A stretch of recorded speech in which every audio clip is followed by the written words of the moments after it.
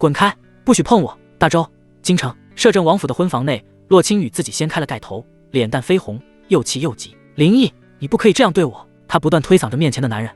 我们说好的不圆房，你快滚出去，滚去偏房睡！林毅淡漠的脸上挂着冷笑。半个时辰前，他还是一名在前线执行秘密任务的特种兵，为掩护战友撤退，重担牺牲。没想到醒来后居然穿越了，还是穿越进一本小说里。这本小说他无聊的时候翻看过几页，连书名都没记住，只记着书里有个傻子配角也叫林毅。这林毅从小文武双全，很得老摄政王的宠爱，后因18岁那年骑马摔下来碰到脑袋，从此变得痴痴傻傻，疯狂追求吏部员外郎的女儿洛清雨，管人家叫神仙姐姐。洛清雨在老摄政王死后答应嫁给林毅，其目的就是想和他的心上人四皇子南宫景联手，得到林家的兵权。结果可想而知，林毅对洛清雨百依百顺，不仅把北境30万大军的兵权丢了，还家破人亡。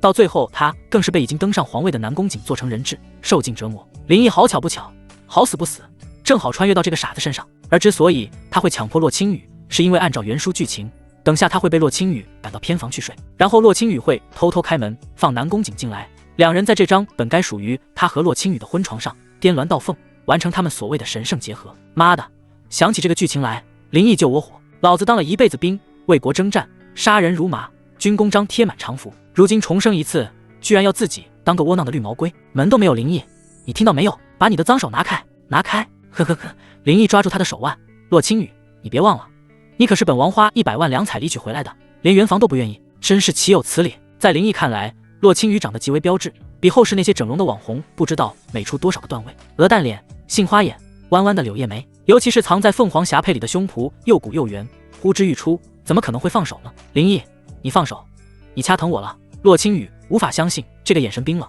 行为下流的男人就是曾经跟在自己身后学狗叫的门下小犬。他不断扭动手腕，泪眼婆娑。疼？呵呵呵，那是肯定的，第一次都疼，后面就慢慢舒爽了。你……洛清雨俏脸当即羞得绯红。你无耻！林毅，你若是敢再碰我一下，我就让你这辈子都见不到我。以往林毅犯浑的时候，这句话是最好用的，甚至有一次在大街上，他就利用这句话逼林毅下跪磕头，以舔鞋的方式来恳求他不要生气。可如今眼前的这个人已经不是原来的林毅了，而是上过战场、杀过人，准备用摄政王身份来权倾朝野的大周第一纨绔。这样的人怎么可能会为女人而活呢？永远见不到你，那太好了，本王明天就休了你。什么？洛清雨大惊失色，休了我？这怎么可能？他前段时间还愿意拿出100万两白银做彩礼，轰动了整个京城呢，今天就要休了我？林毅，你再说一遍，本王说明天休了你，不过要在我们圆房之后。林毅，你个王八蛋，登徒子，我不会放过你的！洛清雨，林毅贴在他耳边说道，本王警告你，如果你今天不从，或者有一丝一毫的不情愿，本王不仅会休了你，还会带兵灭了你家满门。不，呜，我错了，你让我走吧。洛清雨终于害怕了，他只是想骗走兵权，从没想过要失身于他，哭的是梨花带雨。林毅，我求求你，我的身子是阿锦的，不可以被你夺走。呜，阿锦。见洛清雨停止了挣扎，林毅起身坐在他肚子上，玩味地看着他。洛清雨觉得可能是南宫景这个名字镇住了林毅，瞪着水汪汪的大眼睛威胁道，没错，就是当今四皇子圣上最宠爱的儿子，他马上就要来了，你若再轻薄我，他是不会啊！林毅可不管你什么狗屁四皇子，抬手就是一嘴巴帕。林毅，你居然敢打我！洛清雨，你这几年把本王当狗一样呼来喝去，如今还打算把你心爱的男人叫来我们婚房里颠鸾倒凤，你自己说你该不该打？洛清雨如遭雷击，整个人僵在那里。他怎么会知道阿锦要来？这件事只有自己和阿锦2个人知道啊！既然你不仁，就别怪本王不义。林毅再次揪住没有完全撕开的凤袍，一用力，呲啦，红色的肚兜彻底展现在眼前。林毅眼睛瞬间就变得猩红一片，直接将头埋下去。再看洛清雨，他整个人都傻掉了。为什么？他不明白为什么会这样。那个对自己百依百顺，为了见自己一面可以在雨里等几个时辰，为了能娶自己不惜散尽家财的舔狗林毅，怎么会突然变成一个如此可怕的恶魔？阿锦，你在哪里？快来救我呀！你最爱的女人要被这个猪狗不如的畜生给夺走了外面。姗姗来迟的南宫景在洛清雨贴身丫鬟秀珠的引领下来到内院，刚一进院子就听到一阵让他头皮发麻的叫声。林毅，你个王八蛋！清雨！南宫景像圆滑似的大喊一声，眼睛都快从眼眶里瞪出来了。这不对劲啊！清雨不是应该在房间里安安静静的等自己吗？我们不是约好要把林毅绑起来，让他看着我是如何灵性你的吗？你怎么提前叫上了？难道说不可能？清雨绝不会背叛自己，肯定是那个傻子林毅在欺负他。清雨，我来救你了！南宫景怪叫一声，疯了似的朝婚房跑去。然而还没等他把脚踹在门板上，就听到身后有个醉醺醺的声音传来：“站住！麻痹地！大半夜不睡觉跑胖爷大哥，这上蹿下跳的，找抽是不是？”南宫景的动作猛地一顿，扭头望去，只见月亮门下一个巨大的身影正骂咧咧地走过来。那人身高的有1.9米，宽度更吓人，跟个熊瞎子似的，手里提着一个酒坛子，满身酒气，一张胖脸上满是肥肉，挤得眼睛都快看不见了。来者正是兵部尚书王铁男的独子，京城有名的混世魔王，也是林毅最铁的跟班小弟王冲宇，人称王胖子。这大胖子从小就跟在林毅屁股后面当马仔，林毅说一，他绝不说二，哪怕后来林毅摔傻了，他也依旧把林毅当亲大哥，谁敢说林毅一句不好，他第一个冲上去跟人拼命。南宫景是半拉眼睛都瞧不上这个莽夫，但又不得不忌惮他那一根筋性格，只能收回脚，暗道一声晦气：“王冲宇，你来，滚你妈的！”胖子走到他身边，也没看清正脸，一把将其推开。南宫景踉跄几步，皇子的面子碎了一地，刚要大骂，就听胖子隔着门板对里面喊道：“大哥，胖爷来了，嫂子身材咋样？屁股翘不翘啊？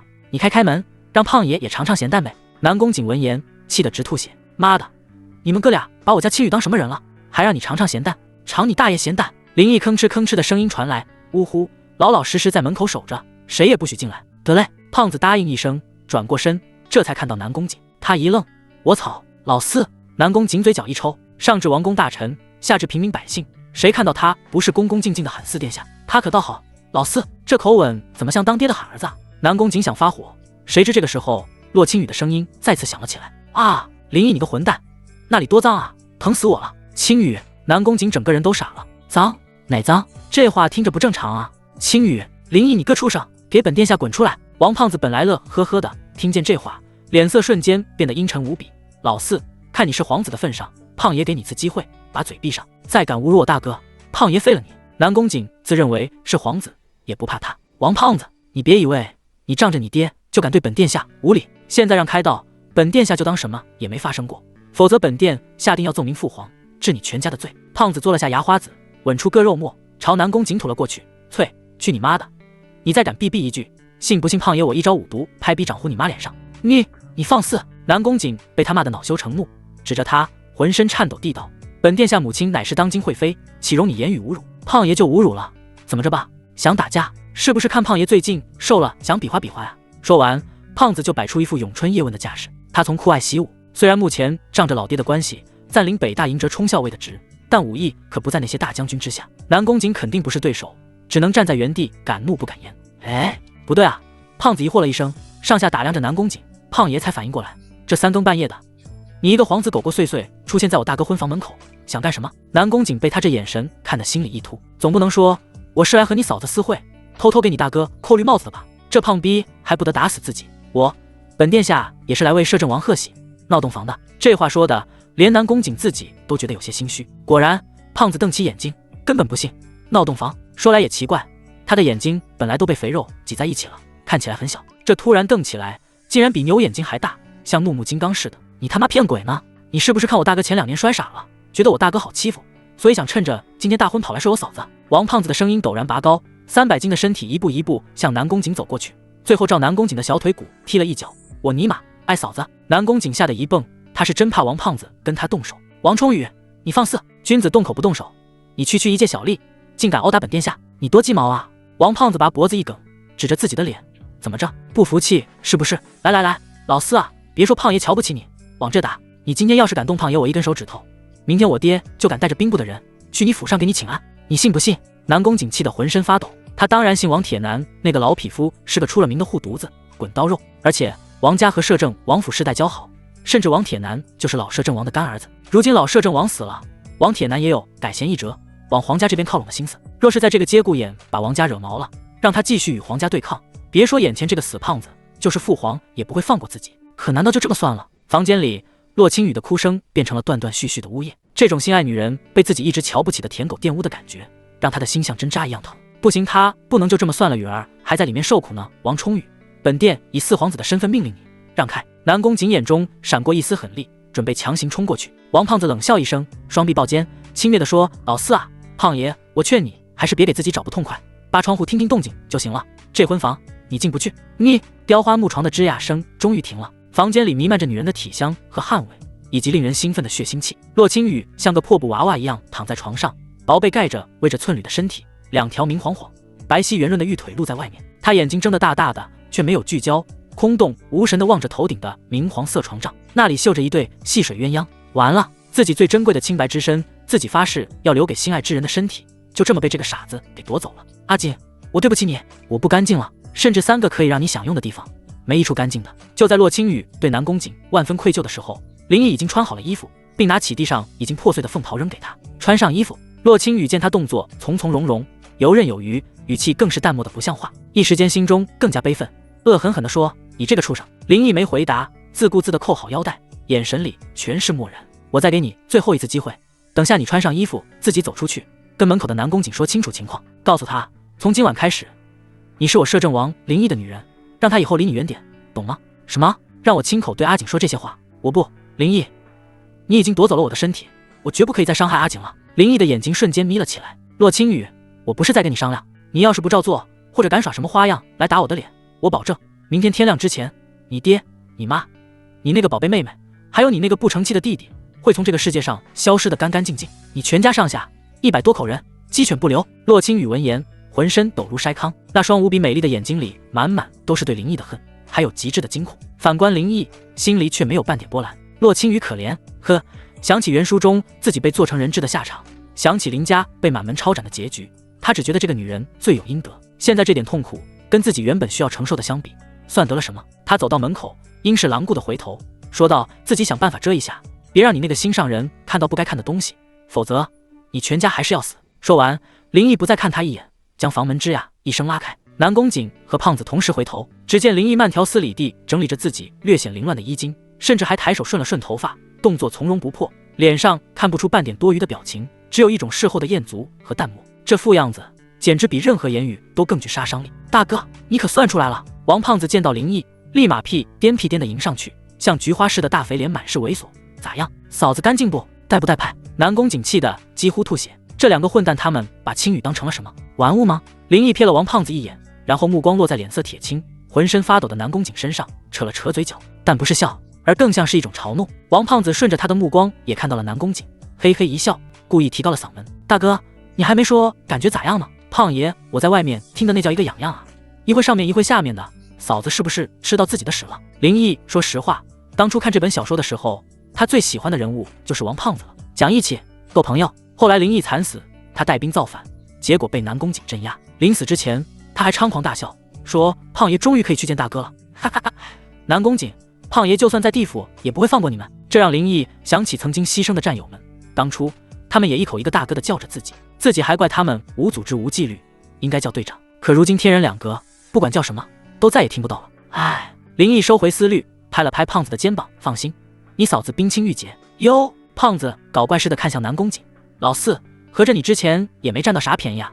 哈哈哈哈！南宫景恨的后槽牙都快咬碎了。冰清玉洁这4个字不仅代表着林毅玷污了青羽的身体，还表达着他对青羽名节的践踏，甚至还嘲讽着自己这个只能在门外听声的废物林毅。我他妈杀了你这个畜生！南宫景再也控制不住自己，怒吼一声，疯了一样朝林毅冲过去。林毅只是淡淡一笑，往后挪了一步，紧接着就看到胖子抬起脚，砰的一声踹在南宫景的胸口，砰啊！南宫景的身体倒飞出去4、5米，扑通一声摔在地上。可，老四，你拿你胖爷说话当放屁是不是？真他妈给你脸了！说完，胖子低下头左看右看，好像在找砖头。就在这即将出人命的时候，一个尖细又带着几分阴柔的声音从月亮门那边传了过来：“住手！”王胖子动作一顿，林毅也抬眼望去，只见一个月白袍子的老太监手里捏着个拂尘，正站在那里，身边跟着一群小太监，其中一个小太监还指着林毅和胖子，上蹿下跳的说：“干爹，就他俩，我亲眼看见的，他俩打了4殿下。”这老太监脸上没什么肉，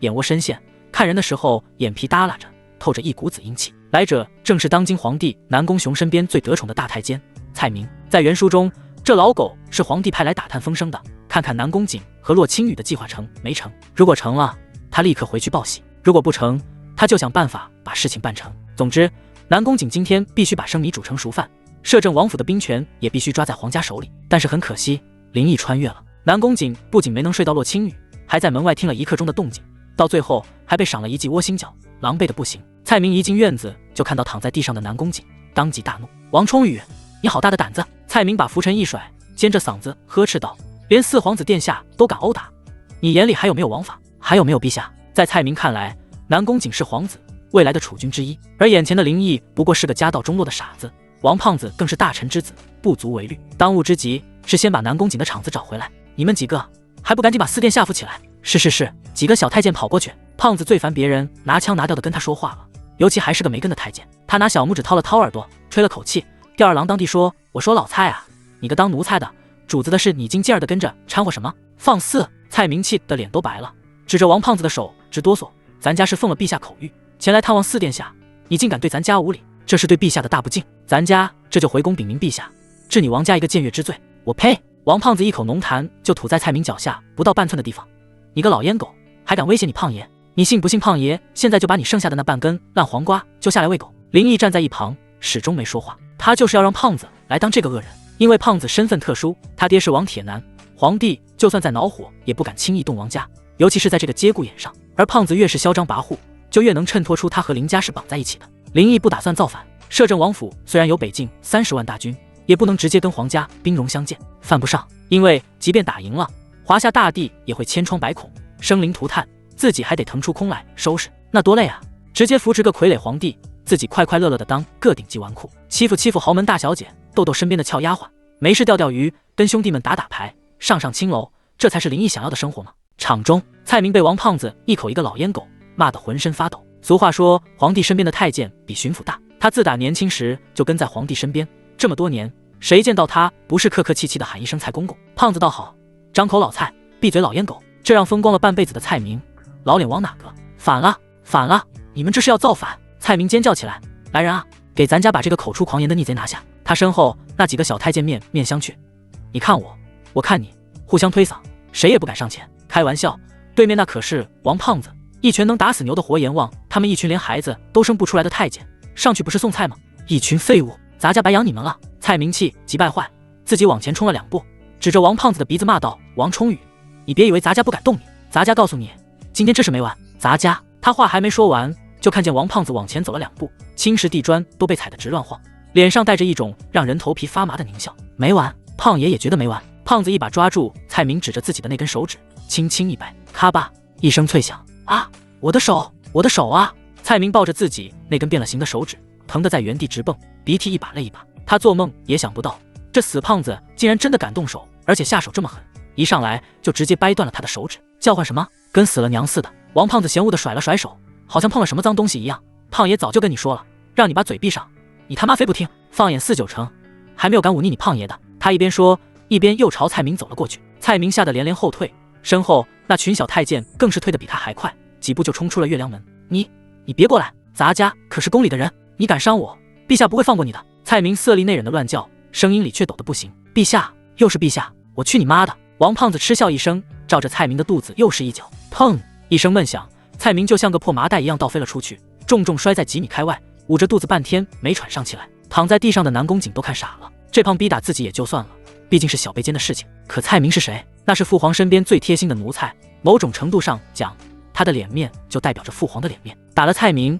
就等于当众扇了父皇一个耳光。这王胖子是疯了吗？他真以为他爹护得住他，还是说旁边那个一脸痴傻的林毅能护得住他？他难道就不怕父皇雷霆震怒，把他们2家连根拔起？林毅双手抱肩，靠在回廊的柱子上，态度悠闲，毫无波澜，因为他就是要这个效果。打南宫景只是私人恩怨，但打蔡明那可是纯粹的政治立威。他要让所有人都知道，他摄政王府不是谁都能来撒野的地方，哪怕是皇帝派来的狗，也得乖乖夹着尾巴。只不过今天过后，朝野必定震动，官员们同仇敌忾，也不晓得王铁男顶不顶得住。王胖子一脚踹飞了蔡明，还觉得不解气，大步过去，一脚踩在蔡明胸口上，300斤的体重压下去，蔡明顿时感觉自己5脏6腑都快从肛门挤出去了。老烟狗，胖爷再问你一遍，你他妈刚才说什么？要治我王家僭越之罪？王胖子低下头，大肥脸上的肉挤在一起，眼睛眯成一条缝，这是动杀心了。不敢了，咱家再也不敢了。蔡明疼的眼泪鼻涕一起流，哪里还有半点大太监的威风，嘴里含糊不清的求饶：“小爷饶命，是咱家有眼不识泰山，是咱家狗嘴里吐不出象牙。现在知道错了，晚了。”王胖子脚下又加了几分力啊！就在这时，一直沉默的林毅终于开口了：“胖子，行了。”他的声音很平淡，听不出什么情绪。王胖子听到林毅的话，这才不情不愿地抬起脚，又往蔡明身上吐了口唾沫：“算你个老狗命大，要不是我大哥心善，胖爷今天非把屎从你嘴里踩出来。”林毅缓步走到蔡明面前，居高临下地看着他，语气依旧淡漠：“蔡公公，你来的不是时候，胖子喝多了撒酒疯呢。你也看到了，他连皇子都敢打，你一个奴才就别往他拳头上撞了。这话听着像劝解，但实际上是在蔡明星窝子上插刀子。什么叫连皇子都敢打？什么叫你一个奴才？对他这个级别的太监来讲，这是赤裸裸的羞辱。蔡明趴在地上，疼得浑身直抽抽，屎尿拉拉一地，但他不敢再多说一个字，只能强撑着，让身后2个没吓傻的太监把自己扶起来。今天这事，咱家记下了。蔡明哆哆嗦嗦地撂下一句狠话，就准备带人逃命。可就在他们刚转身的时候，那扇紧闭的婚房门吱呀一声从里面打开了，所有人的目光瞬间都被吸引过去。只见洛青雨身上披着一件素色长袍，带着血痕的大腿暴露在空气中，头发凌乱，那张倾国倾城的脸蛋没有一丝血色，眼神空洞地望着场中。他就那样静静地站在门口，夜风吹起他的长袍和发丝，整个人看起来就像一朵在风中摇摇欲坠的白莲，脆弱得让人心疼。南宫瑾原本已经心如死灰，可当他看到洛青雨出现的那一刻，眼神中再次燃起希望。他挣扎着从地上爬起来，不顾身上的疼痛，跌跌撞撞地朝洛青雨冲了过去。青雨！南宫瑾几步过去，抓住洛青雨的肩膀，大吼道：“是不是林毅那个畜生强迫你的？你说话呀！只要你点头，我立刻带你进宫去告御状。这个时代就是这样，强奸没有告不成的，哪怕是婚内强奸也不行。你说话呀！”林毅眉头一皱，现代也就算了，难道古代也有婚内强奸这一说？开什么国际玩笑？胖子一听就乐了，大腮帮子一抖，嘿，真他奶奶的新鲜了，还婚内强奸？老四，你去年上表的男女平等说法，你爹那边通过了吗？南宫瑾根本不理他，双目赤红地盯着洛青雨。青雨，你相信我，我一定可以为你主持公道。看着南宫瑾那疯狂的样子，洛青雨缓缓闭上眼睛，失望地说：“四殿下，你叫我什么？”南宫瑾双目赤红，难以相信自己的耳朵，他居然叫我四殿下，为什么不是阿景了？难道就因为被林毅对了几下，你就变心了吗？洛青雨不敢去看南宫瑾，闭着眼睛继续说道：“四殿下，你以后不要再来了，我怕我夫君误会。”不，青雨，是不是林毅逼你的？是不是他逼你这么说的？南宫瑾几乎是在咆哮，唾沫星子都喷到了洛青雨脸上，后者被他摇得来回晃的，身上那件随便披上的长袍也滑落半边，露出肩膀上的齿痕和脖颈处鲜艳的草莓。这些深爱过的痕迹，烫得南宫瑾眼珠子直疼，话都说不利索了。他很难想象，就在自己被死胖子堵在门外时，青雨到底受了何种虐待。这可是他最心爱的女人啊！四殿下，你走吧。一滴泪顺着洛青雨眼角滑落，啪叽一声摔在地砖上，四分五裂，就像南宫瑾此时的心。他踉跄着后退一步，松开洛青雨的手臂，连连摇头：“不可能。”洛青雨终于睁开眼睛，看着南宫瑾那失魂落魄的样子，心像针扎一样疼。他真想扑进他怀里，告诉他自己受了多大的委屈，告诉他林毅那个恶魔是怎样折磨自己，怎么粗暴地占有了自己的全部。可是林毅那句话始终在他脑海中回荡。全家上下100多口人，鸡犬不留。他不敢赌洛青雨爱南宫瑾，爱到可以为了他去死，但从小到大的教育让他不允许拉着100多口人陪葬。一定是他逼你的，青雨，你是爱我的对不对？你一定是爱我的。南宫瑾好像疯了，在那里自言自语，也不知道原书剧情为什么要把一个皇子写得这么卑微，甚至林毅都怀疑自己当初看的是不是女频小说，否则男主怎么会爱一个女人爱得这么无脑呢？洛青雨避开他的目光，低下头说道：“没有人逼我，我本来就是摄政王妃，是林毅的女人，请四皇子殿下自重。”哈哈哈哈哈！南宫瑾像是听到了天底下最好笑的笑话，狂笑起来，笑声里充满了悲凉和疯狂。好一个摄政王妃，好一个林毅的女人！他笑的眼泪都流出来了，指着洛青雨，又指着林毅，面目狰狞。洛青雨，你这个贱人，只不过是被林毅小玩了一下而已，你就变了心？亏我当初那么爱你，我南宫瑾真是瞎了眼才会看上你。还有你，林毅。他转向那个始终沉默的男人，如果眼神能杀人，林毅现在肯定已经被碎尸万段了。你这个只会用卑鄙手段的畜生，你以为你赢了吗？我告诉你，你给我等着！今天你让我受到的屈辱，来日我必100倍奉还。我发誓，我会让你死无葬身之地，还要把你做成人质，放在黄河边上当蛤蟆。我们走着瞧。说完，南宫瑾甩开袍子，大步离开。嘿，胖爷这暴脾气！胖子骂骂咧咧的想追上去补刀，被林毅拦了下来。胖子，别去了，搞点酒菜来，陪我喝几杯。林毅还有事要交代，没必要追着一个精神病死磕。胖子闻言，朝南宫瑾离去的方向啐了口唾沫，满脸嫌弃：“呸，还他妈皇子呢！操，大哥，你说这逼养的是不是蔡明和老皇帝搞出来的？别磨磨唧唧的，赶紧去。”哦，胖子转身离开。林毅走向洛青雨，将他滑落在手臂的长袍拉起来，重新披在他肩膀上，动作算不上温柔，甚至有些粗鲁。滚去偏房睡。他冷冷开口：“没有我的允许，不准踏出房门半步。”说完，不再看他一眼，转身走向角落里的八角亭。洛青雨把嘴唇咬得毫无血色，仅仅1个时辰，他不仅失去了自己最珍贵的清白，还亲手推开了自己最爱的人。阿锦啊，但愿你能明白我的良苦用心，赶紧联合陛下夺走林家的兵权吧，这样青羽就又是你的女人了。到时候我一定好好伺候你，绝不会让你像林毅那样辛苦。想到这，洛青羽揉了揉被林毅掰疼的大腿，带着丫鬟秀珠走向偏房。胖子办事效率很高，跑到还没打扫完的婚宴前厅，拿回2坛紫酒、2斤牛腱子和一个整只的烧鸡。这烧鸡是家里小厮准备拿回去自己吃的，结果被胖子抢了。抢就抢吧，抢完还抽人家一个大嘴巴，说瞧你那穷逼样，一看就没吃过饱饭，这么3瓜2枣的也敢跟你胖爷藏着掖着，滚！再不滚他妈打死你！小厮敢说什么？只能一边哭一边赔笑脸。八角亭，夜风微凉，不急不躁，吹得柏树沙沙作响。大哥，来！呵！胖子一巴掌拍开泥封，浓郁的酒香瞬间弥漫开来。他给林毅倒了一碗，自己则直接抱着酒坛子灌了一大口。哈，麻痹的痛快！胖子抹了把嘴，油乎乎的手在衣服上蹭了蹭。大哥，你可算是醒了，你知不知道你傻的这2年，胖爷我是怎么过的？唉，胖子连说带比划，唉声叹气像演戏似的。胖爷，我是吃不好睡不好，就怕谁把你媳妇草了。现在好了，嫂子冰清玉洁，这功劳得有胖爷一半吧？呵呵，算你一半。林毅轻笑一声，举起酒碗和胖子对碰。胖子又喝一口，放下酒坛子，手指头很自然地伸进鞋里抠了抠。想想那帮孙子就来气，以前见了你都跟见了爹似的，后来你一出事，他们就琢磨怎么在林家身上捞好处，尤其是南宫瑾那个小白脸，草他妈的，胖爷早就看他不顺眼了。林毅端起酒碗，却没有喝，而是看着碗里清澈的酒液，感受着从碗边传来的丝丝凉意。他知道胖子说的是实话。原书里，林毅摔傻之后，以前那些巴结他的狐朋狗友全都作鸟兽散，甚至还有倒反天罡来找林家麻烦的，只有胖子这个铁憨憨一如既往的拿他当大哥。谁敢说林毅一句坏话，他就跟谁拼命，为此没少挨他爹王铁男的揍。这份情谊比金子还真。胖子，林毅放下酒碗，抬眼看着他，眼神清明且锐利。以前的事都过去了，现在我们来聊点正事。王胖子被他这眼神看得一愣，随即咧嘴大笑，哈哈哈！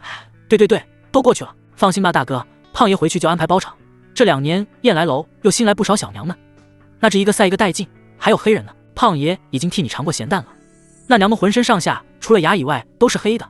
可他妈的，见胖子越说越没谱，林毅打断的道：“行了，我说不是这个正事啊。”胖子一愣，咱哥俩还能有啥正事啊？林毅拿起一块酱牛肉，慢慢的嚼着，一边吃一边问：“咱们现在还有多少兵马能调动？”听到兵马2个字，王胖子脸上的嬉笑神色立刻收敛了起来，整个人都变得严肃了。大哥，老王爷留下的底子还在，北境30万大军，兵符在你手里，这些可都是跟着老王爷上过战场，砍过蛮子脑袋的老兵，一个个嗷嗷叫，只认我们林家的旗，不认朝廷的旨。林毅点了点头，这和他记忆中的情况一样。北境30万大军是老摄政王一辈子的心血，也是林家安身立命的根本，更是皇帝南宫雄和他那几个儿子做梦都想拿到手的东西。够了，林毅吐出2个字，然后将碗里的酒一饮而尽。胖子，你听好了，我现在需要你马上去办几件事。大哥你说。王胖子把酒坛子一放，挺直了腰板。第一，林毅从怀里掏出一块玄铁打造、刻着猛虎图腾的令牌，拍在石桌上，你立刻派最信得过的人带上我的兵符，星夜兼程赶赴北境，告诉北境主帅纳兰库，让他亲率10万精兵，即刻开拔包围京城。记住，动作要快，但不要大张旗鼓的，弄得人尽皆知。要秘密调兵，最好不惊动护卫京城的4大营。到达京城之后，立刻扎营，不许乱动。王胖子看着那块象征着北境军权的虎符，眼睛都直了，呼吸也变得粗重起来。调10万大军进京，这是什么概念？这他妈是要……第二，林毅没理会他的震惊，继续说道：“已在调神机营，从今晚开始，全面接管京城12座城门的防务。记住，只是接管，不做其他事情，更不能爆发冲突。神机营是京城卫戍部队中装备最精良的一支，专门负责拱卫皇城，其统领一直是王铁男的亲信兼任。接管城防，这就等于是把整个京城的脖子都掐在了自己手里。太好了，大哥，你终于要反了！”王胖子激动的脸上肥肉都跟在颤抖。好啊，胖爷，我早就看那个老皇帝不顺眼了，他算个什么东西？要不是老王爷执意扶他上位，他现在还指不定给哪个达官显贵舔皮燕子呢。大哥你就下令吧，只要你一句话，胖爷我明天就带人冲进皇宫，把老皇帝的俩核桃揪下来给你当手把剑。闭嘴！林毅冷冷地打断了他。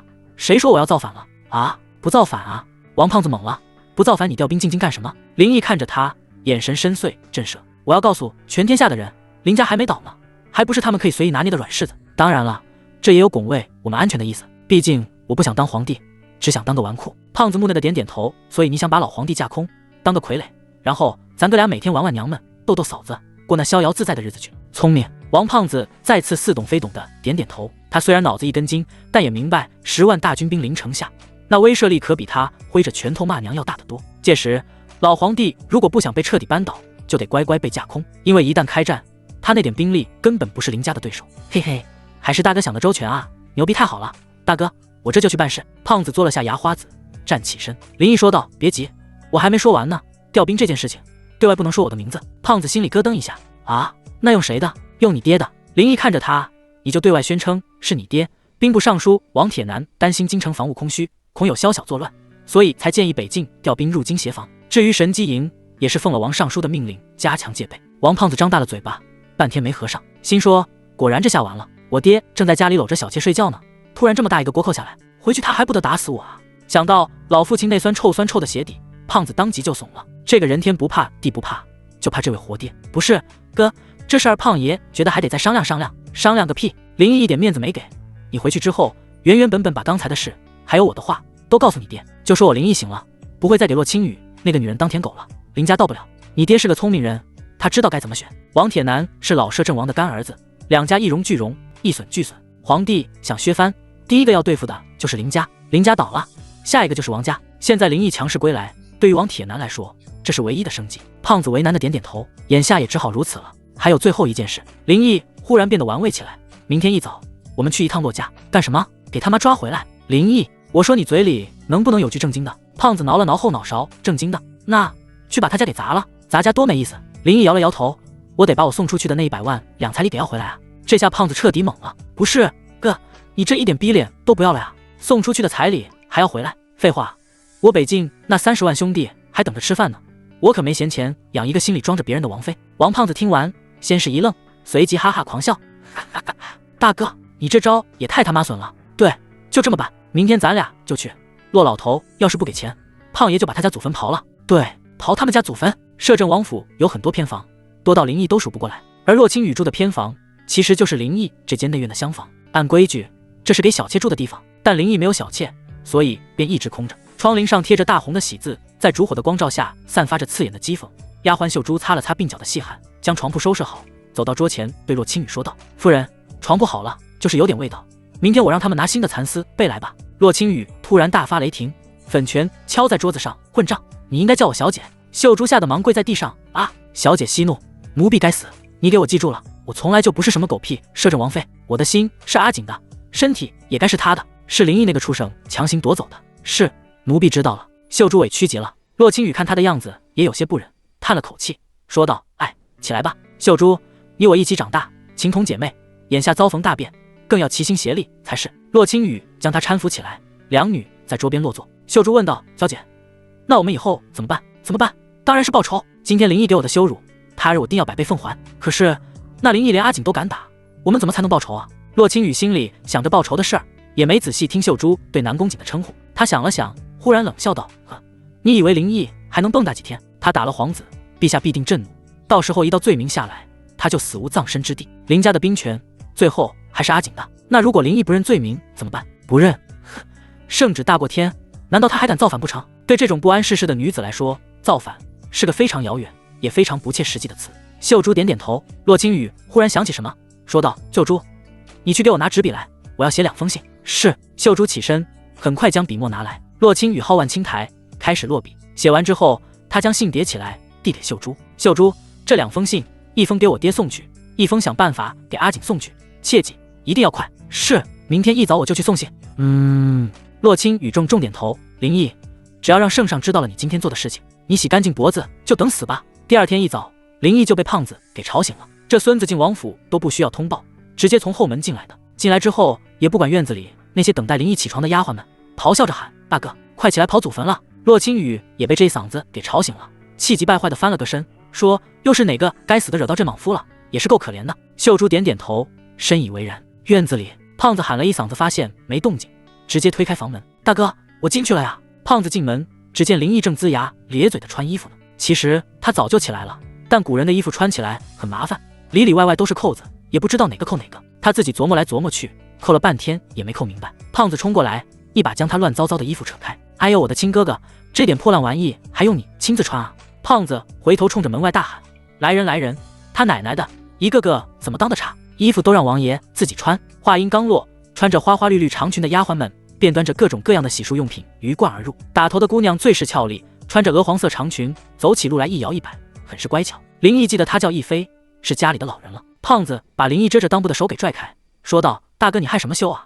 这些都是你的贴身丫鬟，来来来，赶紧的，给王爷穿衣服。”是。亦菲放下手里的铜盆，来到林毅面前，她表情很自然，没有怀春少女看到心爱之物的羞涩，从身后另外一个丫鬟手里接过洗干净的衣物，一件件给林毅上身。林毅张开双臂，心说还是古代好啊。虽说在现代，只要有钱也可以享受到这种服务，但归根结底还是不一样的。因为在现代，不管你给对方多少钱，他对你都不会有一丝一毫的认同感，只当是工作罢了。可是在古代，这群丫鬟就是林毅的私人物品，有所有权，你想对他们干什么就可以干什么，甚至有的豪门贵族家里还养着美人纸、美人鱼之类的玩物。很快衣服穿好，林毅坐在梳妆台前，让亦菲给自己梳头发。至于其他丫鬟，则是打扫房间，该叠被的叠被，擦桌子的擦桌子。王爷的头发真是越来越好了呢，奴婢看着喜欢。铜镜里，亦菲躲在林毅脑袋后面的脸，偷偷笑着，而林毅却不太习惯，这么长的头发成何体统？出门打个架还不得被人薅住啊？而且又这么厚这么密，3天不洗就得长虱子。不行，回头找个时间把头发剃了，留个大光头，出门也不戴帽子，这看起来才像个他妈的纨绔嘛。他没理会亦菲的秋波，对坐在桌子边咕嘟咕嘟喝凉茶的胖子说道：“胖子，你回去你爹没揍你啊？”胖子放下水壶，抹了把嘴。胖爷也觉得奇怪呢，心思怎么着也得挨顿戒尺吧。没成想老爷子还他妈挺高兴，一大早上起来就奔着兵马司去了。呵呵，我就说你爹是个聪明人吧。事情都办了吗？办了。胖爷昨天晚上就派了几个心腹去了北境，但是神机营是老头子说了算，估计这会儿也安排的差不多了吧。行，那我们就去骆家把彩礼要回来。吏部员外郎骆宏图的府邸，朱漆大门威武雄壮，门口摆放2尊威风凛凛的石狮子，门楣上挂着骆府2个烫金大字，彰显着主人的身份和地位。其实说白了，员外郎这个官职不算什么大官，充其量也就是个6品。像这样的官员，京城里没有100也有80。而骆宏图之所以能住这么奢华的宅子，还是因为和摄政王府攀上关系的原因。一大清早，骆府门前还很冷清，只有2个家丁靠着石狮子打盹。突然，一阵杂乱的脚步声从街角传来，2个家丁抖个机灵，迷迷糊糊往街角去看，只见那里呼呼啦啦、浩浩荡荡的出现一大帮子人。为首的2人，一个身材挺拔，穿着一身玄色锦袍，面容俊朗，而另一个则是庞然大物，跟个移动的肉山似的，满脸横肉，走着 Z 字步，一摇3晃，正是林毅和王胖子。在他们身后还跟着30多个摄政王府的家臣护卫，一个个膀大腰圆，手里拎着刀枪棍棒，凶神恶煞，一看就是经常打架殴斗的硬茬子。这都是什么人啊？年纪小的家丁什么时候见过这样的阵仗，吓得腿都软了。另一个稍微有点见识，认出了王胖子，哆哆嗦嗦地说：“是王胖子。”他旁边那个好像是摄政王林毅。什么？摄政王？他不是昨天才跟咱们小姐大婚吗？今天带着这么多人来干什么？我哪知道啊！快去通报老爷啊！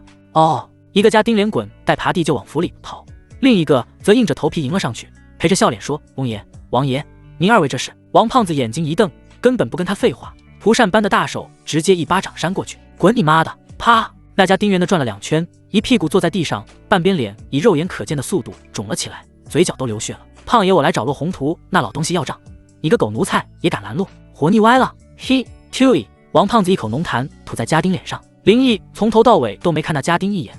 径直走到骆府大门前，挥挥手，立刻有狗腿子冲过来，抬脚就是一踹，砰！2扇厚重的朱漆大门被他一脚踹开，门轴发出不堪重负的声音。骆宏图，给本王滚出来！林毅确实不打算造反，但也不可能事事忍让，因为他是摄政王，是除了皇帝以外全天下最牛逼的人，更是最顶级的纨绔。既然要当纨绔，就要尽职尽责，不打家劫舍，不欺负他人，那还叫纨绔吗？那是屌毛院里。骆宏图起得很早，他年近40，正是事业黄金期。如今又攀上林家和黄家，林毅那傻子还亲自送来100万两彩礼，轰动整个京城。现在的骆宏图可以说是要钱有钱，要人脉有人脉，前途无量。昨天来道喜的宾客险些没把他家门槛踢平了。老爷，出大事了！骆宏图正在看昨天的礼单，听见小厮叫嚷，不越地道可是慌慌张张的，成何体统？老爷，小厮跑进来，扑通一声跪在地上。王胖子来了，还带了好多人，瞧那样子是来找茬的。王胖子，骆宏图眉头一皱。他和王家是远日无怨，近日无仇，这活爹怎么突然找上门了？他说来干什么了吗？他说是来讨债的。老爷，您快去看看吧。讨债？哼，真是岂有此理！骆宏图一拍桌子，站起来，随即想不太对劲。胖子虽然混蛋，但也懂是非，不像林毅那个傻子，他怎么可能突然上门催债呢？有猫腻。骆宏图在官场沉浸多年，当即觉得有问题，为保险起见，他对小厮说道：“已速速派人去丞相府，就说老夫要邀请丞相喝茶。”是。小厮忙不迭地跑了。按理说，堂堂丞相是不会理会骆宏图这种小官的，但没办法，谁让骆宏图现在傍上林家这棵大树了呢？更何况他和皇家还暗中联合，要搞林家的兵权，丞相就会再拖大，也会来的。院外，林毅和胖子怒气冲冲，径直往中堂走。胖子边走边色眯眯地盯着府里丫鬟看。大哥，该说不说，这骆府的丫鬟不错呀。刚才路过那个大脸盘大屁股，一看就是好生养的，2条大长腿往肩膀子上一扛，嘿，带劲！姑娘们都被他这粗鄙的语言吓得心惊肉跳，不知道的还以为是山贼进城了呢。就在众人要冲进中堂，把骆家祖先画像擦屁股纸的时候，骆宏图终于出来了。他穿着一身藏青色的官服，身后还跟着几个管家和护院。摄政王殿下，你这是何意？昨日你才与小女成婚，今日便带人上门，踹我府门，伤我家人，这是什么道理？林毅心里冷笑一声，道理？老子跟你讲道理的时候，你他妈跟我耍心眼，现在老子不讲道理了，你又跑来问我要道理。骆宏图，少跟本王废话。林毅往前一步，负手而立，气势雄浑。本王今天来只办3件事。骆宏图心里咯噔一下，这林毅说话的样子似乎跟以前不太一样啊，他好像不傻了呢。林毅伸出一根手指，第一要钱，第二要钱，第三还是他妈的要钱。要钱？骆宏图愣住了，一时间没反应过来，要什么钱？我们骆家与王府并无生意往来，何来欠钱一说？王胖子在旁边听得不耐烦了，往前一站，300斤的体重像座山一样堵在门口，把阳光都给挡住了。你个老逼灯，你他妈跟胖爷装傻是不是？王胖子指着骆宏图的鼻子就骂：昨天我大哥娶你闺女，那100万两白银的彩礼是不是给了？给了钱，你女儿就是我大哥的人。结果呢？你那逼女儿昨天晚上干什么了？他心里装着别的野男人，还想把野男人叫到我大哥的婚房里鬼混，这他妈叫骗婚，懂不懂？骗婚就得退钱，天经地义。王胖子嗓门极大，这一通嚷嚷，半条街的人都听见了。那些丫鬟小厮也都好奇地探出脑袋吃瓜。什么骗婚？我的天呐，咱家小姐要在新婚之夜给摄政王戴绿帽子？不可能，咱家小姐怎么可能做出这种事情来？有什么不可能的？你忘了四皇子南宫瑾了吗？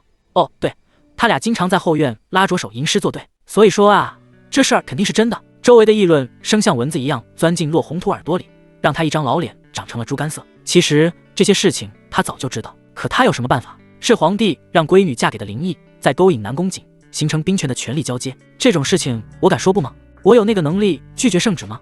话虽这么说，但眼下肯定不能承认，因为一旦承认了，骆家的脸也就丢尽了，说不定还会被皇帝记恨上，从此走向没落。你胡说八道！骆宏图指着王胖子回怼：王冲宇，你不要血口喷人，我女儿是什么样的人，我最清楚。她知书达理，温婉贤淑，绝不可能做出此等不知廉耻之事，定是你们污蔑她。污蔑？王胖子笑了，满脸肥肉乱颤，哈哈哈哈！我堂堂王胖子需要污蔑你一个6品老逼灯？就你这操行的，给胖爷提鞋就嫌你手指头粗。你饱读诗书的骆宏图哪能骂过胖子？当即气得吹胡子瞪眼睛，好险没背过气去。骆宏图，本王没时间跟你耗着。林毅上前一步，气势逼人。今天这100万两白银，你给也得给，不给也得给。本王数到3，要是见不到银子，本王亲自进去帮你找。1。骆宏图脑子嗡的一声，心说这不对劲啊！林毅不是一个宁愿学狗叫，也不愿意让自己女儿生气的傻子吗？怎么突然变得如此杀气腾腾？林毅，你这是强抢民宅的土匪行径！老夫对天发誓，你再不走，就永远也见不到青羽了。以往这句话林毅犯浑的时候，这句话是最好用的。然而如今的林毅只是微微扯了一下嘴角。呵，2。随着声音落下，跟在他身后的30多名家臣护卫齐刷刷往前踏了一步。哐当，整齐划一的脚步伴随着兵器轻微的碰撞声，让骆府的家丁护院们吓得两腿发软，脸色惨白，手里的棍子都快握不住了。天妈大老爷啊，我们是护院，不是死士，跟这群战场上退下来的老兵动手，那不是送死吗？骆宏图更是把心都提到嗓子眼了。林毅这逼是要玩真的，不是在吓唬人怎么办？钱肯定不能给那100万两白银，9成9都是要给陛下充盈私库，犒赏心腹的。自己要是给了林毅，回头陛下怪罪下来，骆家照样是死路一条。可要是不给，瞧林毅这架势，不给也不行啊！王爷有话好说啊，咱两家如今是秦晋之好，何必闹到这个地步？彩礼之事是有些误会，但青玉已经是你的人了。这骆宏图的声音软了下来，他也是没办法，为今之计只能先服软，稳住林毅，然后再问问陛下怎么办。谁知林毅压根就没理这茬，继续说道：说完一挥手，嗖，把骆家所有值钱的东西都给本王运回去。是。一声令下，30多名如狼似虎的家臣瞬间散开，其中一个离中堂最近的家臣一脚踹开大门，砰，哗啦，雕花门飞了出去，正砸中一个青花瓷的大瓷瓶。胖子当即眼睛就红了。哎，说你呢，他奶奶的，手底下有点准，那他妈是前朝的君瑶，这么好的瓶子拿回去给大哥大嫂结实多好啊！你还给砸碎了，对不起啊，胖爷。那家臣回了一句，就抱着个更大的花瓶往外跑。与此同时，所有家臣都冲进了内院，洛府的丫鬟吓得尖叫乱跑，小厮更是扔掉手里的棒子，抱头鼠窜，只恨爹妈少生了2条腿啊！快跑啊！杀人了！整个洛府鸡飞狗跳，乱成了一锅粥。住手！住手啊！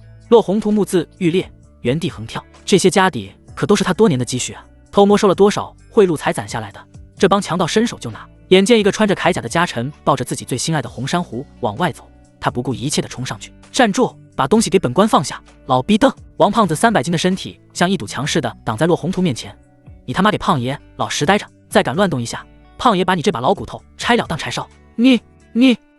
骆宏图气得浑身发抖，指着王胖子哆哆嗦嗦，半天说不出一句话来。就在这时，后院传来一阵女人的哭喊声：啊！你们干什么？别碰我！哎呀，非礼啊！光天化日之下，你们这群强盗！一个穿着华贵、保养极好的美妇人被2个家臣从后院请了出来，正是骆宏图的正妻骆青雨的母亲李氏。李氏出身名门，不说钟鸣鼎食，但也是富贵人家，平日里养尊处优，十指不沾阳春水，哪里见过这阵仗，当即吓得花容失色。王胖子一看见他，眼睛顿时就亮了。他走过去，上上下下的打量，只见女人虽然快40岁了，但风韵犹存，身材保持得相当不错，该凸的凸，该翘的翘，尤其是胸前在拖拽的过程中上下乱跳，极为晃眼。哟，这不是大哥的老丈母娘吗？王胖子嘬了下牙花子，满脸的油腻笑容，嘿嘿嘿，大姨别怕呀，我们就是来找点东西，不伤人。不过大爷你这身段，保养的真是不错，有朝一日你进了教坊司，胖爷肯定第一个照顾生意。呸！你个登徒子，无耻之尤！李氏从小锦衣玉食的，什么时候听过此等污秽之语？当即气得俏脸通红。他将头转向林毅，厉声呵斥道：林毅，你纵容手下行凶，调戏长辈，你还有没有王法？有没有人伦纲常？我女儿嫁给你真是瞎了眼，我要去告御状，我要让陛下治你的罪。林毅掏了掏耳朵，慢悠悠地走到李氏面前，低头看他。告御状可以啊，不过本王想问问岳母大人，你们骆家收了我林家100万两的彩礼，请问你们的嫁妆呢？李氏被问得一愣。嫁妆？什么嫁妆？我不是给你带了3床被褥吗？况且这事是跟陛下商量好的，为的就是骗林家的兵权，哪有什么嫁妆？我们青羽难道不就是最好的嫁妆吗？李氏强词夺理。林毅笑了，呵呵呵呵，一个女人值100万两白银，你以为你闺女能下金蛋啊？我什么我？林毅脸色一沉，你们骆家打的什么算盘？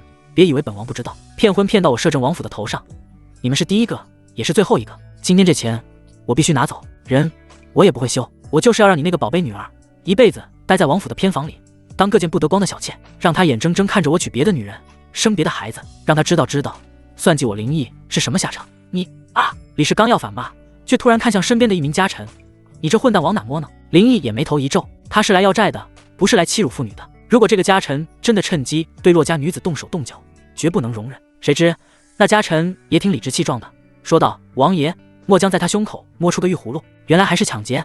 好吧。林毅点点头，伸手把葫芦接过来，只见这葫芦质地温润，色泽饱满，雕工精良，确实是块美玉，而且因为被李氏长期戴在身上，外表还有一层蜡状的保护膜，十分难得，价值连城。奶奶的，闺女结婚也没说把这块玉送给闺女，可见骆家对这桩婚事完全不在意。既然如此，你们就别怪我林毅心狠了。就在骆府被搅得天翻地覆的同时，皇宫紫宸殿，大周皇帝南宫雄今年不到50，铁青着脸坐在龙椅上，大殿的中央跪着2个人，一个是他4儿子南宫瑾，另一个是他最宠幸的大太监蔡明。南宫瑾还好些，毕竟衣服已经换了，看不到脚印，脸上也没有明显外伤。蔡明就惨了，那根被胖子掰断的手指用白布吊在胸前，歪歪扭扭像蚯蚓似的，一把鼻涕一把泪，哭得撕心裂肺，活像个死了亲爹的小寡妇。父皇啊，您要为儿臣做主啊！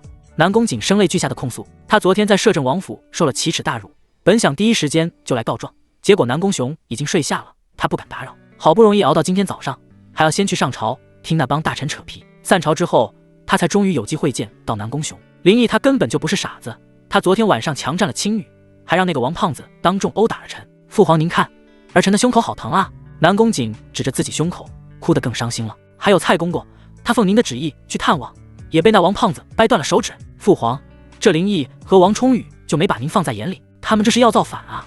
蔡明也在旁边哭天抢地的附和：陛下，您要为老奴做主啊！那王胖子骂老奴是老烟狗，说要把老奴剩下的半根烂黄瓜揪下来喂狗。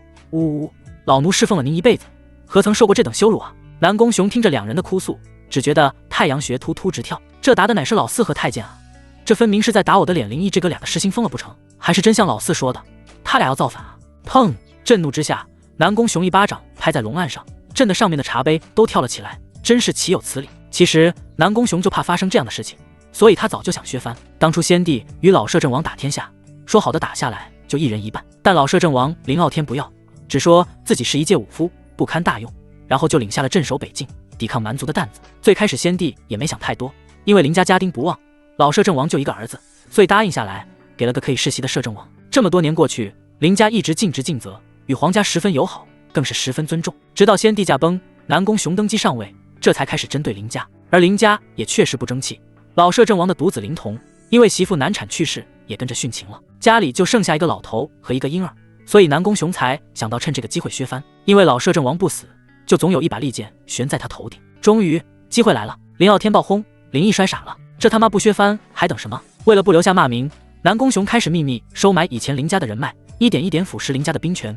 最后更是想利用洛青羽骗走林毅手里的兵符，彻底将林家这一支打入穷途末路。可现在计划全乱了，林毅这傻子居然不傻了，还支持那个死胖子打我儿子奶奶的。南宫雄越想越生气，陛下息怒。这时站在南宫雄身边的另一位老太监孙福躬身劝道，他比蔡明年纪更大，为人也更沉稳，早年是先帝的心腹。陛下，老奴觉得此事有蹊跷。南宫雄看向他，有何蹊跷？陛下您想，林毅若是一直在装傻，他图什么呢？老摄政王在世时，他文武双全，乃京城第一公子，风光无限。老摄政王一死，他就摔傻了，成了全京城的笑柄。他若是有心机，何必用这种自毁名声的方式来装傻？这不合常理。蔡明一听就不乐意了，心说你这老犊子不是在给我上眼药呢吗？当即也不哭了，尖着嗓子反驳道，孙总管，你这话是什么意思？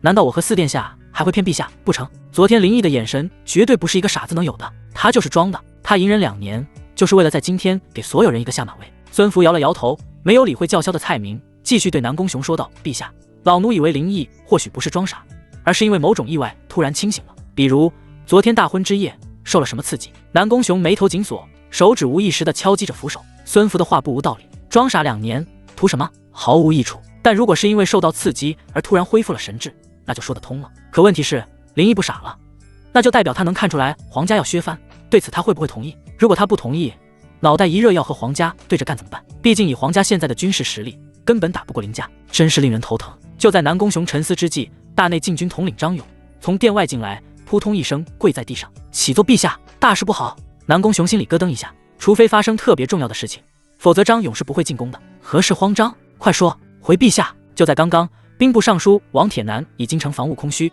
恐有宵小作乱为由，调动神机营全面接管了京城12座城门的防务。守城士兵以为是陛下授意，不敢不从，被他们缴了械。现在整个京城都在神机营的控制之下了。什么？南宫雄豁然从龙椅上站了起来，眼珠子瞪得溜圆，脸上血色尽退。接管城防，缴了守城士兵的械，这他妈不是造反是什么？好你个王铁男，亏朕这段日子对你百般褒奖，还送宫女给你，你个老王八蛋居然在朕后背捅刀子！你南宫雄气得眼前发黑，身体都晃了晃。孙福立刻伸手去扶，陛下当心龙体啊！父皇，陛下！所有人都懵了。王铁男这招简直就是釜底抽薪，因为神机营是拱卫京师的最强军备，有5000人马，重要的是他们还配备8牛弩、床弩、投石机等等重武器。当年老摄政王就是带领这支军队硬抗秦国20万大军1个月的不间断攻城，终于坚持到援军到来。我的神神啊！有这样一支军队镇守，皇帝就算调动其余3营以及所有地方守备部队，都不可能攻入京城来清君侧。他南宫雄成了笼中之鸟了，反了，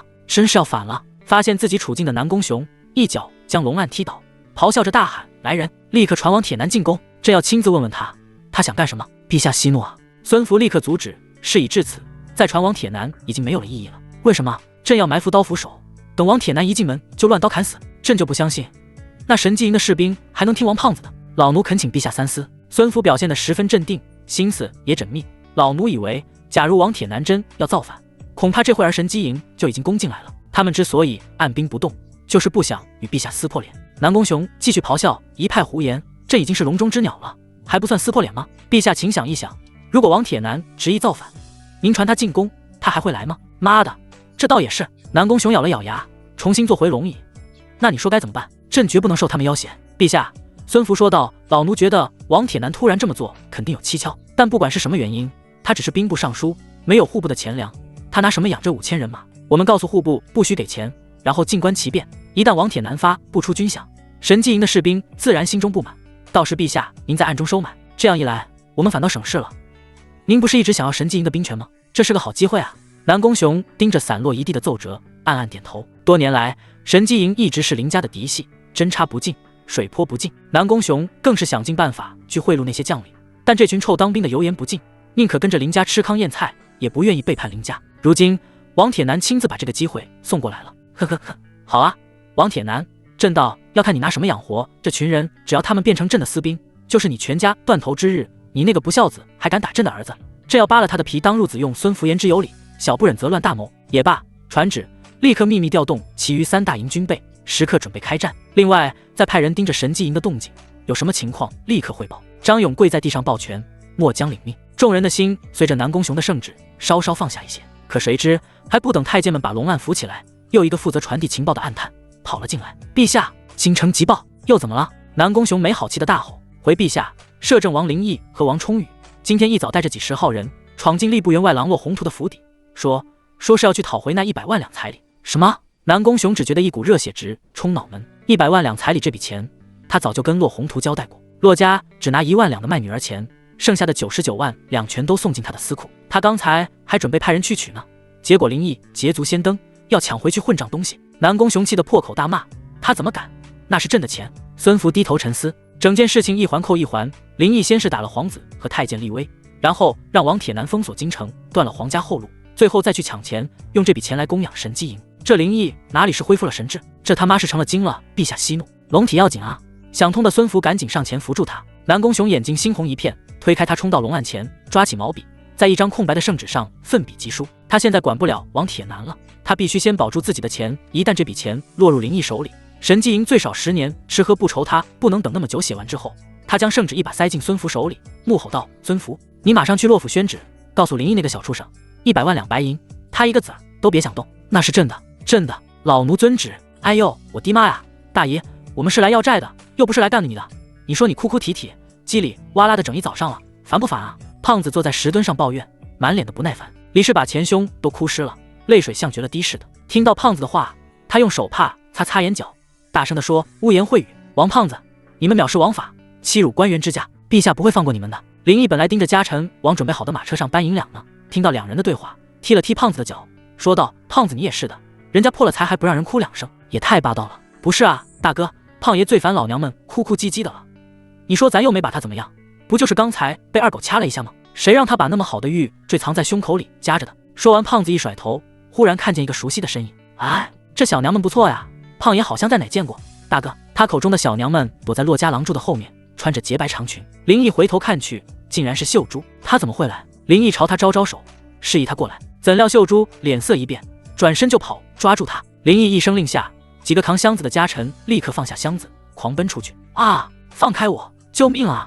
秀珠被家臣抓住，2个人控制着他的手腕，将他强行压到林毅面前。其实林毅对秀珠的感觉并不坏，因为他只是个丫鬟，没有人身自由，更没有拒绝洛青羽的权利。这样的苦命人，做出什么坏事都是身不由己的。当然，除非他自己就坏。林毅虎着脸问道：“秀珠，你为何躲躲藏藏的？说。”“王爷说，再不说就死。”秀珠哭了，大颗泪珠往下落。“王爷饶命，奴婢是来给老爷送信的。”胖子最欠儿了，凑过来就把手往秀珠的领口里伸。林毅一巴掌拍过去，啪！干什么？胖子一缩手，猥琐的笑了笑，嘿嘿嘿，胖爷帮大哥拿信啊，滚一边子去！林毅没好气的骂了一句：“这个混蛋，调戏李氏也就算了，人家秀珠才15岁，你挺大个糙老爷们，上来就占人便宜，放开他！”林毅看着秀珠：“我自己来。”“啊，不是，大哥，你……”胖子还真以为林毅当上正人君子了呢，合着是担心胖爷占你家丫鬟的便宜啊！2个家臣放开秀珠，又开始去搬银子。100万两白银，最少得装400-500个大箱子。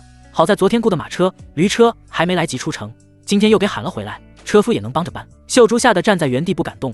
林毅把手伸进她领口，掏出2封信，一股浓郁的香气传来。林毅不禁感慨：少女就是好啊，连汉都这么像。2封信，一封是给骆宏图的，另一封是给南宫瑾的。估计这傻丫头也是想省事，心思离骆府近，就先来了这里，结果撞上自己要债，跑也跑不出去了。林毅拆开信，上面的内容很简单，不外乎就是控诉自己的暴行，再让当爹的想想办法，最后诅咒自己不得好死之类的，都是骗汤话，没什么营养。而给南宫瑾的信就不一样了，甚至说让林毅大开眼界。阿锦，林毅是个魔鬼，他亲了我，摸了我，把本来属于你的身体一点一点占据。我想反抗，可是我做不到。我不想叫，可是却忍不住。我好爱你，真的好爱你。但只要我想到林毅那个混蛋在我身上，我就越发觉得对不起你。如果有可能，我真希望那是你。好家伙，林毅直接好家伙。洛青雨的文笔不错呀，前面的内容还相对正经，后面装都不装了，直接把细节和姿势都写出来了。如果和小黄文比，就差几十个啊了。呵呵呵呵，不是，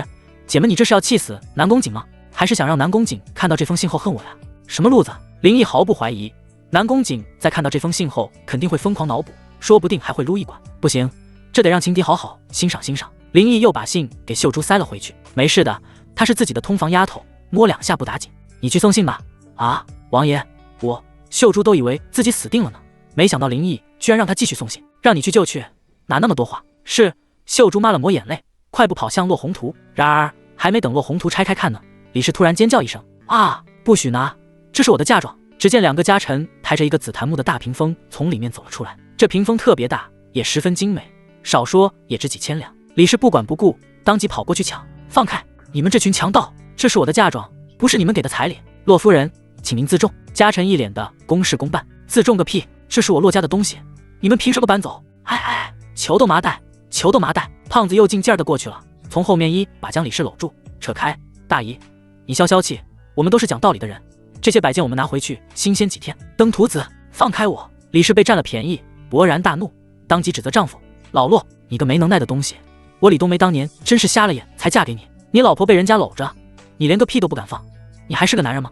我告诉你，这个家要是一穷二白了，我非跟你离婚不可。胖子劝道：大姨，你别激动啊，你一激动胖爷也该激动了，你稳稳当当在这坐着，胖爷保证不占你便宜。放屁，把你的脏手拿开，那是你能碰的地方吗？我要去找王铁男，问问他怎么教育的儿子。住手！一个洪亮的声音突然从垂花门外传了进来，众人循声望去，只见一个身穿紫色官袍、须发皆白但精神矍铄的老者，在一群官员的簇拥下大步走了进来。来者正是当朝丞相刘文涛，此人乃文官之首，门生故吏遍布朝野，在朝中势力极大。他一出现，洛府所有人都仿佛看到了救星似的。洛宏图更是连滚带爬的扑过去，抱着刘文涛的大腿就哭嚎起来：丞相大人，您要为下官做主啊！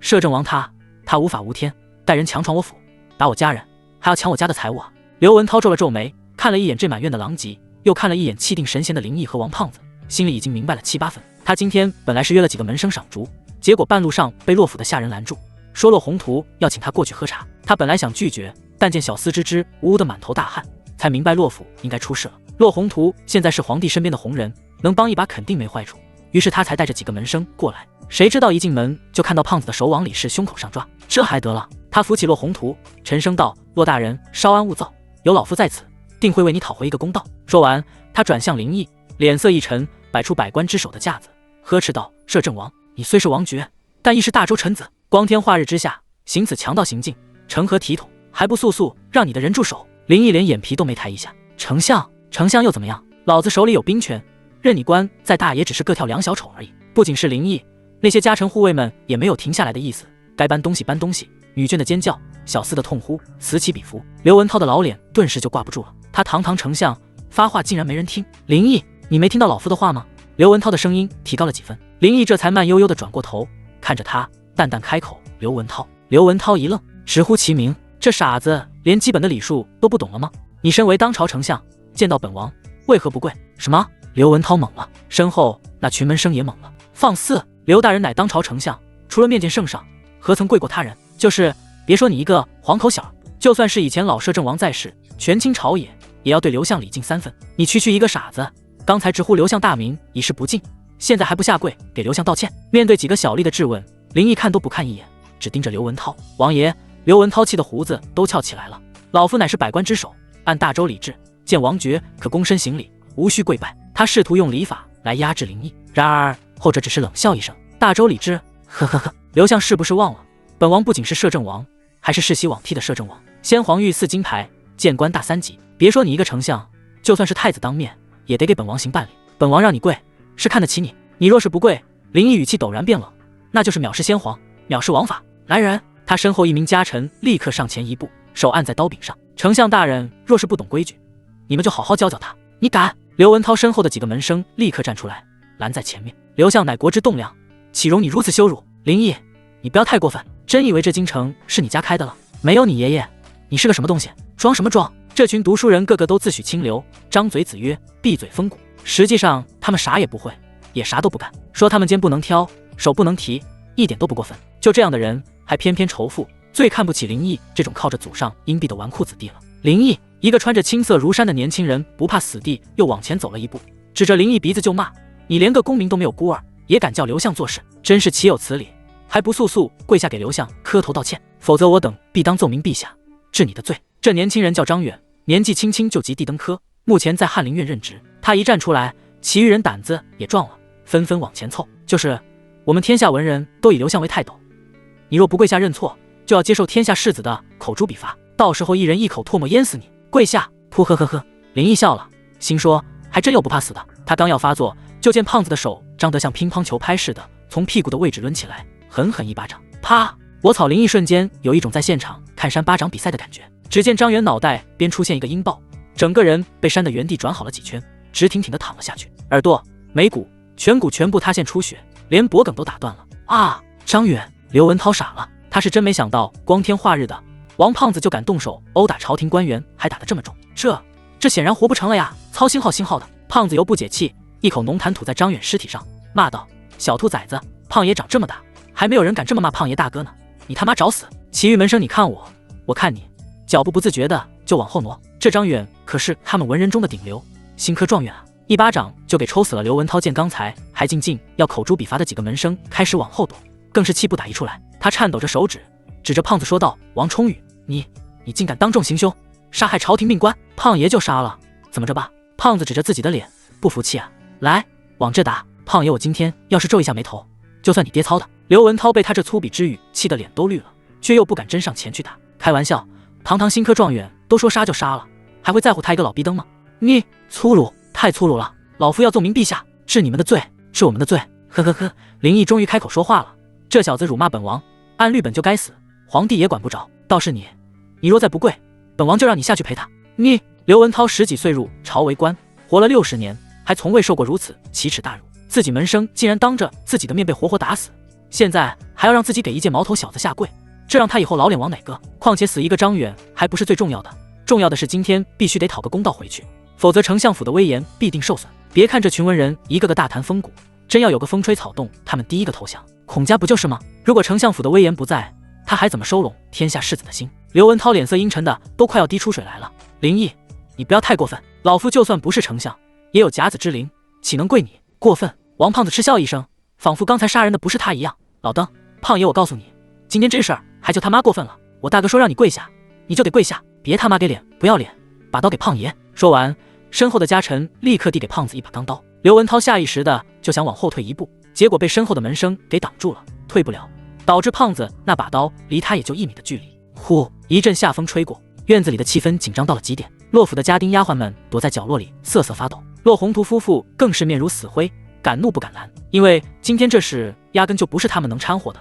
不管是林毅还是刘文涛，他们都得罪不起。刘文涛死死盯着林毅，想从他脸上看出哪怕一丝一毫的胆怯或者犹豫，但是他失望了。林毅脸上一片平静，就好像自己的命和蝼蚁没有区别。我他妈可是丞相啊！林毅，刘文涛深吸一口气，强迫自己冷静下来。老夫承认，你如今不再痴傻，是摄政王府的幸事，但你不要忘了，大周是有王法的。你今日所为已触犯国法，再不停止，就是明目张胆的造反。王法！林毅打断刘文涛的话，嘲弄的笑了笑，呵呵呵。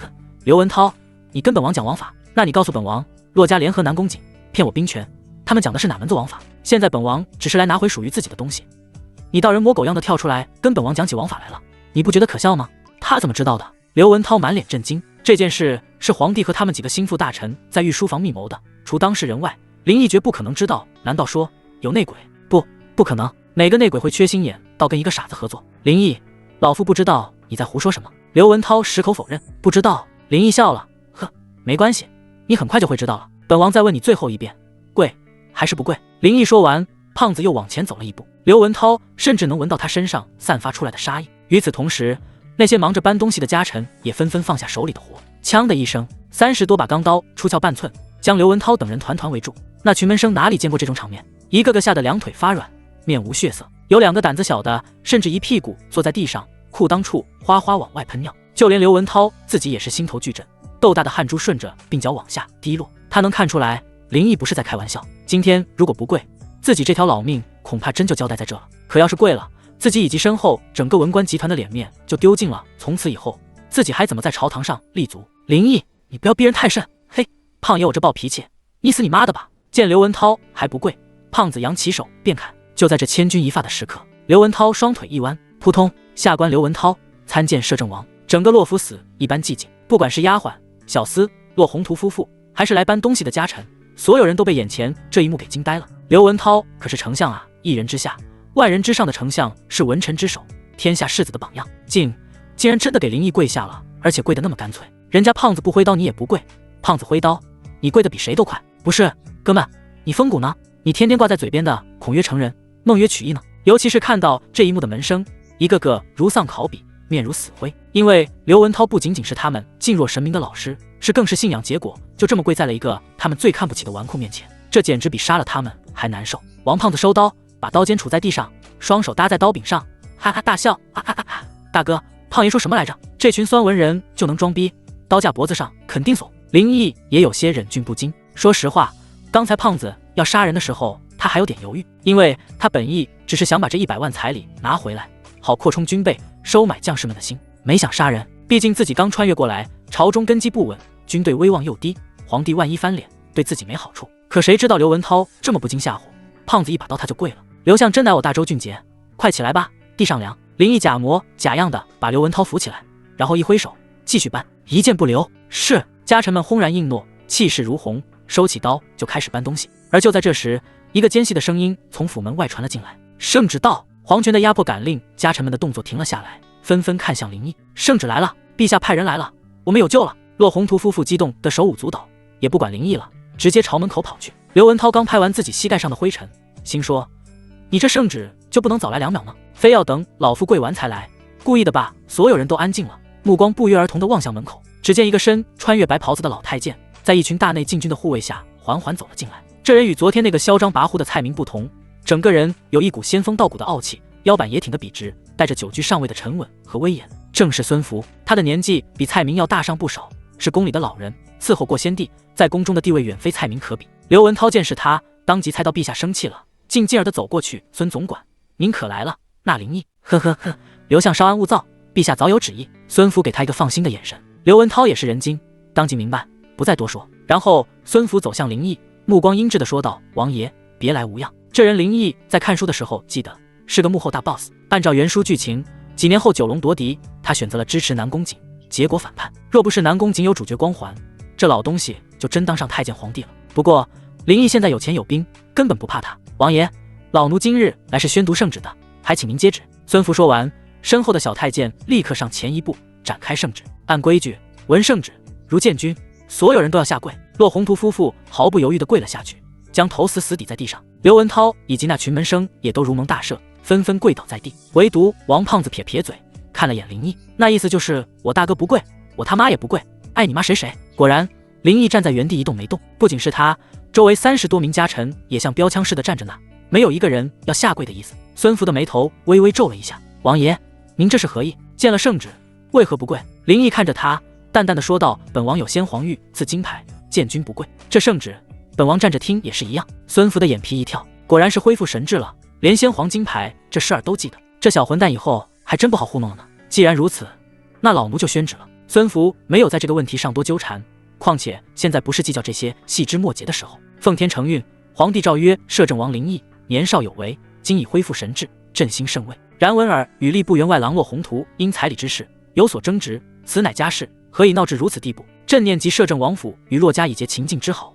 实不应因此小事伤了和气。这令林毅即刻停止胡闹，将所取财物悉数归还骆家。至于那100万两彩礼，朕已代为收缴国库，以充军资。此事就此作罢，望尔好自为之，莫要再辜负朕与天下臣民之期望。钦此。孙福念完圣旨，整个院子鸦雀无声。这哪是来调解矛盾的呀？分明就是拉偏架嘛！什么叫胡闹？什么叫小事？最舔个脸把100万两白银收缴国库了，你这不明抢吗？骆宏图夫妇听完圣旨，脸上喜笑颜开。本来这100万就是皇帝的，至于那1万两，他堂堂吏部员外郎根本就不缺，只要能把林毅制止住，别让他把自己家抄了，少1万就少1万呗。李氏当即冷笑道：“我说王爷，你倒是继续搬啊，怎么不搬了？”骆宏图也得意兮兮地站起来，对孙福说道：“多谢孙公公及时赶到，让骆家免于灾难啊！”呵呵呵。孙福以为圣旨起到效果了，也稍有得意地笑了笑。这都是圣上的意思，骆大人言重了。骆宏图夫妇与孙福以及那些门生都是得意洋洋的相互吹捧。全场唯一明白过来的人只有刘文涛，他是万没想到皇帝会下这么一道旨意，这不纯纯二逼吗？刚才林毅都要杀自己了，还会怕你这道圣旨？昏君啊，你这哪是斥责林毅，你这是在激化矛盾，把林毅往绝路上逼。果然，王胖子听到圣旨内容，气得火冒三丈，指着孙福就骂：“老孙，我说你们皇家的人怎么一个比一个不要脸，抢钱抢到我大哥头上了，还他妈收缴国库！你们的国库是没钱给你们买裤衩子了吗？放肆！”孙福身后的一个小太监厉声喝道：“王冲宇，你竟敢辱骂圣上，这是大不敬！来人，拿下！我去你妈的！”啊！胖子一脚就踹了过去，小太监惨叫一声，直接被踹飞，重重摔在地上。孙福的脸色终于变了，他没想到这死胖子居然连他的面子都不给，说动手就动手。王冲宇，你什么你？王胖子指着孙福的鼻子：“老孙，看在你伺候过先帝的份上，胖子今天就不掏你了。但是我告诉你，今天这钱我大哥要定了，皇帝来了也拦不住。我说的，你。”孙福气得浑身发抖，却再不敢多说一个字。他知道跟王胖子这种莽夫讲道理行不通，只能将目光投向林毅。王爷，你也是这个意思吗？孙福声音里带着一丝威胁的意味。此刻，所有人目光都聚焦在林毅身上，一边是皇帝的圣旨，一边是自己的利益和刚刚树立起来的威信。不仅仅是孙福以及刘文涛等人，就连摄政王府的家臣也目不转睛地盯着他。然而，在尸山血海里溜过冰的林毅，根本不可能被这种小场面吓住。只见他缓缓走到孙福面前，拿过那道圣旨，他甚至都没看上面的内容，只是拿在手里掂了掂，然后在所有人惊骇欲绝的目光中，两手用力，呲啦，那道象征着无上皇权的圣旨被他撕成2半。漏李世聘姬思臣的打了个鸣，白眼一翻就昏死过去。骆宏图吓得瘫坐在地，只着地上那2半圣旨，哆哆嗦嗦一句话也说不出来。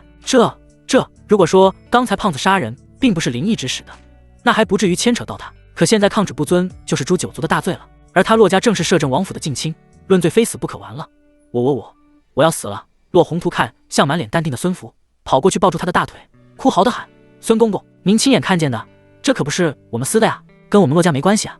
孙福被他摇得心烦，没用的东西，人家撕圣旨的人都不害怕，你慌鸡毛？这样的人也配跟皇帝合作？南宫雄也是个瞎猫虎眼的蠢蛋。大哥牛逼！胖子抖着腮帮子大笑，一把将圣旨捡起来掂了掂。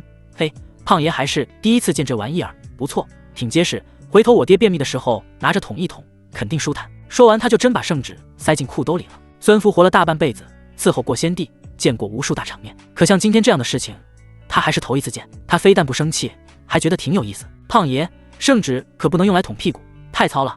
您若需要，回头老奴给您送2个牛筋棒，涂点油，那才是真舒坦呢。孙福皮笑肉不笑的和胖子打哈哈，他可不会蠢到张嘴骂人。林毅喜欢撕圣旨就撕呗，反正那破玩意又不是我写的。至于南宫雄如何暴跳如雷，那也是别人的事儿。当今社会这么复杂，能照顾好自己就不错了。再说，摄政王跟皇族之间打得越凶，对自己才越有利嘛。胖子见孙福一口一个胖爷的叫着，很是得意，一拍大肚腩，笑道：“哈哈哈，没看出来啊，老孙你还挺有经验。呵呵呵，老奴在宫里待得久了，自然什么事都见过。不错，胖爷就喜欢和你这种聪明人打交道，比老蔡强多了。哈哈哈哈。”说完，胖子看向林毅，发现后者正不怀好意地盯着孙福，于是又说道：“可，那个老孙，你是继续看热闹啊，还是打道回府啊？看热闹就麻烦你往旁边稍，回头磕了碰了地，多不好意思啊。”呵，胖爷说的是。孙福笑着点点头，也看向林毅：“王爷，老奴只是奉命传旨的奴才，既然您已经决定，老奴也就不多嘴了，这就回去如实禀报陛下。你们继续，请。”呵。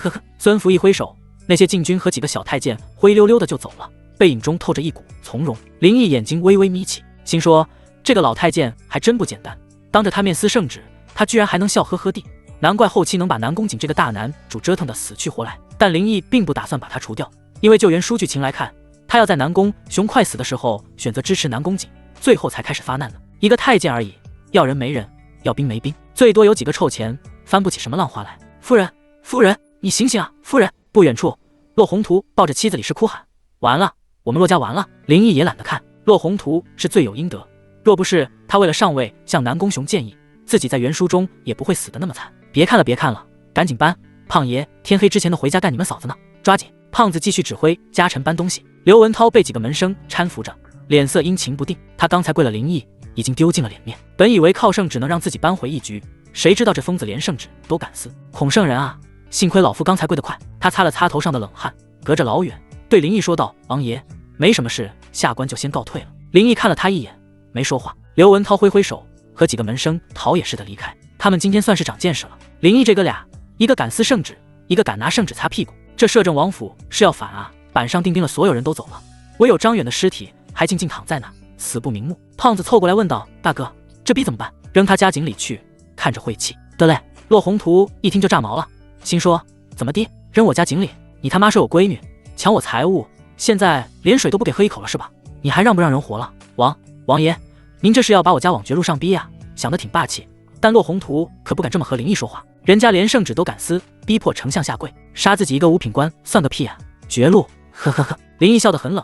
骆大人，你女儿联合南宫瑾，想骗走本王兵权，让林家家破人亡，你怎么不说是你们先把本王往绝路上逼呢？现在本王只是拿回属于自己的东西，你就觉得委屈了？胖子连忙插嘴：就是啊，老骆，你做人可不能这么双。哎，草他妈的！大哥，你今天说的那个词儿叫啥来着？林毅没好气的翻个白眼，双标啊！对，我重说啊！胖子抓挠着后脑勺，看向骆宏图：老骆，你做人可不能这么双标啊，否则你爽不爽不知道，胖爷肯定的标你媳妇，还得跟我大哥一起标，是吧？大哥，林毅已经不想说话了，这个死胖子竟丢人现眼，兄弟们抓紧时间，日落之前搬走，重重有赏。是，王爷威武，王爷霸气。随着林毅一声令下，家臣们士气大振，连搬东西的动作都利索了不少，连圣旨都敢撕。跟着这样的主子，带进皇宫紫宸殿。反了，他这是要反了！南宫雄一巴掌拍在龙案上，气得脸红脖子粗。先帝啊，朕早就提醒过你，不能放任林家不管，现在可好，林家造反，生灵涂炭，你让儿臣怎么办？孙福跪在地上，将那两半险些捅了胖子定眼的圣旨举过头顶。陛下，老奴无能，未能完成圣命，请陛下降罪。南宫雄现在哪有心情降罪于他？孙福就是知道这点，所以才装腔作势的啊！林毅、王冲宇，朕要诛你们九族！南宫雄还觉得气不过，抓起茶盏就甩了出去。啪！茶盏摔在龙柱上，4分5裂，8分烫的茶水洒落一地。来人！南宫雄冲着殿外大吼，传朕旨意，命京城3大营统领即刻率兵包围摄政王府和王尚书府，给朕把那2个逆贼碎尸万段。陛下息怒，万万不可啊！孙福一听，魂都吓飞了。我的活爹啊！你自己找死可别带上我啊！陛下，如今神机营已经封锁了京城，3大营的兵马根本进不来，此时下令强攻，只会逼他们狗急跳墙，提前举事啊！南宫雄已经气昏头脑了，哪里还听得进去？进不来，那就给朕用攻城锤撞，用头石击砸，朕就不信轰不开那小小的摄政王府。陛下，孙福急得都快哭了。神机营的8牛弩和床弩威力远胜于3大营，真要打起来，这点兵马还不够他们一轮齐射的呢。到时候京城生灵涂炭，血流成河，您的江山社稷危矣啊！南宫雄身体一僵，眼中的疯狂慢慢褪去。是啊，神机营这支由林傲天一手打造的铁军，虽然只有5000人，但装备精良，战力彪悍，足以抵挡数万大军。3大营的兵马在他们面前根本不够看。南宫雄踉跄着后退一步，被蔡明扶住，结果好死不死，南宫雄的胳膊肘正碰他在他吊着的手指头上，他嗷一嗓子啊！南宫雄吓得一激灵，又从龙椅上蹦起来了，大怒：你要死啊！陛下，疼，忍着。孙福见南宫雄冷静下来，这才松了口气，起身走到他旁边，躬身说道：陛下稍安勿躁，老奴以为事情还没到山穷水尽的地步，那你说说还有什么办法？孙福眼珠一转，阴恻恻地说：陛下，林毅虽然嚣张，但他毕竟根基不稳，如今敢肆无忌惮违抗圣旨，无非仗着2样东西，兵和钱。兵就是神机营和王铁男，钱就是他今天从骆家抢走的那100万两白银。孙福顿了顿，继续说道：王铁男虽然暂时控制了神机营，但他毕竟不是林家人，神机营的将士只认老摄政王和林家的虎符，只要我们能想办法离间王铁男和林毅，再断了林毅的财路，那他们就成了无根之木，不足为惧了。南宫雄眉头紧锁：你说得轻巧，那王铁男是林傲天干儿子，怎会背叛林家？陛下，这正是老奴要说的。孙福凑上前压低了声音：老奴以为我们可以从2方面入手，其一，捧杀。陛下可以下旨大肆褒奖王铁男忠君爱国，承认他调动神机营是为了拱卫京师，防止宵小作乱，然后再给他加官进爵，赏赐金银美女，让他尝到甜头。人心都是贪婪的，只要他享受到了皇恩浩荡，自然会与林毅那个前途未卜的反贼产生嫌隙。一旦王铁男道向我们，林毅就等于断了一条臂膀。南宫雄听着，眼睛渐渐亮了起来，有点道理。那钱呢？南宫雄追问道。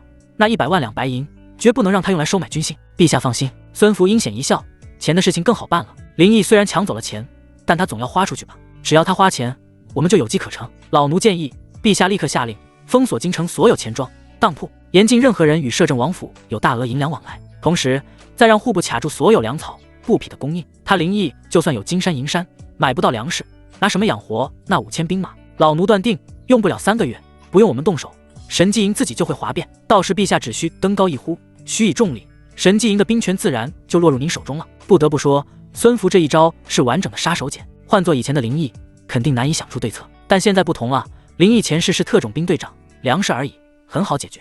而且孙福这个计划有一个纰漏，那就是他小看了林毅对造反的态度。一个真心要造反的人是不会跟你讲道理的，更不会尊重什么所谓的皇权。但南宫雄显然想不到这一层。听完孙福的话，脸上的阴霾一扫而空，呵呵呵，好，不愧是朕的智囊，就按你说的办，立刻传旨下去。等王铁男倒戈了，朕倒要看看他林毅还有什么能耐。那林毅本就没什么能耐，陛下瞧好吧。呵呵呵呵。傍晚时分，夕阳的余晖将整个京城染成一片金黄。洛府门前，最后一箱财物被搬上了车。摄政王府的家臣们累得满头大汗，但表情却依旧很兴奋。在王府当差多年，今天是最爽的一天，不仅把吏部员外郎的家给抄了，还亲眼见证了王爷手撕圣旨、逼跪丞相的霸气场面。这事儿都够他们吹一辈子的了。林毅站在台阶上，单手摸着石狮子的头，心里琢磨：100万两白银，再加上从骆家搜刮来的古玩字画、珠宝玉器，总价值恐怕已经超过150万两了。这笔钱足够他做很多事情了。胖子从马车上跳下来，走过来说：“大哥，都装完了，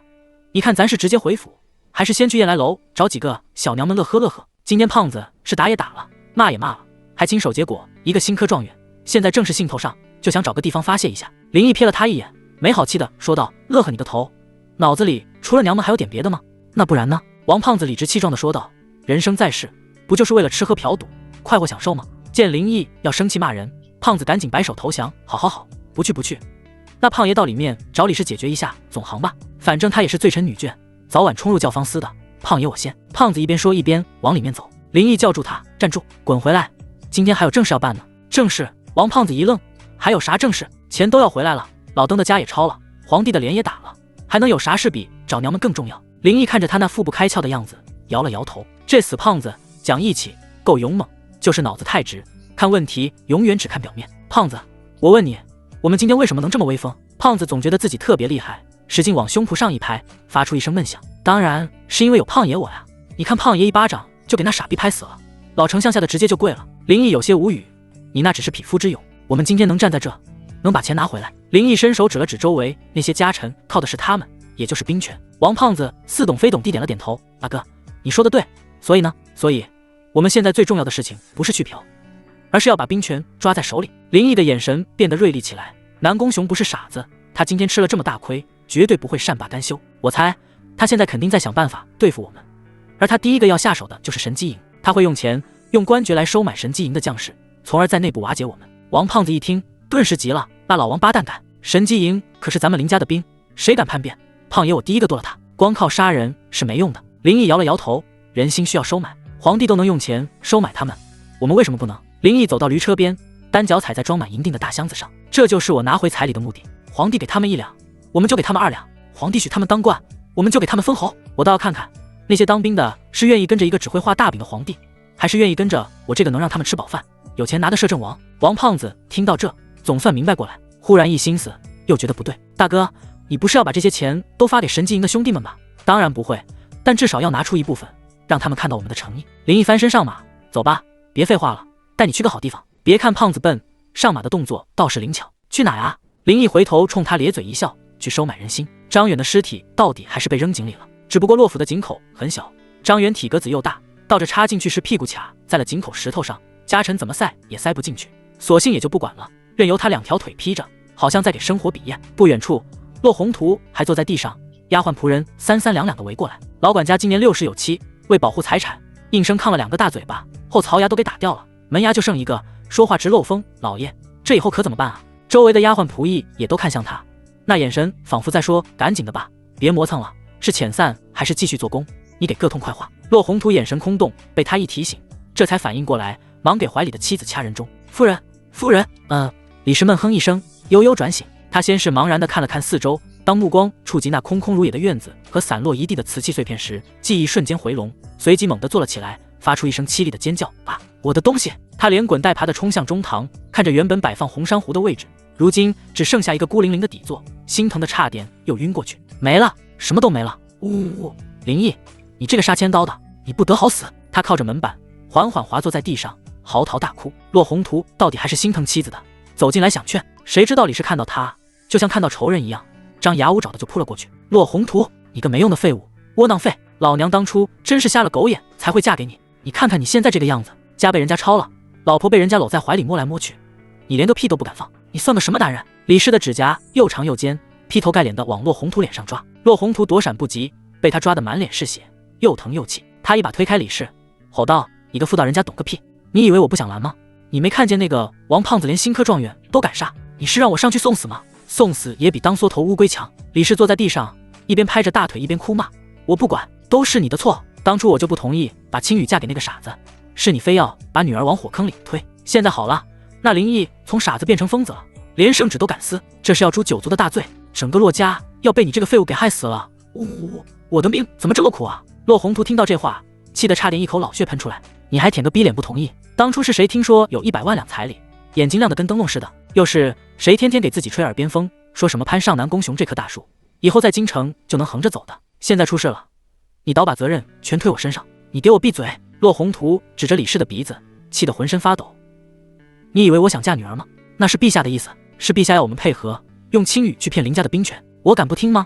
我骆宏图有几个脑袋敢跟陛下对着干？这话他也只敢在自己家里吼，要是让外人听去，又是一桩大罪。李氏被他吼得一愣，哭声也小了点。他当然知道这是皇帝的计划，可现在计划失败了，总得有个人来背锅吧？他可不想背。我不管，反正事情是你办的，现在家里被抄了，以后我们怎么活？女儿还在那个疯子手里呢，万一他哪天不高兴把青羽打死怎么办？骆宏图，你必须想个办法！李氏又开始撒泼。骆宏图扶着门板站起来，环顾四周，忽觉一阵心力交瘁。他当了半辈子官，这些年跑了多少关系，走了多少后门，送出去多少礼，好不容易才爬到今天这个位置，眼看着就要飞黄腾达了，结果就因为一个林毅，瞬间化为乌有。怎么办？呵，我能怎么办？骆宏图自嘲地笑了笑，满脸悲凉。陛下，对，去找陛下。李氏忽然想到了什么，眼睛一亮，这件事本来就是陛下的主意，现在出了岔子，他不能不管。你马上去宫里向陛下求救，让他给我们做主，必须让林毅把我的东西还回来。骆宏图闻言，精神也为之一振。对啊，还有陛下呢，你林毅在嚣张，总不能连皇帝都杀吧？这事儿只要陛下肯出面，就还有转机。你说的对，我这就进宫。骆宏图抹了把脸上的血，往官服上蹭了蹭，准备往外走。等等，李氏又叫住了他。老骆，咱们家还剩下多少家底，能撑得住吗？虽然林毅带人把府里值钱的东西都搬空了，但李氏知道那些都只是明面上的财产，狡兔三窟，鸡蛋也不会都放在一个篮子里。骆宏图叹了口气，压低了声音说道：“放心吧，咱家在京郊还有几处庄子，乡下也置办了不少田地，总之穿衣吃饭应该不愁用。”听到还有家底，李氏的心稍稍安稳了一些，但他还是不放心，愁眉苦脸地说：“可是就算我们有钱，也架不住那个疯子3番5次的来闹啊！今天他来要彩礼，明天他要是再找个由头来抄家怎么办？咱们总不能天天提心吊胆的过日子吧？”骆宏图的脸色又变得难看起来，妻子担心的不无道理。林毅已经彻底和皇帝撕破了脸，一个连皇权都不放在眼里的疯子，还有什么事是他做不出来的？他今天能抄家，明天就敢杀人，骆家就像砧板上的肉，任他宰割。所以我必须进宫。骆宏图眼神变得坚定起来，只有求得陛下庇护，我们才能有一线生机。夫人，你好好待在家里，哪也别去，把门关好，等我消息。说完，骆宏图就朝府门外跑去。看着丈夫远去的背影，李氏抱着一根桌子腿，再次嚎啕大哭起来。呜！林毅，你这个天杀的畜生，你不得好死！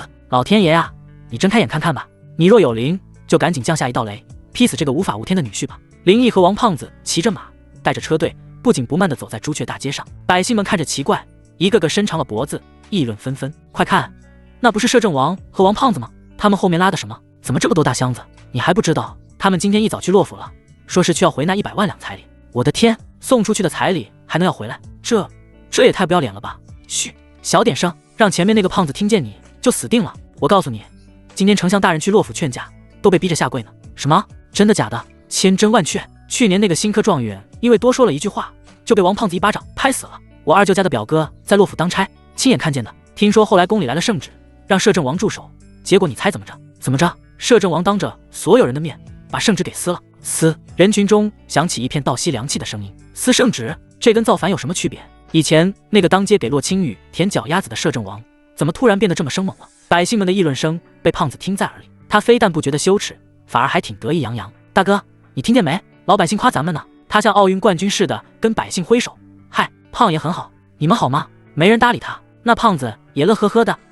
大哥，你看百姓对咱们多爱戴啊，以后这状元还得杀。林玉笑着摇摇头，这个活宝，他愿意耍就耍去吧。很快，车队到达王府，林毅命令所有家臣把大部分银两搬回库房，剩下的1/4由他和胖子带着去通化门。通化门是长安城的东大门，人流量最大，也是神机营住房的主要城门。夜幕降临，城门关闭，大街上的百姓开始减少，城楼上灯火通明，戒备森严。一队队身穿黑色铁甲、手持长戈的神机营士兵正来回巡逻，他们眼神警惕，步伐沉稳，浑身散发着一股肃杀之气。今天发生的事情，他们已经有所耳闻。兵部尚书王铁男突然下令，让他们接管京城12座城门的防务，并且缴了原守城部队的械。这无疑是一个极其敏感和危险的信号。虽然他们是林家的嫡系部队，对林家忠心耿耿，但公然与朝廷对抗，软禁皇帝，还是让他们有些忐忑。毕竟他们不知道未来会怎样，会不会开战，是加官进爵，还是万劫不复。就在这时，城楼下传来一阵马蹄声，哨兵立刻警觉起来，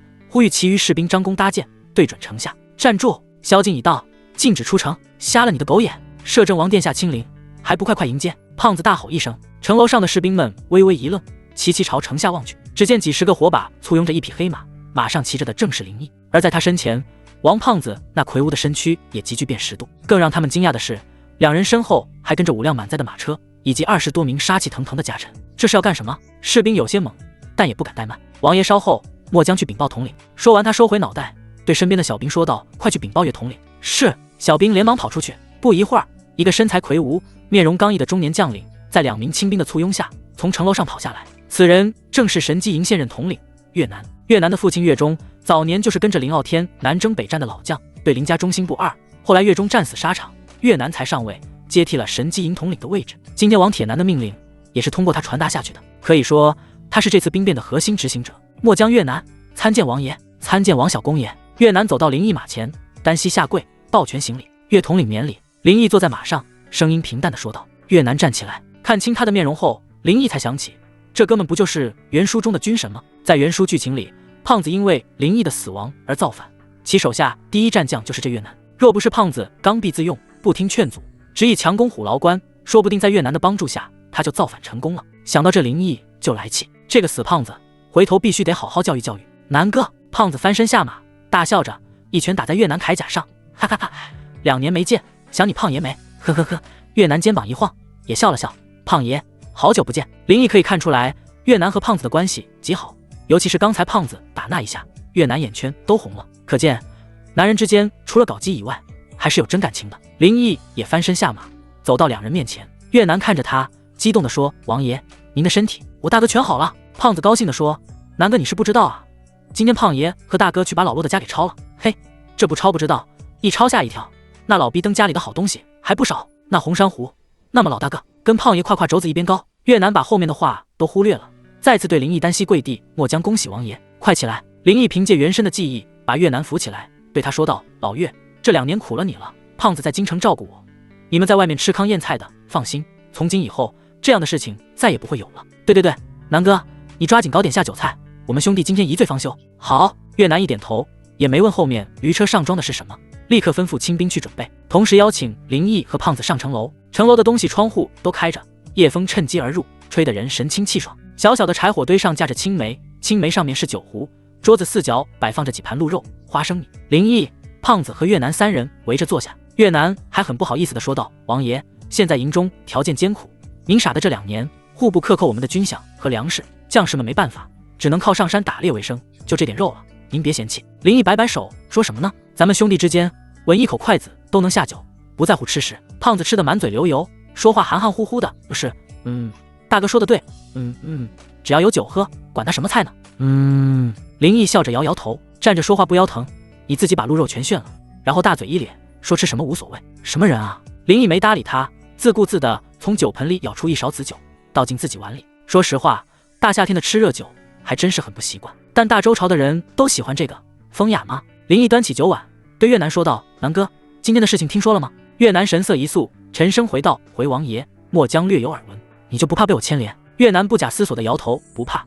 神机营是林家的兵，世代效忠林家，只要王爷一声令下，无论刀山火海，末将与神机营5000弟兄绝不皱一下眉头。”呵呵，好样的，这话听着舒坦。林毅最需要的就是这个态度。袁叔不欺我呀。林毅拍了拍他的肩膀：“放心，本王还不打算造反，你们只需要把京城给本王守住就行。”胖子闷头吃肉，也没说话。越南点头道：“末将明白。”林毅看见胖子胡吃海塞的劲儿就来气，踢了他一脚：“别吃了，赶紧把箱子打开，弟兄们都揭不开锅了。”角落里码放着20口大箱子，都是刚刚家臣们搬上来的。越南很好奇，但林毅不说，他也不敢多问。开。胖子把最后一块肉塞进嘴里，起身把角落里的一个箱子打开。哗啦，箱子打开的瞬间，一道亮光射出，那是火光照在银子上反射出来的。嘶！越南瞪大眼睛，身后的几个亲兵更是倒吸一口凉气。这么多银子，作为军人，他们见过最多的是刀枪棍棒，是血，是尸体，而银子对他们来说是一种既熟悉又陌生的东西。熟悉是因为他们每个月都能领到1-2岁银作为军饷，陌生是因为这点军饷根本不够养家糊口的。尤其是近2年，自从林毅吃傻之后，户部以国库空虚为由，一再克扣神机营的军饷，迄今为止已经积压好几个月没发了，将士们只能吃点糟糠，野草充饥。好在这群人有很强的战斗素质，能上山打猎，总归饿不着。但他们家里的老婆孩子可没那个实力，忍冻挨饿是常态。而现在满满一箱子的银锭出现在眼前，其视觉冲击力恐怕比千军万马还要震撼。越南咽了口唾沫，说道：“王爷，这是？”林毅微微一笑：“赏你们的。”啊！几个亲兵都忍不住开口道：“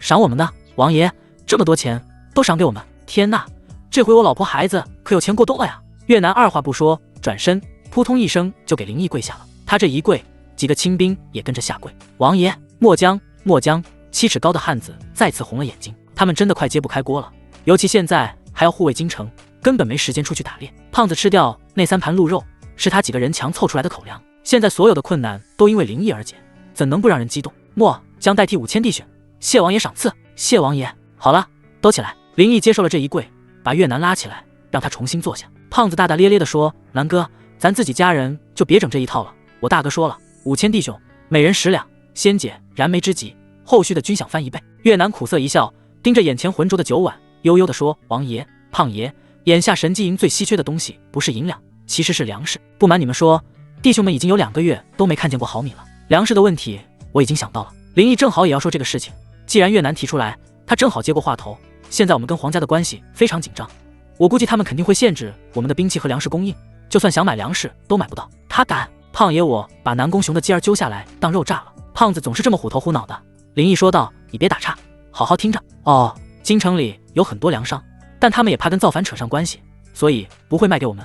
我们最好的办法就是抢。”越南和胖子同时一愣，尤其是越南，他是军人，抢粮什么的太为难他了。胖子满脸兴奋：“阿哥，你的意思是我们去抢那些狗屁粮商的货？好啊，胖爷最喜欢当山贼了。闭嘴，告诉你别打岔。”林毅虎着脸又吼了一声。胖子：“哦，南哥，我知道你不愿意让弟兄们去干危害乡里的事儿，但这事儿你不用有心理负担，因为我们抢的不是粮商的货，也不是百姓的货，而是皇帝的。”越南咬了咬牙：“王爷，抢了皇帝的东西，可就真跟造反没区别了。你王爷我今天连圣旨都撕了，你怕什么？我们和皇家之间早就撕破了脸，既然如此，干脆就撕得彻底一点，让老皇帝明白这大周究竟谁说了算。”胖子一拍大腿：“胖爷闭嘴！”哦，林毅看向越南：“所以你明白了吗？王爷的意思是，皇宫里每天都需要新鲜的粮食，这些粮食都是粮商提供的，还有地方进贡的，我们直接在他们入宫前下手抢走。”越南沉吟着说道。林毅摇头：“不是入宫，是进城门的时候。我们神机营分守12座城门，不管粮食从哪个方向进来，都要经过其中一门，所以我们就给他设卡，只要是准备送进皇宫的物资，一律没收。要知道，皇宫里除了皇族外，还有很多的太监、宫女、护卫、禁军，他们也需要吃饭，所以光是一个皇宫的补给量就足够养活我们5000弟兄的了。”越南问道：“那皇帝吃什么？跟你有关系吗？”这倒也是。南哥，我告诉你，克扣我们弟兄军饷的根本不是户部，而是皇帝。他一直想得到神机营的兵权，但神机营铁板一块，让他无从下嘴，所以就想出这个馊主意。等你们饿得不行了，自然就会跟皇帝低头，他再给你们粮食、军饷以作安抚。哼，其心肠之歹毒，令人发指。林毅端起酒碗，所以说他让我们挨饿，那他也别想好过。别忘了我们当年是替谁打的江山，今日如此对待我们，是他有错在先。越南点点头，也拿起酒碗，说道：“末将都听王爷的，这就对了。”哈哈哈哈！两人酒碗相撞，哈哈大笑。胖子见他们俩好得像一个人似的，有点吃醋，说道：“南哥，闭嘴！哦，酒过三巡，菜过五，没有菜。”酒席最后，那可怜巴巴的凉盘花生米也被胖子一股脑都倒进了肚子，就像喝了2盘大米粥似的。临走之前，林毅交代越南不要太死心眼，别光抢粮食、蔬菜啊、肉啊、鸡鸭鱼什么的，包括布匹，但凡是给皇宫送的东西，都得截下来，给将士们搞点营养配餐之类的。越南连连点头，表示知道了。哥俩才慢吞吞的往回走。大周的酒没有蒸馏技术，度数不高，喝着也不醉人。林毅骑在马上琢磨着下一步计划，很快回到王府。王铁男的尚书府在摄政王府的北面，胖子还得自己走一段。林毅嘱咐道：“胖子，明天早点起来配合越南抢劫。”哦，晚安。生气了？林毅笑着摇摇头。王府门口有守夜的小厮，见林毅回来，立刻跑过来牵马，然后趴在地上当马凳。林毅也没客气，踩着他下马。既来之则安之，他可没有变态到把大周打造成后世某某主义的想法，那不是闲得蛋疼吗？就这样挺好。林毅从怀里摸出个碎银子丢给他，小厮很激动：“哎呦，谢王爷，谢王爷！”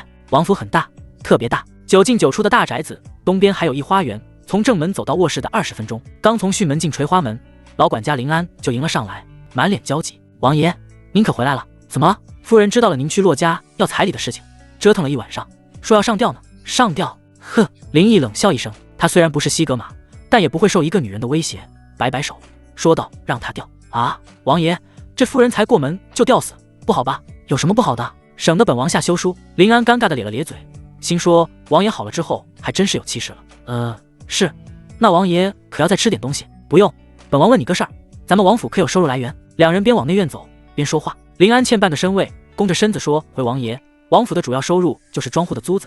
老王爷当年在蓝田县有1500亩封地，后来又填了500亩，都是好田。另外朝廷也每年给银5万两，支撑王府的运转，没有问题。好家伙，一年5万两，抛去吃喝拉撒，这得多少年才能攒够100万彩礼啊？都说结婚会把一个家庭掏空，本来林毅还不信，现在信了。妈的，连摄政王府都能掏空，还有掏不空的家庭吗？幸亏老子抢回来了。王府现在有多少人？自从老王爷薨逝后，王府大变，目前只剩下200多丫鬟仆役，打理着重要的地方，剩下的都遣散了。林毅也不知道该说什么好了。这么大的府院，生活1万人都富裕，如今才区200，还是人丁不旺啊！自己得抓紧想办法生孩子。想到生孩子，林毅老脸一红。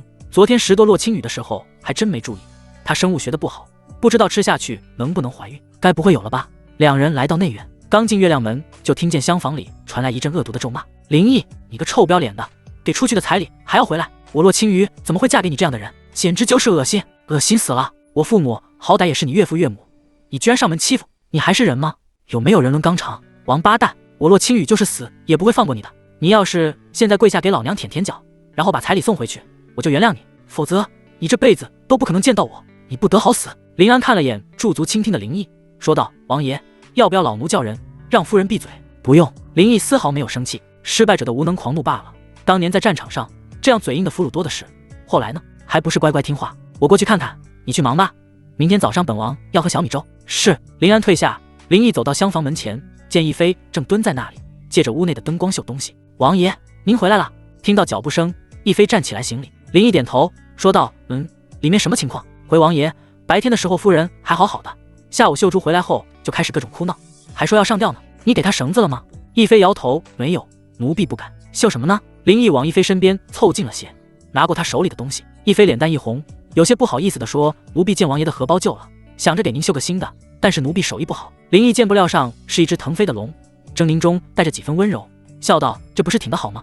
我很喜欢。王爷当真喜欢？当真？好，那奴婢会尽快绣好它的。”亦妃像得到什么鼓励似的，很开心的点头。多淳朴的姑娘啊，比洛青雨那个捞女强100倍。林毅伸手摸了摸她的头，推门走进里面。估计洛青雨听到他说话了，这会儿没有在大喊大叫，而是在林毅进门后瞪着眼睛看他。不是要上吊吗？怎么还没死？林毅来到小桌子前坐下，玩味的看着他。洛青雨咬牙道：“林毅，你说的是人话吗？不是人话，你怎么能听懂呢？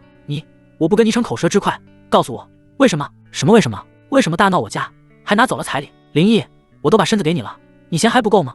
难道我的身体不值这个彩礼钱吗？”林毅无视恶龙咆哮的洛青雨，反而看了眼躲在他身后的秀珠，然后用手指敲了敲桌面，咚咚。秀珠一愣，反应过来，战战兢兢地走出来，给他倒了杯茶。林毅喝了一口，咂巴着嘴说道：“你是不是觉得你臂里欠金了，还100万彩礼，你哪值100万啊？我洛青羽才高8斗，美艳无双，追我的人从这排到了曹县，我为何不值100万？因为你吃屎！洛青羽，他一愣，随即想到昨天晚上的事情，当即羞愤交加，那是你逼我的。林毅好笑地抱起肩膀，是不是吃了吧？你，洛青羽当即回想起那苦涩的味道，气得脸蛋通红，青筋暴起。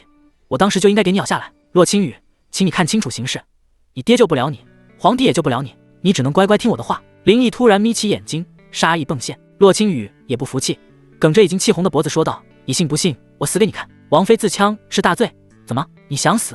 你爹爸也不想活了？洛青羽都快被他逼疯了，双手抓着头发大吼：林毅，你到底想怎么样？不怎么样，就想折磨你。你休了我吧！不可能，你可是本王花100万彩礼娶回来的。洛青羽像看见鬼似的，你不是都把彩礼要回来了吗？是啊，但我花100万娶你也是真事儿啊！你少废话，爬过来吸吮我的嘴唇。洛青羽简直不敢相信自己的耳朵，想他自幼饱读诗书，琴棋书画样样精通，8岁那年就被金圈大佬冠以才女之名，成年后更是4皇子南宫瑾捧在手心里的珍宝，别说让他爬了，就是让他多走几步路，南宫瑾都会心疼的不行。可现在这个曾经跪在自己脚边像狗一样祈求自己垂怜的傻子，竟然让他爬过去还吸。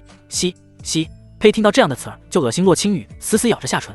林毅，你非要这样作践我吗？好歹我也是你明媒正娶的妻子，不是小妾，更不是玩物。你父母在我手里，你没有别的选择。哦对，林毅忽然想起，洛青羽还有个亲人，你还有个小弟是吧？在蓝田县任城门令，还是我找人安排的呢？呵呵呵呵，你无耻！见林毅要对自己弟弟下手，洛青羽当即就慌了。蓝田县离京城可不近啊，快马加鞭也得3天。你说这万一路上出点什么意外，遇上个山贼流寇什么的，被砍断了手脚，或者干脆没了命，那可就太可惜了。他才16岁，人生才刚刚开始呢。不，洛青羽摇头，发出一声绝望的尖叫。那可是他最疼爱的弟弟啊，从小到大，他都把弟弟当眼珠子似的护着，捧手心里怕冻着，含嘴里怕化了。甚至他出嫁之前还特意找林毅要了2大箱的金银首饰，给弟弟当老婆本。要是弟弟因为自己出了什么事，他这辈子都不会原谅自己。林毅，你不是人，你是魔鬼，随你怎么骂。林毅没有因为美人落泪就心软，在他看来，那不过是鳄鱼吃人前装出的怜悯罢了。我的耐心是有限的，我数到3，如果你还不照做，我立刻派人去蓝田县。1，洛青羽浑身一颤，数到3，这不是以前自己的口头禅吗？怎么变成他对我说了？2，坏了，这个男人是认真的，怎么办？我到底该怎么办？他连圣旨都敢撕，肯定不会在乎弟弟的死活。难道我真的要下跪于他吗？在家人性命面前，洛青羽瞬间便做出决断，2行清泪划过脸颊，顺着脖梗流进高耸的血府之中。洛青羽闭上眼睛，深吸一口气，扑通一声，秀珠眼睁睁看着自家小姐弯下了高贵的膝盖，重重跪在地上。这一刻，洛青羽感觉自己所有的骄傲和尊严都随着膝盖的疼痛而彻底消散。也从这一刻起，她不再是个普通的女人，她要复仇，她要把今日的耻辱100倍1000倍的还回来。洛青羽抬头看了看他，见他没有停止的意思，便又低下头，双手撑在地上。那双手曾经是用来弹琴、画画、写诗的，纤细白嫩，不染尘埃，可现在却要沾着地上的灰尘，支撑着他的屈辱身体。王爷，对不起。他的身体在发抖，心在滴血。他想起阿锦曾说过，他的手是世界上最美的手，只能用来做最高雅的事情。他甚至都不舍得让他多碰一下凉水，生怕冻着了。可现在这双手却在冰冷的地面上爬行，为了去求欢另一个男人。阿锦，对不起，是我没用，是我保护不了自己，保护不了我们的爱情。洛青羽缓缓爬到林毅脚边，后者俯下身捏住他的下巴，玩味地道：这就对了，过程就不多阐述了。我知道你们都是正人君子，不爱看这个，只可惜林毅18岁赴峥嵘，20年军旅生涯没能积攒下太多经验，才1个时辰便草草结束。月上中天，潺潺虫鸣，伴随着洛青羽嘤嘤哭声，林毅穿好衣服走出厢房。他可不打算在这睡，疯了吧？万一洛青羽半夜拿剪子谋杀亲夫怎么办？划破个小口也犯不上啊。出了门，夜风拂面，很是惬意。亦菲居然还在，只是这傻丫头坐着台阶上，靠着回廊睡着了。月光亮晶晶的洒下来，将她本就白皙的小脸照映得更加玲珑俊美，而黄色的长裙沾了些土，看起来又仙又接地气。林毅蹲下身，很有耐心地看着她，说道：警醒，地上凉。亦菲惊醒，发现是林毅，忙站起来作揖：是奴婢偷懒，王爷恕罪。说完他又低下头去，脸蛋红得不成样子。这丫头怎么了？林毅问道。我又没怪你，紧张什么？奴婢没紧张啊，不紧张脸为什么这么红？奴婢，亦菲能说什么呢？她刚刚就在门外，里面发生了什么她听得一清二楚。林毅见她攥着裙角，脸蛋越来越红，直到脖子根都红透了，这才明白点什么。坏坏一笑，你不会刚刚一直在门外听声来着吧？没有，奴婢也不是故意听的呀。林毅开怀大笑，心里因为洛青雨产生的阴霾一扫而空，哈哈哈哈！你这小丫头，赶紧去给本王铺床，本王要休息呢。是。第二天一早，林毅喊了声来人，亦菲立刻带着6名丫鬟进来。林毅懒洋洋的起身，张开双臂让亦菲给自己穿衣服。他发现自己越来越喜欢这里了。睡觉前有丫鬟暖床，起来时有丫鬟穿衣，饿了有丫鬟喂饭，困了有丫鬟的胸脯大腿当枕头。钱多到花不完，又没人敢惹自己，全世界唯我独尊，想干啥干啥，这他妈才是人生啊！以前他妈的过的都是什么他妈的日子？王爷，管家说您要喝小米粥，奴婢今早亲自去熬的，已经放在中堂晾着了，您等下就可以去吃。亦菲一边给林毅穿和裆裤，一边说，和裆裤其实就是类似裤衩的一个东西，但是要系个绳子，很麻烦。好，别系那么紧，松点，奴婢知错，请王爷恕罪。亦菲赶紧道歉，这裤子小了，兜不住，要不奴婢重新给您做一个吧。17岁的小姑娘懂什么？林毅也没解释，点点头，就算是默认了。疏影，赶紧把洗脸水拿来。是。亦菲吩咐一个叫疏影的丫鬟。林毅看去，发现那姑娘身高1.66米左右，脸蛋形态都很端正，是个妥妥的美人。别说，原身在审美这一块还是很有品位的，像亦菲啊、疏影啊，还有那几个正在收拾房间的丫鬟，长相都很标致，身材也匀称。疏影端着水盆过来，想自己动手给林毅洗脸，但亦菲不给她机会，直接把毛巾扔进盆里，然后上手拧了拧。疏影没办法，只好咬了一下嘴唇，充当水盆架子的身份。这点小细节当然没躲过林毅的法眼，但是他没管，有竞争才有进步吗？而且他也知道，这些丫鬟都是签了卖身契的，一辈子在深宅大院里生活，唯一的出路就是嫁给主子当小妾，形成身份的转变。这种行为也就是我们俗称的上位。为了上位，他们总是费尽心力，明争暗斗，甚至碰到心性坏的更是无所不用其极。林毅不想在后宫的事情上多费脑筋，得空撒磨个合适的姑娘替自己管着点就行。洗漱之后是梳头，等一切弄完已经半个时辰之后了。小米粥温度正好，但林毅不喜欢在房间里吃，自顾自地端着粥碗和一碟脆萝卜来到院子里的八角亭。初夏时节，不冷不热，趁着微风招摇，鸟儿欢笑，于亭下就餐，多惬意啊！房间里，亦菲抱着林毅脱下来的4爪龙袍，对摆弄床铺的一个丫鬟说道：“秘密，告诉你好几次了，王爷洗净，别用红色的床单，要换成暗色的。”叫秘密的丫鬟翻个白眼，切，就你知道的多，平日里伺候的殷勤，也没见你比我们多点什么。你这叫什么话？我们的本职工作就是伺候好王爷，岂能相互攀比？就你伺候的好，王爷可给你什么了？人模狗样的教训我们，真当自己是主子了？你……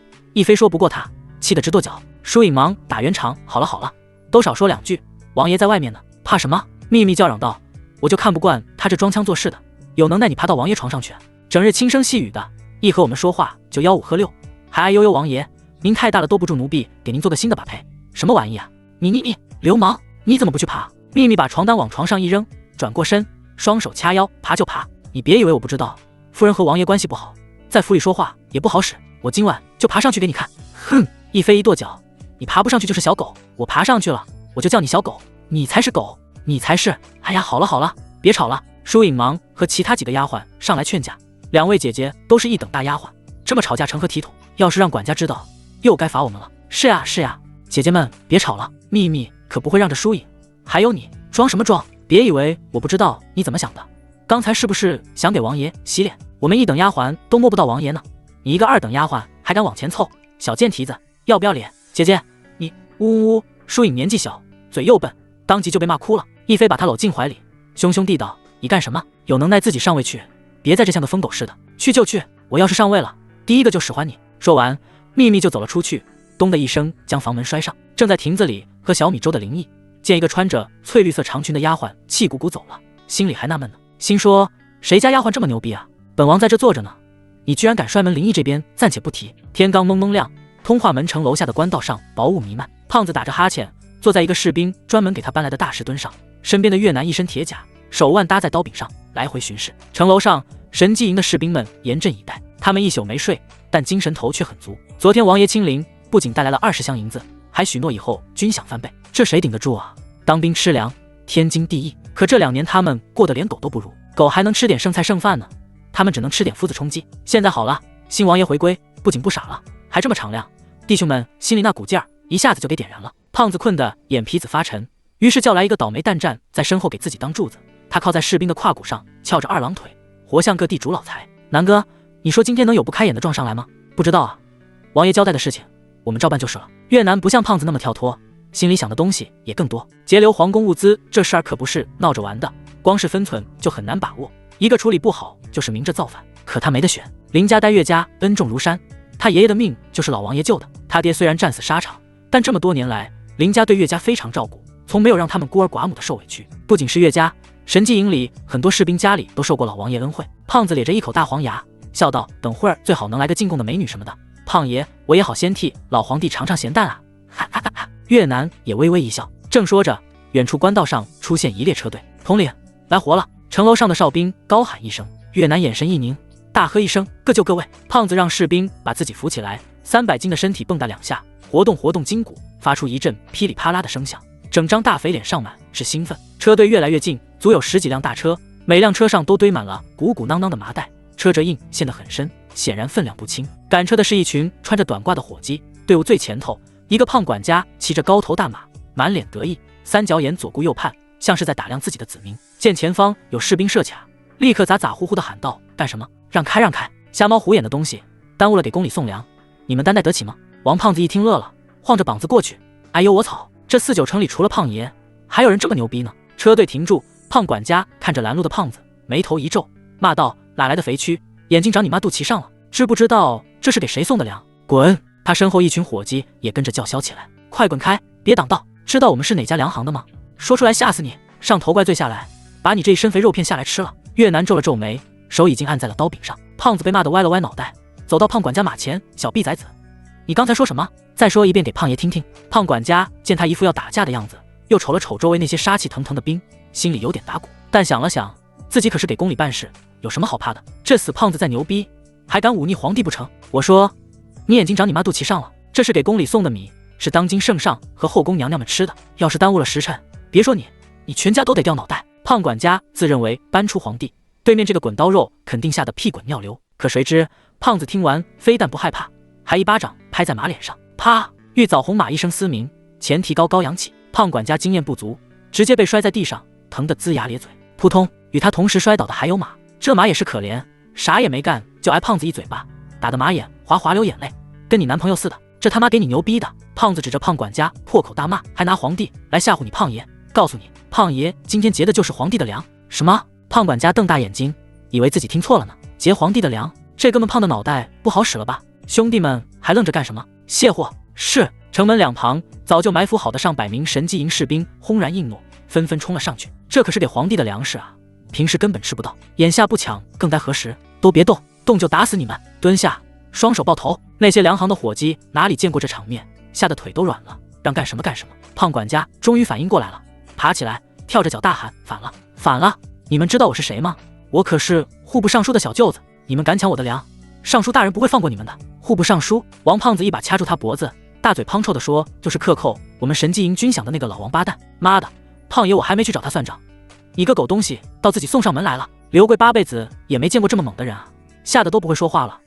你放肆，少他妈废话！老子告诉你，从今天起，这京城就是我们摄政王府说了算。别说你他妈是户部尚书的小舅子，你就是皇帝的小舅子，胖爷我也照强不误。”说完，胖子扭头冲着那些正在搬粮食的士兵吼道：“听见没有？都给胖爷我记住了，以后但凡是给宫里送东西的，不管吃的喝的穿的用的，一律给胖爷扣下。皇帝不让我们弟兄活，胖爷就让他也尝尝饿肚子的滋味。好，王爷威武，胖爷威武，牛逼！”士兵们一边搬着麻袋，一边兴奋的大吼：“妈的，憋屈2年了！”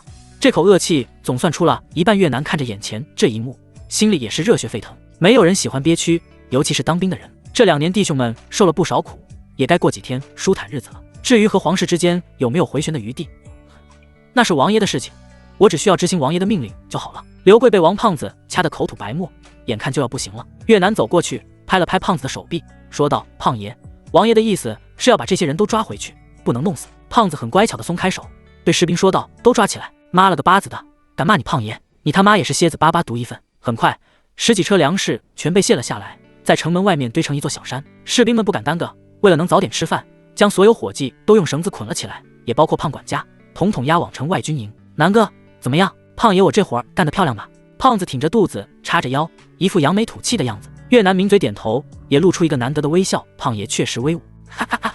这才奶到哪？王胖子抹了把嘴，有些飘飘然。瞧着吧，下一波肯定更带劲。他猜的没错，下一波确实更带劲。中午这会儿，神机营那边把饭做好了，用马车拉过来的。胖子一个人干掉5碗大米饭，还把属于越南的鹿肉也一起炫了，撑得直翻白眼。这时官道上又出现一支队伍，这支队伍跟早上刘贵那个粮行车队完全不一样，护卫不是普通的伙计，而是穿着铠甲的禁军。虽然人数不多，但个个精神抖擞，腰杆挺得笔直。车上拉的也不是麻袋，是10几个用黄色金龙布罩着的精致木箱，看他们那小心翼翼的样子，就知道里面肯定是好东西。胖爷又来活了！一个眼尖的士兵在城楼上兴奋大喊。王胖子打了个嗝，晃晃悠悠站起来，两眼放光。好，这么快就来了？好啊，让胖爷看看这回是啥宝贝。越南把碗底最后1粒米也吃进嘴里，然后抬起身上前，他用手掌遮住眉眼，往远处看了看，忽然眉头一皱。他认得那些侍卫的服饰，这些人都隶属于内务府，内务府管的都是皇家私事，由他们护送的东西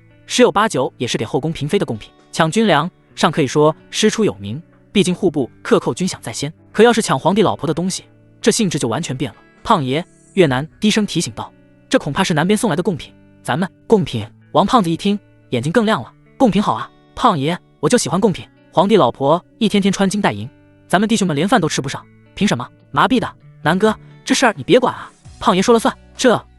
越南知道自己劝不住这个混世魔王，只能叹了口气，然后打起精神准备应对。车队很快就到了城门前，为首的是一个40多岁老太监，面白无须，吊梢丹凤眼，看人的时候带着一股子阴质。见有士兵堵着不让进城，他上前一步说道，咱家是内务府总管李安，你们谁是管事的？我。胖子摇头晃脑，像地痞流氓似的过去。李安眼睛一眯，暗道不好，今天出门没看黄历，怎么遇见这个愣货了？而且瞧他心情似乎不太好，自己一把年纪，还是别出那个眉头。原来是王小公爷，呵呵呵。他当即行礼，笑呵呵地说，老奴奉旨押送江南织造局新贡的云锦和属地荔枝，不知道王小公爷在这干什么呢？王胖子掏了掏耳朵，我说你这死太监真没眼力见，那眼珠子是放屁用的，没看见胖爷在这儿劫道呢？李安身边的几个小太监不认识胖子，当即尖叫起来，放肆！你是什么东西，敢这样跟李总管说话？啪！胖子还没发火，李安甩手就抽在那小太监脸上，你才放肆，不长眼的东西，还不跪下给王小公爷赔礼道歉？干爹，我跪下！李安急得差点自己给胖子跪下，这当爹的真是为儿子操碎了心呐！扑通，那小太监不敢忤逆，当即跪下磕头，奴才该死，奴才有眼不识泰山，请王小公爷恕罪。见孩子听话，李安这才稍稍放心些，毕竟自己是内务府总管，又让孩子下跪道歉了，你王胖子再混蛋也得顾及点皇家的面子吧？可谁知道胖子非但没消气，反而更生气了，啪一个大嘴巴，砰的一声，小太监都没反应过来，就两眼一翻昏死过去。都他妈告诉你了，我是你胖爷，不是泰山。泰山是谁？说完胖子还补了一脚，噗！周围几个士兵没忍住，差点笑出声来。李安整个人都傻了，心说我家孩子就是客气客气，你他妈这不是欺负老实人吗？王小公爷，你这是何意？李安的声音冷了下来，自己孩子被当着这么多人的面打了，说不定还打死了自己，再不说句话，以后还怎么在宫里收儿子？何意？哼，马上你就知道了。胖子一挥手，兄弟们，卸货，住手！李安瞧他要抢劫的样子，当即大怒，王冲宇，你好大的胆子，连宫里的贡品都敢抢，这是满门抄斩的大罪！哎呦呦，胖爷，我好怕那胖子笑得浑身肥肉都在抖。老烟狗，少他妈拿这种话吓唬你胖爷，没用！我大哥说了，从今天起，这京城姓林，皇帝想吃饭，得先问问我大哥同不同意。他老婆想穿新衣服，也得看看我们神机营的弟兄们是不是还光着屁股。你们这是大逆不道！李安气得浑身发抖，指着王胖子的手都在哆嗦。就大逆不道了，怎么着吧？王胖子根本不跟他废话，直接走到一辆大车旁。那些禁军根本不敢拦，因为周围至少有20张弓对着他们，大家都是袍泽，没必要因为一个死胖子和一个死太监就拼得你死我活吧。当然，打不过这种事情，那些禁军是不会承认的。胖子掀开上面的黄布，又打开箱子，当即一股清甜的果香弥漫开来。只见箱子里铺着冰块，冰块上是一颗颗饱满圆润、红得发紫的新鲜荔枝。我操，还是冰镇的！莫说旁人，就是吃过见过的尚书之子王胖子都眼睛发直。这玩意儿在京城可是稀罕物，快马加鞭从蜀的运过来，路上不知道要累死多少匹马，就为了能让宫里娘娘们尝一口鲜。他奶奶的，该死的皇族，造你们反就对了。王胖子也不顾干不干净，抓了一把塞进嘴里，他连咳带喝的嚼了2下，又吐了出来，呸呸呸，什么他妈玩意！越南偷偷说了一句8匹。哦，胖子的手指头像擀面杖似的，黑黢黢的，笨手笨脚剥开一个，然后把果肉扔进嘴里。甜，真他妈甜嘿！王胖子吃得满嘴流汁，含糊不清的对越南喊道：“南哥，快来尝尝，这玩意儿比娘们的小嘴还甜。”越南苦笑着摇了摇头。神机营的士兵们看到这一幕，也都忍不住咽了口唾沫。他们好多人连荔枝长什么样都没见过，更别说吃了。李安看着胖子糟蹋贡品的粗鄙样子，心疼得直哆嗦，尖叫道：“住手！那是给贵妃娘娘的！你个天杀的，你敢！”贵妃娘娘，王胖子又抓了一大把，一边剥一边往嘴里塞。他算个屁，他想吃，让他自己过来找胖爷要，给伺候胖爷高兴了，就赏他2个尝尝。说完，他把吃剩的荔枝核噗的一声吐到李安脸上。你，李安感觉自己受到了奇耻大辱，气得眼前一黑，差点昏死过去。兄弟们，别客气，都过来尝尝，这可是皇帝老婆吃的东西，咱们也沾沾贵气。王胖子招呼着，士兵们早就忍不住了，想尝尝了。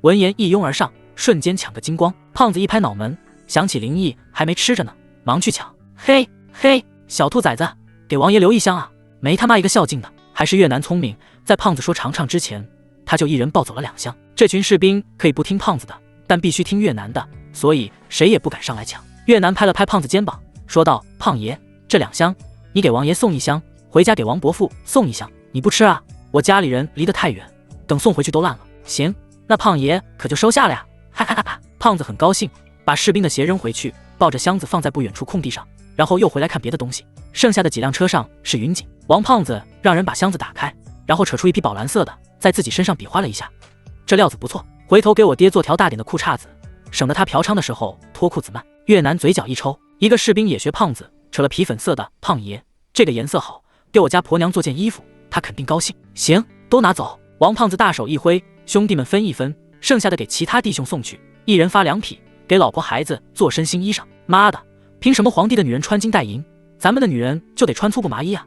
是不是？是啊，说的太他妈对了，胖爷威武！士兵们一阵欢呼，兴高采烈地把一箱箱云锦搬下来。李安和他的手下们就那么眼睁睁看着这些价值连城的贡品被这群臭当兵的瓜分殆尽。这事儿要是传回宫里，皇帝非得扒了他的皮不可。王冲宇，你给咱家等着！他哆哆嗦嗦地撂下一句狠话，转身想走，可是走得了吗？那群如狼似虎的士兵早已经围上来了，想走。胖子过来说道：“我大哥说了，今天谁也走不了，绑上！”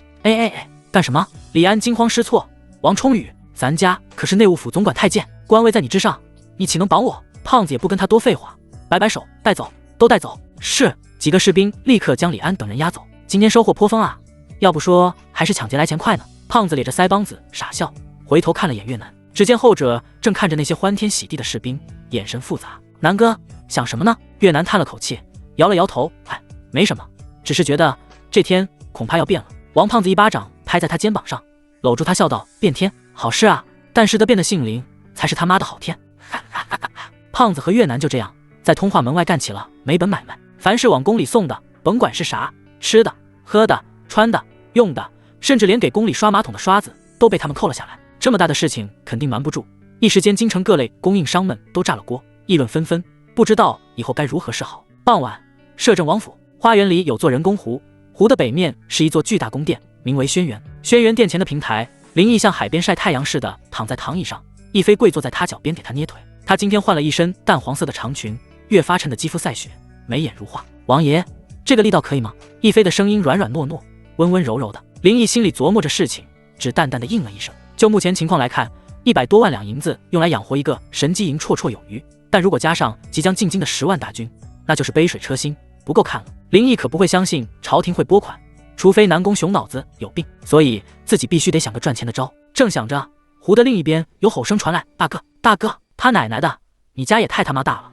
要不是老安领着，胖爷都迷路了。”林毅不用睁眼也知道是谁，倒是亦菲被吓了一跳，捏腿的手一顿：“王爷，是王小公爷来了。”林毅懒懒地应了一声。这死胖子动静这么大，看来是捞着好东西了。亦菲见林毅没说让他走，心里一喜，赶紧低下头继续按腿。不一会儿，一只熊瞎子来到平台上，身后还跟着一个身材高大、面容严肃的中年男人，正是他爹兵部尚书王铁男。老管家林安在前面引路，走得满头是汗，做了个一便退下去了。大哥，快看胖爷给你带什么好东西来了！王胖子人还没到跟前，就跟献宝似的举手里的大箱子。亦菲起身行礼：“奴婢见过尚书大人，王小公爷。”哎呦，他不说话，胖子还没在意，这会儿一看，只觉亦菲水灵灵的，煞是好看。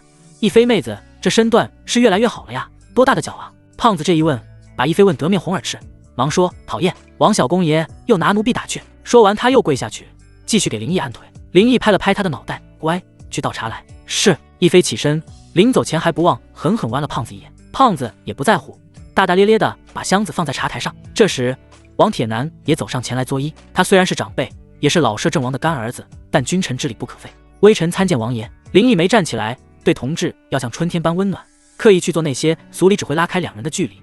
于是他摆摆手说道：“王叔不必客气，快坐。”王铁男落座，胖子迫不及待地打开箱子：“大哥，这可是胖爷专门给你留的，那帮兔崽子差点都给抢光了，还是南哥机灵，给咱俩一人藏了一箱。”王胖子抹了把汗，坐下来傻乐。一飞倒茶回来，恭恭敬敬地放在茶台上，看了眼箱子里的荔枝，有些好奇，但是却没多问，而是继续回到林毅身边给他按腿。王铁男喝了口茶，咂巴嘴，一脸的心事。林毅就知道他今天来肯定是有事儿，但对方不张嘴，他肯定也不会先开口。胖子可不管那些，抓起一把荔枝，剥开一个塞进自己嘴里，然后又剥了一个递给林毅：“大哥，尝尝，这玩意儿可甜了。”林毅摇摇头，胖子纳闷：“咋不吃啊？”“哎呀，胖爷在刚才厕所洗过手了，这还差不多。”林毅接过来，他是真嫌弃这胖子什么都好，就是不注意个人卫生。昨天晚上一起喝酒的时候还搓脚气，搓完用手抓牛肉吃，要不是看在自己兄弟的份上，早一个大嘴巴抽过去了。把荔枝扔进嘴里尝了一口，除了甜以外没什么特别的味道，不如后世繁育的新品种。林毅把果核吐进太云壶里，又拿起一个，亲手扒开递给一飞。一飞受宠若惊，脸蛋一下子就红了，小声说道：“王爷，奴婢不敢，让你吃就吃。”林毅语气平淡：“谢王爷赏。”一飞这才小心翼翼地接过来，小口小口地吃着，心里跟妈了密似的甜。林毅鬼使神差地回眸，问道：“荔枝甜还是我甜？”一飞甜甜一笑，露出整齐的白牙：“嘻嘻，还是王爷更甜。”胖子看见这一幕，嘿嘿一笑，冲着林毅挤眉弄眼的，那表情好像在说：“还是大哥会玩。”王铁男只要看着这个不成器的儿子，心里就来气，重重地咳嗽一声。咳！胖子当即不敢再闹。林毅看出了王铁男的忧虑，说道：“王叔，有什么话就直说吧，自家人干什么藏着掖着的？”王铁男叹了口气，脸上的皱纹更深了。“哎，王爷，今天犬子在城门口做的事情，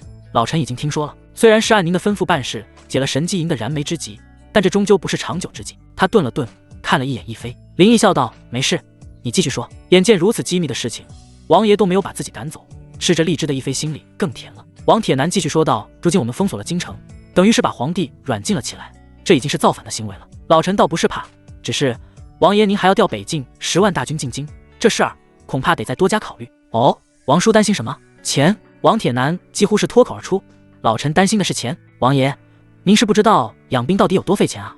他掰着手指头给林毅算账：“神机营5000人，您刚赏了5万两，又说军饷翻倍，这一个月光军饷就得3万多两，再加上吃喝、军械损耗、战马草料，一个月没有5万两银子根本下不来。这还只是5000人，您要调10万兵马进京，那是什么概念？10万张嘴要吃饭，10万套盔甲兵器要保养，还有几万匹战马喂料，这人吃马嚼的，一天下来就是天文数字。他们在边关还能自己屯田打猎，自给自足，可一旦进了京城，所有嚼应就都得靠我们自己了。咱们从骆家拿回来的那点钱看似不少，可撒到10万大军里，连个水花都见不着，最多也就撑一个月。”王铁男越说越激动，到最后几乎是痛心疾首：“王爷啊，一旦咱们的钱烧完了，发不出军饷，那10万大军就会成为咱们的祸患了，到时候都不用皇帝动手，咱们自己就得完蛋。”王胖子听得一愣一愣的，他从来没想过这么复杂的问题，挠了挠头说道：“爹，没钱了咱们再去抢不就行了？胖爷我别的不会，就他妈会抢，皇帝有什么我就抢什么，混账东西，你跟谁胖爷的呢？”王铁男气得一拍石桌：“再说了，你他妈以为这是郭家吗？抢，今天抢一家，明天抢一家，把满朝文武都得罪光了，到时候谁还替我们说话？我们不就真成了人人喊打的叛贼了吗？你这脑子里装的都是你妈拉的屎啊！”被亲爹当着大哥的面骂，王胖子脸上也有点挂不住，嘟囔道：“我妈不拉屎还敢顶嘴，我操你祖宗的！”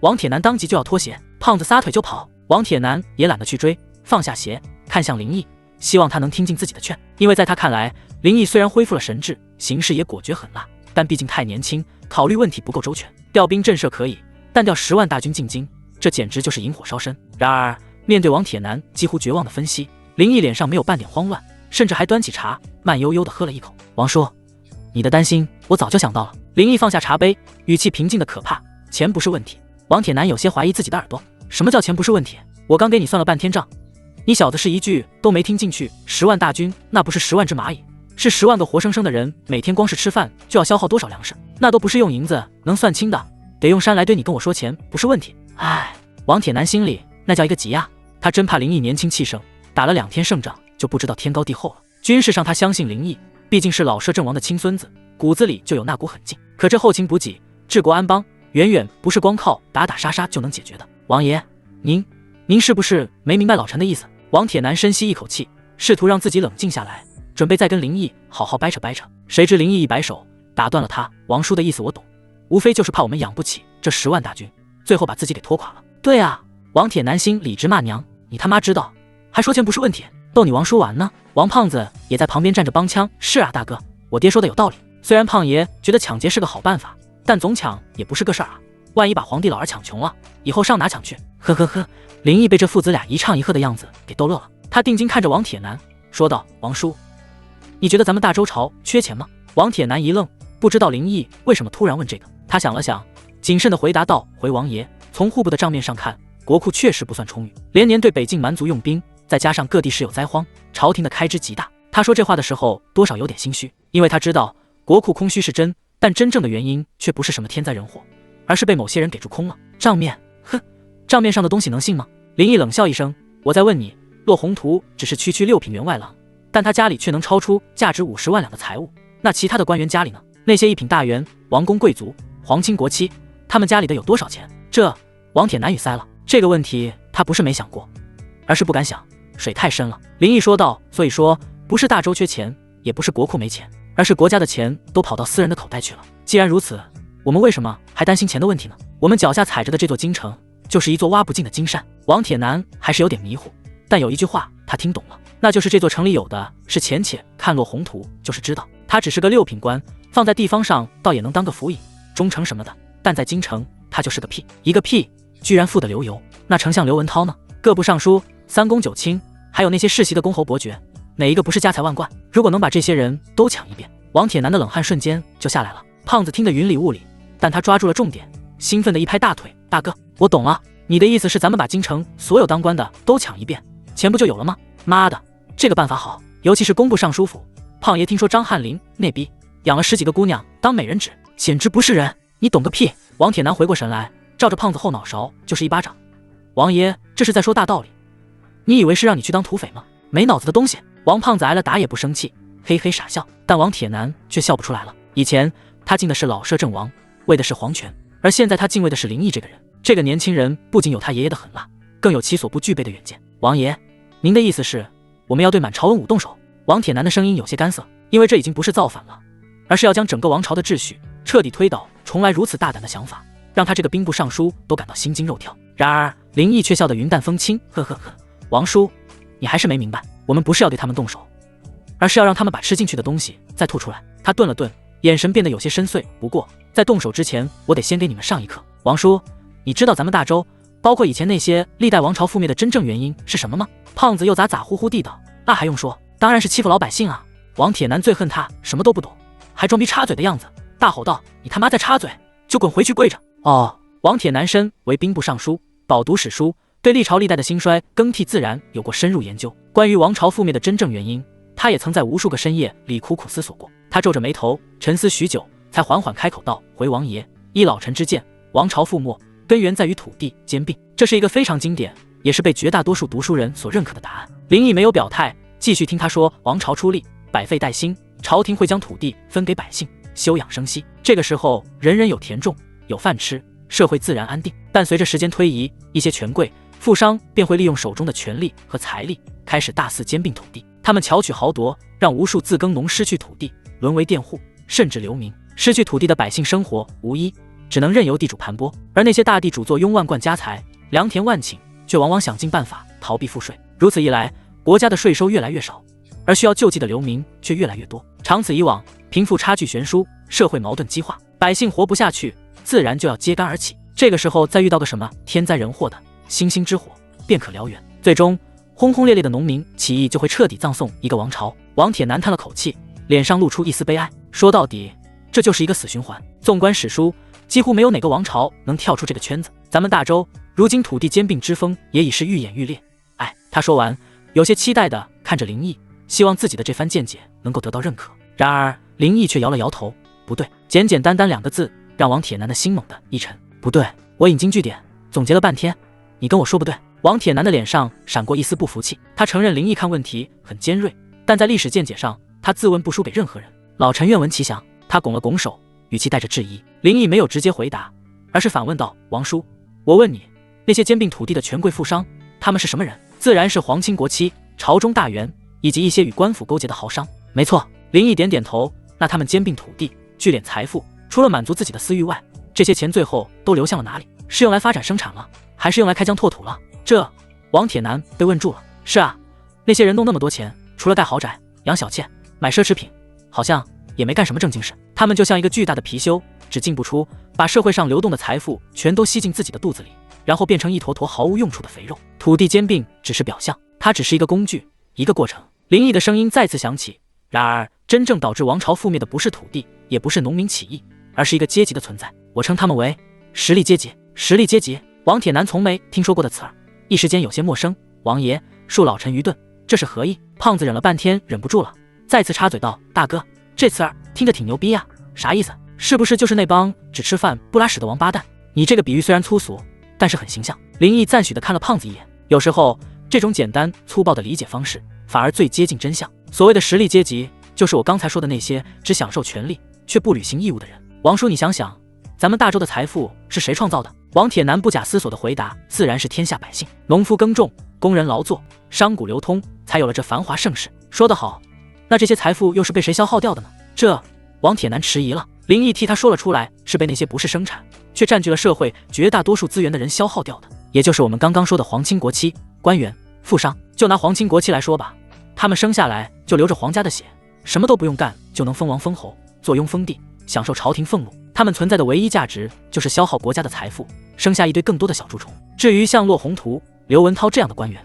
他们寒窗苦读，考取功名，本该是为国为民的栋梁，可一旦大权在握，心思就活翻了，开始利用手中的权力贪赃枉法、结党营私，搜刮民脂民膏，极力的把国家的钱变成自己的钱。还有那些垄断盐、铁、茶、丝绸等民生行业的富商，他们与官员勾结，囤积居奇，操纵物价，赚得盆满钵满。可他们交了多少税？他们赚的钱有多少是回馈给了这个社会？没有，他们只会把钱藏在地窖里，让银子发霉，或者拿去买更多的土地，让更多的百姓流离失所。林毅端起茶杯，喝了一口，润润嗓子，这才继续说道：皇亲、官员、富商，这三者就构成了庞大的实力阶级。他们就像附着在大周这棵大树上的藤蔓，疯狂吸取着养分，却从不为大树的生长做出任何贡献。他们的人数或许不多，但他们掌握的财富却占了整个国家的7成，甚至8成。结果呢？百姓辛辛苦苦创造的财富全被他们吸走了。百姓越来越穷，他们越来越富。国家想办点事，比如赈灾、打仗，却发现国库里根本没钱，因为钱都在他们手里攥着呢。百姓没钱，国家没钱，所有的钱都集中在少数人手里，还他妈的不流通，变成死钱。这样的国家怎么可能不完蛋？所以，王叔，你现在明白了吗？土地兼并、农民起义，都是这个阶级吸血吸得太狠，把宿主给吸死了，最后引发的并发症而已。真正的病根是他们。王铁男整个人都愣住了，他从来没这么想过问题，此刻如醍醐灌顶。原来如此，自己一直以为是土地的问题，是人性的贪婪问题，现在他才明白，这是他妈是一个结构性的问题，是一个阶级对另一个阶级的无情压榨。我操大哥！王胖子听了个大概就要打断。林毅眉头一蹙，你要对我干什么？不，胖爷没那意思，胖爷是想说，原来这帮犊子这么该死啊！大哥，你给我2000兵马，胖爷这就去屠了他们。王铁男没有理会儿子的叫嚣，整个人还沉浸在刚刚的震撼之中。他终于明白林毅为什么敢说钱不是问题了，因为在林毅眼中，满京城的皇亲国戚、文武百官、富商巨贾，他们不是人，而是一个个行走的钱袋子。而林毅要做的就是打开这些袋子，把本该属于国家的钱重新拿回来。王爷，王铁男的声音都在发颤，您的意思是我们要把他们的钱全都抢过来？他用的是抢这个字，因为他实在想不出一个更温和的词来形容这种行为了。林毅笑了笑，呵呵呵，王叔用词要准确一点，这不叫抢，叫替天行道。替天行道。王铁男心说，这词儿听着有点耍流氓啊。其实在林毅心中一直都不觉得抢劫是个好办法，因为他没办法促进 GDP， 只是财富的转移。但眼下他必须要这么做，以解燃眉之急。等把这个坎迈过去，再开始投资赚钱。王铁男茅塞顿开，觉得浑身上下每一根毛孔都舒张了，畅快的不行。王爷，您下令吧，老臣这条命还有王家上下都交到您手上了。俺也一样。胖子这死脑筋忽然想起来什么，说道：哦对了，大哥，胖爷今天来还有个事要告诉你呢。什么事儿？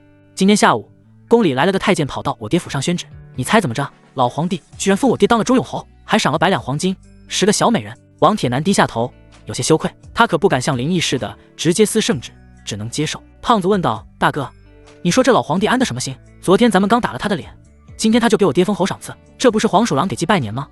林毅听完，脸上一点意外的表情都没有，反而笑了。他倒是不蠢，还知道用捧杀这招。捧杀？王胖子一愣，大哥，啥叫捧杀？王铁男也好奇地看向林毅，他虽然大概猜到皇帝什么意思，但不了解这个新词。后者放下茶杯，解释道：捧杀就是先把一个人捧得高高的，给他好处和荣誉，让他飘飘然，然后再找机会把他从高处摔下来。皇帝现在就是这个意思，他明着是赏赐王叔，封他当侯爷，实际上是想把王叔架在火上烤。你想想，王叔是兵部尚书，又是我的干叔叔，现在突然被皇帝封了侯，朝廷里那些人会怎么想？他们是不是会觉得王叔已经背叛了林家，投靠了皇帝？一旦这种猜疑传开，我们内部就会出现裂痕。而且他给了王叔这么大的好处，以后再想让王叔办点什么事，是答应还是不答应？答应了就是对我不忠，不答应就是抗旨不遵，忘恩负义。到时候他就有借口让天下人对王叔口诛笔伐了吗？胖子听得一愣一愣的，他虽然莽，但不是真傻，被林毅这么一说，立刻就明白了其中道道。操，这老逼心眼子还不少。王叔，东西你都收下了吧？林毅看向王铁男，后者点点头。林毅说道：收下就对了，皇帝想玩，那咱们就陪他玩玩，白给的金子不要白不要。至于那10个美人，你自己看着办呗。说起美人，胖子就来劲了，嘿嘿嘿，大哥，那10个宫女胖爷看了，真不错，大脸盘大屁股，一看就好生养。这样吧，胖爷看你王夫人盯不忘，你先挑5个进来，其余的我爹挑，我喝点你们的刷锅水就行。林毅嘿嘿嘿嘿，胖子还止不住的傻笑，没看见王铁男已经眼珠子喷火了。妈的，喝你爹的刷锅水，你这憨货真说得出口？林毅这胡边和王铁男父子俩高谈阔论。另一边，秀珠鬼鬼祟祟地走出府门。林毅只是禁足了洛青雨，但并没有限制秀珠，或者说他就是刻意让秀珠自由活动的。生活嘛，总一帆风顺也不是好事儿，给南宫瑾添点堵，顺便把自己的快乐建立在他的绿帽子上，这多带劲啊！秀珠怀揣着银子和密信，心惊胆战地走出王府。昨天他去找南宫瑾的时候，南宫瑾正在宫里跟皇帝哭鼻子呢，不在家，以至于空跑了一趟。今天早上起来，洛青雨嚎啕大哭，说什么也要让秀珠把信送过去，哪怕等到晚上也在所不惜。秀珠心里也不舒服，曾经温文尔雅、当街舔脚的摄政王，不知为何突然变成了吃人恶魔，不仅霸占了小姐的身子，还用各种匪夷所思的姿势折磨小姐，逼小姐做出那些连想都不敢想的羞人事。唉，小姐实在太可怜了。秀珠至今都忘不了昨夜小姐疼得满脸绯红，不断喊叫的样子。不行，我一定要把信送过去。现在能救小姐的就知道阿锦了。秀珠不敢坐马车，怕被林毅的人盯上，只好沿着街边巷子绕了很大一圈，确定没人跟踪后，这才快步朝着九王府的方向走去。九王府并非单指一座府邸，而是京城里一片专门给皇子们居住的区域。这里亭台楼阁，雕梁画栋，气派非凡，比起皇宫也不遑多让。只不过这里没有皇宫那般森严的规矩，多了几分皇室子弟的奢华与风流。南宫瑾作为当今圣上最宠爱的皇子，他的院落自然是九王府里最气派的一座。秀珠站在朱漆大门前，心里有些忐忑。她只是一个丫鬟，想要见到金枝玉叶的皇子，谈何容易？她深吸口气，走到侧门，将几块碎银子塞到侍卫手里，陪着笑脸说道：这位大哥，奴婢是骆家的人，有要事求见四殿下，还请大哥行个方便，帮忙通传一声。这种事件过得多了。那侍卫掂了掂手里的银子，脸上露出一丝暧昧的笑容。骆家小姐和四皇子的事情早就不是什么秘密了，况且眼前这个女子虽然是个丫鬟，但眉清目秀，身段极好，应该不是骗子。于是便点点头，行，你等着。侍卫转身进去，没过多久，一个尖嘴猴腮、穿着太监服饰的中年人便走了出来。这人正是南宫瑾身边的跟班太监索公公。索公公是孙福的干儿子，深受南宫雄信任，否则也不会被派来给南宫瑾当跟班。眼见秀珠那焦急又委屈的模样，心里也猜到了7、8分。你就是骆小姐身边的丫鬟秀珠吧？索公公捏着嗓子。秀珠连忙跪下，奴婢秀珠见过索公公，奴婢有我家小姐的亲笔信，要当面呈给四殿下，求公公成全。亲笔信？索公公眼睛一亮，这2天殿下因为骆家的事情查不思饭不想，人都受了一拳。这封信要是能给殿下哄开心了，倒也不错。毕竟主子不开心，做下人的就得小心翼翼伺候，这种日子谁也不想过。起来吧，信给咱家替你送进去。索公公伸出手，秀珠却摇了摇头，固执地说：公公，小姐交代了，这封信必须亲手交给四殿下，而且奴婢还有要紧的话要当面跟殿下说。索公公眉头一皱，洛青雨现在就是个破落户，家都被抄了，还端着呢。但转念一想，这丫头是洛青雨的心腹，肯定知道不少关于王府的内幕。行吧，那你跟咱家来。索公公不再多言，领着秀珠穿过层层回廊，来到一座雅致的院落前。院子里，南宫瑾一身白衣胜雪，站在桂花树下，背着手仰头望天，一副忧郁王子的模样。他这2天都快疯了，一闭上眼，脑子里就全是洛青雨在婚房里发出的种种惨叫声，还有王胖子那张可恶的肥脸。这真是6尺的罩子兜不住，7尺大辱。殿下，洛小姐的丫鬟来了。索公公小心翼翼的禀报。南宫瑾身体一震，猛地回头，秀珠，他几步冲了过去，抓住秀珠的肩膀，双目赤红。青雨呢？他怎么样了？林毅那个畜生有没有在欺负他？秀珠被他摇得头晕眼花，眼泪更是止不住的往下掉。他扑通一声跪在地上，也不说话，从怀里掏出信来，高高举起。殿下，这是小姐给您的信。南宫瑾一把夺过来，拆开就看。林毅是个魔鬼，阿锦，快来救我！看着许许多多不让描述的文字，南宫瑾只觉得一股热血直冲脑门。他仿佛看到，在那张本该属于自己的婚床上，自己最心爱的女人是如何在另一个男人身边痛哭流涕的。啊！林毅，此仇不报，我南宫瑾誓不为人！一声怒吼，吓得周围那些太监宫女一个个噤若寒蝉，忙偷偷躲开。主子发脾气呢，没事可别往身边凑合，万一拿你撒气怎么办？索公公更是吓得缩了缩脖子。别人能走，他能走吗？只能躲在廊柱后面，心里默念：看不见我，看不见我，看不见我。秀珠跪在地上，心里一阵暗喜。小姐说的没错，四殿下果然还是在乎她的，自己只要把小姐受的委屈告诉殿下，殿下一定会为小姐出头。林毅，你等着吧，敢把我家小姐的脚掰到脑袋上去，还让她学狗叫，这次叫你死无葬身之地。殿下，您要为我家小姐做主啊！秀珠演技大爆发，2行清泪夺眶而出。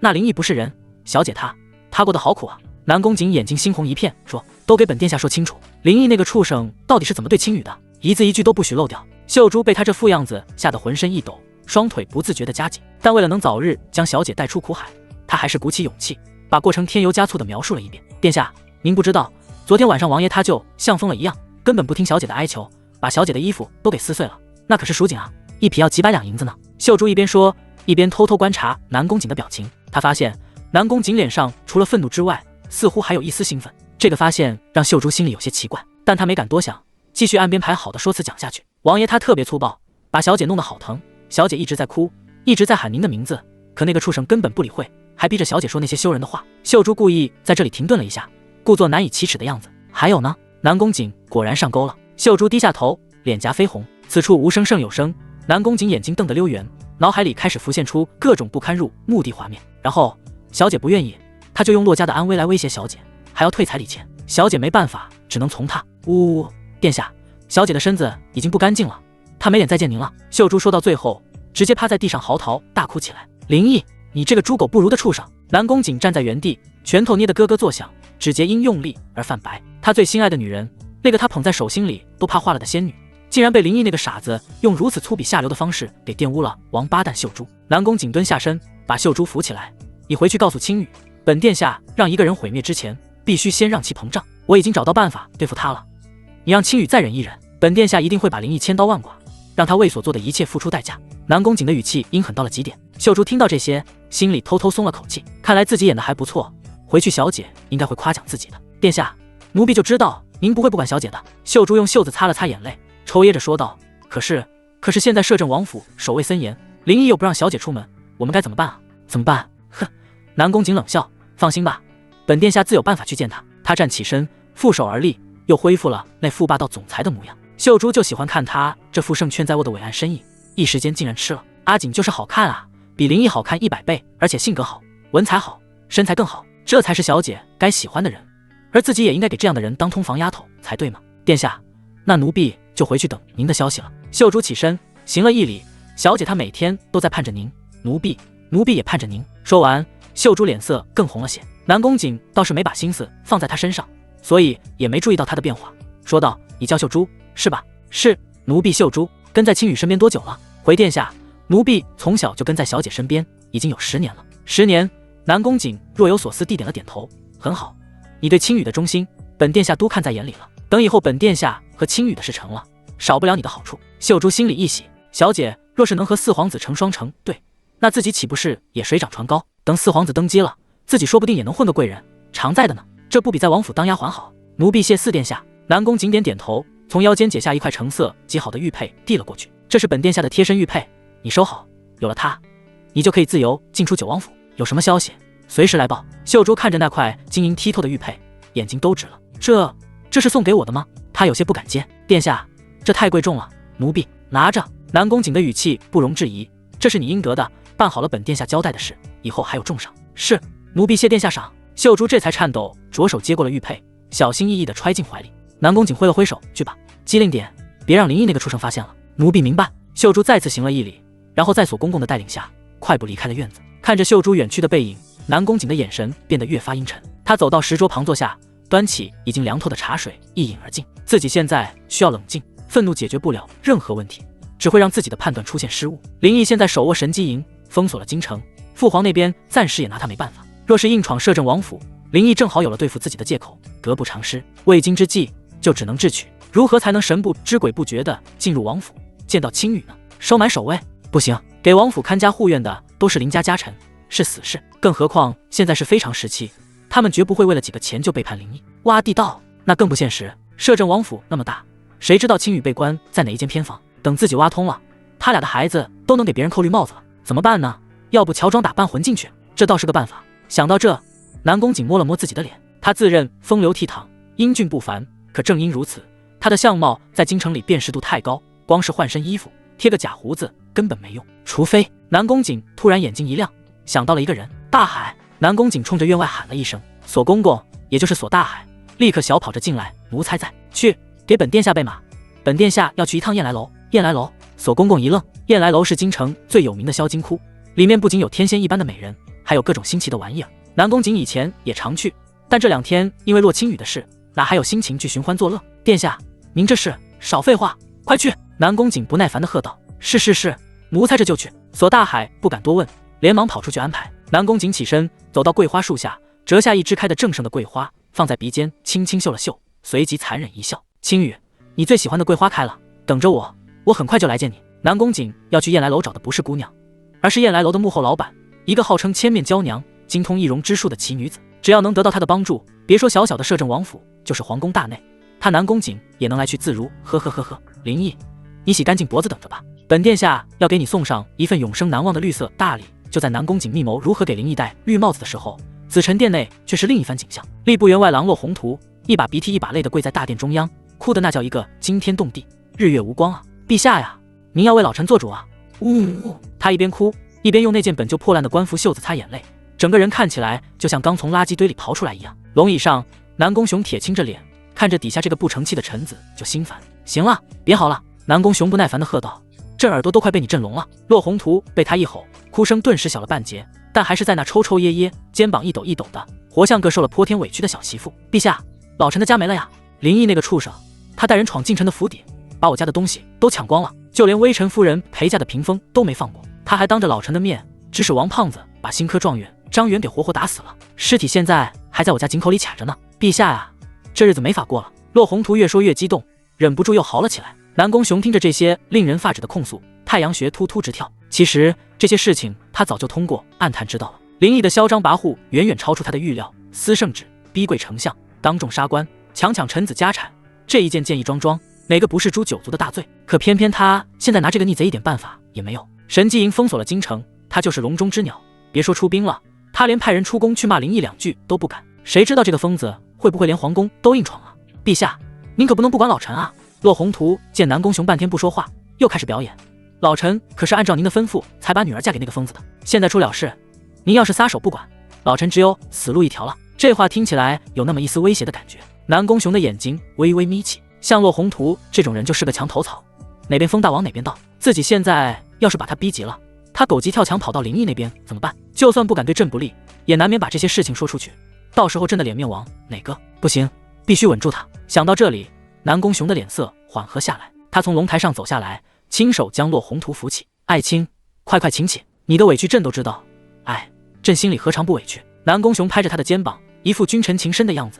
你放心，你这次是为国分忧，为朕办事，朕都记在心里呢，朕绝不会让你白白受了委屈。人生如戏，全靠演技。落宏图觉得自己演得挺好，可谁知道南宫雄比他还高明，几句话下来，把他感动得一塌糊涂。陛下，有您这句话，老臣就算死也值了。胡说什么？南宫雄板起脸，朕怎么会让你死呢？你是大周的功臣。他扶着落宏图在一旁的椅子上坐下，然后自己也坐回龙椅，叹了口气，说道：哎，林毅那个逆贼得了失心疯，仗着手里有兵救，目中无人，无法无天，朕也是有心无力啊。他开始卖惨。不过你放心，南宫雄话锋一转，朕要让一个人毁灭之前，必须先让其膨胀。好家伙，不愧是父子俩，连说话都一模一样。雪花飘飘，朕已经想到对付他的办法了，所以你再忍一忍，不要去招惹他啊！陛下，老臣可没惹他，是他自己上门。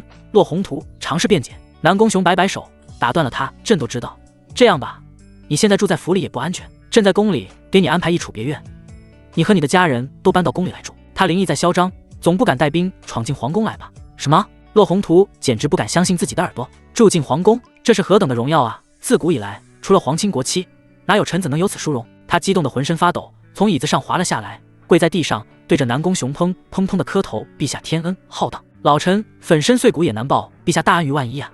骆宏图现在觉得自己家被抄，好像也不是什么坏事，能换来住进皇宫的机会。骆府说是府邸，如今瞧着跟乱葬岗也没什么两样。张远的尸首还撅着屁股卡在井口，两只癞蛤蟆趴在他两腿中间，呱咕咕的交配着。府里值钱的大件都被搬空了，只剩下些桌椅板凳和满地狼藉，想收拾都收拾不过来。昨天骆宏图想进宫，结果却没能见到南宫雄，只好又折回来，和李氏挤在下人房里凑合了一宿。今天进了宫还没回来呢。李氏哭了大半夜，眼睛肿得跟桃核人似的，天快亮了才迷迷糊糊睡过去，只睡了一会儿便醒了，盯着地上的花瓶碎片，心疼得直抽抽。那是他爹当年托了多少层关系，才从一个落魄亲王手里淘来的宝贝，如今被那群该死的家臣一脚就踢碎了。娘！一个怯生生的声音从外面传来，只见一个穿着淡粉色襦裙的少女端着一碗米粥走进来。少女约莫15、16岁的年纪，脸蛋还有些婴儿肥，一双眼睛又大又亮，很是传神，透着一股不谙世事的纯真。此女便是骆宏图的小女儿骆清管。与她姐姐骆清雨那咄咄逼人的美艳不同，骆清管的美是那种邻家小妹般的清秀可人，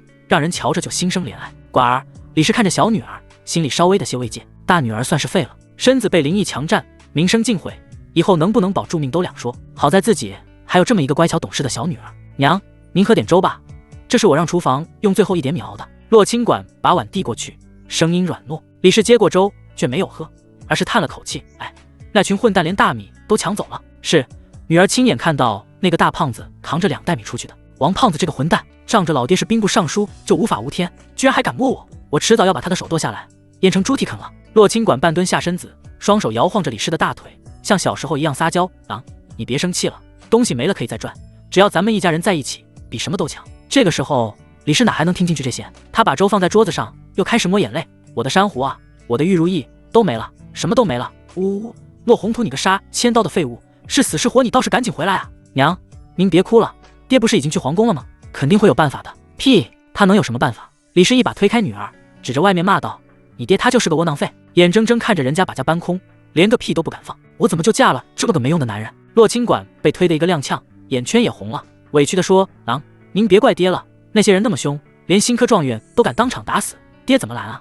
我不管。”李氏开始撒泼：“我这日子是没法过了，骆宏图，你今天要是不把我东西要回来，我就死给你看！”骆宏图刚进院子，就听到老婆在家里骂他，顿时眉头一蹙，走进来骂道：“佃妇，好什么好？还嫌不够丢人吗？”他进了门，发现家里乱糟糟一片，没人收拾，老婆就知道坐在那哭，气得浑身发抖。你以为我不想把东西要回来？我拿什么要？拿命去要吗？你死了倒是一了百了，我们爷俩怎么办？都跟着你一起死啊！李氏也不知道他回来，突然被吼了2句，也愣住了，随即哭得更凶。你还敢吼我？骆宏图，你真长本事了呀！那胖子对你老婆动手动脚，胸脯都掐紫了，你连个屁都不放，还有脸吼我？怎么？你今天不吃了，还是你就喜欢吃紫的？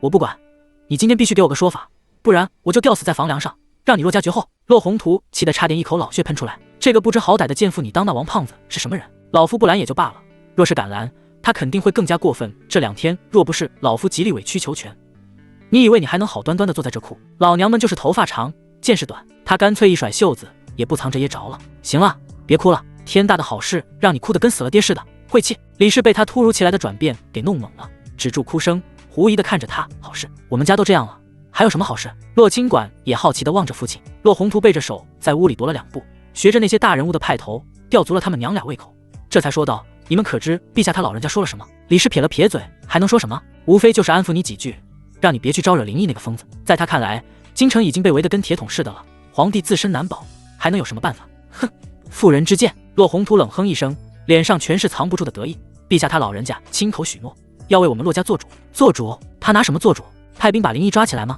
李氏还是不信。这倒没有。骆宏图摇了摇头。但是陛下说了，为了保我们一家周全，特许我们搬进皇宫去住。什么？李氏和骆清管同时惊呼出声。搬进皇宫？天哪！皇宫可是天子居所，全天下最尊贵的地方。自古以来，除了皇亲国戚和宫女太监，何曾听说过有臣子能举家住进皇宫里的？这是何等的荣耀啊！李氏的脑子嗡的一声，抓住了宏图的胳膊。老爷，你说的都是真的？陛下真的让我们住进宫里？当然是真的。圣旨马上就到。骆宏图一脸傲然。陛下说了，在宫里给我们安排一处别院。他林毅在嚣张，总不敢带兵来闯皇宫吧？天哪，太好了，真是太好了！咱们要住进皇宫里了，咱们要当皇亲国戚了。李氏激动的原地直蹦，仿佛已经看到自己身穿绫罗绸缎，在一众宫女太监的簇拥下遨游御花园的场景了。那林毅算个什么东西？他再厉害不也就是个臣子吗？自己可是住在宫里的人，是陛下的贵客，以后见了他必须挺直腰杆，尤其是见到那个王胖子，他要是再敢对自己胡言乱语，动手动脚，本宫就告诉陛下，让陛下处置他。哼！李氏美滋滋的冷哼一声，十分骄傲。骆宏图看着妻子的反应，心中十分得意。哼，叫你平时仗着娘家权势给老夫甩脸子，这回怎么样？打脸了吧？他清了清嗓子，继续说道：别那么激动，陛下还说了，我这次是为国分忧，是大大的功臣，等他老人家想办法处死林毅，定会对我加官进爵，到时候我们骆家可就真要飞黄腾达了。飞黄腾达？对，飞黄腾达。李氏连连点头，拍手叫好。忽然他看到小女儿红着脸蛋，攥着裙摆，一副小家碧玉我见犹怜的样子，一道妙计涌上心头。管儿啊，我的好女儿！李氏一把拉过骆清管，上上下下的打量，声音变得又腻又柔。你看看你，出落得越发水灵了，这要是让陛下见了，还不得把魂儿都勾了去？骆宏图一听，立刻明白了妻子的意思，眼睛一亮。对啊，我怎么把这茬给忘了？林毅那个疯子现在是靠不住了，大女儿骆清雨也废了，可自己还有个小女儿啊，管儿今年15，已经及笄成人。若不是前段时间张罗大女儿的事情，早就给她找夫家了。而且管儿不论容貌身材，丝毫不输她姐姐，性子也温顺乖巧，不似她姐姐那般刚烈。这样的女子才最得男人喜欢。要是能把管儿送给陛下，哪怕只是当个小小的才人，答应，那自己可就真是皇帝的老丈人了。到那个时候，别说一个兵部尚书，就是当朝丞相见了自己，也得客客气气的。想到这，骆宏图连呼吸都变得粗重起来。自己怎么早就没想到呢？管儿啊！骆宏图尽量让自己声音听起来和蔼一些，以免吓到他。这次住进宫里，你可要多在陛下面前走动走动。你若是能得了陛下的灵性，那咱们骆家才是真发达了呢。李氏也跟着忽悠：是啊是啊，管儿，你可要听话。现在整个骆家可都寄托在你一人身上了。管儿别怕，陛下今年才51，正是拼的时候，灵性你没问题的。就是啊，男人不能看长相，你瞧你爹长得歪瓜裂枣的吧，我不还是嫁过来，过得也挺好的吗？听娘说，只要你肯嫁过去，荣华富贵享用不尽啊。万一你再给陛下生个孩子，那我们骆家可就彻底倒不了了。对对对，最好是生个男孩，然后陛下再让他做太子，那我们骆家可就……骆家夫妇越说越没谱，这八字还没一撇呢，就说让孩子当太子，想上位像疯了吧？而骆清管更是扭扭捏捏的往后退了2步。他虽然不懂灵性是什么意思，但也模模糊糊的知道，应该是男女之间最亲密的事情。让他去和那个胡子都白了的老皇帝，他很害怕，也很抗拒。可是看着父母那充满期盼的眼神，再想想家里的惨状，拒绝的话却怎么也说不出口。他从小受到的教育就是要孝顺父母，为家族分忧。如今家族有难，姐姐又指望不上，还有一个在蓝田县任职的哥哥骆中军需要扶持，自己作为最小的女儿，似乎也只能用这种方式来报答父母的养育之恩了。女儿都听爹娘的。骆清管低下头，声音细若文瑞：哎呦，我的好女儿！李氏一听，高兴的把她搂进怀里，娘就知道你最孝顺了，你放心，等咱们进了宫，娘一定把你打扮得漂漂亮亮的，保证让陛下一见到你就挪不开眼。骆宏图也满意的点点头。好了，事不宜迟。李氏放开女儿，雷厉风行的说道：赶紧收拾东西，把家里剩下那些细软，还有我的那几箱首饰全都带上，咱们这就搬进皇宫去。他又想起了什么，对骆宏图说道：烈了，府里这些下人也别留着了，一个个都是白吃干饭的，全都遣散，省得他们留在这，把咱们家最后这点东西都偷光了。好，就这么办。骆宏图也来了精神，一扫之前颓废，开始指挥着家里仅剩的几个中仆，把藏在密室、地窖里的金银细软全都搬了出来，装了3辆大马车，全家趁着日落之前奔皇宫而去。傍晚时分，太阳舍不得有趣的长安城，懒洋洋的不愿意下山，将金光散漫大地。摄政王府那座临街的正门吱呀一声开了，行人们回头看去，然后便像见了鬼似的，纷纷贴着墙根开溜，就连街边小贩也手忙脚乱的收拾东西，恨不得多长2条腿。没别的，打头出来的人胖得跟割肉球似的，不是王胖子又是谁？胖子身后跟着30名黑色劲装的家臣，一个个腰里别着刀，手里拎着棍，眼神跟狼一样扫视着周围，浑身上下都透着一股老子不好惹的横劲。京城的老百姓这2天算是开了眼了。摄政王府这位爷以前是傻，现在是疯。他先是抄了自己老丈人的家，又逼着丞相下跪，最后连皇帝的圣旨都敢当面撕，这哪是纨绔啊，分明就是反贼嘛！大哥，你快点啊，魔比蹭雕的！胖子扯着脖子冲府里喊。林毅慢悠悠地从门里出来，他今天穿了一身月白色长服，金线绣着暗纹，腰间束着一根镶玉的带子，长发用一根简单的发簪束在脑后，整个人瞧着既有王公贵胄的雍容，又有几分江湖游侠的洒脱。他一出来，街上那些还没来及跑远的姑娘媳妇们眼睛都看直了。以前的摄政王虽然也俊，但傻乎乎的，整天跟在洛青雨屁股后面像条哈巴狗，看着就让人提不起兴趣。可现在不一样了，脸还是那张脸，但眼神变了，深邃冷漠，带着说不清道不明的霸道，就那么随意一瞥，都让人心尖尖发颤呢。天啊，王爷怎么这么帅啊？是啊，不行不行，我得回去换个裙子了。换什么换？看完再回去啊，王爷可不是天天都能看到的。哎呀，他要是塑胶跑道就好了，这样就能铺设在我的小学里了。我小学也是没什么人，空荡荡的，王爷要是能设法住进来多好啊。王胖子见那些姑娘媳妇们眼神不善，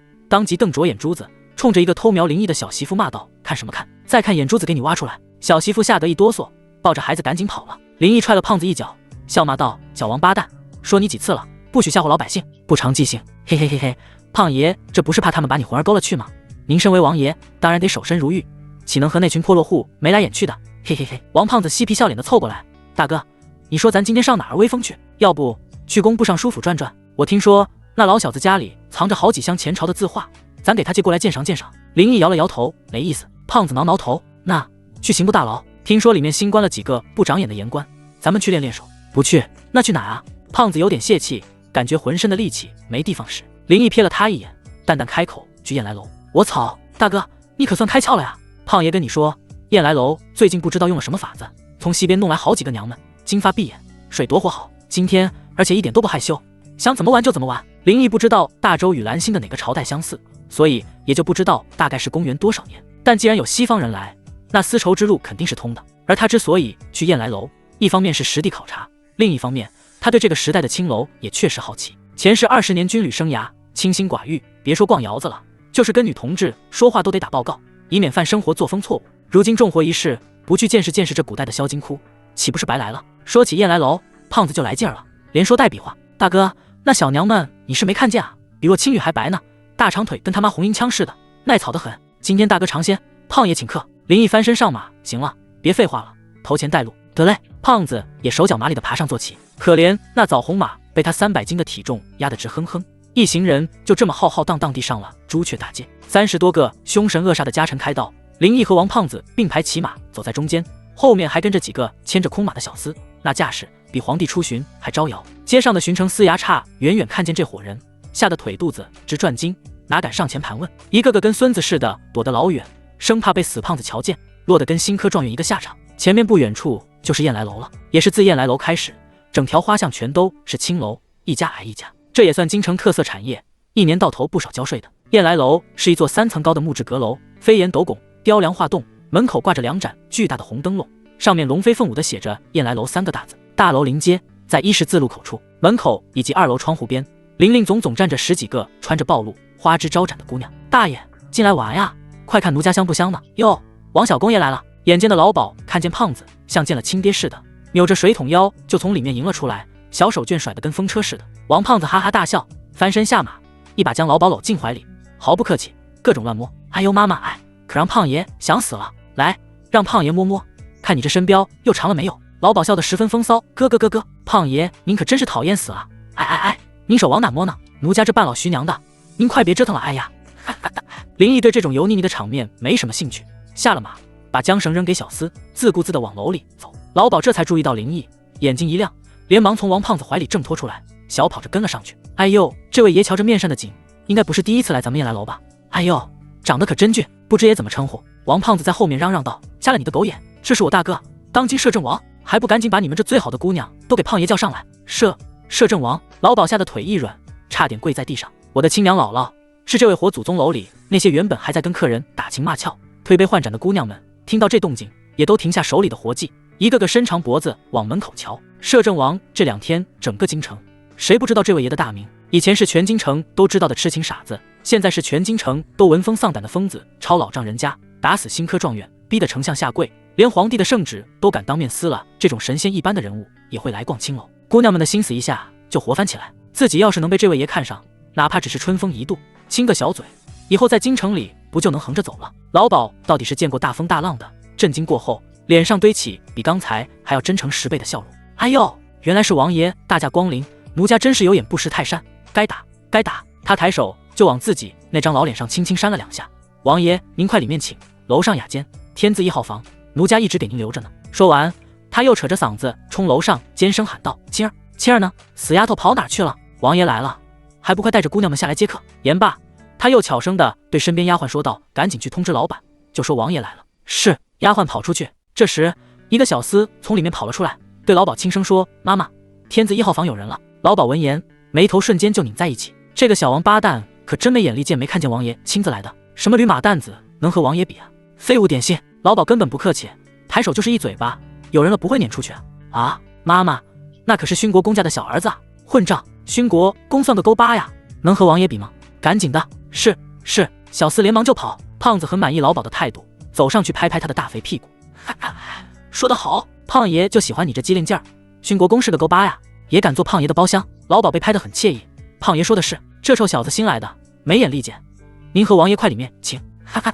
大哥，走吧。林毅点点头，跟在胖子后面进楼。刚进去，就见一个身穿天蓝色罗裙的女子，怀里抱着一把琵琶，正从楼梯上款而下，其身后还跟着10几个环肥燕瘦、衣着暴露的姑娘。一时间莺莺燕燕，香风阵阵，整个燕来楼的大堂都仿佛亮堂几分。林毅淡淡一笑，看来这青楼比自己想象中还要热闹几分。天字1号房，这间房是整个燕来楼最好、最大、最奢华的包厢。奢华到什么程度呢？地面上铺的是从西域运来的长毛地毯，一脚踩上去能陷进半个脚背。墙上挂着前朝名家的山水字画，角落里摆着1人多高的青花瓷瓶，里面插着几只含苞待放的牡丹。一张巨大的紫檀木圆桌摆在屋子正中央，桌上堆满了山珍海味、瓜果点心。此刻桌边正围坐着7、8个衣着光鲜的年轻公子哥，一个个喝得面红耳赤，搂着怀里的姑娘上下其手，好不快活。坐在主位上的是一个20出头的年轻人，用胖子的话说就是这逼长得还算人模狗样，剑眉星目，鼻梁高挺，就是脸色有些苍白，眼窝深陷，一看就是被酒色掏空了身子的货。此人正是勋国公府的小儿子张闯，他爹勋国公张曾是朝中老臣，曾经也是跟着摄政王的小弟，后来倒戈跟着皇家了。这些年虽然没什么实权，但胜在资格老，门生多，又是大皇子南宫傲一派的人，所以张闯在京城里也算是一号响当当的纨绔，平日里横行霸道，没人敢惹。来，哼，今天本公子的场，谁不喝倒，谁就是不给本公子面子。张闯端起酒杯，冲着众人嚷嚷道。他怀里搂着一个穿着粉色纱衣的歌姬，玲珑身体若隐若现，此刻被张闯强行灌了几杯酒，脸蛋红扑扑的，眼神迷离。闯爷，奴家真的不能再喝了，奴家要醉了呢。姑娘娇滴滴的求饶。不能喝，嘿嘿，不能喝也得喝。张闯坏笑一声，捏着他的下巴，直接把一杯酒灌了进去。咳，姑娘被呛得连连咳嗽，眼泪都出来了，酒液顺着脖梗往胸口滑落。周围的公子哥们非但不劝，反而拍着桌子哈哈大笑。闯哥威武，哈哈，小红可是这个头牌啊，闯哥今天有福了。就是我可看到了呀，小红的小脚粉粉嫩嫩的，闯哥等会儿可得给兄弟喝点汤啊，千万别把人家给玩坏了。张闯的义大笑在小红胸前狠狠抓了一把，惹得姑娘又是一阵惊呼。放心，本公子有的是钱，玩坏了再换一个就是。这燕来楼的姑娘有一个算一个，只要本公子看上了，哪个敢不从？这话说的嚣张至极，但也没人敢反驳。就在张闯要进一步逗弄小红的时候，包厢砰的一声被人从外面推开了。刚才被老鸨扇了一巴掌的小厮连滚带爬的进来，脸上还带着清晰的巴掌印。闯爷，不好了！张闯正玩得高兴，突然被打扰，心里很是不痛快，把酒杯往桌上重重一放，骂道：好什么好，你妈死了！不是啊，闯爷！小厮跪在地上哆哆嗦嗦的说道：妈妈让您现在就把这间房给腾出来。什么？张闯还没说话，旁边一个跟班先跳了起来，指着小厮的鼻子就骂：狗奴才！知道这是谁吗？这是勋国公府的小公爷，你让他腾地方，你他妈的活腻歪了！另一个跟班也跟着起哄，就是这4、9城里还有谁的面子能比咱闯哥大？给谁腾地方？说老子这就下去给他妈杀了！小厮吓得浑身发抖，一边是摄政王，一边是闯爷，他谁也得罪不起。是摄政王，楼下的妈妈说摄政王来了，要用天字1号房。摄政王，张闯一愣，随即嗤笑一声，满脸不屑，噗呵，我当谁呢？原来是林毅那个傻子，他不是前2天刚娶了骆家那个小娘们吗？怎么不在家抱着媳妇睡觉，跑这儿来寻开心了？哈哈，闯哥，人家说不定是在家里受了气，出来散散心呢。就是，我可听说了，那洛青雨心里一直装着4皇子，根本不让他碰。说不定那傻子在新婚之夜就被戴了绿帽子呢。包厢里顿时响起一阵哄堂大笑。张闯端起酒杯，慢悠悠地喝了一口，然后把杯子往桌上一摔，发出一声脆响，啪！屋子里瞬间安静下来。张闯起身整理一下衣襟，走到那小厮面前，抬脚就踹了过去。你妈的，一个舔狗也配让本公子给他腾地方？不长眼的东西，以后给老子记住了，在这京城里，除了我大哥南宫傲，谁的面子都不用给，听见没有？是，奴才记住了。小厮疼得在地上直打滚。哼！张闯冷哼一声，又踹了他一脚，滚回去告诉你家妈妈，就说本公子今天就在这儿了，哪儿也不去。林毅有本事就自己上来找我，我倒要看看他这个摄政王有几斤几两。是。小厮连滚带爬的就往外跑。等等！张闯又叫住了他。小厮吓得一哆嗦，再次跪下。闯爷，您还有什么吩咐？张闯走过去，蹲下身，拍了拍他的脸，阴恻恻的说道：你刚才说是摄政王要这间房，对吧？是。好，很好。张闯站起身，脸上露出一个残忍的笑容。兄弟们，走，跟本公子下去看看。今天本公子就让全京城的人都瞧瞧，堂堂摄政王是怎么跪在地上给老子磕头的。说完，他一脚踹开房门，带着一群狐朋狗友骂骂咧咧往楼下走去。妈的，一个傻子也敢在老子面前摆谱，今天不把他屎打出来，老子就不姓张。燕来楼的大堂，老鸨带着一群姑娘众星捧月似的围在林毅和胖子身边，脸上的笑容都快对不下了。王爷，您瞧我们这儿的姑娘怎么样？环肥燕瘦，应有尽有，保管您满意。胖爷，您看那个叫平儿的，刚从扬州上来，才13岁，已经来过小月了。等会儿您若是见了红，可得给赏钱啊。您要是不喜欢咱们汉人啊，奴家这还有鲜卑的、匈奴的，还有昆仑奴、大洋麻子。胖子一双小眼睛早就粘在那些姑娘身上挪不开了，听了老鸨的话，更是笑得见牙不见眼。哈哈哈，好，都好，等会儿都给胖爷叫到房里去。胖爷，我今天晚上要打10个。林毅对这些小姑娘没什么兴趣，即便这些姑娘都及笄了，但看起来依旧是糯糯的小孩子，实在下不去手。他端起茶杯喝了一口，眼神望向大堂。这燕来楼的生意确实火爆，一楼大堂里坐满了客人，划拳的、喝酒的、调笑的，好不热闹。看来这青楼文化在哪个时代都很有市场呢。就在这时，楼梯上传来一阵杂乱的脚步声，还伴随着骂骂咧咧的声音。妈的，林毅那个傻逼在哪儿呢？给老子滚出来！本来吧，撵人走这事儿挺不地道的，所以林毅和胖子也没说什么，就在大堂等着他们打扫房间。可谁知道这时候居然传来骂声，而且是那种只闻其声不见其人的辱骂。妈的，林毅那个傻逼在哪儿呢？给老子滚出来！张闯长得人高马大的，穿着一身骚包锦缎，领口敞开，露出一片白花花的肉。他身后跟着7、8个同样打扮的公子哥，一个个歪歪扭扭，醉眼惺忪，一看就不是什么好鸟。他妈一个靠祖宗吃饭的废物，也敢在燕来楼里摆谱？什么东西？还祖宗呢？我听说他爷爷当年就是个莽夫，打仗全靠运气。他爹灵童更是个禽种，为了个女人连命都不要了。他家3代都是祖传废物，哈哈哈哈！也就王胖子那个憨货还把他当个宝，天天跟在屁股后面舔。这群人边下楼边骂，骂的那叫一个难听，什么脏话都往外蹦，把燕来楼里的暧昧香风都给搅浑了。大堂里当即安静下来，歌舞也停了，所有客人都停下手里的动作，就连那些抱着姑娘啃嘴的油腻男都把头抬了起来。原因无他，下楼这位可是勋国公府的小儿子张闯，出了名的魂不吝。他身后那几位也都是京城里有头有脸的2世祖、3世祖，家里非富即贵，此刻晃晃悠悠、骂骂咧咧的下楼，显然是要跟摄政王硬碰硬啊！有好戏看了。与他们的心态不同，老鸨子听见这些骂声，脸刷一下就白了。他在风月场所搅了这么多年马勺，凭的就是一双好眼力。他能看出来，眼前这位摄政王和传闻严重不符，万一两边发生冲突，自己必须得选一边站，否则到时候得罪的就是两伙人了。开青楼的最忌讳就是与人结怨，更何况还是这么多豪门子弟。他攥着汗金子想了想，做出一个决定。哎呦，闯爷！老鸨子奔着刚下楼的张闯走了过去，满脸谄媚。今天这事儿真不好意思，都是妈妈的错，您行行好给腾个地方，下次再来妈妈给您免单。没错，老鸨选择了林毅，或者说选择了王胖子，但张闯是什么人？抬手就是一嘴巴，啪！哎呦，老鸨被打得转了个圈，假惺惺的摔在地上。张闯骂道：不长眼的骚妇，你有几个脑袋敢让你闯爷腾地方？就是来几次燕来楼，就看我们哥几个好欺负是吧？真给你脸了。其余少爷也都纷纷怒骂。我操他妈的！胖子刚要起身，却被林毅一个眼神给按了回去。一群跳梁小丑而已，没必要大动干戈。前世在战场上比这嚣张百倍的敌人都见过，最后不还是乖乖跪在地上求饶？不过他们骂我可以，骂我爹，骂我爷爷，那就不行了。林毅心里已经给这几个人判了死刑。张闯带着人骂骂咧咧地走到大堂中央，一眼就看到坐在那儿喝茶的林毅。其实他根本不认识林毅，毕竟林毅傻了2年，很少出门，就算出门也是一副痴痴呆呆的样子，跟在洛青雨屁股后面，一口一个神仙姐姐的叫着。跟现在这个气定神闲的男人判若两人。你他妈谁啊？看见本公子还不跪下行礼？张闯指着林毅的鼻子就骂，他身后的跟班也跟着起哄，就是哪来的野种，穿的人母狗样的，在这儿装什么大半蒜？林毅连眼皮都懒得抬一下，只是对躺在地上的老鸨淡淡说了一句：“房间还没腾出来。”老鸨隐隐猜到自己赌对了，连忙爬起来：“王爷您稍等，马上就好。楼上的手脚麻利点，王爷等着进去呢。”王爷，张闯和他那群狐朋狗友都愣住了，这人就是林毅，他不是个傻子吗？怎么瞧着不太像啊？张闯上下打量着林毅，琢磨着林毅顶多也就是病好了而已，但骨子里肯定还是那个任人拿捏的软蛋，毕竟他摔傻之前也没听说他有多牛逼啊。我当是谁呢？原来是咱们大名鼎鼎的摄政王啊！张闯阴阳怪气的笑了起来，怎么着，林大傻子不在家给你那骚媳妇舔脚，跑这儿来装人来了？闯哥说的对，听说他媳妇洛青雨跟四皇子那才是一对，他就是个接盘的绿毛龟，什么他妈摄政王，我看叫绿帽王爷还差不多。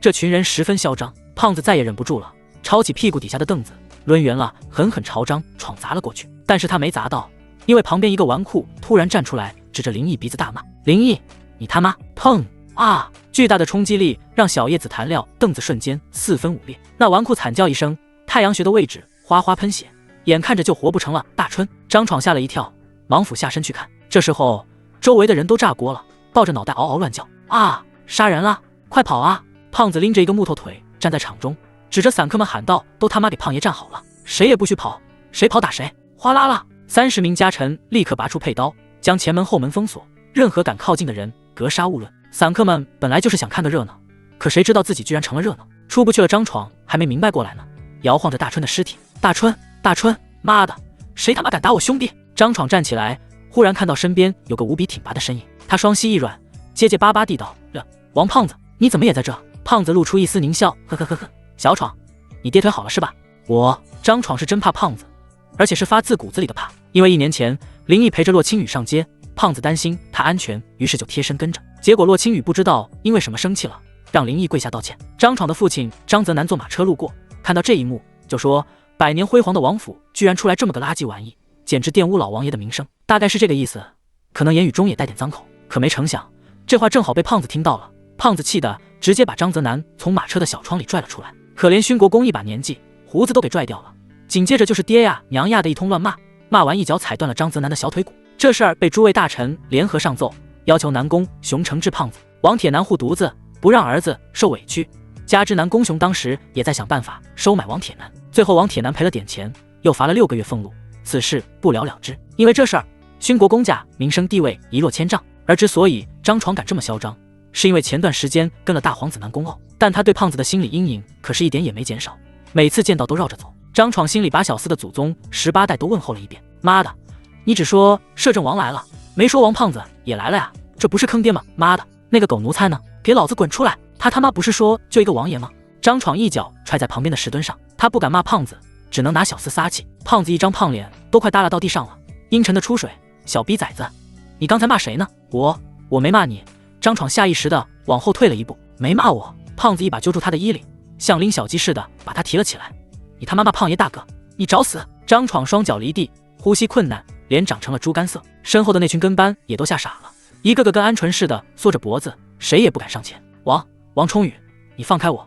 张闯挣扎着从牙缝里挤出几个字：我可是跟大皇子混的，你敢动我，大皇子不会放过你的。他以为搬出大皇子就能让胖子有所忌惮，毕竟大皇子南宫傲是皇后所出的嫡长子，军中威望甚高，是太子之位最有力竞争者。可他忘了，胖子是个一根筋的莽夫，他爹王铁男又是林家的死忠，在胖子眼里，别说大皇子，就是皇帝老儿亲自来，他也照样往死里干。南宫傲他算哪根葱？就算他当了皇帝，见着胖爷大哥也得跪下行礼。你放肆你妈！胖子彻底被激怒了，扬起比砂锅大的拳头就要往张闯脸上砸。就在这时，一直没说话的林毅终于开口了。胖子像听到圣旨一样，立刻停下动作，咧嘴一笑：“大哥，这小逼崽子怎么处置？要不胖爷把他从3楼扔下去？”林毅慢悠悠起身，走到张闯面前，他比张闯要高出半个头，深邃的眼睛里没有一丝怜悯，看得张闯心里直发毛。你刚才说要让本王跪下给你磕头。张闯张着大嘴，特别想开口求饶，可喉咙被胖子掐着，一个字也说不出来。身后的那群狐朋狗友更是吓得大气都不敢喘。不敢。林毅笑了，笑得很冷，呵呵呵，我看你刚才挺敢的吗？骂我爹，还骂我爷爷，现在怎么怂了？他每说一句，胖子手上的力道就重一分。张床感觉自己的脖子都快被捏断了，眼珠子往外凸，舌头都伸了出来。大哥，跟这小逼崽子废什么话？胖子不耐烦地说道，直接弄死就得了，这样的人也不配活着。不，林毅摆摆手，胖子，你也学会沉稳，沉稳你懂吗？我们要惩罚一个人，不能说将其弄死，因为你今天把他弄死，明天他就什么都不记得了。你要让他痛苦，让他疼，让他怕。说完，林毅神色一凛，一股浓烈的杀气瞬间笼罩整个大堂。砰！他抬起一脚，狠狠踢在张闯的裤裆上。嗷！一声不似人声的惨叫，响彻了整个燕来楼。胖子笑着松开手，张闯横着摔在地上，身体像一只缺氧的皮皮虾，双手捂着下面，在地上又张开又弓起来，疼得满地打滚，嘴里发出呵呵的声响，口水流了一地。这一脚可以说快准狠，在场所有人，包括那些青楼姑娘们，都觉得裤裆一凉，下意识夹紧双腿。太他妈狠了，人家只是骂你2句，你就让人家断子绝孙啊！张闯口吐白沫，疼晕了过去。那几个跟班吓得魂飞魄散，面如死灰，甚至有个胆子小的直接一屁股坐在地上，裤脚哗哗往外淌尿。胖子看着张闯那半死不活的样子，非但没有任何同情，反而还哈哈大笑起来，又补了2脚。让你嘴贱，让你骂胖爷大哥，这下爽了吧？说话呀，杂种！张闯已经像一滩烂泥了，林毅看都没看他一眼，仿佛只是踩死了一只蚂蚁。没错，像张闯这样的垃圾，在他眼中就是蚂蚁，甚至连蚂蚁都不如。他转过身，目光扫向那群瘫在地上的纨绔子弟。你们刚才也骂得很开心，是吧？纨绔们吓得连连摇头。没有，王爷饶命，我们再也不敢了。我们都是被张闯逼的，不关我们的事啊。对，都是他，是他让我们骂的。到了这个时候，什么兄弟，什么义气，什么路见不平一声吼，全都是狗屁。他们只想活命，因为他们还有大把青春，大把的银钱没有花出去呢，是吗？林毅走到刚才骂得最凶的公子哥面前，蹲下身，玩味地笑道：我记得你刚才说我爷爷是莽夫，我爹是秦种，我是傻子，我家3代都是废物，对吧？那公子哥吓得脸都绿了，拼命地磕头：王爷饶命，王爷饶命！小的有眼不识泰山，小的嘴贱，小的该死！求王爷看在我爹是户部侍郎的份上，饶了小的一次吧。户部侍郎，呵呵呵，说起来倒也算个4品大员。林毅笑了，可惜啊，在我眼里屁都不是。说完，他起身对着胖子使了个眼色，胖子心领神会，狞笑着过来：大哥，这几个小逼崽子怎么说？林毅淡淡地道：一人20个大嘴巴，自己抽，谁要是敢偷懒或者抽得不够响，你就帮他们。那几个纨绔一听，顿时面如死灰。自己抽自己嘴巴，还是当着这么多人的面，这比杀了他们还难受。他们可都是京城里有头有脸的人物，要是真跪下自己打自己，以后还怎么出去见人？得嘞！胖子摩拳擦掌，兴奋的不行，心说这可比玩娘们刺激多了。一个胆子大的纨绔还想求情，王爷您这……胖子根本不给他机会，蒲扇似的大手直接就扇了过去。啪！一声脆响，那公子哥原地转了2圈，半边脸以肉眼可见的速度肿了起来，后槽牙浑着血沫子喷出去老远。妈的，让你抽你就抽，哪那么多废话？胖子骂骂咧咧的说道：再敢逼一句，胖爷把你妈杀了。原来这公子哥叫刘季，家里是行武上的，虽不属于林家这一支，但也算有点骨气，梗着脖子喊道：王胖子，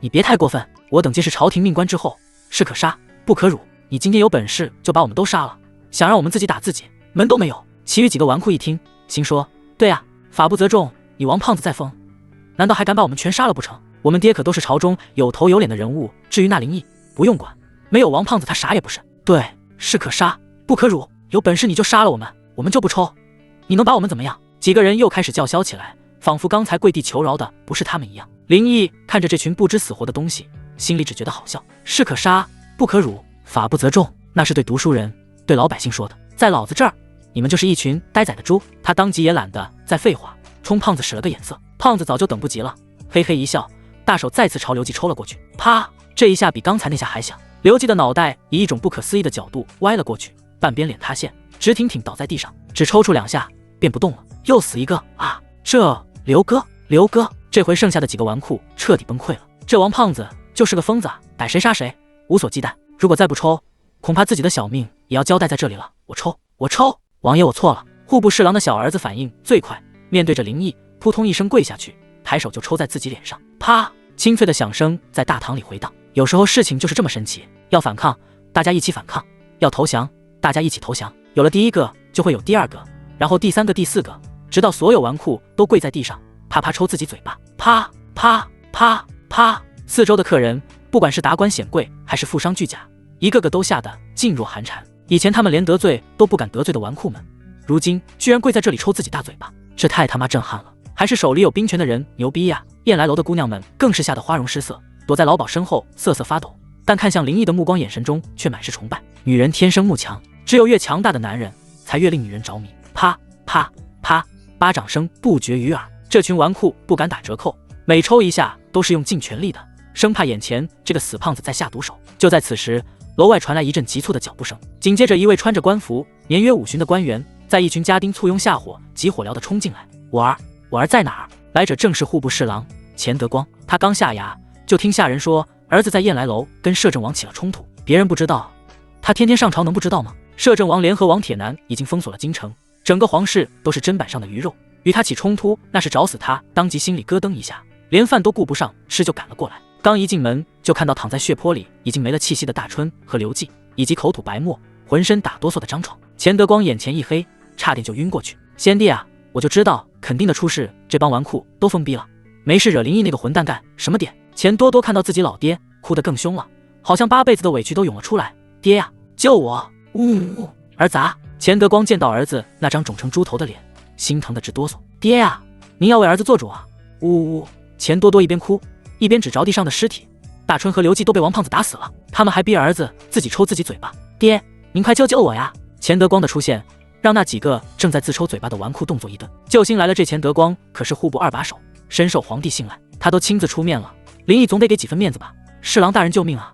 他们人少欺负人多，胖子欺负瘦子，霸凌我们啊！钱德光对那群纨绔看都不看一眼，原因无他，这些纨绔子弟平日里骄纵跋扈，为非作歹，有惊天之痛也是报应。但钱多多可是自己亲儿子，他怎能不心疼？他扶起儿子，转向林毅，厉声喝道：“林毅，你身为摄政王，不思为国分忧，却在光天化日之下纵容手下行凶，滥杀无辜。老夫现在就进宫面上参你一本。”这话说的心虚，但钱德光也没办法，眼下只能用皇帝的名号来找场子。但愿林毅能看在南宫雄的份上，别为难他们父子。可是他明显想多了，或者想少了。林毅是铁了心要当凌驾在皇权之上的摄政王，根本就不在乎什么皇帝。哦，参我一本可以啊。林毅换了一只2郎腿翘着，说道：“钱德光，本王问你，你儿子不仅辱骂本王，还辱骂本王先父和先祖，按律该不该死？”这钱德光脑瓜子嗡的一声，这个缺心眼的不孝子，你骂人家父亲爷爷干什么？疯了！别说你一个小崽子，就是当今陛下也不敢光天化日的就辱骂老摄政王啊，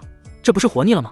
更何况按大周律例，辱骂王爵是死罪人加林毅，就是真把你杀了，陛下也不可能替我们家说话。不过话又说回来了，律例是律例，要是什么事儿都按律例办，这京城里的纨绔子弟早就死绝了。王爷，钱德光知道眼下死命抵抗没有用，留得青山在，不怕没柴烧，还是别和林毅硬碰硬了。王爷，犬子年少无知，酒后胡言。王爷大人有大量，何必与一个小辈计较？钱德光打算先服个软，化解了危机再说。可谁知道林毅居然笑了，呵呵呵呵，小辈，钱德光，你知不知道你儿子刚才说什么？他说是可杀不可辱，怎么你这个当爹的居然还为他道歉了？钱德光恨不得一脚把这个不孝子踹死算了，还是可杀不可辱？你他妈以为你是大夫？你就是个败家子！王爷，气归气，可哪有当爹不救儿子的道理？更何况钱多多是家里独子，绝对不能有失。钱德光走到林毅面前，再次作揖，还请王爷看在微臣父亲与老王爷上过战场的份上，放犬子一条生路吧。微臣回去必定好生教育他。林毅挑了挑眉，哦，既然你这么说了，那本王今天就放他一条生路。钱德光如蒙大赦，连连躬身作揖，多谢王爷，多谢王爷。不过林毅顿了顿，钱德光再次心里一跳，只见林毅指着地上那几个还在发愣的纨绔，说道：“死罪可免，活罪难逃。20个大嘴巴，他们都抽了，就你儿子没抽完，你说怎么办？”什么？钱德光瞪大了眼睛，王爷，你我2家一脉同宗，就算如今有政治分歧，也不能欺人太甚啊！你可得了吧！胖子晃着膀子过来，300斤的体重像一堵肉墙似的挡在钱德光面前。你说你挺大岁数，在这避个刀的，磨叽什么？我大哥让你儿子自己抽，那是看得起他。你他妈再敢多说一句废话，信不信胖爷我连你一块抽？钱德光看着眼前这张油腻的大肥脸，气得胡子都跟着颤抖。他堂堂户部侍郎，4品大员，什么时候受过这等羞辱？王冲宇，你别以为你爹是王铁男，老夫就怕了你。归根结底，你是小辈，岂能如此跟老夫说话？嘿，你他妈还敢跟你胖爷叫板？胖子撸起袖子就要动手。钱德光身后的几个家丁见状，立刻上前一步，将主子护在身后，保护大人。王冲宇，你想干什么？胖子看着这几个不知死活的家丁，嗤笑一声，就凭你们几个歪瓜裂枣，也想拦住你胖爷？他话音刚落，身后30名摄政王府家臣唰的一声齐齐拔出佩刀，肃杀之气瞬间笼罩整个大堂。家丁们只是府里的护院，平时欺负老百姓还行，跟这群尸山血海爬出来的杀才动手，那不是找死吗？当即吓得两腿一软，棍子都快握不住了。同时钱德光也傻眼了，他万万没想到林毅竟然真敢让手下拔刀，这是要干什么？在窑子里火并吗？这传出去，侍郎府和王府的脸都丢尽了。林毅看着钱德光那张又惊又怒的脸，冷冷一笑，呵呵呵，钱侍郎是不是心疼儿子了？见林毅语气中没有什么怒意，钱德光赶紧就泼下驴：王爷圣明，微臣家就这一个儿子，您看，那好吧，看在你家祖宗的份上，本王给你个机会，多谢王爷，子债父偿，你来替他抽。钱德光，什么玩意？替儿子抽嘴巴？钱德光简直不敢相信自己的耳朵，他指着林毅，气得手指都在哆嗦。林毅，你，老夫乃朝廷命官，你竟敢如此羞辱老夫，老夫宁死不从！呵呵呵，好一个宁死不从！侍郎大人，你可别说本王没有给你机会。林毅转头，胖子，既然钱侍郎这么有骨气，你就成全他吧。王胖子的大嘴巴早就饥渴难耐了。得嘞，大哥您就瞧好吧。他晃了晃脖子，发出咔吧咔吧的脆响。钱德光身前的几个家丁吓得魂不附体，但职责所在又不敢后退，只能硬着头皮举起棍子，色厉内荏的喊道：别过来，再过来我们就不客气了，滚你妈的！王胖子看都懒得看他们一眼，直接开抽。砰砰几声闷响，家丁们像断了线的风筝似的倒飞出去，重重摔在地上，口吐鲜血，不知死活。你住手啊！钱德光眼睁睁看着自己的家丁被打飞，心中最后一丝侥幸也破灭了。他惊恐地看着胖子，语无伦次地说：你别过来，老夫是朝廷命官，你不能。后者一把揪住他的衣领，另一只手举起：老东西，刚才不是挺横的吗？不是宁死不从吗？我草星号！啪！一个大嘴巴狠狠扇在钱德光脸上，钱德光当即被打得眼冒金星，这还是胖子收手了的结果，否则这一巴掌下去就直接把他打死了。胖子咧着嘴大喊。钱德光活了50多年，还从来没被人当众扇过耳光，巨大的羞辱感让他几乎要疯了掉。你敢打我，老夫要！啪！脸上火辣辣的疼。钱德光怕了，一把年纪真要硬抗20个大嘴巴，非嗝屁不可。别打了，我错了，我自己抽。晚了，刚才给你机会，你不中用啊！王胖子冷笑一声：胖爷给你机会，你也不中用啊！啪！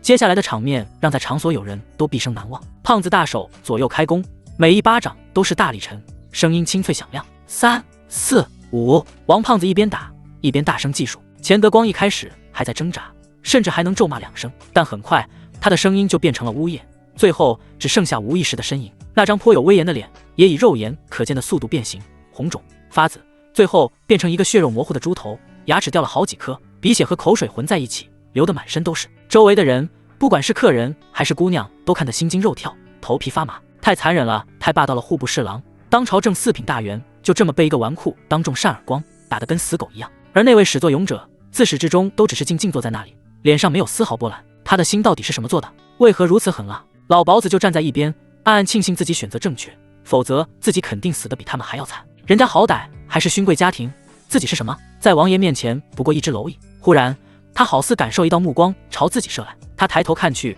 就见3楼最隐私的包厢窗户边站着一个身穿大红色长裙的女人。那女人戴着面纱，看不清楚面容，但那双凤目却异常明亮。老鸨子偷偷朝那女人点点头，示意自己知道了。19、20，随着最后一声计数，王胖子终于停下了手。他甩了甩有些发麻的手掌，朝已经昏死过去的钱德光嫌恶地啐了一口：让你装逼，不经打的玩意儿。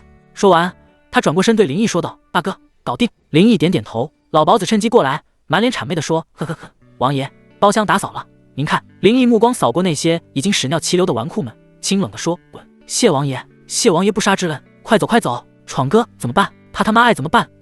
就是我们有鸡毛关系。林毅的一个字如同天籁，几个纨绔如蒙大赦，头也不敢回地冲出燕来楼，谁也顾不上谁。老鸨子朝他们的背影丢了丢手绢，轻蔑地道：大爷，不再多玩会儿了吗？别走呀！哼，看来这老鸨子也挺讨厌他们的。也对，这群纨绔连摄政王都不放在眼里，怎么会对燕来楼里的人客气呢？林毅起身对周围的人说道：走吧，上楼。一场闹剧就这么结束了，客人们也逐渐恢复之前的样子，该喝酒喝酒，该逗姑娘，欢声笑语不断传来，仿佛一切都没有发生过。但明眼人都知道，经过今天这一出，以后京城里可是有热闹看了。摄政王强势归来，不仅当众杀人，还羞辱了正4品大员户部侍郎。唇亡齿寒的道理谁都懂，那些当官的不会眼睁睁看着摄政王无法无天，所以必定会有争斗。这京城怕是要变天了。林毅问过胖子，这里的老鸨名叫养娘，咬娘很庆幸自己的选择，稍有岁月痕迹的脸上堆满菊花似的笑容，哈着腰，扭着大肥屁股在前面引路。而林毅今天也算是见识到了古代的青楼大概什么样子。怎么说呢？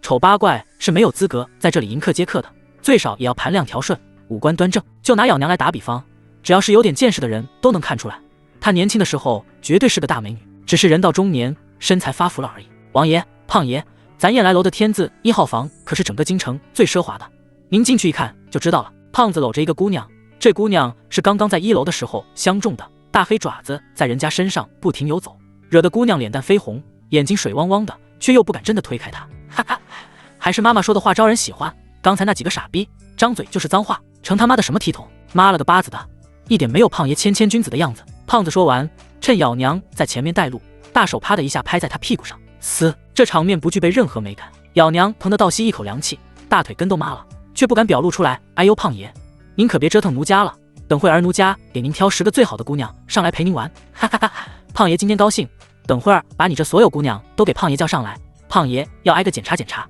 哎呦，那感情好，老鸨子笑得更欢了。咱们这儿的姑娘，哪个不是天天盼着胖爷您来疼爱呢？您放心，保管个个都水灵。林毅跟在后面，对这番污言秽语充耳不闻。他打量着燕来楼内部，发现这里比他想象的还要奢靡。1楼大堂宽敞明亮，中间搭着个戏台子，几个舞女正扭着腰肢跳着助兴的舞蹈，四周散座上坐满3教9流的客人，喝酒划拳，好不热闹。空气里弥漫着浓郁的脂粉香气和酒气，混杂着女人的娇笑和男人的粗口，构成了一幅活色生香的市井画卷。这才是烟火气啊！前世20多年，自己不是在训练场上挥汗如雨，就是在战场上舔舐伤口，何曾见过这般景象？一行人上了2楼，又顺着红木楼梯往3楼走。3楼显然比下面要清静雅致很多，地上铺着厚厚的波斯地毯，墙上挂着名人字画，走廊两旁的房间都关着门，偶尔从里面传出1-2声压抑不住的旖旎声，让人浮想联翩。忽然，林毅见其中一个包厢的门虚掩着，露出一道缝，他好奇地凑过去看，就见里面是个不大的包厢，一个姑娘倒挂在房梁上，双脚被绳子捆住，头朝下，旁边还有个姑娘在给绳子上劲，直到绳子拧得紧绷绷的，再松开手，那被捆住的姑娘就会随着绳子的惯性开始在空中旋转，而她脑袋下面正躺着一个不穿衣服的男人。难道是传说中的俄罗斯吊顶？合着这些花活都是我们老祖宗发明的呀，厉害厉害！咬娘将林毅他们引到走廊最里头的一间房门前，门上用金漆写着天字1号4个大字，王爷、胖爷，就是这儿了。咬娘推开门，一股浓郁的香风扑面而来，房间极大，布置得富丽堂皇，窗户开着，能看到外面灯火阑珊的夜景。王胖子一进屋就跟回到厕所的野狗似的，把怀里那姑娘往屋里那张能睡下7-8个人的大床上一扔，自己也跟着扑了上去。哈哈哈，来，让胖爷香一个。哎呀，胖爷你好坏！林毅没理会那边的动静，自顾自地在靠窗的软榻上坐下。30名家臣则像门神一样，从包厢门口分2列排开，只把整个3楼走廊都保护起来。咬娘不愧是妈妈，非常有眼力见，见林毅只身一人，连忙拍了拍手，紧接着就有10几名穿着各色薄纱的姑娘鱼贯而入。她们身段妖娆，眉眼含春，手里端着果盘酒水，目光盯着林毅，恨不得把这位美男子吃掉。都过来好好伺候，谁敢惹王爷生气，拖出去乱棍打死！咬娘尖着嗓子吩咐，姑娘们立刻应声是。说完便集体围上来，有给林毅捏肩的，有给他捶腿的，还有剥了葡萄送到他嘴边的。王爷您快尝尝，这是从西域来的葡萄，又大又圆。是啊，王爷您若是不喜欢西域的，还有本地特产的，你那个太小了，还是我这边的葡萄好。王爷您要不要品品？这些姑娘也不是第一次接客，能看出来林毅对这些不感兴趣，所以手上的动作也很规矩。可胖子那边已经被姑娘们围得水泄不通了，这死肥仔左拥右抱的，一会儿喝酒，一会儿吃菜，大手在姑娘们身上摸来摸去，惹得姑娘们娇笑连连，满屋子都是活色生香的动静。王胖子喝下一杯酒，抓起一个姑娘的大腿扛在自己肩膀上，冲着林毅喊道：大哥你别光坐着，过来比赛啊！林毅只是淡淡一笑，没有动。他虽然不排斥这种生活，但对青楼里的姑娘也是真不感兴趣。安全措施的匮乏产生了很多奇奇怪怪的病，尤其是杨梅大疮，这玩意一个人就可能传染100个人，在没有特效药的古代，染上就是等死。再者，两性的快乐只是生活的调剂品，远没有掌控一切的权利来得重要。咬娘见胖子舞蹈弄棒，林毅兴致缺缺，眼珠子一转，凑上来说道：王爷您要是不喜欢这些庸脂俗粉，奴家这儿还有个压箱底的宝贝，保管您见了喜欢。哦，林毅挑了挑眉，您等着。咬娘神秘一笑，扭着腰出去了。不一会儿，领进来一个抱着琵琶女子，那女子一身天蓝色罗裙，身姿窈窕，脸上蒙着一层薄纱，只露出一双清冷的眸子。奴家苏妹儿见过王爷。女子盈盈一拜，声音清脆如黄鹂。胖子埋头忙活自己的事儿，听到声音也回头看。哟，好妈妈，你跟胖爷玩金屋藏娇呢？以前胖爷来这么多次也没见过这姑娘啊。苏妹儿没理他，只是安静地看着林毅。咬娘连忙打圆场，哎呦胖爷，这妹儿姑娘是奴家新招来的清官，您没见过是正常的。鸡毛清官，当妓女还立牌坊？胖子撇了撇嘴，收回目光，拍拍旁边的姑娘，来，趴下。林毅没往后面看，只打量着眼前的苏妹儿。这女人确实不一般，身上有股清冷孤傲的气质，与周围风月之声格格不入。尤其是那双眼睛，平静无波，淡若谪仙，仿佛已经看透红尘。燕来楼，苏妹儿。林毅想起来了，原书里有这桥段。南宫瑾作为原书主角，有一次在燕来楼会客，当日就是这个苏妹儿做陪弹曲，然后这厮主角光环爆发，直接将苏妹儿收了。后来得知这个女人才是燕来楼的真正老板，而且还是个易容高手，暗地里帮南宫瑾办了不少事情。如今自己居然也见到了她，哼，有点意思。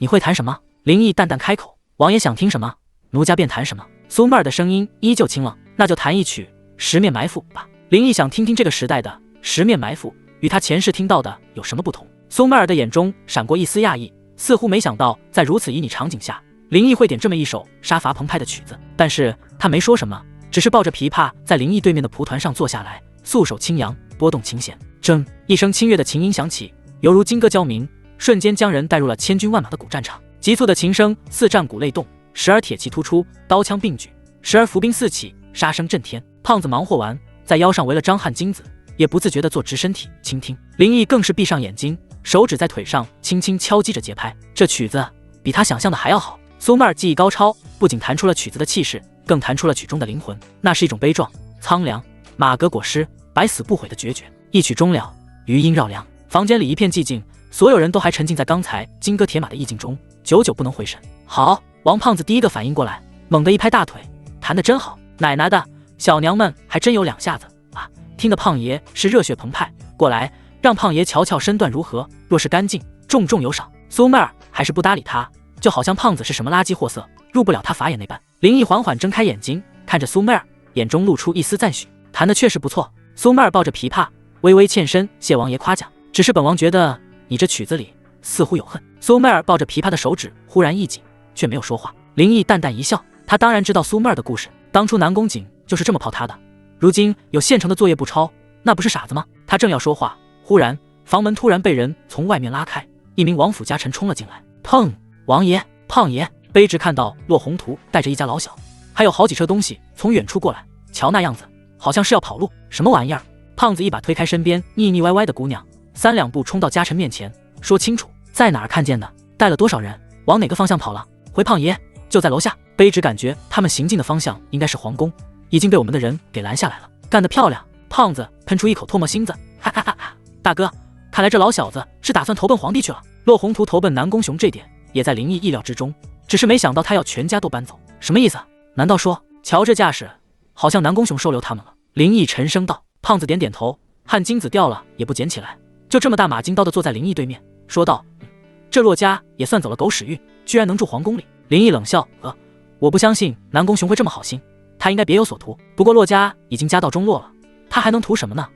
难道是骆家那点土地？这是林毅最想不通的地方。按理说南宫雄在利用骆宏图之后，事情不成就该一脚踢开，然而现在却选择收留他们。如果不是别有所图，那就是担心骆家会靠到林家这边。哼，真是一招臭棋。南宫雄到底不是明君，也想不出什么更好的办法来对付自己了。林毅起身，走，我们看看去。得嘞。哥俩穿好衣服，对那些花枝招展的姑娘们看都不看一眼，大步离开。可怜的姑娘们面面相觑，一个个都跟泄了气的皮球似的，没了精神。本以为今天能傍上摄政王这棵大树，从此飞上枝头，野鸡变凤凰，没想到人家根本就没看上自己。哎，白高兴一场。就是王爷也太不好伺候了，连葡萄都不吃一口。你们就知足吧，刚才那死胖子差点没压死我，我再也不想伺候他了。嘘，别乱说，人还没走远呢。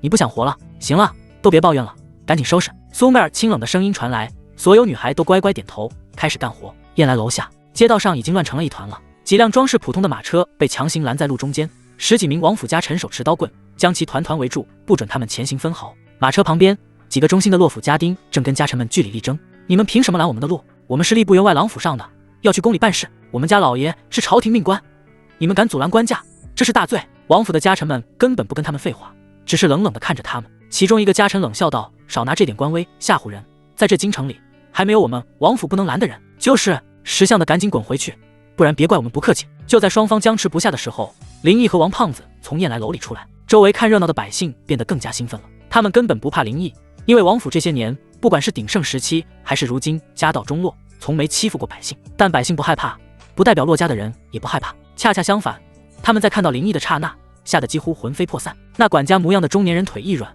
扑通就跪在了地上。王爷，林毅友好的点点头，脸上带着捉摸不透的笑意，然后走到最中间那辆马车前，说道：“老丈人，这么晚了，上哪儿去啊？”车厢里，骆清管抓着李氏，李氏又攥着丈夫的手。老爷，是林毅，这可怎么办啊？该死的，出门没看黄历，又遇见这个煞星了。骆宏图也痛心疾首，直拍大腿，他后悔啊，后悔没有早一点或者晚一点出门，结果现在又被林毅看到了。老丈人，你在不在啊？我可进去了呀。听林毅说要进来，骆宏图吓得赶紧撩开车帘，笑得十分牵强。王爷，您怎么在这呀？2天不见，骆宏图仿佛老了不少。林毅指了指身后的燕来楼，本王来这喝酒，倒是老丈人你拖家带口的，还拉着这么多东西，这是要去哪儿？莫不是想出城？不，骆宏图吓得连连摆手。王爷误会了，微臣是奉了陛下旨意，要搬进宫里去住，他现在也只能把皇帝搬出来当挡箭牌了。林毅在嚣张，也总不敢进宫去闹吧？那就是明着造反了。进宫？林毅故作惊讶地挑了挑眉，那感情好啊，住在宫里安全，至少不会有人上门抄家啊。这时胖子也凑过来，眼珠子盯着躲在车帘后面的李氏，猥琐大笑，就是以后我大哥想找岳母大人扒爬灰，巨优都得递牌子了，哈哈哈哈！爬灰是公公和儿媳，巨优就是岳母和女婿。胖子这话说的可谓相当气人，李氏一口气没倒上来，差点噎死。你嘿嘿，我什么我啊？大姨是半老徐娘，风韵犹存啊！哈哈哈！骆宏图也不敢回骂，只能尴尬的赔笑脸。胖爷说笑了，胖爷说笑，本王可没说笑。林毅的笑容渐渐收敛，既然是进宫住，那想必宫里什么都有，衣食住行，陛下都会给你们安排的妥妥当当的。他指了指后面那几辆装满箱子的马车，那这些东西你们应该是用不上了吧？用不上了？什么叫用不上了？这他妈是我骆家最后的家底，是我东山再起的本钱，你个杀千刀的，前天刚把我府里搬空，今天连这点过河的盘缠都不想给我留吗？骆宏图心里把林毅的祖宗18代都草遍了。王爷，这里面都是些微臣家眷的换洗衣物和一些不值钱的旧物，您看。旧物？胖子晃了晃肩膀子，一巴掌拍在马车上，震得整个车厢都晃了3晃。砰！老逼灯，你他妈跟胖爷装傻是不是？王胖子指着骆宏图的鼻子就骂，你当胖爷的眼睛是尿壶啊？看不见你那箱子脚都露出金光了，还换洗衣物？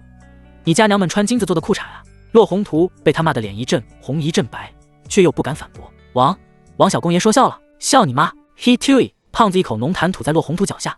胖爷，我没工夫跟你在这磨叽，我大哥说了，这些东西你们用不上了。说完，他一挥手，冲着身后的家臣们吼道：“还愣着干什么？搬！都给胖爷搬回王府去！”是。30名家臣轰然应诺，如狼似虎的就朝着那几辆马车扑了过去。住手！你们这群强盗！住手啊！马车里，李氏再也忍不住了。他可以容忍胖子羞辱他，可以容忍在口头上被占便宜，但绝不能容忍自己彻底变成穷鬼啊！你们不许碰，这是我的嫁妆！他不顾一切的从车里冲了出来，像疯了似的扑向一个正准备搬箱子的家臣，张嘴就往人家胳膊上咬。啊！那家臣被他咬得嗷嗷直叫，却又不敢还手，只能抱着箱子连连后退。李氏彻底疯了，咬住那家臣不松口。他今天为了进宫，还特意打扮了一番，穿着一身华贵的紫色长裙，头上插满了金钗玉簪。可现在他钗环散乱，妆也枯花了，整个人看着就像没超风似的。王胖子嘿嘿一笑，走过去，一把从后面将他搂住。别，大姨，你这是干什么？属狗的呀！放开我！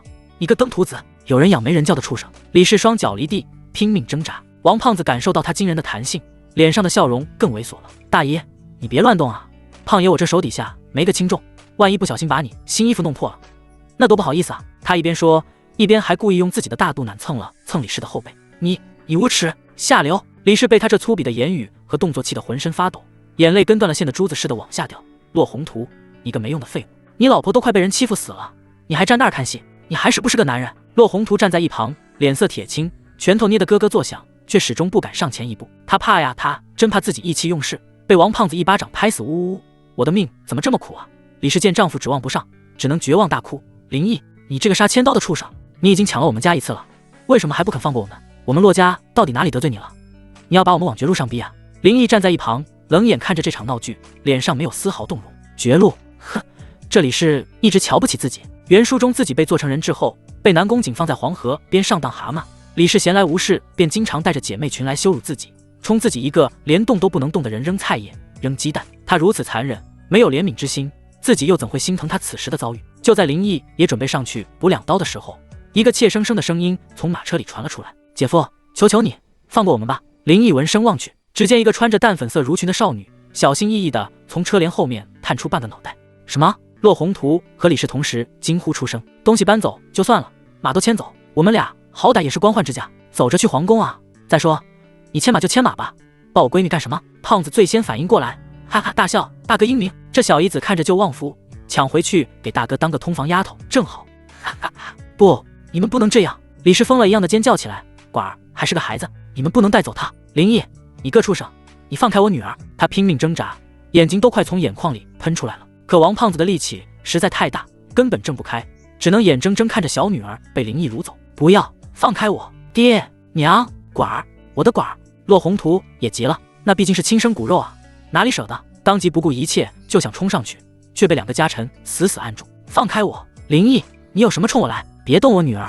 林毅回身冷冷看着他们，脸上没有一丝怜悯。“老丈人，你这话说的就不对了，本王今天来是来请小姨子去王府做客的，怎么能叫动呢？你放心，本王会好好照顾她的。”他特意在“请”和“照顾”这2个字上加重语气。骆宏图听得心胆俱裂，大女儿已经废了，小女儿是他翻盘的唯一希望，如果什么都没有，他就算住进皇宫又如何？再者，他平时就对这2个闺女十分宠爱，如今眼看着小女儿也要掉进狼窝，已经是泪流满面。“王爷，我求求你了，我给你跪下了！”骆宏图扑通一声跪在地上，抱着林毅大腿，涕泪横流：“千错万错都是我的错，您要什么我都给您，就算要我的命我也给，只求您放过管儿，他还小，他什么都不懂啊。”“爹！”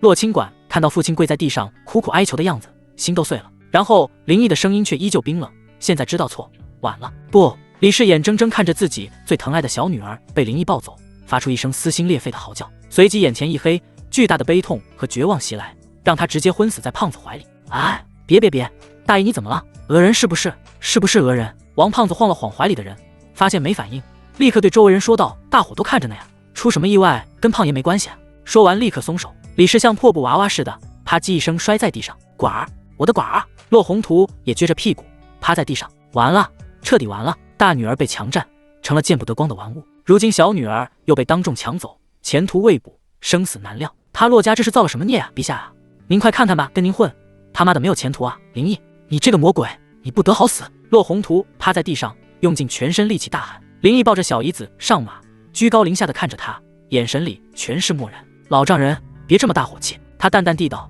你女儿去了王府，有吃有喝，总比跟着你们风餐露宿要强。你应该谢谢我才对，我谢你8辈祖宗！”噗！咳！骆宏图气得一口老血喷了出来，指着林毅，浑身都在颤抖：“你行了，别你了！”王胖子不耐烦地打断他：“老逼灯，今天胖爷心情好，就不跟你计较了，赶紧带着你那死狗一样的老婆滚蛋，别在这儿碍眼！”说完，他翻身上马，对着那些家臣喊道：“兄弟们，收工，回府喝酒吃肉去！大哥说了，今天抢来的这些宝贝见者有份！”呜呼，起飞！家臣们高兴大喊，簇拥着林毅和胖子，押着几辆装满财物的马车，浩浩荡荡朝着摄政王府的方向走了。街道上只留下失魂落魄的骆宏图、昏死过去的李氏以及一地狼藉。周围看热闹的百姓个个心有余悸。我的天爷，这也太霸道了吧！光天化日之下，当街抢官员的女儿，还有没有王法了？王法？你跟摄政王讲王法，没看见人家连皇帝的圣旨都敢撕吗？哎，这骆家也是倒了血霉了，摊上这么个女婿，倒霉！我看不见得。当初王爷还是个傻子的时候，那骆青雨天天让王爷像狗似的舔鞋底，后来结婚又拿着人家100万两彩礼，那会儿怎么没见他们倒霉？就是现在遭报应了吧？活该！可怜了那2个如花似玉的女儿，都落到那个疯子手里了。谁说不是呢？听说那骆家大小姐在新婚之夜就被折磨得不成人样了。百姓们的议论声像针一样扎进骆宏图耳朵里，让他本就破碎的心更加千疮百孔。他挣扎着从地上爬起来，踉踉跄跄走到李氏身边，伸手去探他的鼻息，还好还有气。剩下的几个家丁护院围过来，一个个六神无主。老爷，我们现在怎么办？怎么办？我他妈哪知道怎么办？进宫！咳！李氏忽然醒了过来，呢喃着说着进宫2个字。进宫？对，进宫。骆宏图忽然反应过来，夫人，你说的对，我们去皇宫，去找陛下，只有陛下能救我们了。说完，他在几个家丁的帮忙下将李氏搬到车辕上，然后拿起鞭子挥舞，驾！马车在寂静的街道上狂奔起来，朝着皇宫疾驰而去。皇宫紫宸殿，南宫雄骚莫搭眼坐在龙椅上，台下一男一女哭得撕心裂肺。陛下呀，您要为老臣做主啊！呜！骆宏图像奔丧似的哭嚎，官服皱皱巴巴，满是泥泞，不知道的还以为他刚乱葬岗爬出来的。旁边的李氏更是惨不忍睹，头发散乱，钗环尽失，一张保养得宜的脸今天摔得跟发面馒头似的，眼睛肿成了2条缝，嘴里翻来覆去就那么几句话：我的寡儿啊，我的宝贝女儿，林毅你个天杀的畜生，你不得好死！陛下，您可要救救我们家寡儿啊，他才15岁啊！南宫雄听得太阳穴突突直跳，烦死了这2个废物，除了哭还会干什么？朕把你们弄进宫里来，是看在你们还有点利用价值，不是让你们来这儿奔丧的。行了，都给朕闭嘴！南宫雄忍无可忍，一巴掌拍在龙案上。骆宏图夫妇吓得当即止住哭声。南宫雄揉了揉发胀的眉心，极不耐烦地说：哭哭哭，就知道哭，朕的耳朵都快被你们震聋了。骆宏图刚要说话，李氏却仰着那张哭花的脸，哀求道：陛下，求求您发兵救救寡儿吧！林毅那个疯子什么事都干得出来，寡儿落在他手里，肯定活不成了呀！发兵？说得轻巧，朕要是能发兵，还用得着在这儿听你们2个废物嚎丧？神机营把整个京城都围得跟铁桶似的，外头的兵马连城门都进不来，拿什么去救你的女儿？拿朕的脑袋去吗？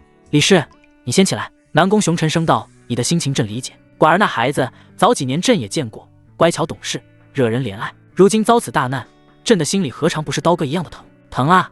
南宫雄确实疼，但他疼的可不是什么洛清馆，而是他自己今天林毅当街强抢官员之女，可见其已经彻底不在乎皇权了。日后如何还真不好说。陛下，行了行了！南宫雄打断道：朕不是不想救寡儿，实在是有心无力。如今京城被那逆贼封锁，朕的旨意都出不了皇宫，更何况是调兵遣将。即便是皇帝，在这个时候也不得不卖菜。骆宏图夫妇俩哪懂这些帝王心术，见他这么说，心里最后一丝希望也破灭了。连皇帝都拿那个疯子没办法，自己区区小吏又能如何呢？哎，看来寡儿这回是真没救了，完了，全完了！骆宏图面如死灰，一屁股瘫坐在地上。李氏更是眼前一黑，要不是旁边太监扶得快，就直接晕过去了。南宫雄看他们这副死了爹娘的德性，心里越发鄙夷。烂泥扶不上墙的东西，就这点心理承受能力，当初还敢跟朕夸下海口，说什么一定能把林家的兵符骗到手。废物行了！南宫雄话锋一转，又给了他们一丝希望。朕虽然暂时拿他没办法，但朕已经秘密派人去往各地调集兵马前来救驾，短则1月，长则3月，大军一到，便是那林毅的死期。到时候朕一定将他千刀万剐，为你们也为寡儿报仇雪恨。真的吗，陛下？骆宏图的眼睛里重新燃起了一点光。君无戏言。南宫雄一脸的郑重其事。所以这段时间里，你们就安心在宫里住下，朕已经给你们安排好了住处，就在西华门附近的别院，虽然不大，但还算清静。你们的吃穿用度都由内务府负责，不用担心。微臣叩谢陛下天恩。骆宏图夫妇俩感激涕零，恭恭敬敬地磕了个头。虽然女儿暂时救不回来，但能住在皇宫里，得到皇帝庇护，总比在外面提心吊胆要强得多。都起来吧！南宫雄挥了挥手，像赶苍蝇一样。朕也乏了，你们先下去安顿，记住这段时间安分一点，不要再出去招惹那个疯子了。是，微臣遵旨。骆宏图夫妇俩在太监的引领下，千恩万谢地退了出去，脸上还有几分喜色。也对，不是什么人都能住皇宫里的，这对臣子来说是极大的荣耀。哼，2个蠢货！南宫雄冷哼一声，不是他仁慈，而是南宫雄打算借骆家的名义去博取整个大周的同情，最好能把林毅塑造成一个欺男霸女、无恶不作的恶霸形象，为将来清算争取舆论上的支持。至于骆清馆，哼，一个女人而已，抢走就抢走呗，那林毅也没什么出息了。南宫雄想得挺好，心情也稍稍缓和，拿起茶盏慢条斯理地喝了一口。这时孙福从殿外急匆匆进来，一反往日沉稳。南宫雄心里咯噔一下，问道：何事如此慌张？孙福跪在地上，连头上的汗都来不及擦，声音发颤：启禀陛下，大事不好！南宫雄的眼皮猛地一跳，随即无所屌味地靠在龙椅上挥挥手，说吧，反正你最近也没什么好消息。回陛下，林毅下令神机营从昨天开始查扣了所有运往宫里的物资。什么？你说什么？再说一遍！南宫雄眼睛瞪得跟铜铃似的。陛下，林毅下令神机营封锁了所有通往皇宫的道路，查扣一切送往宫里的物资。从昨天开始，户部尚书小舅子刘贵给宫里送的米，还有内务府总管李安从江南押送回来的贡品，还有很多东西，全都被他们给抢了啊！反了，他真的反了！南宫雄一脚踹翻面前的龙案，奏折、笔墨、茶杯散落一地。这个逆贼，畜生！他这是要把朕活活饿死在皇宫里吗？别说南宫雄，就是见惯尔虞我诈的孙福，也没想到林毅竟会来这么一招，釜底抽薪他前几天心思。林毅封锁京城应该只是示威，为了自保而已，只要自己卡住钱粮，就能让神机营不攻自破。可孙福千算万算，没算到林毅竟然这么无耻，这么没有底线，直接当起了山大王，干起了拦路抢劫的勾当，而且抢的还是皇帝的东西，失策了。孙福走上前来，不断拍着南宫雄后背，陛下息怒，当心龙体啊！息怒顶什么用？粮食被人抢了，贡品也被反贼瓜分，现在朕已经是穷途末路，难道天要亡我大周不成吗？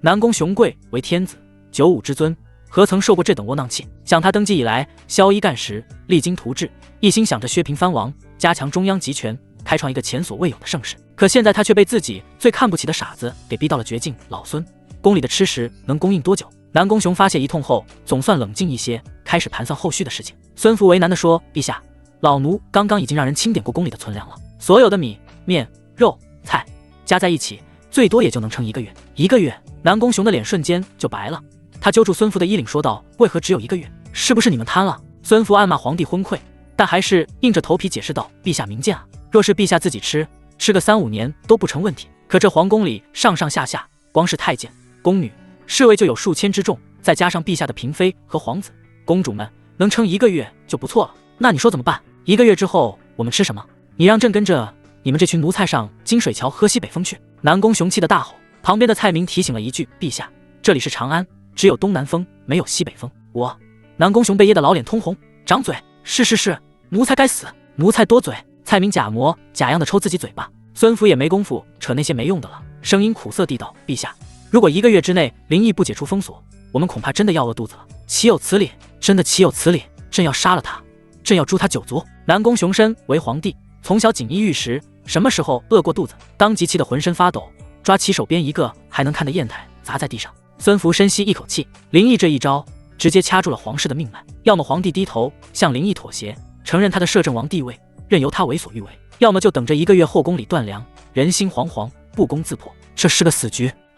早知如此，当初就不该限制户部和当铺，随意让林毅把东西典当，他也不至于干出这种没屁眼的事情。现在说什么都没用了，事情已经发展这般田地，除了和解，别无他法。孙福刚要劝，就听见南宫雄传来一声叹息：“孙福，老奴在。你跟了朕多少年了？”回陛下，从您还是太子的时候，老奴就跟在您身边了，算起来快30年了。30年了。南宫雄喃喃自语，眼神变得有些空洞。30年，朕自问对这江山社稷没有功劳也有苦劳，朕自问对林家也算是仁至义尽。老摄政王在世时，朕敬他如父，他死了，朕也给了他哀荣。林毅那小子摔傻了，朕也没有趁机落井下石，还给他指了门亲事。可他们呢？他们是怎么对朕的？林傲天那个老匹夫，到死都攥着兵权不放。他儿子林同更是个废物，为了个女人就寻死觅活的。林毅更不是个东西，他就是个疯子，是个白眼狼。南宫雄越说越激动，最后几乎嘶吼起来：“朕待他们不薄，他们却要置朕于死地，为什么？这到底是为什么？”孙福心里暗叹了口气，到底是昏聩之君，都这个时候了，说这些屁话有什么用？还待林家不薄？你可真说得出口？是谁在老摄政王死后就迫不及待削藩，想要收回兵权的？还设计让骆家去骗婚，妄想把林毅玩弄于股掌之中。当然，这些话孙福是不敢说的，他只能低着头，用一种悲天悯人的语气说道：“陛下，林家势大，积重难返，非1日之寒。老摄政王在军中威望太高，神机营那帮骄兵悍将只认林家，不认朝廷。如今林毅强势归来，他们自然是为他马首是瞻。那依你之见，朕现在该当如何？”孙福沉吟了片刻，终于说出了那句他早就想说的话：“陛下，老奴以为为今之计就只有一个办法了。”“什么办法？”“和解。”孙福抬起头，直视着他的眼睛，派人去跟摄政王和解，只要他肯解除封锁，什么条件我们都答应。什么？南宫雄像被踩到尾巴似的，一下子从龙椅上跳了起来。你让朕去跟一个逆贼和解，你让朕向他低头？不可能，绝对不可能！朕是天子，朕宁可饿死，也绝不受此奇耻大辱。陛下，万万不可意气用事啊！孙福一听这话，连忙磕头劝谏：“留得青山在，不怕没柴烧。如今林毅势大，我们暂避其锋，与他和解只是权宜之计。只要能拖到各地秦王兵马进京，我们就有资本跟他抗衡了。到时候是战是和，主动权就掌握在我们手里了呀！”南宫雄当然知道孙福的话有道理，大丈夫能屈能伸。当年高祖被敌军围困，不也照样装孙子苟活，最后得了天下？可道理是这个道理，做起来却太难了。朕是皇帝，是天下主宰，如何向一个逆贼低头？怎么和解？南宫雄咬着牙，难道要朕下罪己诏，承认自己错了，然后把皇位拱手让给他吗？陛下息怒，老奴不是这个意思。孙福赶紧解释道：“和解并非是完全的妥协，我们可以派人去向林毅示好，姿态可以放低一些，就说之前都是误会，大家都是一家人，没必要闹得这么僵。然后我们可以许他一些好处，比如正式承认他摄政王的地位，以后朝中大事都与他商议。再比如给他加封赏赐、金银美女，总之他要什么我们就给什么，只要能让他暂时满意，解除对皇宫的封锁，我们的目的就达到了。孙福观察着皇帝脸色，继续说道：陛下，这叫以退为进，我们现在退一步，是为了将来能进10步。只要我们能撑到援军到来，今天所受的屈辱，将来都可以100倍1000倍地讨回来。南宫雄沉默了，不得不承认，孙福的这个提议是眼下唯一可行，也是最稳妥的办法。可是，一想到自己要低三下四去求那个疯子，这让人怎么接受？还送钱送美女，那可是他的钱，他的女人，凭什么要给那个畜生？外面的大军筹备如何了？南宫雄没有直接回答孙福，而是换了个话题。孙福心里叹了口气，知道皇帝还是拉不下这个脸。回陛下，老奴已经和几位信得过的大臣商议过了，密旨也已经通过秘密渠道送了出去，只是各地守备部队集结，再到粮草先行，开拔进京，需要很长时间。最快需要多久？最快也要1个半月，如果不顺利，很可能需要3个月。可宫里的粮食只能撑1个月，中间这半个月怎么办？难道真要让朕像那些臭乞丐似的啃树皮吃观音土？孙福更急了，所以现在和解才是最好的办法呀！不，南宫雄站了起来，朕绝不向那逆贼低头。传旨，从今天开始，宫里所有人有一个算一个，全部缩减用度，必须撑过2个月。孙福心说，你他妈有病吧？大丈夫能屈能伸，你跟自己肚子过不去干什么？陛下，够了，朕心意已决，你不必再劝，即刻传旨。是。勋国公府卧房里弥漫着一股浓重的药味和血腥味儿。张床躺在床上，脸色惨白如纸，额头上全是冷汗。啊，疼死我了！他下半身盖着一床锦被，嫣红的鲜血已经将其浸透，看起来触目惊心，身体疯狂扭动，嘴里发出阵阵凄厉的惨叫。床边须发皆白的老太医正满头大汗地给他施针，旁边几个丫鬟端着铜盆，盆里的水换了一次又一次，每一盆都红得吓人。大夫，我儿子到底怎么样了？你倒是说句话呀！一个穿着华贵、保养得宜的中年美妇人正抓着太医手臂，哭得梨花带雨，声音里全是绝望。她便是勋国公夫人张闯的亲娘韩氏。老太医擦擦额头的汗，哆嗦着说道：“夫人，小公爷命是保住了，但下体被巨力震碎，下官现在必须要把没用的地方切下来。”什么没用的地方？我儿子身上怎么可能有没用的地方？见当母亲的满眼泪水，老太医也于心不忍。夫人，下官的意思是，小公爷以后恐怕无法再行人事了，所以你就要切下来。那不是和宫里那些太监一样了吗？是，但如果不切下来，恐怕会溃烂致死啊！什么？自己最疼爱的小儿子居然成了太监？虽然张家早已经开枝散叶，但张床可是他的亲骨肉啊！韩氏发出一声撕心裂肺的尖叫，两眼一翻，直挺挺地往后倒去。夫人，快扶住夫人！旁边的丫鬟婆子们手忙脚乱地将她扶住，又是掐人中，又是扇风，好半天才缓过来。我的儿啊！韩氏一醒过来就扑到床边，抱着儿子哭嚎：“你这是造了什么孽啊？怎么就惹上林毅那个疯子了呀？我的儿啊，你让娘可怎么活呀？娘，疼，我好疼啊！”张闯已经疼得神志不清了。这时，一个身材魁梧的中年人走了进来，正是当朝勋国公张泽南。他看着床上半死不活的儿子，又看了看哭天抢地的老婆，只觉一股邪火直冲脑门。哭，就知道哭，还嫌不够丢人。张泽南一脚踹翻旁边的香炉，指着张闯破口大骂：“小畜生，老子早就跟你说过，让你离林毅那个疯子远点，你把老子的话当耳旁风是不是？现在可好，被人废了还有脸喊疼，老子看你就是活该！”他骂得虽凶，但眼圈却红了，毕竟是自己亲生儿子，如今遭此大难，心里何尝不痛？可与心疼相比，他更恨的是这个逆子不听劝告，偏偏去招惹林毅。现在的林毅早已经不是任人拿捏的傻子了，而是手握重兵，连皇帝都敢软禁的疯子，是整个京城的王。你一个国公府小儿子拿什么去跟他斗？老爷，你还骂闯儿做什么啊？韩氏抽噎着说：“他都已经被欺负成这样了，你不安慰他，反而还骂他，你还是不是他亲爹啊？”我不是他亲爹，我要不是他亲爹，我他妈现在就一巴掌拍死他！张泽南气得浑身发抖，慈母多半，我早就告诉过你，闯儿心性跳脱，要严加管教。你可倒好，不仅对他百般纵容，还对他犯的错误视而不见，甚至包庇。韩氏刚要反驳，张泽南一挥袖子：“你别以为我不知道，去年蓝田县宋员外的小闺女就是他给逼死的。你为了摆平这件事，亲自去找的京兆尹。”韩氏瘫坐在地上：“老爷你怎么知道的？你还好意思问？”张泽南冷哼道：“你以为这个家谁说了算？库房里出去3000两银子，我能不知道吗？”韩氏也不为自己辩驳，只心疼地看着儿子。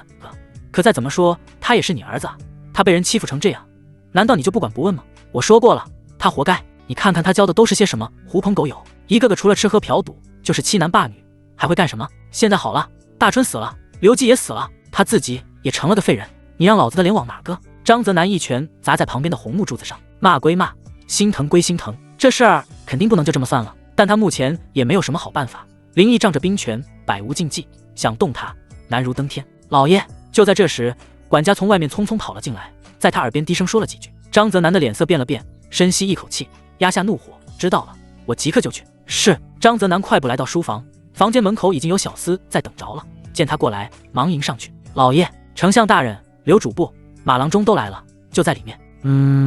张泽南点点头，推门进去。书房里，刘文涛以及另外2个同样穿着官服、神色悲愤的中年男人同时站了起来。这2人，一个身材微胖，面相儒雅，是刘文涛的堂弟，也是被打死的刘季的父亲，吏部主簿刘栋；另一个则身材高大，面容刚毅，正是大春的父亲，工部郎中马建国。勋国公。刘栋和马建国站起来行礼。张泽南说道：“2位大人不必多礼，请坐。”3人落座。马建国迫不及待地说：“国公，贵公子如何了？”张泽南叹了口气：“哎，命根子废了。这个林毅真是无法无天。”马建国愤恨地说道：“我儿子大春只不过骂了他2句，就被那王胖子活活打死，这口气老夫实在难咽。这些官员家里孩子都多，死上一个倒也没那么伤心，可问题是孩子不能白死，至少得换回来点什么。”刘栋更是满脸阴沉：“我儿刘季是被凳子砸死的，丞相大人，我们难道就一点办法也没有？只能看着林毅欺负我们吗？”唉，刘文涛叹了口气：“别说他们了，就是自己的关门弟子张远，不也被王胖子一巴掌抽死了吗？抽死就抽死了，还能怎么样？秀才遇到兵，有理说不清，跟林毅、王胖子这样的疯子根本没有道理可讲。”见他不说话，刘栋等人更是难受，甚至马建国的眼睛已经红了。在京城当官这么多年，还没受过这样的气呢。张泽南一拍桌子：“哭有什么用？我们都是朝廷命官，儿子被人当街打死，我们却只能在这里哭，这传出去，我们还有什么脸面在朝堂上立足？”马建国擦了擦泪窝子：“国公爷说的对，您给出个主意吧。”“哼，要我说，我们直接联名上奏，请陛下发兵剿灭林毅那个反贼。对，他林毅再嚣张，也不敢对陛下怎么样。”刘栋立刻呼应，马建国也跟着说：“就算神机营封锁京城又怎么样？等陛下的大军到了，必定要让林毅死无全尸。”刘文涛看着这几个已经冲昏头的家伙，再次叹了口气，摇摇头：“几位稍安勿躁。”刘文涛是百官之首，自然也是他们3位的主心骨。众人立刻闭嘴，准备听他说。只见刘文涛指着窗外，如今整个京城都在神机营的控制下，就算你们联名给陛下上奏，也无济于事。马建国不服，咬着牙说：“丞相大人，神机营虽然厉害，但我们京城3大营也不是吃素的呀，加起来也有数万人马，我就不信几万人打不过他区区5000人。打！”刘文涛回头冷冷地看着他：“马将军，你是不是忘了神机营手里有什么？”马建国一愣：“他们有8牛弩、床弩，还有重型投石机。”刘文涛脸色十分凝重，就好像亲眼看到那些武器似的。这些重器当年是用来对付蛮族铁骑的，现在就架在城墙上。你告诉我，你拿什么打？这……马建国彻底说不出话了。有时候战争不是靠人多就能取胜的。别说3大营现在缺少攻城利器，就算有，但凭他这几万人也奈何不了以守城名震天下的神机营。书房内又沉默许久，刘栋开口道：“丞相大人，那陛下总不能眼睁睁看着林毅为所欲为吧？他可是天子啊！”天子？哼！刘文涛自嘲地笑了笑。现在这位天子跟笼子里的鸟有什么区别？他自己的吃穿用度都被林毅给断了，自身难保，还拿什么来为我们做主？难道就这么算了？当然不能就这么算了。刘文涛眼神陡然变得锐利起来。君子报仇，10年不晚。林毅现在虽然是大，但他也不是铁板一块，其最大的弱点就是太年轻，太狂妄。他顿了顿，继续分析道：“爸以为自己控制了京城就能为所欲为，但他忘了，这天下终究是信南宫的。他今日所为已经彻底激怒了陛下，也得罪了满朝文武。老夫已经联合了朝中数10位同僚，联名上奏，弹劾林毅10大罪状。虽然陛下现在被困宫中，但这封奏折老夫会想办法传遍天下，让天下的读书人、各地藩王都看看这个逆贼的丑恶嘴脸。到时候人心所向，天下共击之。他林毅就算有3头6臂，也难逃一死。”3人闻言面面相觑。对啊，他林毅再厉害，也只是一个人，但他们可是代表了整个士大夫阶层。到时候天下群起而攻之，林毅就算把北境30万兵马都调回来也没用，还是要死。丞相大人高见。刘栋第一个反应过来，拱手说道：“我等愿听丞相大人差遣。”马建国也跟着点头：“一错，只要能为我而报仇，上刀山下火海，在所不辞。”刘文涛点了点头，将目光转向一直沉默不语的张泽南：“勋国公，你的意思呢？”张泽南的脸上阴晴不定，他承认刘文涛的计划听起来很完美，借天下之势来对付林毅，确实是上之策，但是太慢了。等到天下人声讨林毅，各路藩王起兵擒王，那得等到猴年马月，他等不了那么久。只要一想到儿子那副生不如死的样子，心中的恨意怎么也挥之不去。丞相大人的计策虽好，但远水解不了近渴。张泽南冷冷地说道：“我等不了那么久。”刘文涛眉头一皱，你这是什么意思？难道你还想凭一己之力去跟林家硬碰硬不成？哼，今天老夫就碰了他林毅敢废我儿子，他就要付出代价。他猛地起身，环视一圈，你们想等就慢慢等吧，我张泽南就算是拼上满门性命，也要让林毅付出代价。说完一甩袖子，大步流星走出书房。老张，刘文涛想叫住他，却已经来不及了，气得直跺脚。这个莽夫，成事不足败事有余。他心里清楚，张泽南这一去肯定是去找大皇子南宫傲了。如今京城局势混乱，几位皇子之间的争斗也渐渐摆上台面。张泽南本就是大皇子一派的人，现在出了这么大的事，他去找大皇子求助也是情理之中。只是南宫傲虽然在军中有些威望，但跟手握神机营和北京大军的林毅比起来，还是差得太远。张泽南这么做无异于以卵击石。哎，由他去吧。刘文涛无奈地摇了摇头，我们做好我们自己的事就行。两位大人，从今天起你们就发动熟悉的言官，给老夫狠狠的参，把林毅做的那些恶事全都给老夫捅出去。老夫就不信这悠悠众口还淹不死他一个黄头小儿。是，我等遵命。夜色如墨，摄政王府门前挂着2盏大红灯笼，在夜风中轻轻摇曳，将门口那片空地照得忽明忽暗。林毅勒住缰绳，翻身下马，再次把洛清管横着抱在怀里。小姨子身体很软也很轻，像一团棉花似的抱着手感极佳。放开我，你这个魔鬼，你放开我！洛清管还在拼命挣扎，小拳头雨点般地落在林毅胸口，却软软绵绵跟挠痒痒似的，没有半分力道。王府的家臣和丫鬟们早已在门口列队等候，见到自家王爷抱着一个如花似玉的少女回来，一个个都露出会心的笑容。王爷就是王爷，到哪儿都不空军，都看着干什么？还不快把东西搬进去！王胖子从马上跳下来，300斤的体重震得地面都晃了3晃，指着后面那几辆马车吼道：“是，胖爷！”下人们答应一声，开始卸货。就在这时，一道黑影从府门里嗖的一下窜了出来，速度快得惊人，直奔王胖子而去。汪汪汪！那是一条通体黝黑的大狗，体型健硕，四肢修长，油光水亮的黑毛在灯笼下之反光。跑过来后吐着舌头，尾巴摇得跟风车似的，围着胖子又蹦又跳，亲热的不行。哎呦，唐三，胖爷的好蛋儿！胖子一把将大黑狗搂进怀里，任由他用舌头舔自己的脸，笑得那叫一个开心。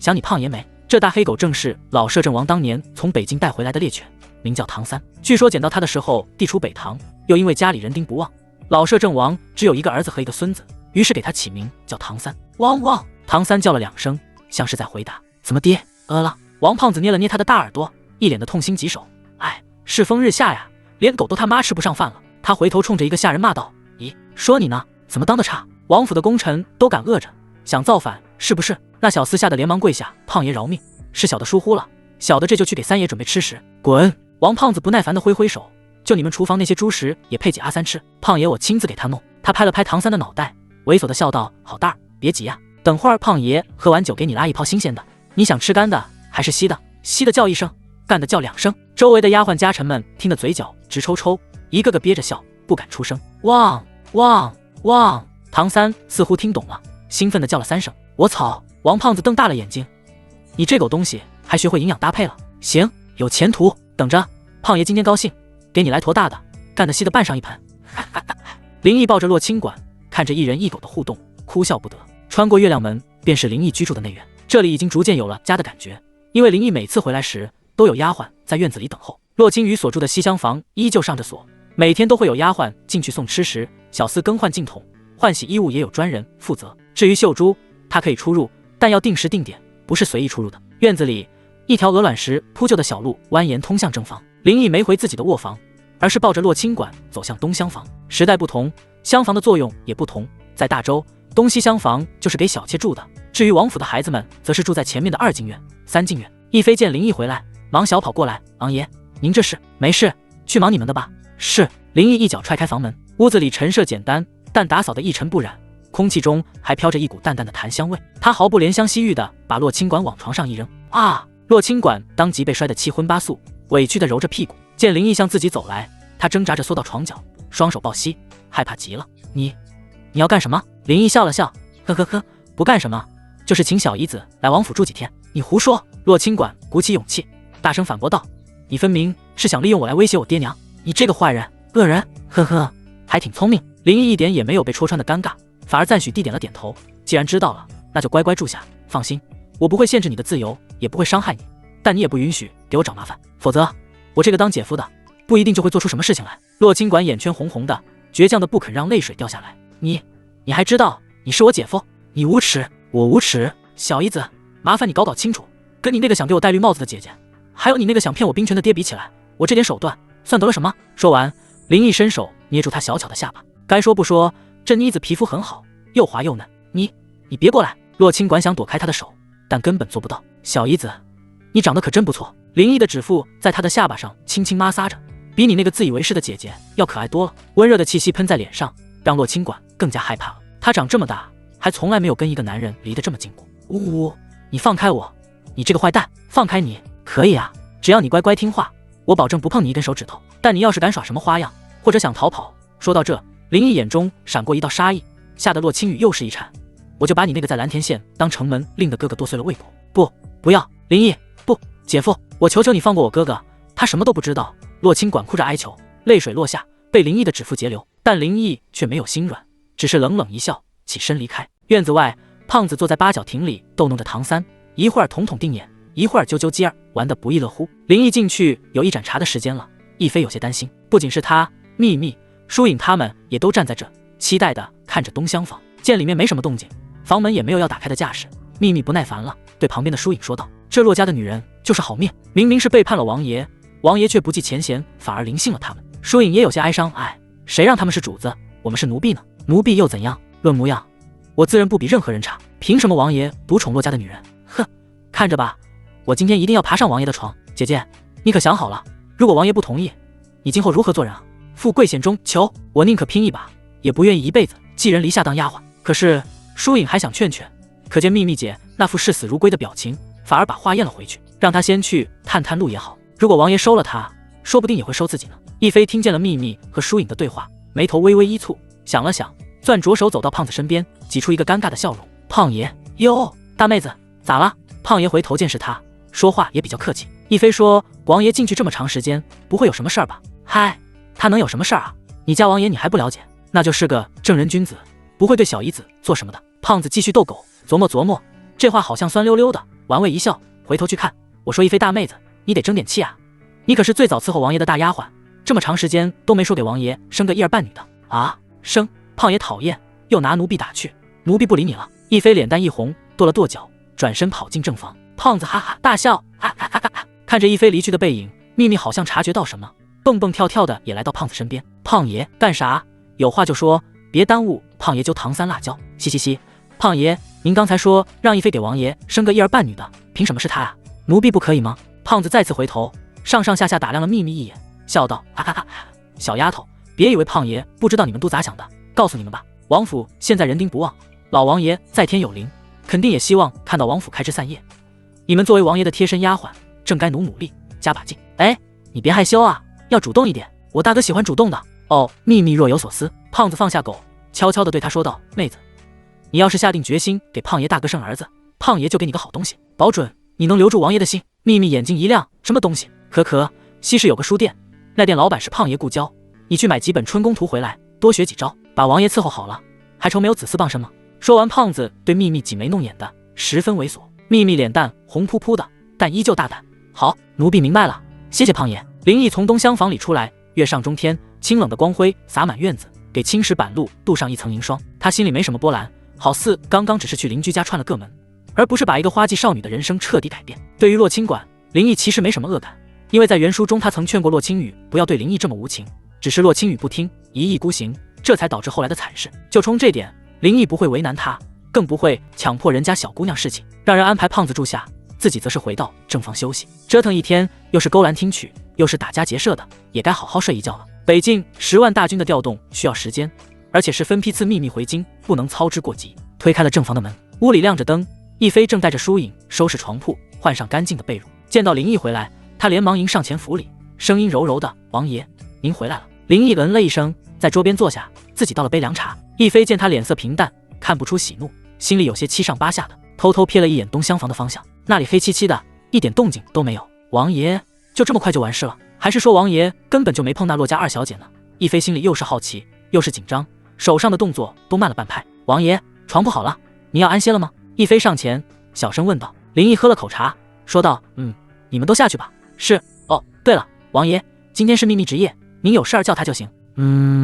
丫鬟值夜是封建社会的老传统了，主子睡觉，丫鬟得在旁边守着，半夜主子要上厕所或者想喝水什么的，丫鬟就得随时伺候。另外，如果是盛夏时节，丫鬟还要坐在床边给主子驱赶蚊蝇，以免打扰主子睡觉。昨天是亦妃，今天竟然轮到秘密了。林毅忽然想起什么，问道：“这个秘密是不是就是昨天摔门出去的那个？”是。亦妃以为林毅会生气，劝道：“王爷别和他置气，他年龄小，不懂事，以后奴婢会常常教他的。”这话说的心虚，亦妃脸上阴晴不定了，显然是还有话没说完。怎么了？林毅问道。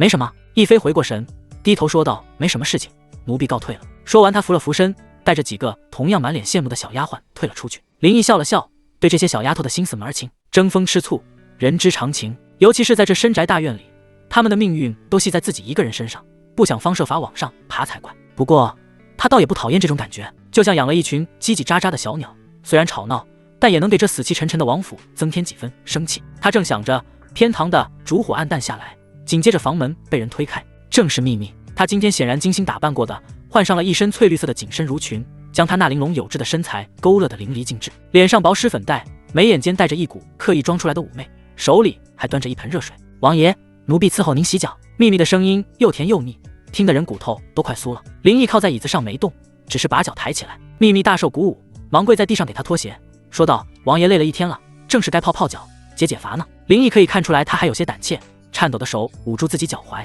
将其放入水中。被温热浸泡的刹那，林毅也不由长舒口气，确实解乏。秘密的手很软，揉捏着脚趾、脚背，力道刚好。洗完后，在擦脚的过程中，秘密居然低下头，在林毅脚趾上轻轻一吻。搏击，这丫头胆子还真大。行了，他淡淡的说：“你出去吧。”啊！秘密一愣，心说：“我都这么主动了，你难道就没有一点动心吗？”其实林毅是故意逗他的。果然，秘密不情愿，看了看被子，说道：“奴婢还没给王爷暖被窝呢。”大夏天的，暖什么被窝？林毅明知故问。秘密红着脸，声音小得跟蚊子似的：“王爷身子金贵，被子太凉了，万一着了凉可怎么好？”他说完，也不管林毅同不同意，走到床边就开始脱衣服。外层的襦裙、中衣、抹胸一件件滑落在地，最后只剩下一身雪白的亵衣。月光透过窗户照进来，将他那若隐若现的身体映得如同美玉一般。哎呀！秘密害羞了，飞快钻进被窝，用被子蒙住脑袋，只露出一双水汪汪的大眼睛，又紧张又期待地看着林毅。林毅觉得有些好笑，这丫头还真是豁出去了。也罢，既然是自己人，就没必要装腔作势的，直接一口吃下去才不负美人心。他拿起桌上胖子送来的荔枝，慢悠悠地剥了一个，走到床边，张嘴。秘密愣了一下，乖乖张开小嘴，一颗冰凉甜润的果肉被送了进来，清甜的汁水瞬间在口腔里爆开，甜到心里。甜吗？林毅的声音带着一丝玩味。甜。秘密满脸幸福，感觉自己整个人都快被林毅的温柔所融化了。他壮着胆子从被窝里伸出两条白藕似的手臂，一把搂住林毅的脖颈，将他往自己这边拉。王爷，翌日天刚蒙蒙亮，林毅就醒了。20多年军旅生涯让他养成了极其规律的作息，不管头天晚上是行军打仗还是折腾姑娘，到了点自然就会醒。他看了一眼身边，秘密还在熟睡，长长的睫毛像两把小刷子，嘴角挂着一丝满足的笑意，也不知是梦见了什么好事。林毅轻轻将他的胳膊和腿挪开，蹑手蹑脚的起床，穿上一身干练的短打出门。每天的晨练不可废。他走以后，很快房门便被再次推开，亦妃和疏影走了进来，准备收拾房间。然而一进屋，两人就愣住了。只见秘密正趴在王爷的大床上，身上盖着薄薄的锦被，露出大片雪白的香肩和后背。他似乎也刚醒，正伸着懒腰，将玲珑有致的身体在晨光下划出一道诱人的曲线，两条白皙修长的小腿在空中荡来荡去，时不时还调皮地敲打一下自己屁股，嘴里哼着不成调的小曲儿，一副心满意足。亦妃看到这一幕，手里铜盆哐当一声掉在地上，心也跟着沉了下去。她最担心的事情还是发生了，这个骚狐狸竟然真爬到王爷床上了。谁啊？大清早的吵吵什么？秘密早就知道亦妃进来了，懒洋洋地坐起来，任由锦被从肩头滑落，露出胸前大片春光和脖颈上的几朵草莓。原来是亦妃啊！她故意挺了挺胸，用一种女主人的口吻说道：“愣着干什么？还不快给我倒杯茶来吃吃。”亦妃本就对秘密躺在林毅床上很不爽，见他还敢指使自己，更气得不行。你还真把自己当主子了？秘密看到他那吃瘪的样子，就心里欢喜。这么多年了，总算让我扳回一局。哥，我当没当主子，可不是你说了算的。秘密咯咯一笑，慢条斯理地从枕头底下摸出一块白色绸布，他将那块绸布展开，在亦妃面前晃了晃，只见那雪白上正有几朵刺眼的红梅。你看，秘密炫耀又挑衅地说，就凭这个，我起码也算半个主子吧。亦妃看着那块落红，身体不由自主地晃了一下，这怎么可能呢？多年来，自己一直是王爷身边最贴心、最得宠的丫鬟，只要自己再努力一点，早晚能得到王爷的垂青。可没想到，秘密这个骚狐狸竟然这么不要脸，用这种下作的手段抢了先，定是你这浪蹄子勾引的王爷，有伤风化，不要脸。没错，就是我勾引的王爷，那又怎么样？秘密落落大方的承认，做起来露出傲人身材。该说不说，秘密的身材实在是太好了，尤其是胸前2朵，根本不似凡人。亦飞下意识看了看自己的胸脯，脸蛋一红，哎呀，这根本没法比啊，自己和疏影加在一起都没有他的厉害。秘密坐在床上，双手抱肩，神气兮兮地说，重点是王爷对我青睐有加，还不快给本，给我拿个新的肚兜来，昨天的肚兜让王爷撕碎了，要去自己去，谁要伺候你这骚狐狸？亦飞气得不行，跺了跺脚，转身跑了出去。秘密嘲讽道，谁叫你这么多年都爬不上床的，活该。亦飞姐姐，疏影想去追，却被秘密叫住了。站住，他算个什么东西，也敢在我面前耍性子，你过来伺候我更衣。疏影吓得一哆嗦，她毕竟只是个2等丫鬟，秘密的话还是要听的。可是我明明是跟亦飞姐姐混的呀。见她不动，秘密声音冷了下来，我的话你敢也不听了？不是的，蜜姐姐，疏影都快要哭了，就算2人之间差了1级，也没有丫鬟伺候丫鬟的道理啊。秘密姐，你还是自己穿吧，万一王爷看到，王爷在院子里练功呢，没工夫搭理我们。秘密不耐烦地打断他，赶紧过来，以后这房里我说了算。是。疏影没办法，只能低着头过去，百般不情愿地伺候他穿衣服。秘密为着寸缕，就这么坐在梳妆台前，看着铜镜映射出来的香肩与自己那张容光焕发的脸，微微一笑。从今天起，她再也不是任人差遣的丫鬟了，而是王爷的女人，是这摄政王府的半个主子。等以后自己再给王爷生个1儿半女的，这地位就更稳了。到时候别说亦飞、疏影那些小丫头，就是骆家那2个女人也得看自己的脸色。呵呵呵，哎呦！秘密一疼，回头看向疏影，不长眼的东西，你以为这是你的小鸽子，用那么大力气系绳，勒坏了怎么办？晚上王爷吃什么？秘密姐，对不起，奴婢没有给女人系过肚兜吗？疏影还挺委屈，心说谁让你长这么大的，还敢顶嘴？没有。这时林毅练完功回来，赤着上身，古铜色的肌肤上挂着一层细密汗珠，结实的肌肉线条充满了爆炸性的力量感，没有女人能拒绝这样的身材，从古至今都一样。疏影看到他，脸刷一下就红了，赶紧低头，心如鹿撞。而秘密的反应则完全不同，她眼睛一亮，也不管身上的布料少不少，立刻迎上去，声音嗲得能掐出水来。王爷，您回来了，累不累啊？奴婢给您擦擦汗。说着便拿起一块手帕，踮起脚尖往林毅身上靠。然而却林毅皱了皱眉，侧身躲开了。不用。他淡淡的吐出2个字，对疏影说道，疏影，拿毛巾过来给我擦擦。是。疏影像撞到什么天大好事似的，美滋滋去拿毛巾。秘密的笑容僵在了脸上，奇怪，王爷昨天晚上还对自己那么热情，怎么今天早上就变得这么冷漠了？难道男人都是这样，提上裤子就不认人了吗？其实还真不是林毅提上裤子不认人，而是他刚才进门的时候听到了他对疏影的呵斥，这才睡了一觉就这么嘚瑟，以后还不得出事啊？后院不宁是林毅绝对不能接受的事情，所以必须得给他点颜色看看，让他知道，即便你得到我的灵性，也只是个丫鬟而已，不要忘了本分。秘密心里七上八下的，也不知道林毅到底什么意思，可随即想想自己已经是王爷的女人了，这是谁也改变不了的事实，日得久了自然生情吗？只要自己以后好好伺候，王爷肯定会离不开自己的。想到这，他又重新堆起笑容，走过去拿起衣服，柔声说道，王爷，奴婢伺候您更衣。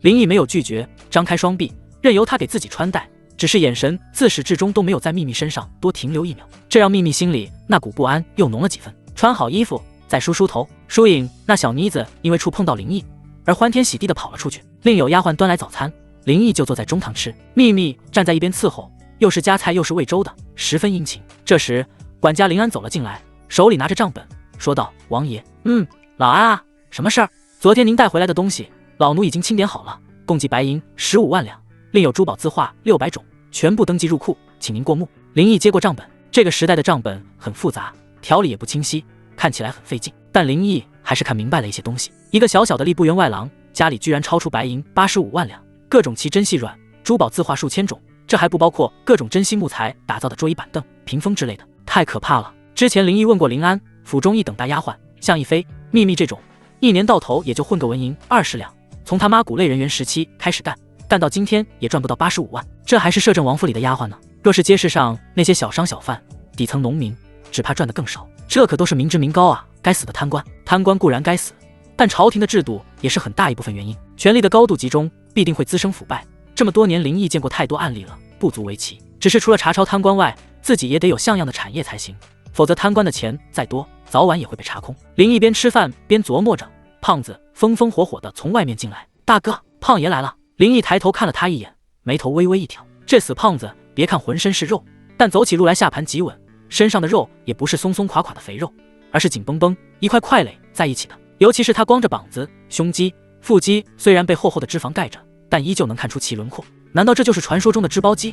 你这大清早的衣衫不整，成何体统？林毅嘴上嫌弃，但眼神里却带着笑意。嘿嘿嘿，胖爷这不是着急来给大哥请安吗？胖子混不在乎，一屁股坐在林毅对面，端起旁边给林毅备的一桶小米粥，仰头就灌，咕嘟咕嘟咕嘟咕嘟，那架势哪是喝粥，分明就是灌水。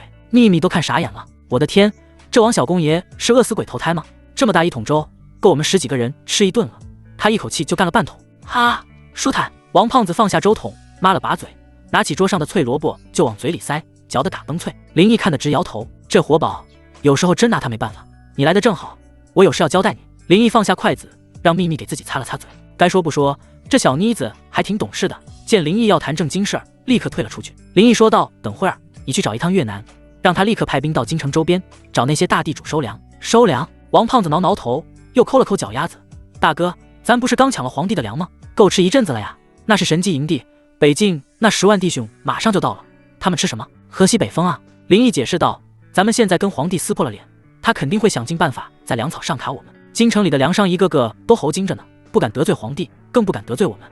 而且他们干的都是倒爷买卖，手里没有多少余粮，我们就算抢都抢不到，所以就只能从乡下想办法了。王胖子似懂非懂地点了点头，哦，胖爷明白了，大哥的意思是让南哥带人去乡下买粮食。买？哼！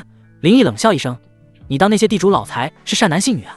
他们不趁机敲我们一笔竹杠就不错了。你告诉越南，派兵过去，先跟他们谈价钱，如果他们肯平价卖，那就平价收，一手交钱，一手交货，咱们不占老百姓便宜。王胖子追问道，那要是他们不肯呢？如果他们敢做得起价，或者不卖，就直接抄价。胖子兴奋地一拍大腿，结果发现自己穿的是短裤，嗷的一声，膝盖眼看着就青了一块。我操！胖子疼得龇牙咧嘴，一边揉膝盖一边说，大哥，除了抢劫呢，那些地主家的东西是不是也得都搬回来啊？废话，不过我想着地主家应该没什么好东西，能搬点就搬点。另外，你告诉越南，抄家之后，地主家的土地全部收归摄政王府所有，然后按人头平均分给周围的农户，告诉他们这地是摄政王府分给他们的，以后只要给王府交2成的租子就行，剩下的都是他们自己的。谁要是敢再把地卖给地主，一经发现杀无赦。胖子听得一愣一愣的，抢粮食他能理解，可这分地是啥操作？大哥，你这是唱的哪一出啊？给那群破落户分地，收买人心。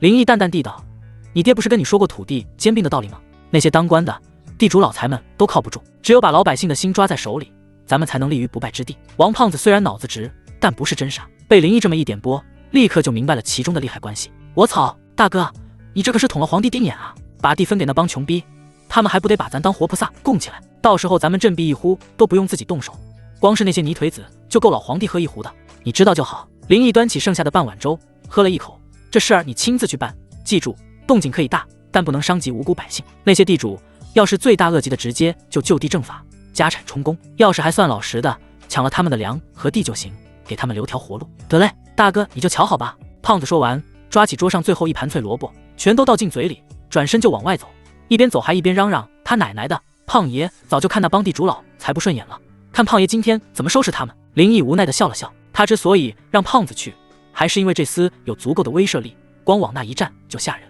那些地主老财遇到他也算倒霉。林安一直站在旁边听着，心里对林毅佩服的五体投地。王爷终于不傻了，还知道为民谋划了，真好啊，林家有救了。林安，洛青雨那边这2天如何？林毅可没忘记自己还有一个正房夫人呢，而且他也不认为洛青雨是那种闷声不想受委屈的人，肯定会有所动作。果然，林安回答道，回王爷，夫人这2天没出屋，但是那个叫秀珠的丫头出去了几次，估计是去搬救兵了。提高警惕，南宫瑾不会轻易对洛青雨放手的。是，下次秀珠再出去，老奴派个人跟着点。林毅其实很期待洛青雨会给自己带来什么惊喜，也好奇除了南宫瑾外，到底什么人会帮他。只要有人敢帮，自己就有了动手的理由，否则还真不好直接拿那些朝臣开刀呢。西厢房，房间的门窗都紧闭着，只留下一扇小小的气窗透进些许光亮，让屋子里不至于那么昏暗。洛青雨独自坐在梳妆台前，看着铜镜里那张日渐憔悴的脸，他已经有几天没好好吃饭，好好睡觉了。自从被关进西厢房，他就从没快乐过。倒也不是林毅苛待他，而是他自己吃不下也睡不着，因为只要一闭上眼睛，脑子里就全是自己跪在床榻上的屈辱画面。他恨恨林毅为什么下那么重的手打自己，恨林毅让自己说出那些不堪入耳的话。如果是阿锦，他肯定不会舍得打自己的，也不会让自己像狗一样趴在那里。吱呀，房门被推开，打断了洛青雨的思绪。回头看去，只见秀珠端着一个食盒，表情惊恐地走了进来。小姐，该用膳了。秀珠把食盒放在桌上，从里面端出几样精致的小菜。洛青雨看都没看一眼，只是冷冷地问道：外面什么情况？那个魔鬼又在做什么？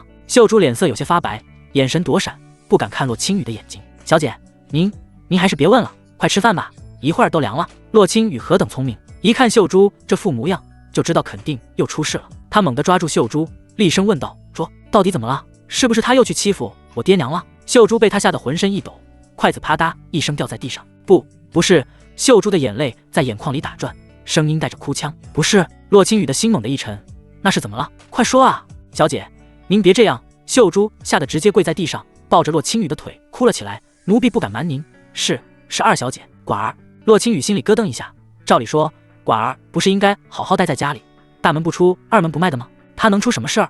难道……洛青雨不敢再想下去了，是不是林毅？他把寡儿怎么了？秀珠跪在地上，也不知道是感慨洛清管的遭遇，还是想到林毅那可怕的手段，吓得大哭。昨天晚上，老爷和夫人带着二小姐，还有家里剩下的一些东西，准备进宫去住。进宫去住？洛青雨有些纳闷，这平白无故的怎么会进宫住呢？家里不能住了吗？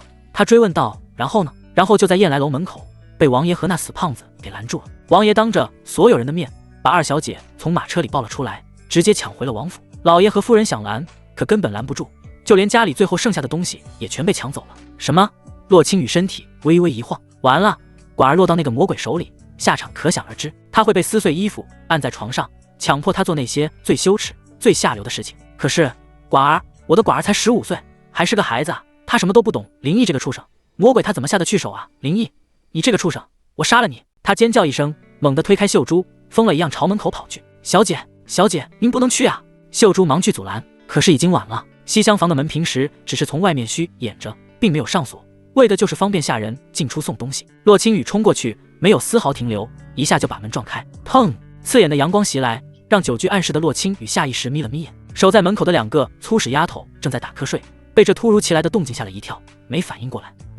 王妃，快拦住王妃啊！秀珠在后面声嘶力竭的大喊。2个丫鬟这才如梦初醒，慌忙去追。王妃，您快停下，您不能出去啊！王爷有令，您不能离开西厢房。他们一边喊，一边伸手去拉洛青雨的手臂。滚开！洛青雨此刻就像一头发了疯的母狮子，哪里是他们2个弱女子能拦得住的？只见他一把甩开丫鬟的手，抬脚踹在另一个丫鬟的肚子上。啊！那丫鬟惨叫一声，捂着肚子蹲了下去。另一个丫鬟见状，吓得也不敢再往前去，只能眼睁睁看着洛青雨冲向中堂。他要去找林毅问问他已经毁了自己，为什么还要毁了自己唯一的妹妹？他到底还是不是人？就在洛青雨冲出内院月亮门，马上就要跑到中堂的时候，一个身影正好从里面走了出来，正是汇报完账目出来的管家林安。最近王爷的改变让他欣喜若狂，假以时日，林家必定成为天下第一权柄。然而他嘴角还没合拢，就看到洛青雨披头散发的朝这边冲来，身后还跟着几个哭哭啼啼、连滚带爬的丫鬟。这个女人不仅索要高额彩礼，还妄想骗走林家兵权，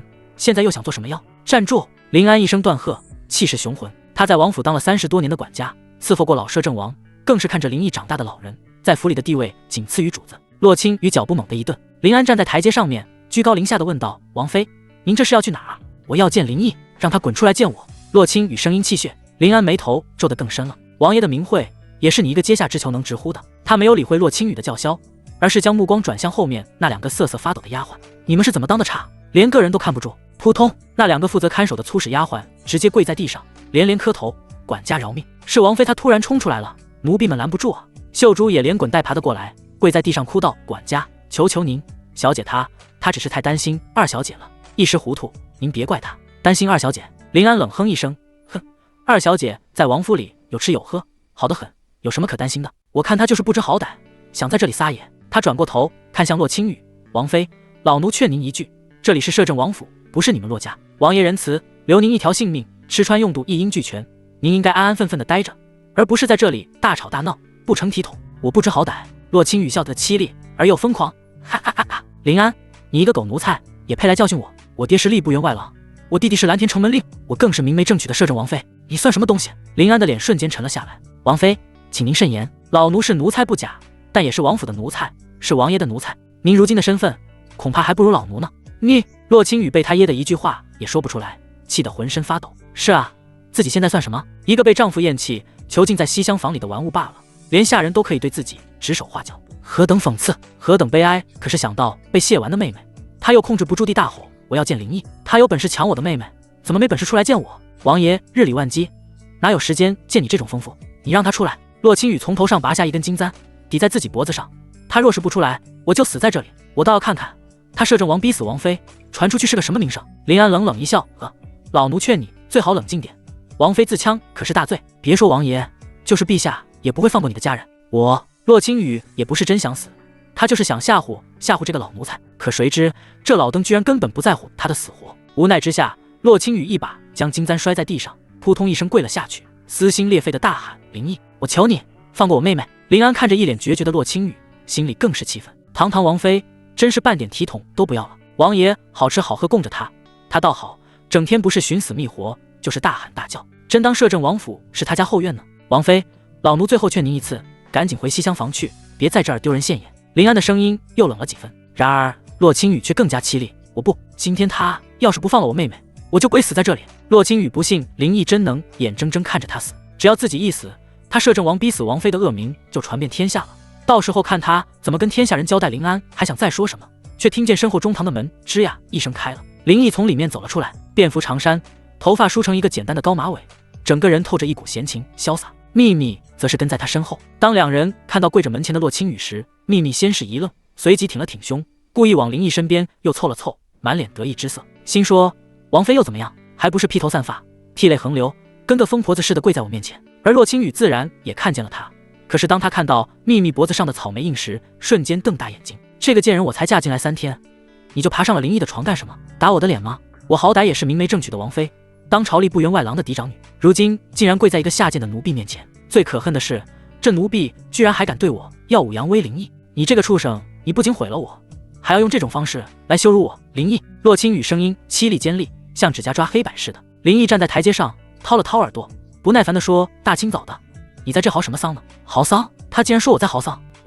洛青雨气得浑身发抖，一时间竟说不出话来。秘密见状，娇滴滴地开口道：王爷，王妃一大早就跪在这儿，也不知道是为了什么事，您看要不要奴婢去问问？这话听着像是在替洛青雨解围，实际上却是火上浇油。他故意点出洛青雨的王妃的身份，又自称奴婢，处处透着一股子绿茶味儿。林毅瞥了他一眼，没说话。秘密心里一突，不知道自己哪说错了，赶紧闭上嘴。洛青雨深吸一口气，强迫自己冷静下来，然后抬起头盯着林毅，一字一顿地说道：林毅，我求你放了我妹妹。林毅看他这副模样，忽然觉得有些好笑。他慢悠悠地走下台阶，来到洛青雨面前，蹲下身与他平视：放了你妹妹？林毅玩味一笑：可以啊。洛青雨瞬间变了脸色，可随即想想林毅不可能会这么好心。果然，林毅接下来的话也印证了他的猜想。不过你拿什么来求我呢？总不能光靠嘴说吧。说着，林毅在洛青雨身上肆无忌惮地打量，暧昧之态不言而喻。洛青雨当然知道林毅是什么意思。你休想！我是不会再学狗叫的，也不可能再叫你父亲了。你死了这条心吧。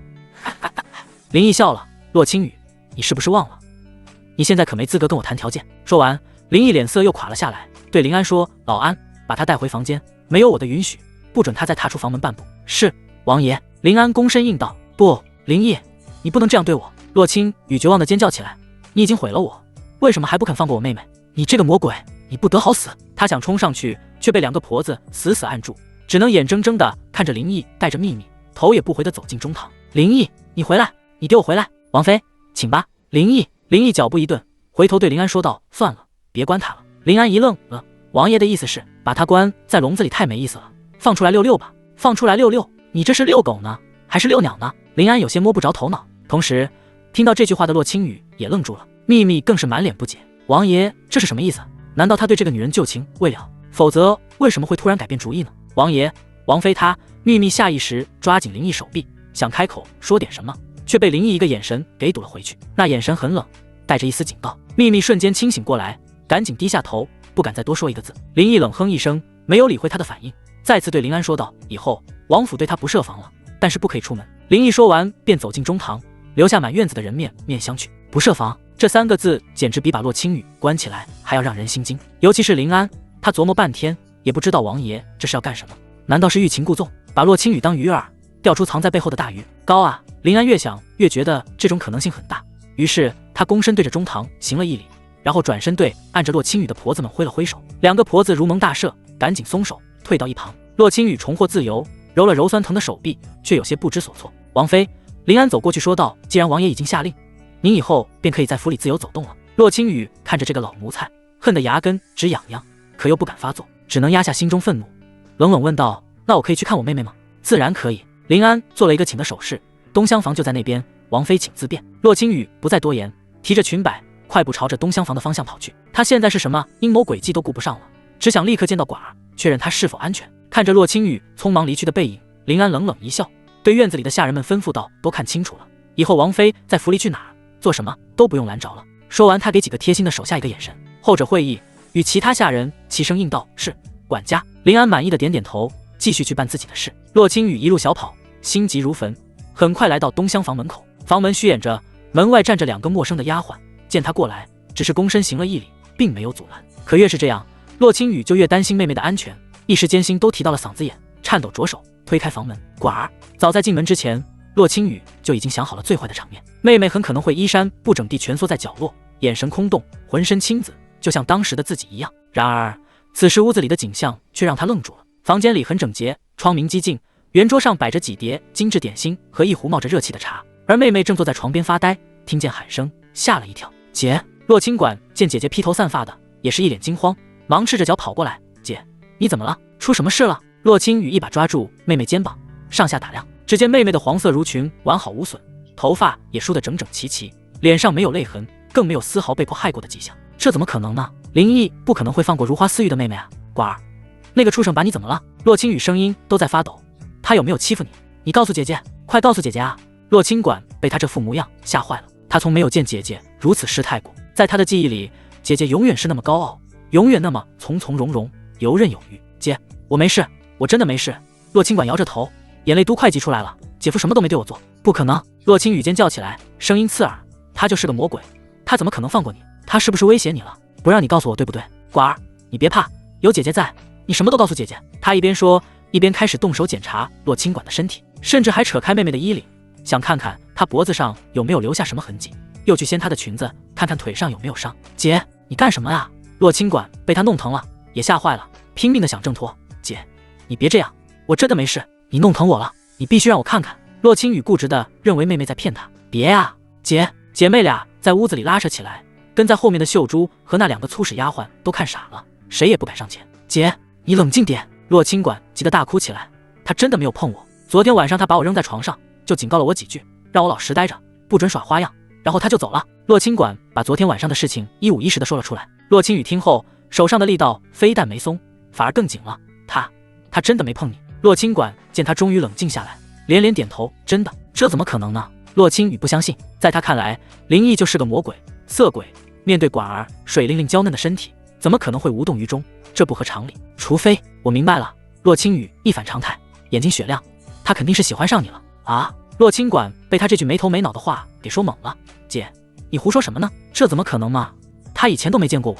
说到最后，洛清管声音都有了哭腔。被林毅喜欢，这乃是什么好事儿？然而洛青雨却像是抓住救命稻草一样，满脸兴奋之色。为什么不可能？寡儿，你好好想想，他为什么不碰你？他连我这个名义上的妻子都毫不留情的折磨，为什么偏偏对你手下留情？我也不知道啊。洛清管被问得哑口无言，只能一个劲儿摇头。你不知道，我知道。洛青雨的声音陡然拔高，他就是看上你了，所以才不舍得碰你，想让你心甘情愿的从了他。洛青雨越想越觉得这种可能性极大，因为林毅以前就是这样子，为了得到自己可以忍受任何羞辱，甚至可以当街给自己下跪。现在他又想故技重施，妄图用同样的方法来得到寡儿，一定是这样。寡儿啊，我的好妹妹！洛青雨突然变得温柔起来，捧起妹妹的脸，眼睛里全是蛊惑。别害怕，这是老天爷给我们洛家留下的机会。机会？洛清管还是没明白，被林毅喜欢是什么机会吗？他可不这么认为。姐夫真是太可怕了呢！你傻了呀，妹妹！洛青雨眼睛亮得吓人。我们可以利用林毅对你的喜欢，为爹娘报仇，为我们洛家报仇。报仇这2个字不提还好，一提起来，他便想起昨天晚上父亲跪在地上苦苦哀求，母亲被那个死胖子搂在怀里肆意羞辱的场景，还有家里那些被抢走的财物，姐姐受到的各种折磨。可是报仇什么的哪有那么容易啊？姐，他那么厉害，连皇帝都拿他没办法。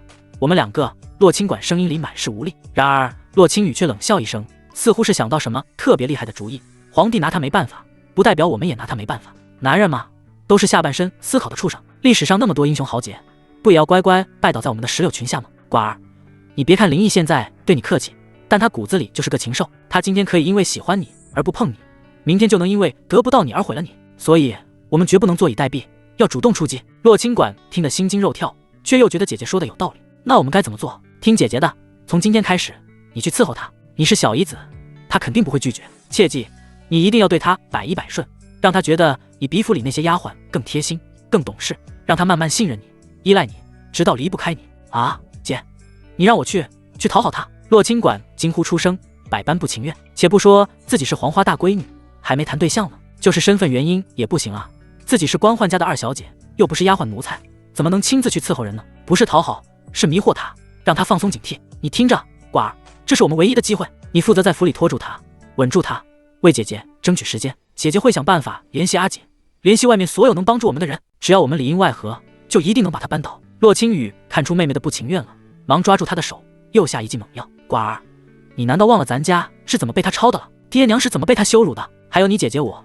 洛清雨一把扯开自己的衣领，露出脖颈和香肩上那些尚未完全消退的草莓与青子。你看看这些，这就是那个畜生留下的。他把我按在床上，像对狗一样羞辱我、折磨我，他逼我做那些最下贱、最无耻的事情。难道你就不想为姐姐报仇吗？洛清管看着姐姐身上那些触目惊心的伤痕，再也控制不住情绪，眼泪夺眶而出。姐，寡儿，你答应姐姐好不好？洛清雨抱着妹妹，像是在哀求。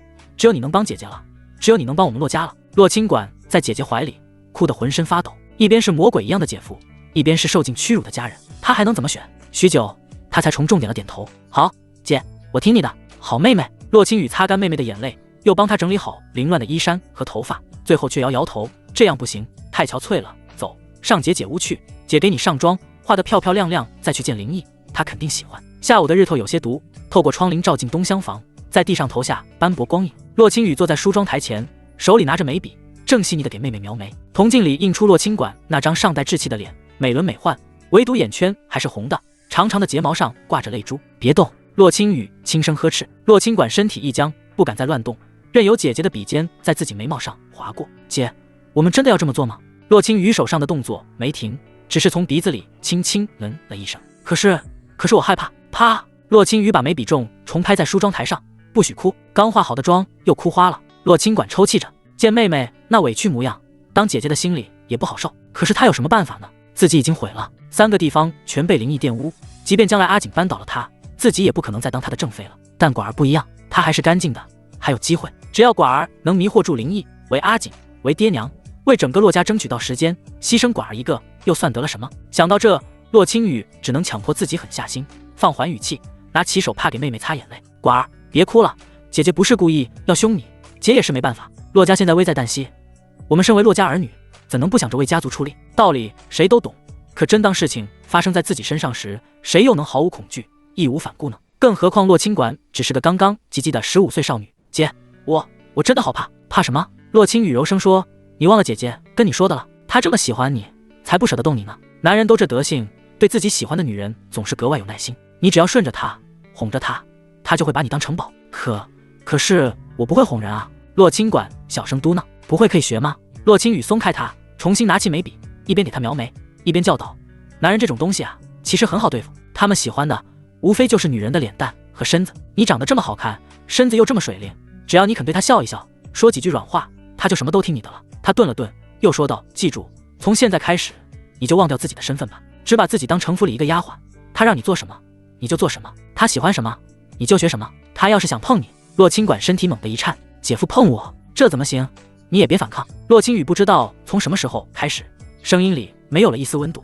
你就当是被狗咬了一口，只要能让他信任你，离不开你，我们就有机会报仇，懂吗？洛清管咬着下唇点头。其实他根本就不懂，为什么报仇就一定要用这样的方式。洛清雨满意的笑了笑，继续手上的动作。他给妹妹画了一个很精致的妆，粉黛遮住脸上的憔悴，细细的眼线让眼睛看起来更大更有神，唇上一点嫣红，更是让她平添了几分别日里没有的娇媚。看着铜镜里与之前判若两人的妹妹，洛清雨的眼神有些复杂，有嫉妒，有不甘，但更多的是一种近乎残忍的期待，残忍到她自己都不觉得这很残忍。好了，洛青雨放下手里的胭脂盒，端详着自己的作品，笑道：“真好看，我们馆儿果然是天底下最美的姑娘。”她起身从衣柜里挑了一件鹅黄色长裙，递给洛清馆：“去，把这件裙子换上，显得皮肤更白了。”洛清馆胆战心惊地接过衣服，默默走到屏风后面换上，随即两人去往中堂。中堂里，林毅正靠在太师椅上，手里捧着一本《大周史记》，看得津津有味。这几日，他除了晨练和处理一些府中事务外，大部分时间都用来看书了。想要在这个陌生又熟悉的世界里活下去，并且活得好，就必须尽快了解这个世界的规则和故事，而历史无疑就是最好的老师。就在这时，亦菲走了进来。这妮子进来后，先是不自觉地看了一眼站在林毅身后的秘密，然后才说道：“王爷、夫人和洛二小姐求见。”林毅放下书，看向门口，只见洛青雨领着妹妹洛清馆一前一后走了进来。姐妹俩今天都刻意打扮过。洛青雨穿着一身素雅的白色长裙，长发挽成一个简单的发髻，脸上未施粉黛，却带着几分楚楚可怜。而她身后的洛清馆则是一身鹅黄色襦裙，小脸化着淡妆，整个人像是含苞待放的花骨朵，娇嫩的能掐出水来。林毅眉毛一挑，心说这姐妹俩唱的是哪一出啊？早上还要死要活的，这会儿就打扮得这么漂亮，肯定有诈。果然，只见洛青雨深吸口气，走到堂中央，在离林毅3步远的地方停了下来，然后缓缓屈下双膝，扑通一声跪在地砖上：“王爷，臣妾知错了。”她把头埋得很低，乌黑的长发垂下来遮住脸颊，让人看不清楚表情。臣妾不该顶撞王爷，不该在府里大吵大闹，求王爷看在臣妾真心悔过的份上，饶了臣妾这一次吧。林毅没说话，甚至没有多余的动作，将目光落在他身后的洛清馆身上。这小丫头应该是吓坏了，小脸煞白，两只手紧攥着衣角，身体都在发抖。苦肉计吗？哼，有点意思。林毅还是没说话。洛清雨见他没反应，心里又急又气，这个畜生，人渣，败类，色鬼！我身为女子都已经给你跪下了，你还想怎么样？当然，这话他也就敢在心里想想，万不敢说出来的。而且戏还得演下去，若不能把寡儿推到他身边，自己今天就白跪了。王爷，臣妾知道您心里还在生臣妾的气。洛清雨抬起头，泪眼婆娑地看着林毅：“臣妾以前确实做了很多错事，伤了王爷的心。臣妾现在真的知道错了，为表示臣妾的歉意，臣妾特地带了寡儿过来。”他说着，回头拉了一把还在发愣的洛清馆，后者一个踉跄，险些摔倒。“寡儿，快给王爷请安！”洛清馆抖得更厉害了：“臣女寡儿给王爷请安。”呵呵呵呵。林毅笑了，这早上还寻死觅活的要见妹妹，担心妹妹怎么样呢？这才下午就主动把妹妹推到本王身边来。洛清雨，你有点意思啊，这事儿搁谁看都是有问题的，更何况是早就见惯阴谋诡计、尔虞我诈的林毅呢？显然，洛清雨也没想到林毅会这么说话，当即解释道：“王爷，臣妾早上是鬼迷心窍了，王爷乃是正人君子，怎么会欺负寡儿？所以才来祈求王爷原谅。”洛清雨发誓，他这辈子也没说过这么恶心的话。如果林毅是正人君子，那天晚上就不会把他抱到桌子上使劲欺负了。呵呵呵，他的解释让林毅觉得好笑，不过他也不打算拆穿。野猫抓老鼠是为了吃，家猫抓老鼠是为了玩。现在洛家姐妹就是两只叽叽喳喳的小老鼠，林毅并不着急吃掉它们，看着它们在自己面前瑟瑟发抖，不比吃了更有意思。行啊，既然这样，我原谅你早上的失态。林毅挥挥手，行了，没什么事你去忙吧，寡儿留下，我有话要问他。是。洛清雨站起来，心里一喜，这色鬼果然上钩了，我就说嘛，哪有人能抵抗我妹妹的美貌？只要寡儿能留在她身边，自己翻盘的机会就越大。太好了，阿锦，你看到了吗？看到我为你做的一切了吗？我们离复仇又近了一步啊！想到这，洛清雨不敢再多看林毅一眼，生怕自己眼中的兴奋被他察觉，转过身，在与洛清馆擦肩而过的瞬间，递给他一个眼神：“加油啊，妹妹！家族的荣辱，爹娘的性命，姐姐和阿锦的爱情，就全靠你了。”洛清雨出去了，中堂里的气氛一下子变得有些古怪。亦菲本来是送茶的，此刻见林毅的眼睛恨不得长在洛清馆身上，心里有些发酸。他悄悄看了一眼站在林毅身后扇扇子的秘密，发现那丫头的脸色更是难看，平日里灵动的大眼睛，现在恨不得把洛清馆生吞活剥了。唉，亦菲心里叹了口气，看来以后王府中怕是又要多一个狐狸精了。也罢，自己还是别留在这里碍眼了。王爷，亦菲扶了扶身，奴婢忽然想起茶室里还煎着茶呢，这就去看看，免得烧干了。林毅对亦菲的懂事很满意，点了点头。亦菲如蒙大赦，赶紧退了出去。可她能走，秘密却不想走。她好不容易才爬上王爷的床，还没怀上孩子呢，怎能眼睁睁看着别的女人来争宠？这个洛家二小姐长的就是一副狐媚样子，一看就不是什么好东西。不行，我得留下来看看她到底想耍什么花样。林毅愣了一会，见秘密杵在那儿不动，眉头一皱，声音也冷了下来：“你怎么还不出去啊？”秘密听出他语气里的不耐烦，委屈的咬了咬嘴唇，100个不甘心。可林毅的命令他又不敢不听，于是只好不情不愿的应了一声：“是，奴婢这就出去。”退出去的时候还不忘狠狠剜了洛清管一眼。小贱人，你给我等着！转眼间，偌大的中堂就只剩下林毅和洛清管2个人，后者站在堂中央，又尴尬又紧张，连手都不知道该往哪放了，因为他能清楚感觉到林毅的目光像刀子一样在自己身上刮来刮去的，那不是色眯眯的打量，而是一种审视。审视的他浑身不自在。姐夫，不，这个魔鬼，他到底想干什么？他会不会也像对待姐姐那样对待我？一想到姐姐身上那些草莓似的伤痕，洛清管的心就缩成一团，怕得要死，双腿也控制不住地颤抖起来。林毅看他那副惊弓之鸟的样子，暗自觉得好笑，就这点胆量，还妄想装绿茶勾引我，差得远呢。也不知过了多久，林毅放下茶盏，说道：“你叫管是吧？”洛清管赶紧回答：“是，臣女洛清管。多大了？”回王爷：“15了，可及笄了。”上个月行的及笄礼。林毅点点头，故意拉长音：“哦，那就是大人了呀，大人了。”这话什么意思？洛清管心里猛地一跳：“你过来点。”林毅冲他招招手，洛清管身体当即变得僵硬，一动也不敢动。过去干什么？姐姐说她喜欢我，不舍得碰我，可万一姐姐猜错了呢？她要是真的扑上来了，我该怎么办？反抗吗？可我打不过她呀，不反抗，那我岂不是也……洛清管脑子乱成了一锅粥，各种不堪又可怕的念头相继冒出来。怎么要本王过去请你吗？林毅声音有些不悦。洛清管忙摇头：“不敢，那还不快过来！”洛清管咬住贝齿，想起姐姐的嘱托，爹娘的屈辱，如今洛家的处境，最后深吸一口气，攥紧粉拳，拼了不就是过去吗？又不会死人。想通之后，洛清管迈开步子，几乎是一小步挪到林毅面前。王爷见他那娇羞的模样，林毅愈发觉得有趣，直接出手抓住他的小腿。洛清管再次身体一僵，不敢乱动，更不敢大喊。从小到大，他可从没被异性触碰过管儿。我看你穿这身黄色裙子还挺好看的，回头告诉秀娘多做几身。林毅话语中带着欣赏之意，可洛清管的脸却刷一下红透了，从脸颊一直红到脖子根。他这是在夸我吗？可为什么他的手还不拿开？难道他还要继续往下摸不成吗？往下可以，就是千万别往上啊！去，给本王准备晚膳吧。就在洛清管以为林毅会兽性大发，将他扑倒在桌子上的时候，后者居然松手了，然后怡然自得地靠在椅子上，再次拿起书，仿佛刚刚什么都没有发生过。洛清管愣了一下，有些反应不过来，于是偷偷抬起眼皮瞄了一眼林毅，只见他已经重新拿起了那本《大周史记》，看得津津有味，连一个眼神都没再给他。这就完了？这人也没有姐姐说的那么可怕吗？他扶了扶身，声若文瑞：“是，臣女告退。”言罢，几乎是逃也似的冲出中堂，直到跑出院子，被午后的风一吹，才感觉自己活了过来。呼，他靠在墙上，目光盯着中堂方向，大口喘气。刚才好险啊！可是为什么他最后又放过了我呢？难道真像姐姐说的那样，他是因为喜欢我，所以才不舍得碰我？哎呀，洛清管你这个贱皮子，他可是你全家的仇人啊！就算喜欢你又怎样？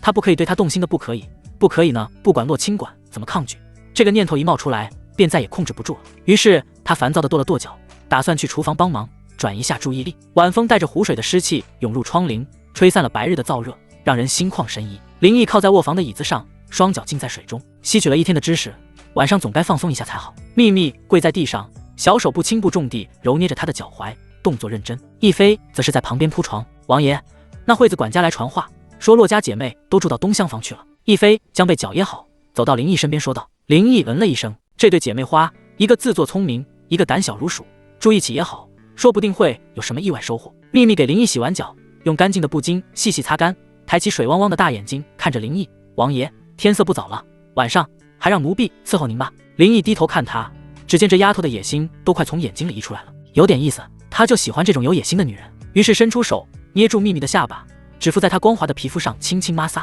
行啊，但你可要好好表现，若是表现不好，你知道后果。”王爷放心，奴婢一定尽力。秘密的脸颊瞬间飞上2朵红云，心跳得跟打鼓一样。后果是什么？他当然清楚。这府里想争抢上位的丫鬟多的是，其中不乏有比自己更美丽、身材更好的，所以自己必须要抓住机会。想到这，秘密壮着胆子把自己肩膀上的裙带往下一扯，翠绿色如裙顺着光滑的肩头滑落，露出雪白的肩膀和精致锁骨。然后他又从深深的雪府中扯出一块粉色手绢，甩到林毅的鼻子上抖了抖：“嘶，你这妮子！”林毅陶醉的吸上一口，嘻嘻。林毅闻着那股幽香，还没来得及反应，就见秘密提着裙子，赤着一双雪白的脚丫，转身就往院子里跑：“王爷，快来追我呀！”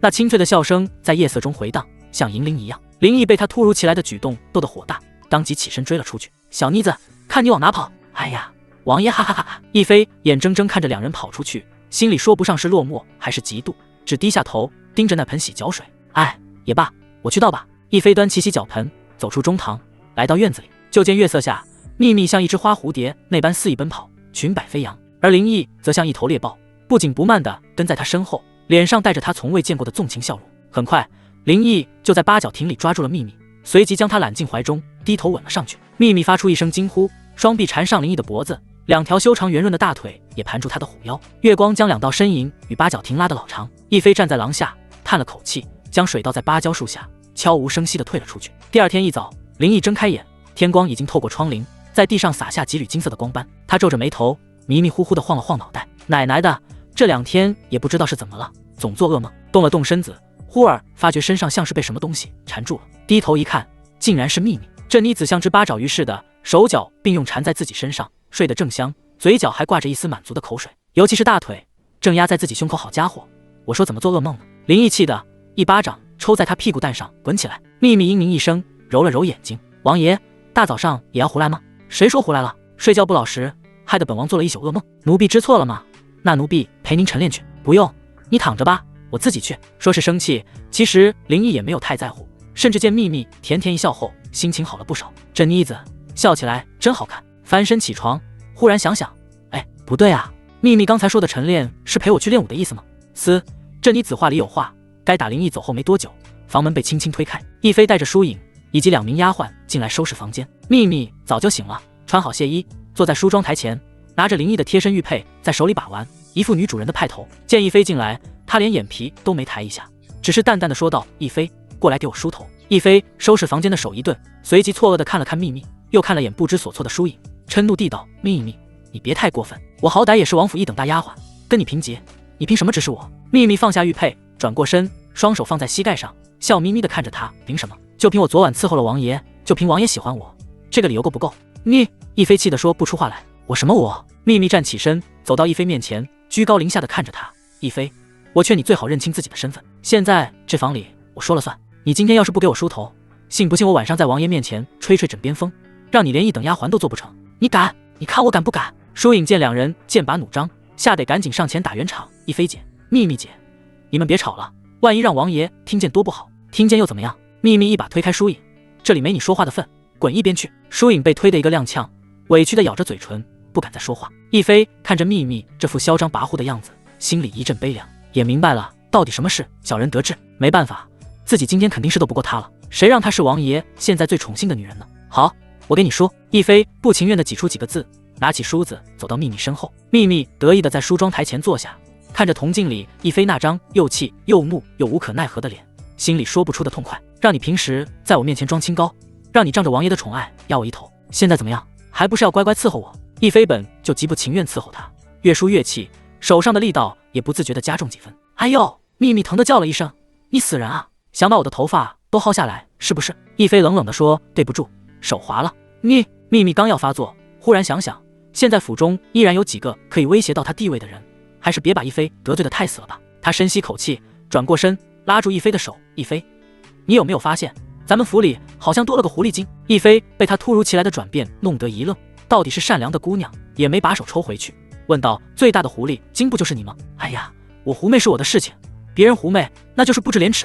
那你说的是谁？还能有谁？不就是东厢房里住着的那位吗？”亦飞这才知道他说的是洛清管，皱了皱眉，没说话。秘密继续说道：“我知道你心里不服我，觉得我抢了你的位置，但你有没有想过，咱俩再怎么争，那也是自己屋里的事。可东厢房那位不一样，她可是洛家的2小姐，是王妃的亲妹妹。她要是真得了王爷的宠，以后这府里还有咱们的立足之地吗？”亦飞愣住了，之前光顾着跟秘密置气，还真没想过这个问题。洛清管的身份摆在那儿，自己和秘密再怎么得宠，也终究是个丫鬟。可她不一样，她要是生下个一儿半女，那可是正儿八经的主子。亦飞可不像伺候那些伤害过王爷的洛家人，当即脸色也凝重起来，你想说什么？秘密见他上钩，便凑到他耳边，压低了声音说：“亦飞，你听我说，那个洛2小姐虽然长得清纯，但骨子里肯定也是个骚蹄子，不然王爷怎么会把她抢回来？咱们得想个办法，让她在王爷面前失宠才行。”亦飞看着秘密那张因为嫉妒而有些扭曲的脸，心里忽然感到一阵厌恶。他摇了摇头，把梳子往桌上一放：“我只安安心心伺候王爷就行，不跟你们争这些，你们谁爱争谁争去吧。”说完，他抱着林毅换下来的衣服，头也不回地走了出去。喂，哼，不识抬举！秘密看亦飞那清高的样子，气就不打一处来，恨恨地骂了一句，随即又将目光转向一旁瑟瑟发抖的疏影，笑得奸诈。疏影，你想不想更进一步啊？疏影吓得腿都软了，连连摆手。秘密姐，你饶了我吧，我不敢。有什么不敢的？秘密走到他面前，捏着他的下巴，循循善诱。只要你听我的，我保证不出半年，让你也爬上王爷的床。到时候咱们姐妹联手，还怕斗不过骆家那个小丫头片子？疏影呼吸一滞，爬上王爷的床，这是他做梦都不敢想的事情。可是，一想到王爷那英俊的脸庞和健硕身材，他又忍不住有些心动。毕竟哪个姑娘不怀春呢？那我该怎么做？疏影轻声地问，又紧张又期待。秘密见他动心了，脸上的笑容更盛，凑到他耳边低声说：“我告诉你，我们九王府作为皇朝的第一个皇子，也是嫡长子，南宫傲的府邸与其他皇子府邸相连，统称为九王府，但却不是一个院子，而是分隔开来的。这里与其他皇子府不同，处处透着一股军旅的铁血与肃杀。府内没有假山流水，没有莺歌燕舞，只有一排排冰冷的兵器架和宽阔的演武场。张泽南在太监的带领下一路走来，心里很不是滋味。他原本也是武将出身，早年金戈铁马，为国征战，不说战功赫赫，但也多有苦劳，所以皇帝南宫雄特赐勋国公名号。可人到中年，锐气磨平，如今只剩下对权势的追逐和对安逸的贪恋了。此刻他正站在演武场边，看着一个身穿黑色劲装的男人在场中练枪。那男人身形高大，肌肉虬结，一招一式都带着雷霆万钧之势，枪尖破空，发出阵阵呼啸，卷起落叶，形成一道道小小的旋风。此人正是当今大皇子南宫傲。他与他那几个兄弟不同，自幼便不喜文墨，独爱武艺。16岁便主动请缨前往南疆戍边，在军中摸爬滚打近10年，凭借战功一步步做到镇武将军的位置，在军中威望颇高。一套枪法练完，南宫傲收枪而立，额头上渗出少许汗珠。太监赶忙递上毛巾，他接过来擦了擦，这才将目光投向张泽南。哟，勋国公来了！张泽南连忙上前躬身行礼，微臣参见殿下。免了。南宫傲将毛巾扔回给太监，走到演武场边的石桌旁坐下，自顾自地倒了杯茶。坐吧。张泽南点点头，在他对面坐下，屁股只敢沾半边椅子，脸上全是急切和悲愤。殿下，喘儿的事情想必您已经听说了，您可要为微臣做主啊。南宫傲端起茶杯吹了吹，没有说话。张泽南见他不为所动，心里更急了。殿下，林毅当着满楼的人打死刘季和马大春，又废了喘儿，这简直是无法无天，目无王法。他这是根本没把您放在眼里啊。南宫傲的脸上一片平静，放下茶杯，淡淡地道：“说完了。”张泽南一愣，点了点头。嗨。南宫傲摇摇头：“你说你家孩子没事去惹林毅干什么？现在满京城谁不知道他就是个疯子，连父皇的圣旨都敢撕，你们还上赶着去触他的眉头？张泽南，你这国公的脑子是被狗吃了吗？”南宫傲这话说得很不客气，让张泽南的脸面有些挂不住。殿下，话不能这么说，分明是那林毅欺人太甚，传儿他们不过是喝多了酒，多说了几句，他怎能下此毒手？呵呵呵。南宫傲冷笑：“多说了几句，可本殿下怎么听说你儿子在燕来楼里指着林毅的鼻子骂他是傻子，还说他爷爷是莽夫，他爹是秦种，林家3代都是废物，有这回事吗？”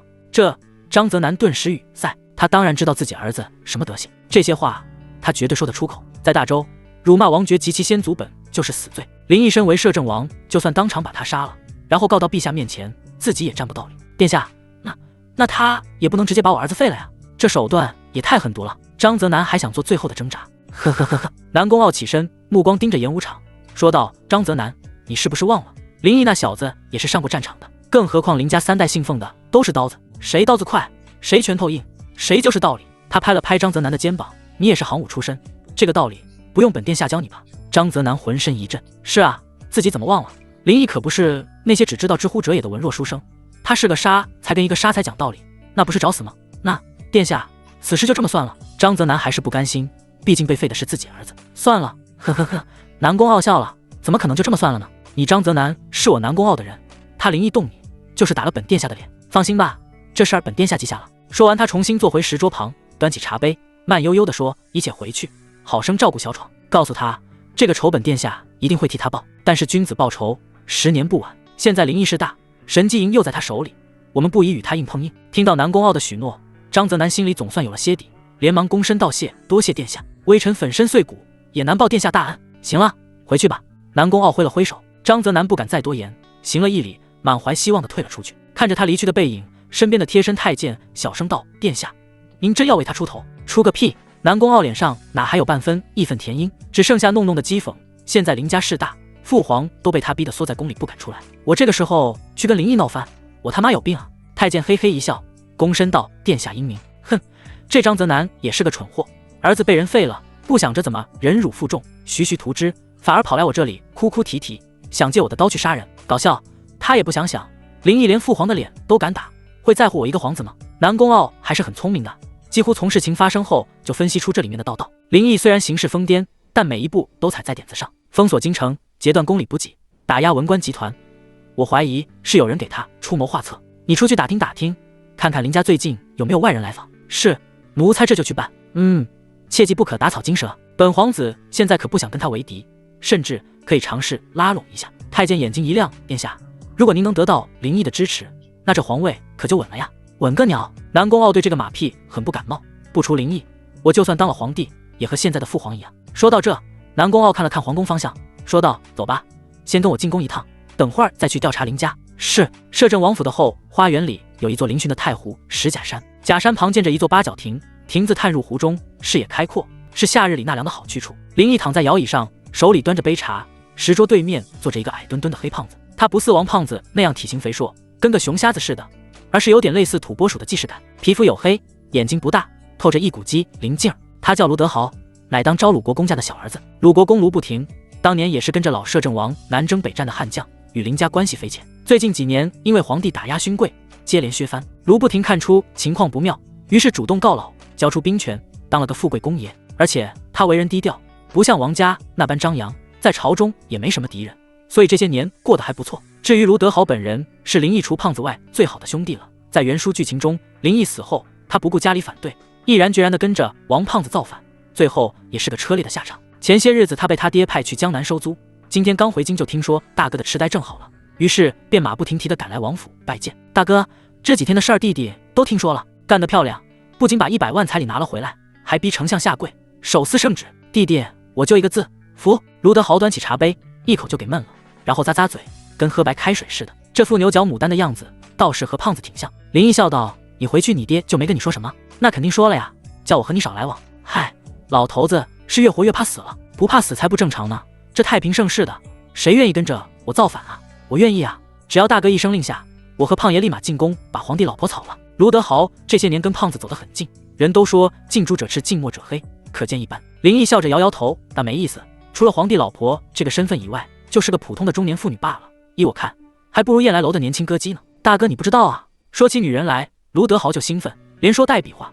早年我娘带我进宫参加宴会，惠妃娘娘不小心弄湿了鞋袜，当场要换。哎呦呦，那小脚丫比我巴掌还小呢，粉嫩粉嫩的。当时我就在想啊，这他妈要是能舔一口，死了都值。林毅这人什么癖好？说起女人你就没个正经，跟那个死胖子一个德行。卢德豪猥琐一笑，嘿嘿嘿，大哥你是没尝过鲜嫩的，不知道其中滋味。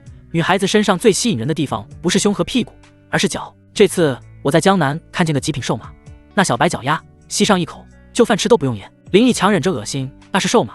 惠妃都多大年纪了，脚底板肯定都是老茧。不可能，惠妃的祖母是前朝公主，她又是尚书仆射的嫡长女，从小哪走过几步路啊？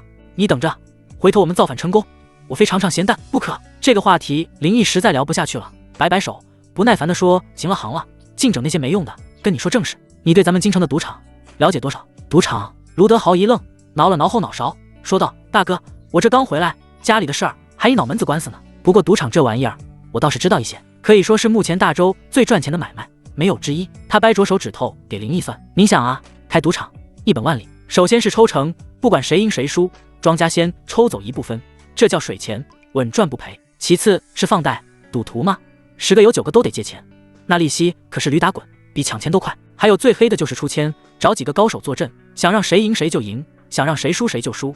那些赌红了眼的傻子，把家底都输光了，还以为是自己运气不好呢。卢德豪越说越来劲，探过身子，压低了声音：大哥，不瞒您说，京城里大小小几十家赌场，背后都有官员的影子，不少当官的，明面上的俸禄还没他家赌场一天赚得多呢，是他们的主要进项。林毅听着，手指在石桌上轻轻敲击。他当然知道赌场赚钱，前世在执行任务的时候，他就端调过好几个大型地下赌场，里面的道道他门儿清。但是如果只是小打小闹的开一间，没什么意思，要干就干垄断。卢德豪见他脸色阴晴不定，试探着问：大哥，您问这个干什么？林毅看了他一眼，当然是开一间啊。开一间？卢德豪有点摸不着头脑。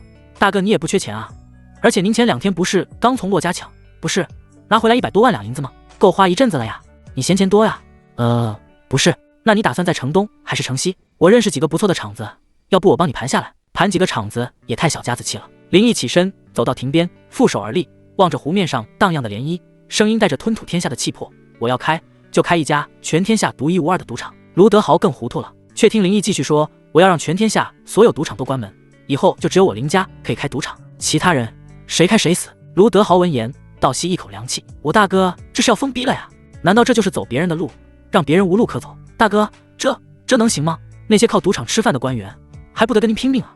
呵，拼命他们也配？林毅嗤笑一声：本王手握神机营和北境30万大军，谁脑袋让胖子踢了，跟我拼命。再者，我会把赌场的收入充军饷，其余的用来赈济灾民，兴办学堂。这样一来，既能解决军费问题，还能博一个为国为民的好名声，顺便还把那些官员的钱袋子也收缴了。你说这是一举几得呀？卢德豪听得目瞪口呆，心说不愧是我大哥，能把抢钱说得这么清新脱俗，还他妈的带着一股子替天行道的味。大哥，我明白了。卢德豪激动地站起来：您放心，这事儿交给我去办，京城里那些赌场的底细我门儿清，保证给您办得妥妥当当的。林毅满意的点点头。他之所以找卢德豪，就是看中了他这古机灵劲儿，还有他鲁国公府的背景。有些事情自己不方便出面，但他可以。就在这时，两人敲定之后，唐三这狗摇着尾巴过来了。汪汪汪！唐三啊，乖。林毅摸了摸他的狗头：吃饭没有？作为王府的功臣，看家护院的队长，林毅对唐三还是很欣赏的。可谁知道唐三突然神色一凛，一双狗眼冒着凶光，死死盯着假山那边。林毅问道：怎么了？呜！唐三发出一阵炸毛的低吼，下一秒便疯了似的窜了出去。就在刚刚，小姐您快点呀，四殿下在花园里等着呢。秀珠边说边在前面静静的领路。她今天穿了一身淡粉色纱裙，胸口隐隐约约可以看见几分雪白，脸上化了淡妆。洛青雨跟在她后面，心里有些不悦。这丫头自从上次给南宫瑾送信之后，就变得有些不一样了，不仅爱臭美，还瞒着自己买了不少首饰。难道她思春了不成？真是女大不中留。不过现在不是计较这些的时候。她怎么进来的？洛青雨压低声音：这王府里里外外都是林毅的眼线，她就不怕被发现吗？说起南宫瑾，秀珠也有几分得意。阿锦当然自有办法，别藏着掖着的，快说。她打扮成了王府护卫，很轻松就混进来了，没人注意到她。护卫？洛青雨心里更难受了。阿锦可是皇子啊，何等尊贵的身份，竟然要乔装打扮成一个下人来见自己，都是因为林毅都是他逼的。若非如此，阿锦怎么会受这么大的委屈？想到这，洛青雨对林毅的恨又深了几分，但同时对南宫瑾的爱意和愧疚也愈发浓烈。阿锦，你为我受了这么多委屈，而我却被他玷污了身子，我对不起你。你放心吧，等下我就会好好疼爱你的。不知为何，想到即将可以报复林毅，洛青雨心里竟隐隐有些兴奋。小姐，您别发呆了，快走吧，让殿下等急了可不好。秀珠见他半天没动静，又催促了一句。洛青雨回过神，整理一下自己的衣裙和发髻，努力让自己看起来不那么憔悴。她今天特意换上了一件月白色长裙，这是阿锦最喜欢的颜色。她还薄施粉黛，想让自己在他面前永远是那个最完美、最圣洁的仙女。两人一前一后穿过庭院，朝着后花园的方向走去。路上遇到了不少丫鬟、家丁，他们见到洛青雨，只是躬身行礼，并没有人上前盘问或者阻拦，就好像她真的是这个王府的女主人一样。这让洛青雨的心里产生一种错觉，或许林毅真的对自己放松了警惕。哼，男人果然都是下半身思考的动物，以为用暴力就能征服一个女人，真是可笑。等我见到阿锦，等我们里应外合扳倒了你，我一定要让你尝尝比死还痛苦的滋味，最好能把你做成人质，放在黄河边上当蛤蟆。洛青雨边走边在心里恶狠狠地想着。很快两人就来到花园。摄政王府的花园极大，奇花异草，亭台楼阁应有尽有。秀珠领着他绕过一片牡丹花丛，来到一座假山群旁边。这里位置偏僻，平日里很少有人过来。小姐，殿下就在里面等您。秀珠指了指假山深处的一个洞口。洛青雨的心砰砰直跳，又紧张又期待。难道新婚夜没能完成的神圣结合，要在这里重新举行了吗？太好了！他深吸口气，提着裙摆，小心翼翼地走了过去。秀珠看着他走进去，眼神有些复杂。谁让自己是丫鬟，而她是小姐呢？哎，但愿小姐能成功，让自己也成为阿锦的通房丫头吧。想到这能成为通房丫头，以后还说不定能成为小妾，秀珠心里就美滋滋的。她犹豫了一下，没有跟进去，而是转身躲到了一旁的树丛后面，探出半个脑袋，偷偷把风。洛青雨走进假山洞，里面光线昏暗，带着一股潮湿的泥土气息。他又往前走了几步，就看到一个身穿黑色铠甲的男人，正背对着他，透过石头缝往外看着什么。那男人身形挺拔，即使穿着厚重的铠甲，也掩盖不住那股英武之气。是阿锦，一定是他。洛青雨的心跳得更快了。是阿锦吗？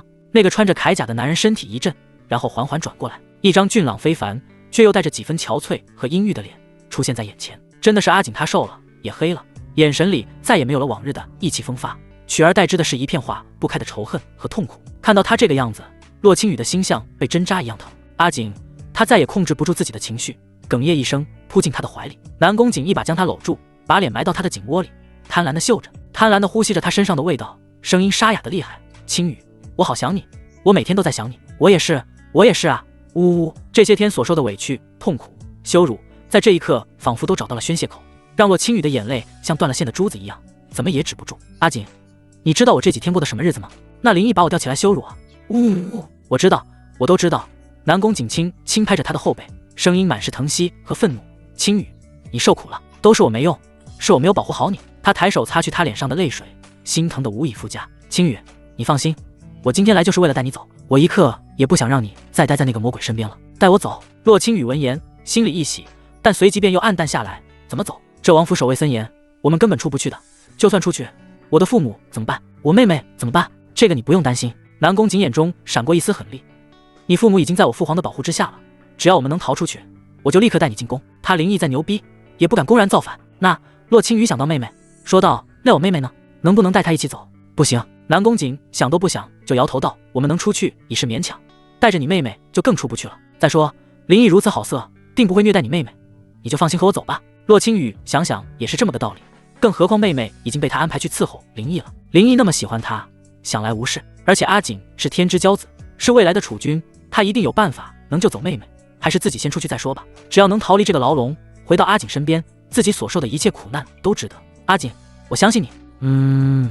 走吧。南宫瑾抓着他的手要走，谁料洛青雨再次挣开。南宫瑾一愣，青雨，阿锦，林毅是不是在那边？洛青雨指了指石头缝。南宫瑾点点头，还以为他在乎林毅，不愿意和他走呢。青雨，我知道你是善良的，可林毅那么对待你，你还有什么舍不得吗？不。洛青雨摇摇头，我没有舍不得，相反，我要让他身败名裂。说完，洛青雨表情有些狰狞和疯狂，满满都是对报复林毅的快感。阿锦，你就在这要了我吧？什么？在离你丈夫几十米的地方要了你？饶是南宫瑾久经风月情场，也被洛青雨这句话给吓到了。这也太刺激了吧！可随即想想，林毅给自己那么大的羞辱，还欺负了青雨，如今给他扣一顶大大的帽子，也算拿回来点利息好。就这么办，南宫瑾再次将洛青雨搂进怀里，兴奋地说：哦，青雨，你终于想通了，我还以为你真舍不得林毅，不要我了呢。洛青雨的脸埋进他的胸口，闷闷地说：怎么会呢？我这辈子最爱的人就是你啊！来吧，阿锦，别犹豫，我会全力配合你的，保证让你比林毅那个混蛋舒服。南宫瑾这话听着这么不对劲呢。嗨，算了，先给林毅扣下帽子再说。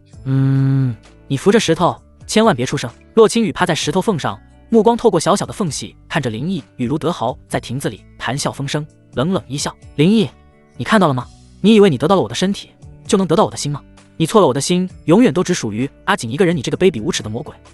你带给我的所有痛苦和羞辱，我今天就要加倍的还给你。想到这，洛青雨闭上了眼睛，根本没注意到一只疯狗跑来了。南宫瑾兴奋的不行，这2年他对洛青雨可谓是魂牵梦绕，但男女之情嘛，发乎于情止乎于理，两人最多也就是拉拉手，连拥抱都属于极少情况。人们常说妻不如妾，妾不如妓，妓不如偷，偷不如偷不着，可如今自己就要在她丈夫面前拥有她了，这是个男人就忍不住啊。南宫瑾把铠甲扒下来，又解开裤子兜绳，速度之快让人瞠目结舌。然而就在他准备撩洛青雨裙子的时候，一声凶狠至极的犬吠如萍的惊雷突然在假山口炸响，汪汪汪汪！暴力的声音带着杀气，吓得洛青雨浑身一激灵，忙躲到南宫瑾身后。阿锦，怎么回事？南宫瑾的好事被打断，正一肚子火，回头怒喝。然而他话音未落，就看到一个黑影踏踏踏的走了进来，正是坏人好事的唐三啊！洛青雨哪里见过这么凶猛的恶犬，当即吓得花容失色。南宫瑾将他护在身后，也是又惊又怒，这他妈是哪来的野狗，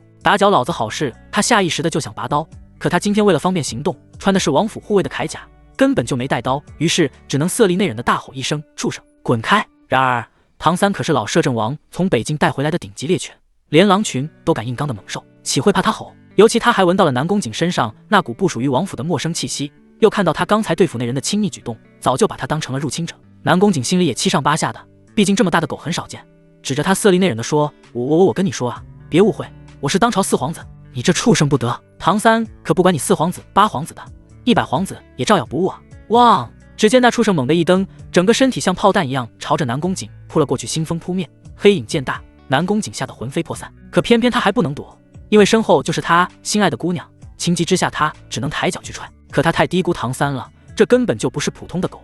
只见他为躲避，这一脚竟踩到旁边的石墙上，借助石墙再次发力，狠狠一口咬在南宫景身上最多余的地方。没错，在唐三看来，他两腿之间晃来晃去的家伙是最多余的。嗷！南宫景一声凄厉的惨叫，响彻整个花园。但唐三显然不肯松口，巨大的身体死命往后拽了2下，扑哧一声，连助带球硬生生给拽了下来。啊！南宫景再次发出一段不似人声的惨叫。洛青雨见他酷酷往外喷血，更是吓得脸色惨白，搂着他双双倒在地上。阿锦，你这个畜生，滚开！唐三好不容易吃顿荤腥，此刻吧唧吧唧吃得正香，才不理他呢。阿锦，你怎么样？哼！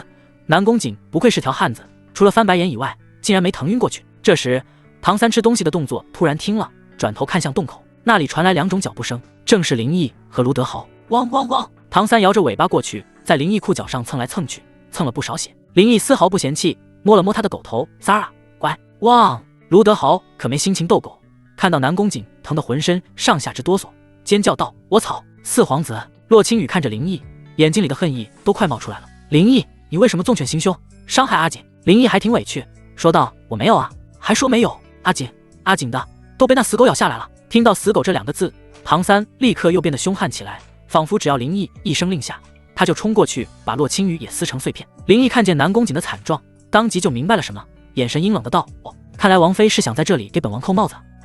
我没有。”洛青雨怎能不心虚呢？但眼下根本不是说这件事情的时候。林毅也知道，南宫景虽然该死，但不能死在王府，那样会影响家里的风水。这是摄政王府，全天下最尊贵的地方，不是什么狗草东西都能在府里过世的。于是他说道：“德豪，厨房有烧火棍，赶紧拿来，给老四止血。”得嘞。卢德豪也是看热闹不嫌事儿大的主，当即就跑去拿。洛青雨听到这个词，整个人都懵了。什么烧火棍？我这是为老四好。林毅淡淡的回了一句。花园边上就有厨房，卢德豪很快拿着一根尖端通红的铁棍回来，二话不说，直接就往南宫景伤口上捅。滋啦啊！南宫景好不容易要昏过去了，结果被这一下直接烫醒，捂着裤裆缩成一个大虾米。四殿下，忍着点，我这就是为了你好啊！卢德豪连捅带忽悠，满脸兴奋。可惜胖子不在，否则这活儿哪能轮得到他来啊？南宫景在无比强大的剧痛中，终于昏死了过去，血也止住了。林毅对卢德豪说道：“德豪，你去找个郎中，给他简单包扎一下，别让他死了，然后安排人送他九王府。”是。说完，林毅看向洛青雨：“洛青雨，你败坏家风，妄图羞辱本王，命你立刻回房。”我不。林毅，你就叫阿锦吧，求你了，我什么都听你的，是吗？林毅眼睛微微眯起。好啊，那就罚你以后出门买菜。什么？买菜？这是王妃干的活儿吗？再者，如果是惩罚的话，这也太轻了吧？林毅到底要干什么？洛青雨想不明白，但他没有时间去想了，只要阿锦能保住命就行。好，我听你的。话音刚落，洞口外传来急促的脚步声，快快快！巨大的惨叫早就惊动了府里的人。管家林安擦着汗，脚步飞快地来到假山洞。当看到南宫景躺在洛青雨怀里的刹那，当即朝林毅跪了下去：“王爷，老奴失职，竟让乱臣贼子混了进来，请王爷责罚。”噗！听到乱臣贼子这4个字，昏迷中的南宫景又喷了一口血。林毅说：“既然来了，德豪就别折腾了，你去找郎中给南宫景包扎，然后送回九王府，其余人送王妃回房间。”是。林毅交代完，就有2个穿着铠甲的家臣走了出来，对林毅一拱手：“王爷，秀珠姑娘鬼鬼祟祟地藏在外面，被卑职抓获了。”林毅点点头，脸上没有任何意外。偷情吗？没人把风怎么行？要怪就怪唐三速度太快，让他没来得及反应，带去地牢严刑拷问。是。听说要严刑拷问秀珠，吓得当即2腿发软，嚎啕大哭：“不要啊，王爷，奴婢知错了，奴婢再也不敢了，求王爷饶命啊！王爷，奴婢什么都说，千万别上刑啊！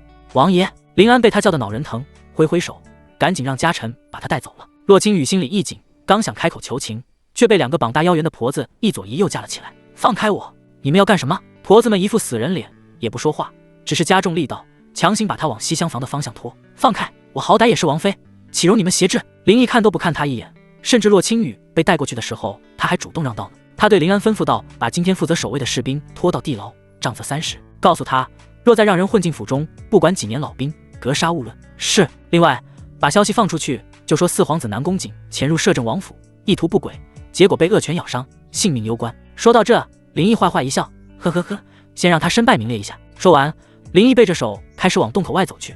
下雨天打媳妇，闲着也是闲着嘛。下午，九王府外那对石狮子在烈日照射下散发着狰狞的威严。一辆青布马车停在了府门前，车夫跳下来，对守门的大内侍卫抱拳：“这位大哥，麻烦您赶紧去通传，4殿下回来了。”那侍卫听这话，怪模怪样的打量他几眼，心说又是个来攀高枝的，看来林毅那逼已经把这群商贾逼到绝路了呀，挖门盗洞也要搭上四殿下这条线。小子，像你这样来搭桥的本大爷见多了，说吧，车里装多少银子？少了，我们可通传不了。那小厮闻言微微一愣，听这话的意思，还有人给你们九王府送钱啊？来的时候管家可没提这茬。他顿了顿，从怀里掏出一块摄政王府的腰牌递了过去。大哥，这是我们摄政王府的凭证，我家王爷说了，四殿下潜入摄政王府，意图不轨，结果被恶犬咬伤。王爷乃良善之人，心里挺过意不去，于是请了郎中简单处理过了，效果不太好，所以赶紧让我们给送回来。被狗咬了。那侍卫扑哧一笑，噗哈哈哈，你这小厮编瞎话也不编得像点的。四殿下文武双全，怎会被小小恶犬所伤？赶紧滚，赶紧滚！本大爷就烦你这种嘴里没实话的，直接说带多少钱不就行了？小厮心说，这年头怎么说实话还没人信啊？他指了指马车，不信你自己看吗？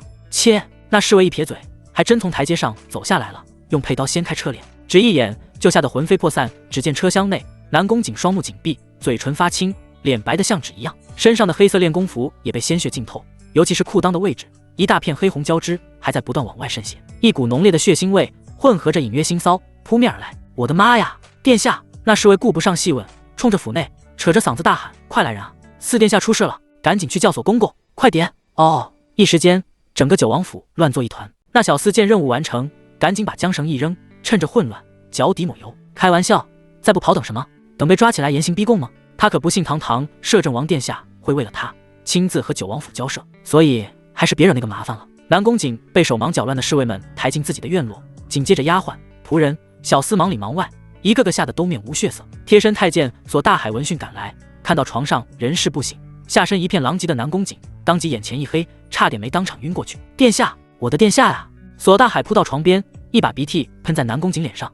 您这是怎么了？究竟是谁下的毒手啊？刚才去接人的侍卫颤颤巍巍把小厮的话复述了一遍。索大海听完，简直不敢相信自己的耳朵被狗咬了。放屁！什么狗能把殿下咬成这样？南宫瑾是会功夫的，而且还不弱。索大海根本就不信。那侍卫摊开手，我也不知道啊。别废话了，赶紧把京城里所有有名气的大夫，连同宫里的太医，统统都给咱家请过来，快去！索大海尖着嗓子嘶吼，连声音都变了调。其实他心里比谁都清楚，自己的荣华富贵，甚至性命都和南宫瑾紧密相连。如果南宫瑾真有个好歹，他这个贴身太监也别想活了。很快，京城里几个最负盛名的郎中，连带着宫里的几位太医，都被火急火燎的请到了九王府，连带产婆也请来2位，说是镇宅。一群人围着南宫瑾的床榻，又是把脉，又是检查伤口，七嘴八舌，叽叽喳喳，到最后一个个脸色凝重，沉默不语。屋子里的气氛压抑到了极点，除了南宫瑾偶尔发出几声痛苦的呻吟外，就剩下大夫们沉重的呼吸声了。索大海在一旁急得团团转，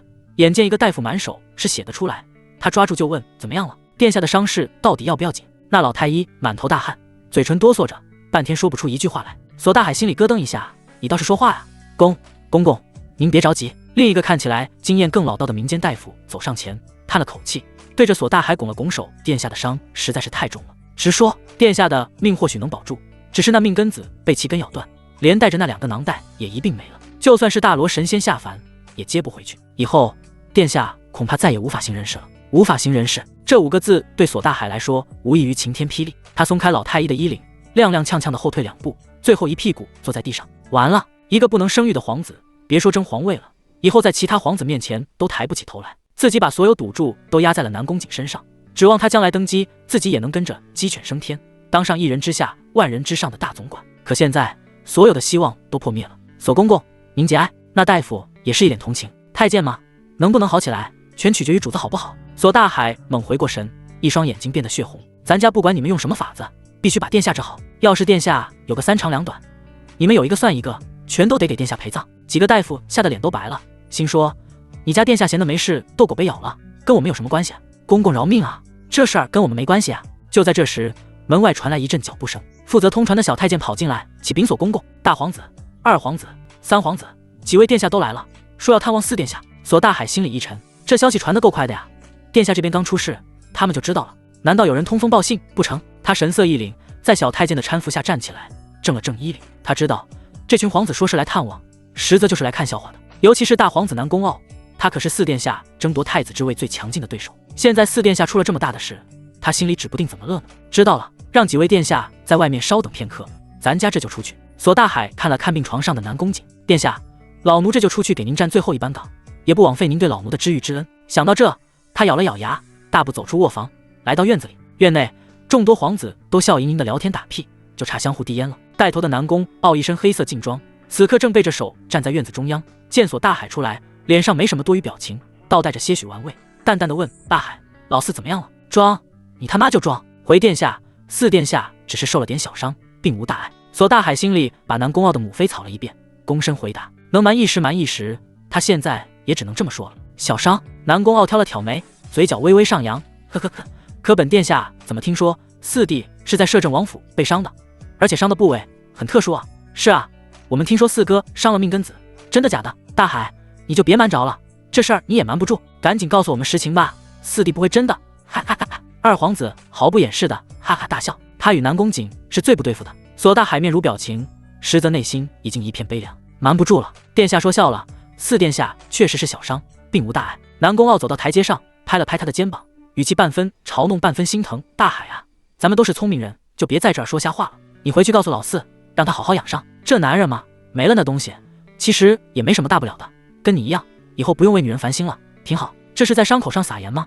不，这是在往南宫瑾裤裆上泼硫酸啊！什么叫没什么大不了的？男人身上就这玩意最重要了。索大海气得浑身直哆嗦，却又不敢发作，只能把脸色通红的头埋下去。南宫傲看他这德性，就知道外面的传言没错。呵呵呵，老四啊老四，让你平日仗着父皇的宠爱，处处跟本殿下作对，现在好了，自己把自己给玩废了，为了个女人铤而走险，潜入摄政王府私会，真有出息。他再次压低声音对索大海说道：大海啊，老四现在已经没有争夺太子之位的资格了，你是个聪明人，应该知道良禽择木而栖的道理，不如就此跟我混吧，本殿下保证以后少不了你的好处。索大海抬眉看了看他，一个不能生育的皇子，在大周的皇位继承中是没有任何机会的。南宫瑾的政治生涯已经彻底结束了，自己是继续跟着这个废人一条道走到黑，还是改换门庭，另寻出路呢？说实话，索大海心里有些动摇，可想到南宫瑾待自己不薄，他又不想走。最重要的是，一仆不是二主，不忠心的奴仆，谁也不愿意要。想了想，他叹了口气，说道：谢殿下美意，老奴不值得殿下如此。哟，见他不动心，南宫傲更加有了兴致，有点意思啊。行，那本殿下也就不强人所难了。既然四弟没什么大碍，我们这就走了。言罢，南宫傲转身对着院里几个幸灾乐祸的兄弟们挥挥手，众人嘻嘻哈哈的离开。索大海站在原地，拳头捏得咯咯作响。这帮落井下石的混蛋，等以后咱家的了事，有一个算一个，全把你们做成太监。一个跟在索大海身边的小太监凑了上来，小声问道：干爹，现在怎么办？索大海深吸了一口气，还能怎么办？这事儿根本瞒不住，你和咱家立刻进宫禀报陛下。南宫瑾虽然身体废了，但胜券还在，只要皇帝肯有舐犊之情，就有翻盘的希望。傍晚，夕阳的余晖给皇宫的琉璃瓦镀上一层暗淡的金色。往日里这个时候，御膳房是最忙的，各种山珍海味的香气能飘出好几里地。可现在，整个皇宫都笼罩在一片死气沉沉之中，因为灵异的封锁，导致宫里物资供应被切断。皇帝南宫雄为了能撑到援军到来，下令整个皇宫，包括他自己都必须缩减用度。一时间，上上下下怨声载道，尤其是后宫那些没挨过饿的俏丽嫔妃们，更是闹得厉害。紫宸殿内，南宫雄坐在龙椅上，端着一碗不算浓稠的小米粥，眉头皱得能夹死只苍蝇。他堂堂大周天子，95之尊，现在竟然沦落到要喝这种猪食，还只配2道小菜。平时他可都是一顿饭吃208道菜的，这简直是奇耻大辱。他越想越气，手里的小米粥怎么看怎么不顺眼，最后高高扬起，想着摔了算了。可转念再想想，这粮食来之不易啊，也罢，将就着喝吧，总归不能把自己饿死。林毅、王冲宇，朕吃早药，将你们碎尸万段。一旁的孙福像老僧入定似的，眼观鼻，鼻观口，一句话也不说，也不劝暴怒中的南宫雄。其实也没什么好说的，这么多年他早就对南宫家失望透顶了。几个皇子不是斗鸡走狗，就是吃喝嫖赌，皇帝也没个正经能耐，除了无能狂怒，摔东西，骂骂咧咧，他还能干什么？一个合格的帝王在面临困境的时候，首先想到的应该是如何破局，而不是在这里发泄自己的情绪。就这点城府，还想当皇帝，还是咱家来当比较合适。就在这时，殿外传来一阵脚步声，是个传话的小太监。启禀陛下，九王府的索大海公公求见，说有要事禀报。南宫雄吃了口酱菜，眉头一皱，让他进来。遵旨。小太监退了出去。不一会儿，索大海便像王八似的弓着腰，迈着小碎步进来，待走到大殿中央，扑通一声跪倒在地，嚎啕大哭：陛下，您可要为四殿下做主啊！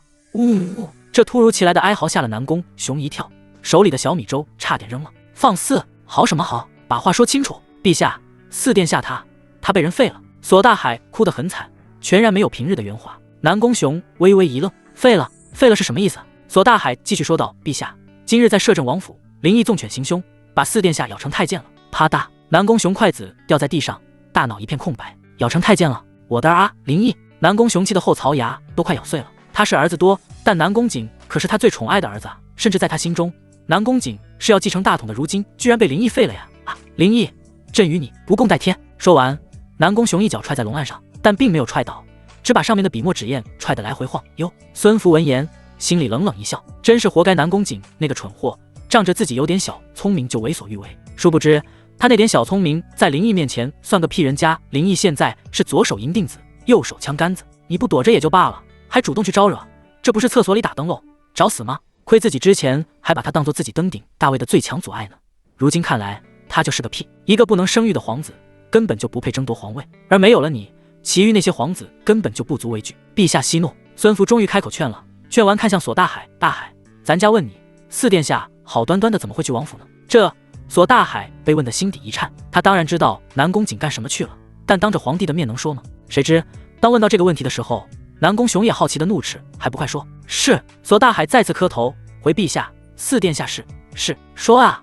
今日晌午，四殿下乔装成王府侍卫，混入府中，与洛家小姐私会。孙福冷笑，心说呵呵呵，果然如此，就知道你南宫瑾不可能干什么好事儿，偷人家老婆，结果被人家的狗咬了，还真是苍天有眼，报应不爽。混账！南宫雄大怒，为了区区一个女人就乔装打扮与人私会，还被咬断了命根子，这若传出去，皇家颜面何在？南宫雄是气林毅造反，但他更气的是自己儿子们都不争气。这话与其是在骂南宫雄，倒不如说是把他膝下所有孩子都骂了。陛下，孙福说道，眼下不能再纠结皇家颜面了，如果不能解除封锁，任由林家势大，您失去的可就不止一个皇子了。什么意思？南宫雄还沉浸在儿子被废的痛苦中，没有想到更深一层。孙福解释道，陛下，如果林毅一直不解除皇宫的封锁，那他就是铁了心想造反，以现在的兵力我们根本守不住，一旦让他攻进来，陛下您这9个孩子还能剩几个呀？得到孙福的提醒，南宫雄这才反应过来，自己再生气有什么用？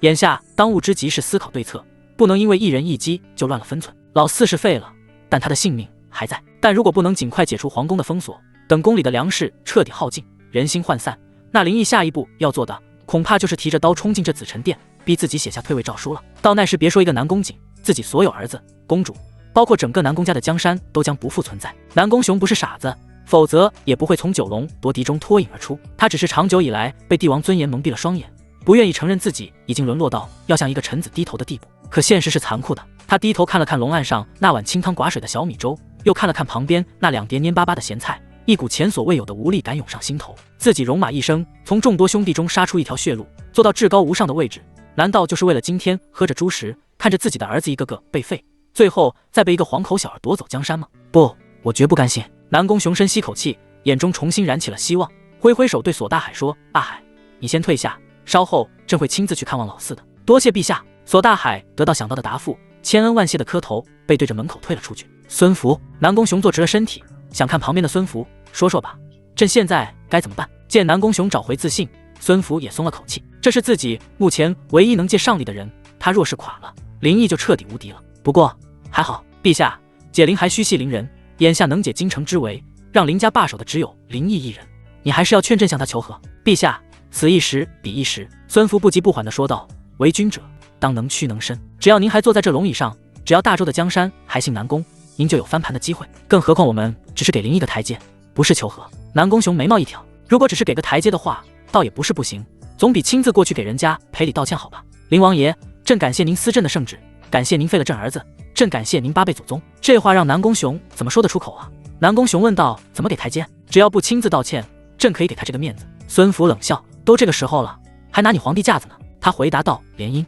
南宫雄一愣，陛下，林毅如今虽是摄政王，但之所能嚣张跋扈，靠的无非是林家3代积攒下的军威和兵权，可他终究是个男人，是男人就逃不过情之一字。您想，他当年为何对洛家那个女人如此执着，甚至不惜为了她掏空王府家底？说到底还不是看上了她的美貌。但洛家女儿虽然貌美，出身却低，她能给林毅的除了那张脸外什么都没有。可您不一样，您是天子，您膝下公主那可是金枝玉叶，身份何等尊贵。孙福说着说着，南宫雄的眼睛亮了起来。对啊，自己怎么早没想到这一层呢？如果当年直接将公主赐婚，林毅看在妻子的面上，又怎会有今日之事败笔？都是被那100万猪油蒙了心了。自己女儿不必什么狗屁洛青羽，聪明还是自家人，比洛家更好控制。朕明白了，陛下圣明。孙福立刻躬身。林毅再狂也是大周臣子，您若能将一位公主下嫁于他，那您就成了他的老丈人。有这层关系在，他行事多少会有些顾忌。届时奴才再亲自去一趟摄政王府，待您说几句软话，许他一些好处，想必他会见好就收，解除对皇宫的封锁。只要皇宫的封锁解开，您就更能放手一搏了。调动京城内外兵马，招天下诸侯进京擒王，到那时是战是和，主动权就又回到您手里了。这番话说的南宫熊毛赛顿开，用一个女儿换来喘息之机，这买卖划算。再说公主不就是关键时刻和亲用的吗？专业正对口。好，就依你之言。南宫雄精神头恢复不少。朕现在膝下有6位公主，其中4位已经成年，你觉得哪个最合适？孙福似乎早就想好了人选。为陛下，奴才以为长公主南宫敏最为合适。长公主今年20有2，端庄秀美，温婉贤淑，又饱读诗书，善琴棋书画。更重要的是，老奴听说那洛家小姐心高气傲，不服林毅管教，如今又与4殿下闹出这等丑事，林毅定然不会再让她当正妻。咱们长公主嫁过去，正好可以取而代之，成为新的摄政王妃。只要长公主能笼络住林毅的心，日后对您的大业必有裨益。南宫雄沉吟片刻，点了点头。长公主南宫敏是他最疼爱的女儿，知书达理，聪慧过人，让她嫁给林毅那个疯子，心里确实有些不舍。可为了江山社稷，牺牲一个女儿又算得了什么呢？朕养育她多年，正是她该报恩的时候了。好，南宫雄闭上眼睛，疲惫地挥了挥手，这件事就交给你去安排吧。奴才遵旨。孙福领了旨意，脸上挂着淡淡笑容，退了出去。殿内再次恢复寂静。唉，南宫雄睁开眼，看着空荡荡的大殿，长长的叹了一口气，然后起身整理一下龙袍，对一旁始终不敢插话的蔡明说道：“走吧，摆驾去看看老四。无论如何，南宫瑾都是他的儿子，现在被人废了，他这个当爹的总要去看看。摄政王府的地牢与京城任何一处地牢都不同，这里没有常见的血腥味和腐臭，而是一种阴冷到骨子里的潮湿，混合着墙角苔藓和陈年泥土的气息，让人心里发毛。火把在墙壁上燃烧，发出噼啪的声响，光影摇曳，将地牢里各式各样闻所未闻的刑具照得狰狞可怖。这里只有犯了重大错误的家臣仆役才会来，平时很少有人。尤其是林毅疯了之后，王府上上下下几乎都靠林安一人打理，也极少用重刑。秀珠被2个粗壮婆子扔在湿乎乎的稻草上，吓得哇哇大哭。她从小到大不说养尊处优，但也没见过这种阵仗啊！光是墙上挂着的那些钩子、铁链和沾着暗红色锈迹的烙铁，就足以让她魂飞魄散了。几只肥硕的老鼠从她脚边窜过，发出滋滋的叫声，更是吓得她几乎要晕厥过去。呜！别杀我，婆婆，求求您别杀我！呜！我什么都不知道啊！秀珠蜷缩在墙角，抱着膝盖求饶。可那2个婆子只是把她扔到这，然后就走了出去，一句话也没说。紧接着，牢门被另外一个人推开，走进来2个穿着一黑一白粗布衣裳，身材却瘦弱干瘪的婆子。秀珠看到他们，更是吓得连连往后退。可她后面是墙，根本退无可退。原因无他，这2个婆子长相极其吓人，脸像是被刀刻过似的布满皱纹，一双3角眼眼睛浑浊不堪，却又透着凶光，嘴唇一个人涂黑色胭脂，一个涂白色胭脂，手里端着一个木盘，盘子上盖着一块黑布。这2人便是王府里专门负责审讯的金奇嬷嬷，而受过刑的人都叫他们黑白无常。据说他们的手段能让最硬的死士都开口求饶。其中一个脸上涂黑色胭脂的嬷嬷将木盘放在旁边的石桌上，掀开黑布，露出一排长短不一、粗细各异的银针。另一个嬷嬷则是走到秀珠面前，蹲下身，脸上挤出一个比鬼还难看的笑容。秀珠姑娘，别怕，老身姐妹俩不是什么坏人。她声音沙哑，说话时牙齿参差不齐，而且是洁白洁白的牙，好像也涂抹了东西。秀珠哭得更凶了，泪珠子噼里啪啦往地上掉。嬷嬷，求您行行好，奴婢只是奉命行事，并无大错呀。呵呵呵呵，白嬷嬷发出一阵奸笑，拿起一根最细的银针，在指尖捻了捻，又对着火光晃了晃。姑娘，你看这玩意儿，你肯定没试过吧？秀珠惊恐摇头，我劝你啊，最好别试。白嬷嬷继续说道，因为这玩意儿是会扎进你指甲缝里的，那滋味真是生不如死啊！保证让你叫都叫不出来，浑身上下就跟有几万只蚂蚁在啃你的骨头一样。呵呵呵呵，嬷嬷手下留情。秀珠吓得魂都没了，跪在地上止不住的磕头，奴婢什么都说，求求你们不要用对奴婢用刑，求求你们了。白嬷嬷笑着点点头，给黑嬷嬷一个眼神，示意她准备执笔记录，随即笑着将秀珠扶起来，这就对了嘛，只要你肯配合，老身姐妹俩也好交差。她一边说，一边用粗糙的手指替秀珠擦去脸上的泪水，语气竟也温和几分。可惜她不动还好，越这样秀珠就越是害怕。白嬷嬷叹了口气，说实话，老身也不想折磨你这细皮嫩肉的小姑娘。再说了，你可是王妃的贴身丫鬟，这府里谁不知道？万一哪天王爷兴起，要了你做通房丫头，那你就是半个主子了。我们这些做下人的，可不想跟你为难，你说是不是这个理儿？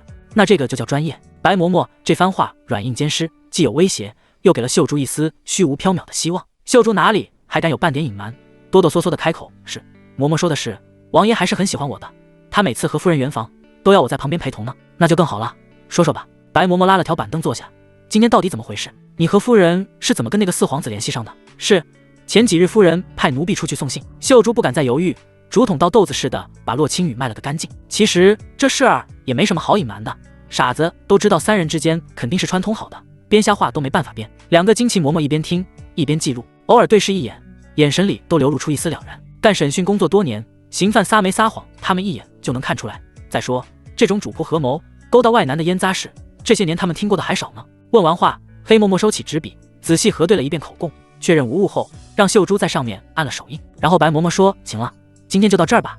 老莫，你去把口供给管家送去，我去给他弄点吃的。王爷还没发话呢，是杀是留，咱们都得等着。”黑嬷嬷从始至终一句话都没说，甚至都没点过头，便与白嬷嬷一起转身走了出去。而秀珠则是因为高度紧张，两眼一翻，晕死过去。西厢房内，洛青雨趴在妹妹洛青管怀里，哭得肝肠寸断。南宫瑾被狗咬废了，顺带将他所有的希望和幻想也击得粉碎。一个不能人道、没有子嗣的皇子，怎么可能登上皇位？南宫瑾当不了皇帝，那他洛青雨还怎么当皇后？她从小饱读诗书，琴棋书画样样精通，自诩为天下第一才女，为的就是有朝一日能够母仪天下，站在权力之巅的男人身边，成为那个最耀眼的女人。为了这个目标，她忍受林毅的羞辱，甚至不惜牺牲自己的妹妹去讨好林毅，为自己和阿锦争取时间。她以为只要能扳倒林毅，自己所有的付出和牺牲就都是值得的。可现在一切都成了笑话。她的阿锦，她心中那个英明神武、注定要君临天下的男人，竟然被一条狗给废了，这让她如何接受？姐，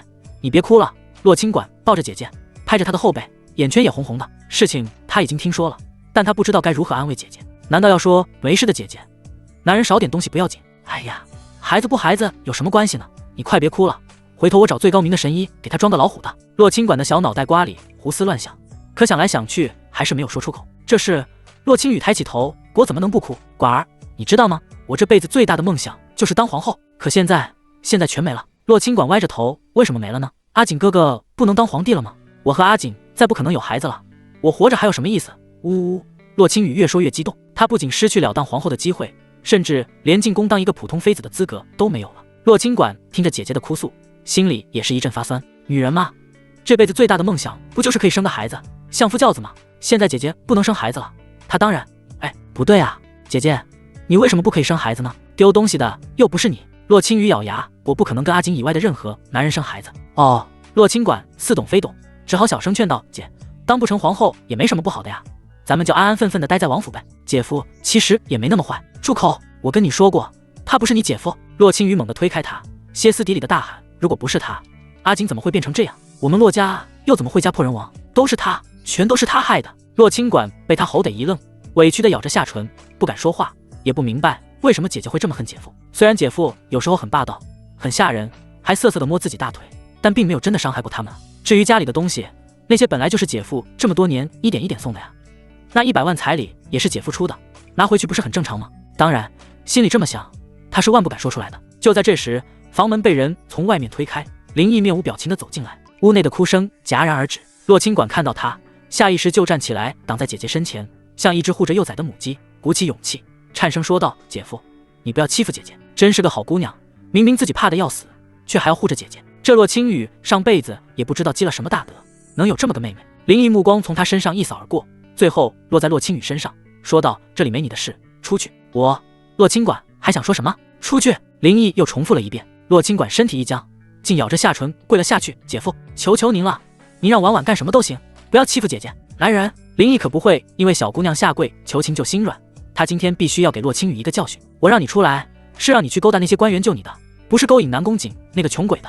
还他妈敢给我扣绿帽，简直就是找死！王爷，亦妃和秘密走了进来。林毅指着洛清管说道：“把他带走。”是啊，不要啊，王爷，您不要欺负我姐姐。任洛清管怎么哭，林毅也不为所动。况且秘密早就看这小狐狸精不顺眼了，走过去冰冷地说：“洛二小姐，请吧，不要让奴婢动粗。”你亦妃有些不忍，但也走了过来，拉了拉洛清管衣袖：“洛二小姐，王爷正在气头上，您还是先出去吧。”洛清管见两个同龄人都这么说，这才不情不愿的起来，跟着他们离开。房门在身后缓缓关上，偌大的房间里只剩下林毅和洛青雨两人。洛青雨坐在床榻边，低着头一言不发，甚至从始至终都没有抬头看林毅一眼。他知道自己接下来将要面临什么，无非就是这个魔鬼变着法子的羞辱折磨，但他已经不在乎了，反正这辈子已经毁了。想到这，他忽然抬起头看向林毅，嘴角牵强的扯了一下，呵呵呵，林毅，这一切都是你安排好的，对不对？在洛青雨眼中，林毅把他从西厢房放出去，就是想利用他，但是他万没想到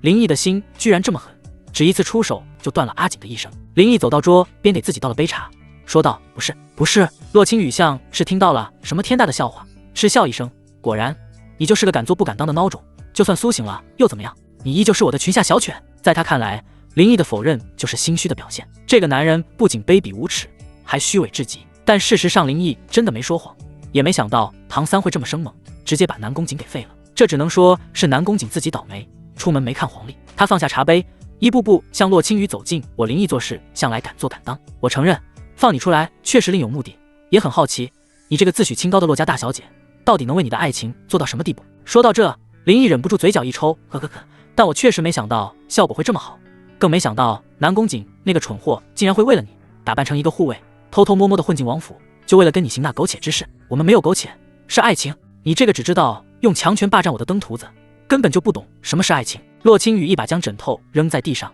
气急败坏的反驳。他最不能容忍的就是林毅玷污他和南宫景之间那份纯洁的感情，在他心里那是神圣不可侵犯的。呵呵呵呵，爱情，好一个爱情！林毅神色一冷，既然是爱情，那今天在假山洞里你们做了什么？我们没做什么。洛青雨的眼神有些闪躲，没做什么？为什么南宫景要脱裤子？别告诉我是觉得天气太热，想凉快凉快。你，洛青雨没想到他会知道这件事，一时间噎得说不出话来，脸长得通红。怎么被我说中了？无话可说了。林毅的眼神愈发冰冷。洛青雨，你居然死到临头还不知错？我没错。洛青雨梗着脖子，倔强的与他对视。我爱阿锦，这有什么错？错的是你，是你强娶我，是你霸占我，是你拆散了我们，你才是那个最该死的人。啪！林毅扬起手，一个耳光狠狠甩在洛青雨脸上。啊！洛青雨发出一声痛呼，被打翻在床，捂着火辣辣的脸，回眸凝视。你居然打我！你居然打女人！混蛋，打的就是你！贱妇，竟准备当着我的面与奸夫苟且，还死不悔改！言罢，林毅一把抓住洛青雨的头发，将她从床上硬生生拽了下来。啊！放开我！林毅，你这个畜生！头发被拉扯的剧痛让洛青雨疯狂地挣扎起来，双手不停捶打林毅的手臂，可他的那点力气在林毅面前就跟挠痒痒一样，起不到任何作用。林毅将他拖到桌子边上，洛青雨扑倒在桌子上，茶杯茶具碎了一地。林毅，有本事你就杀了我！杀你！林毅解开裤绳，那太便宜你了。既然你们敢羞辱我，那就要做好被我报复的准备。林毅撩起她的裙子，别急，等过段时间我会把南宫景抓来，就绑在那根柱子上，眼睁睁看着我们。不，林毅，你不能这么干，你已经废了阿锦，不能再！一声惨叫传来，门外洛清管在长廊下急得团团转，小脸一片煞白，坐也不是，站也不是。秘密和亦菲就站在他旁边，对里面发生的事情心知肚明，开口想劝劝，却又不知道这种羞人的话应该怎么说。亦菲心善，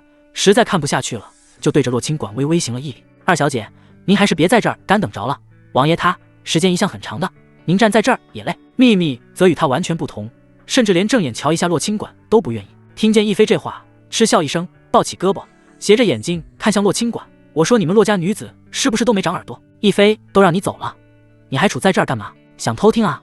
王爷和王妃夫妻俩在屋里头愿意干什么就干什么，那是人家的情趣，也是你这种外人能听的。洛清管的脸色当即由白转红，刚想问问具体的，谁知房间里突然传来啪的一声脆响，紧接着就是洛清雨一声惨叫。洛清管心头猛地一紧，姐姐挨打了他，再也顾不上什么规矩体统，提着裙子就想往里冲。姐姐，你怎么了？哎，你干什么去？秘密眼疾手快，一把就将他给拦了下来。你放开我，我姐姐在里面挨打呢。洛清管急得眼泪都快掉下来了，而秘密却丝毫不为所动。挨打？我说二小姐，你是不是没经过事儿？这夫妻之间的事情能叫挨打吗？那叫闹着玩。你现在冲进去是想搅了王爷的兴致，还是想让你姐姐在王爷面前更没脸啊？洛清管被他这套歪理说得一愣一愣的。闹着玩？天底下有这么闹着玩的吗？那把掌声清清楚楚的，还有姐姐的惨叫，怎么可能是假的？可是眼前这个丫鬟又一脸笃定的样子，难不成她真比自己更懂这些事情？洛清管犹豫了，一时间也不知道该进去还是继续等。房间里的怪叫一声高过一声，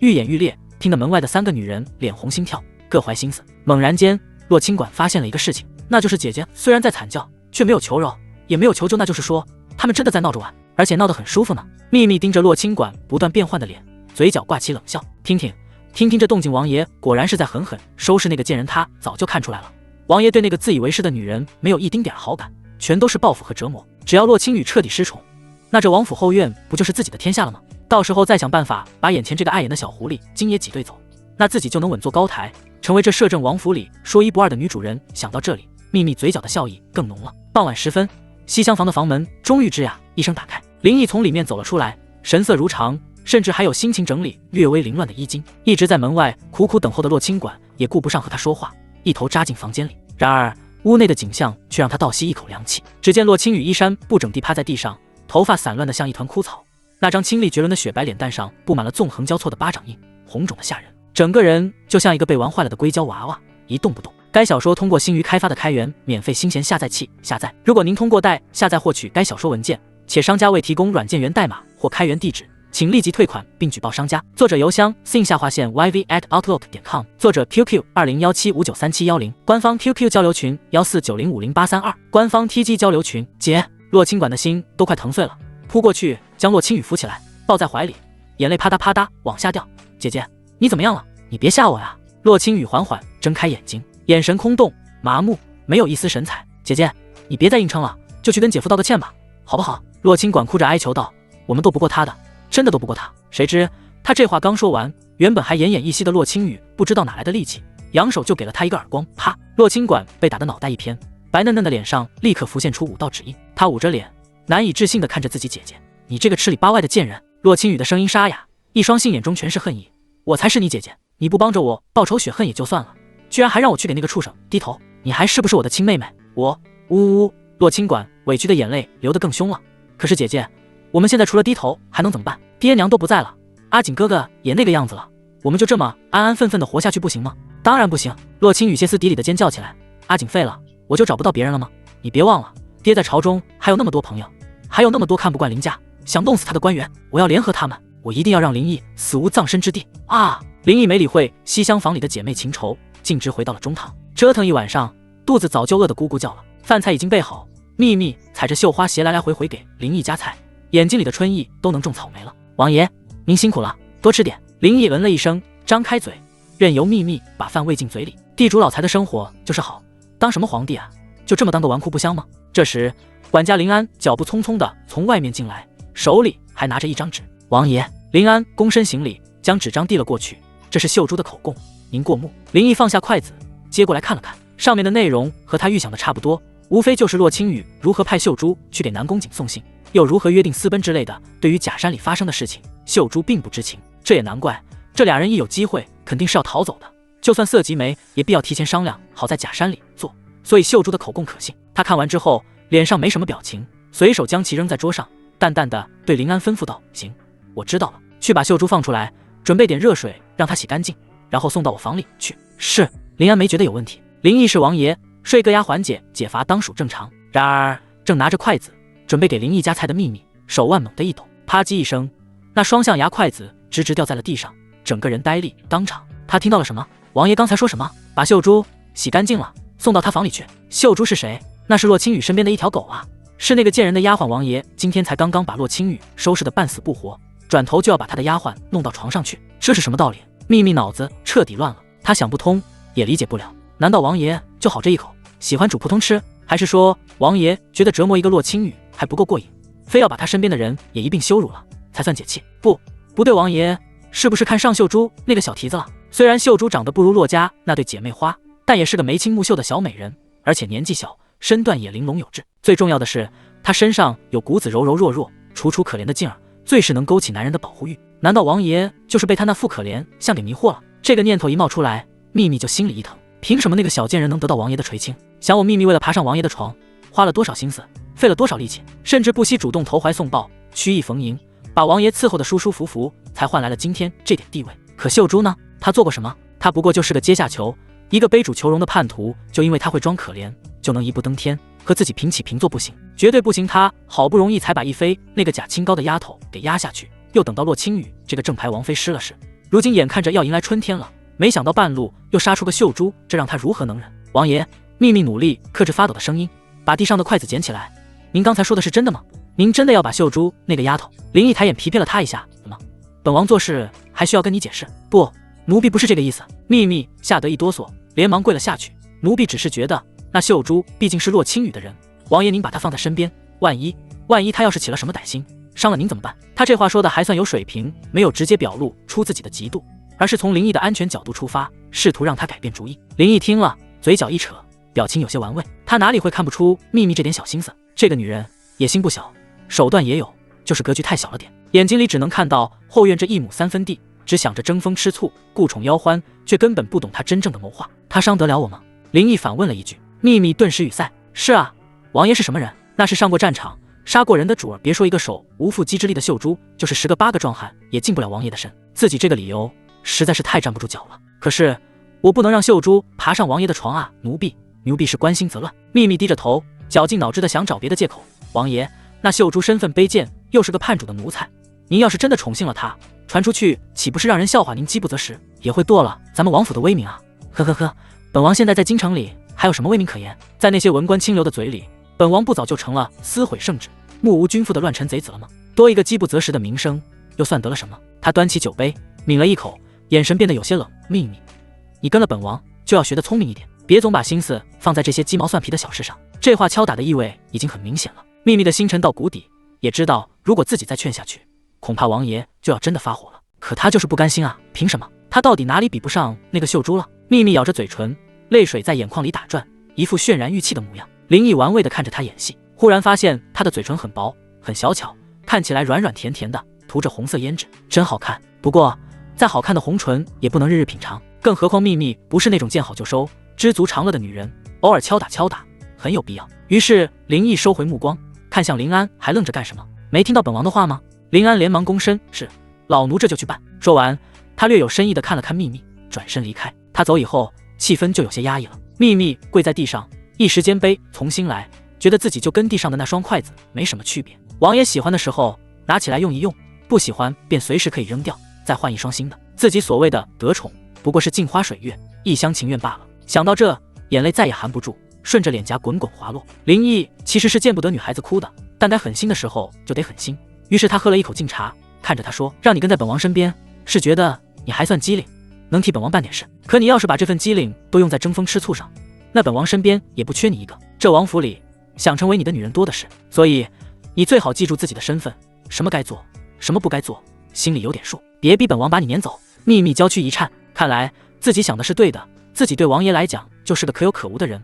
可是自己实在不想再变回曾经那个任人欺凌、看不到未来的3等丫鬟了，哪怕今后只是做王爷的一只小猫。奴婢知错了。已经想开的秘密恭恭敬敬给林毅磕了一个头，奴婢再也不敢了，求王爷饶了奴婢这一次。起来吧。林毅淡淡的说道，坐本王腿上来，让本王香香。啊！秘密一愣，心说刚才你不是还一副要离婚的样子吗？怎么转眼间？秘密想到什么，随即就是一阵狂喜。没错，王爷是在敲打自己，他并不是不喜欢自己，是奴婢为您喝茶。秘密大喜，赶紧站起来搂住林毅的脖子，坐在他腿上，相体入怀。林毅的心情也好了不少。其实他是很喜欢秘密的，尤其是喜欢她的身材和性格。这府里的女人大多逆来顺受，像秘密这样敢说敢做的姑娘真极少。但同样的，敢说敢做不等于肆无忌惮。林毅需要画一个圈，将珍妮子框在里面，让她不能越界，这才是好的宠物嘛。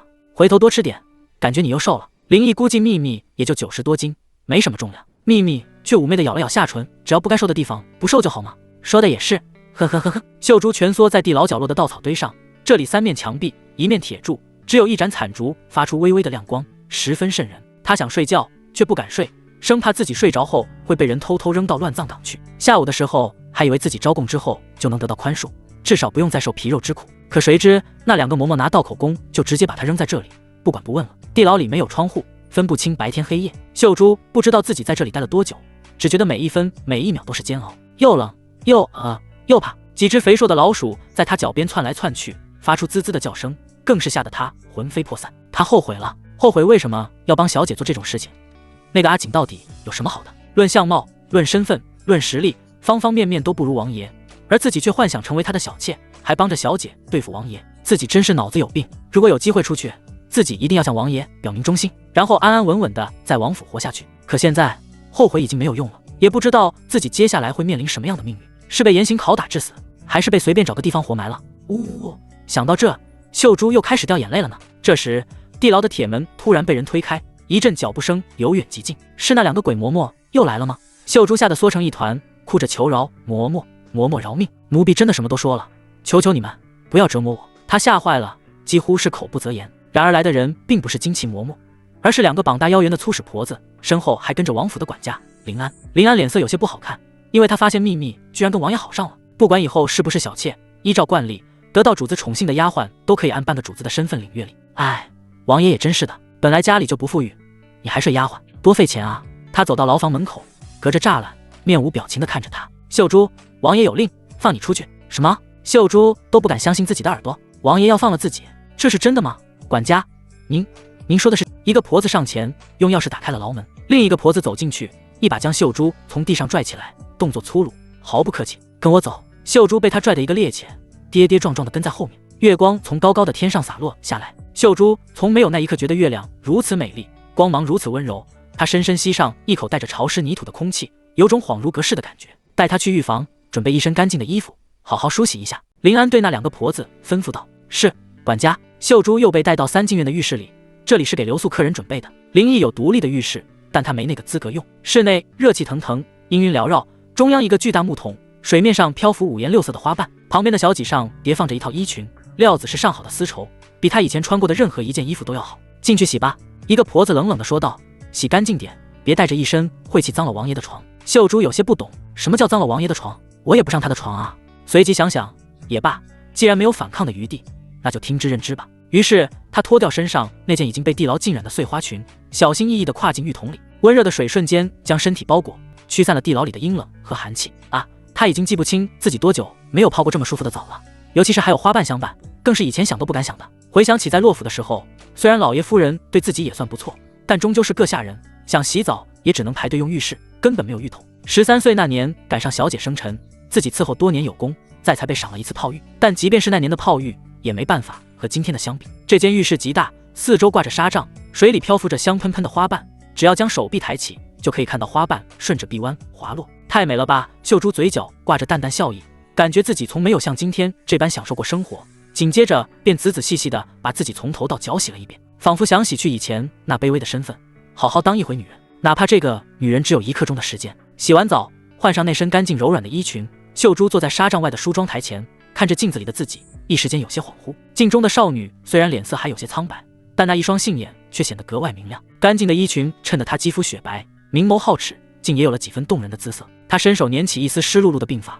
孤芳自赏，左看右看，却怎么也看不够。这时那2个婆子又走了进来，其中一个手里端着食盒，另一人身后还跟着一个30多岁的女人。王爷赏的，吃吧。婆子把食盒放在桌上，打开盖子，里面是几样精致的点心、酱菜和一碗热气腾腾鸡丝粥，香气扑鼻而来，让早就饥肠辘辘的秀珠忍不住咽了口唾沫。这是给我吃的吗？也太好了吧！以前跟着洛青雨，虽然也饿不着，但主子吃的东西和奴才吃的肯定不一样，甚至在洛府的时候，他也只能跟着下人一起吃大锅饭。如今这几样精致的菜品是他经常见到却从没吃过的。他再次咽了下口水，拿起筷子，端起碗就开始吃。鸡丝粥软糯细腻，酱菜清脆可口，点心也做得入口即化，香气四溢，这才是人吃的东西啊！秀珠忍不住感慨一句，最后打了个饱嗝，略微不好意思地对那婆子说道：多谢婆婆。那婆子还是一副死人脸，谢就不用了，等会儿好好伺候王爷，王爷舒坦了，整个王府才能舒坦，明白吗？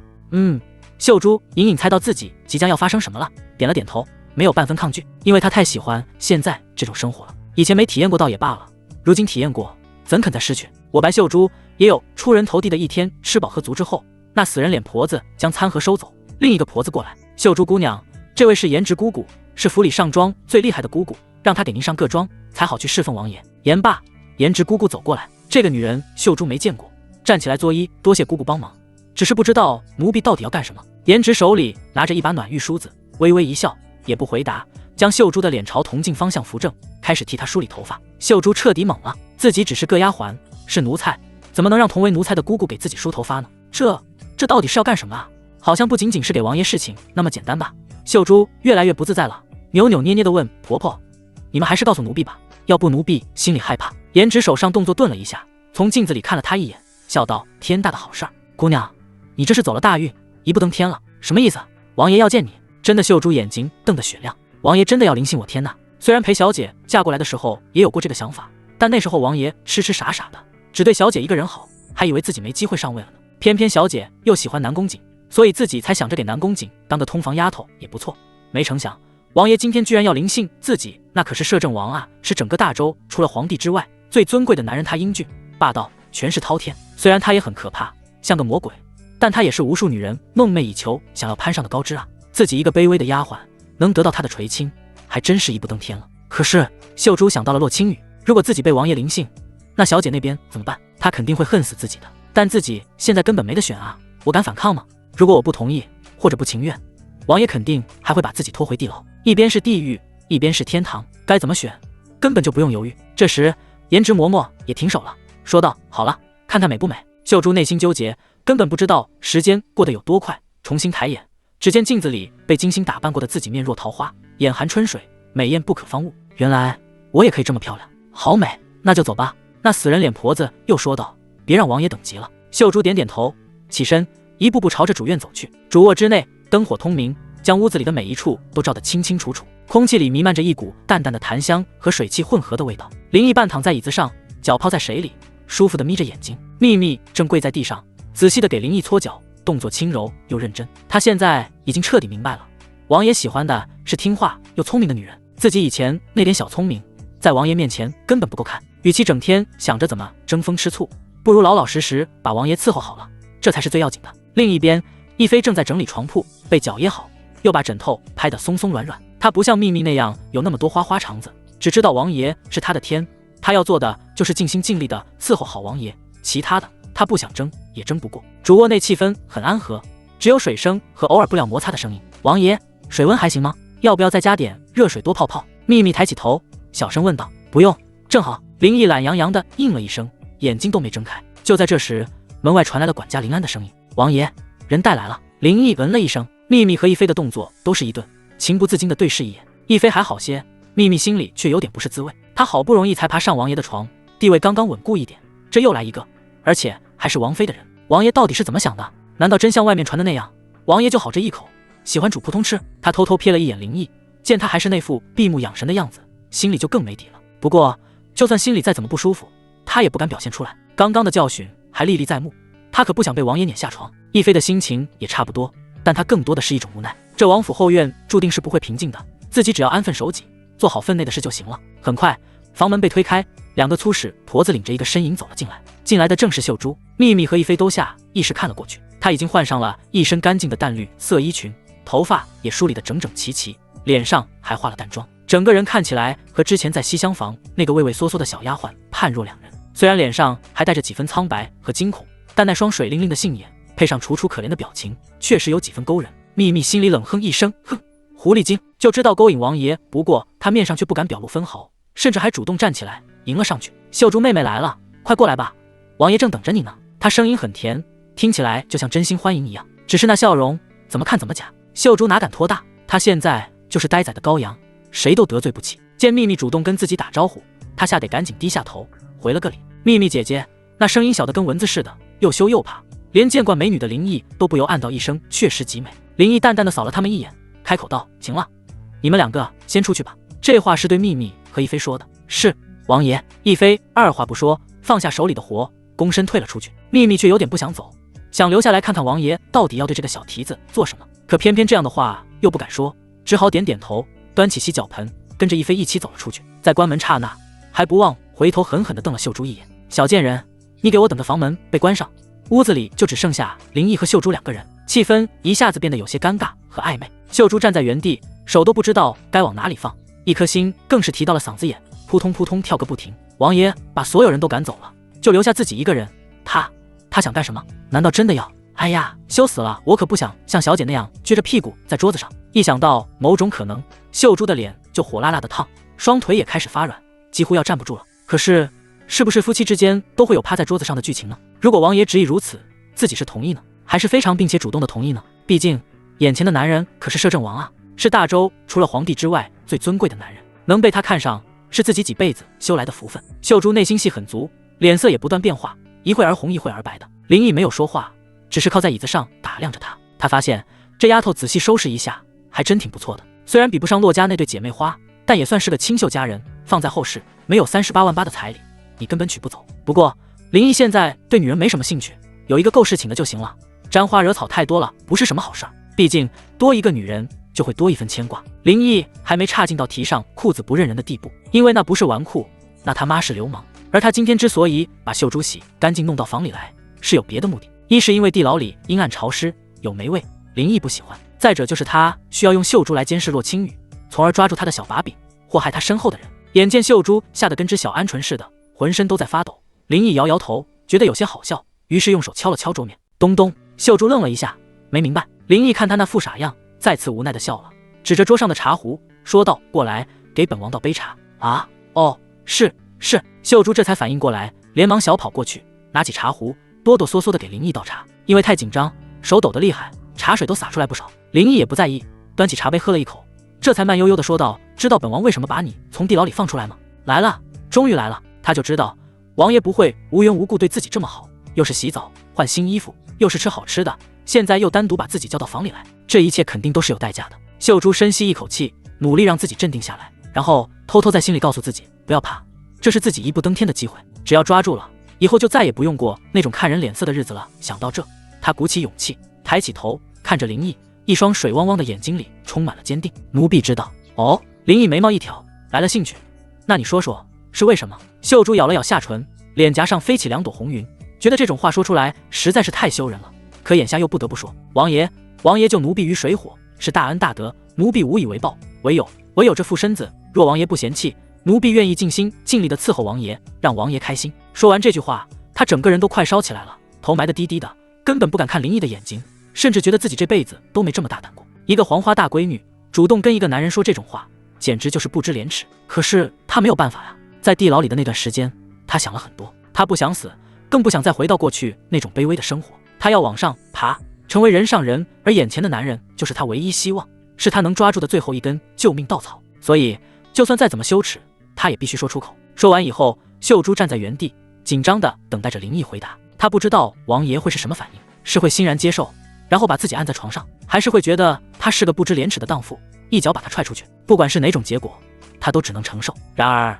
他等了半天，却没有等到林毅的任何动作，只听到一声噗，林毅刚喝进嘴里的一口茶，直接就喷了出来。你说什么？他被秀珠这番话给呛得不轻，一边咳嗽一边摆手，伺候我，让我开心，我看起来就那么像个色中恶鬼吗？看见个稍微有点姿色的女人就想往床上弄。林毅觉得自己的形象受到了严重侮辱，一直以来他都以为自己是个有理想、有抱负、有长远规划的穿越者，怎么在这丫头眼里就跟个只会用下半身思考的禽兽一样？秀珠被他这反应弄得一愣，也傻眼了。什么情况？是自己说错话了吗？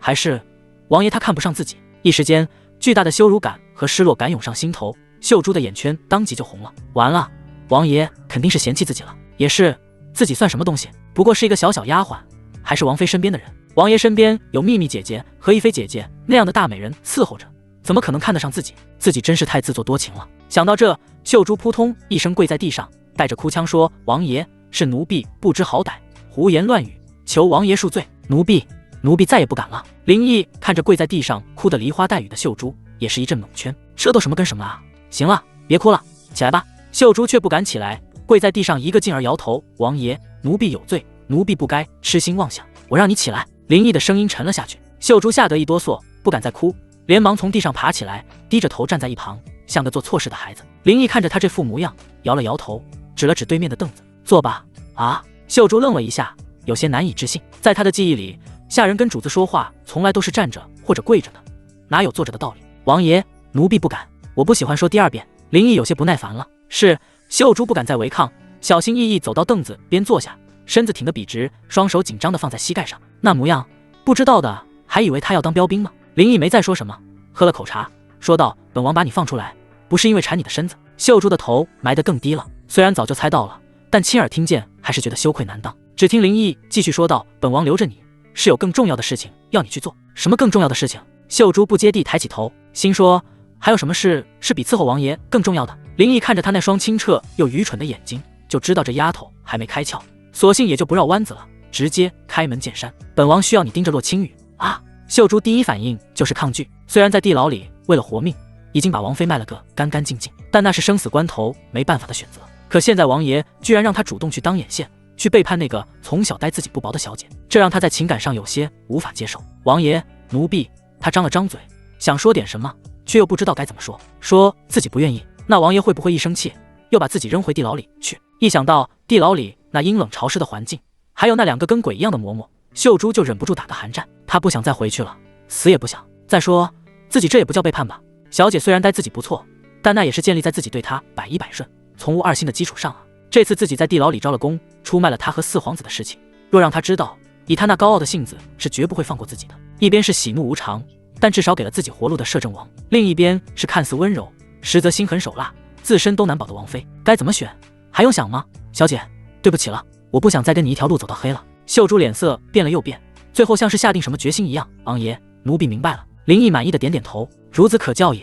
很好，本王就喜欢和聪明人打交道。”他顿了顿，继续说道：“你也知道，本王现在和你家小姐已经到了水火不容的地步，她留在王府，对本王来说始终是个祸害。而本王之所以不杀她，也不是因为顾念什么夫妻情分，而是因为她还有用。她爹是吏部员外郎，官居正六品，在朝中也算有些人脉。本王把她放出来，就是想看看她到底能联系上哪些人。”秀珠听得心里直发寒，原来王爷从一开始就没打算要放过小姐，这次解了她的禁足，也只是一个圈套而已。这心思实在是太深沉，太可怕了。自己以前真是瞎了眼，怎么会觉得南宫瑾那种人能斗得过王爷？简直就是萤火之光，也敢与皓月争辉。现在本王让他负责府里的采买事宜，他每天都会出府。林毅说道：“本王要你做的就是跟在他身边，把他每天去了哪儿，见了什么人，说了什么话，一字不漏的回来告诉本王，能做到吗？”“能。”秀珠毫不犹豫地回答：“奴婢一定把王妃盯得死死的，绝不会漏掉任何蛛丝马迹。”为了表示决心，他再次跪在地上，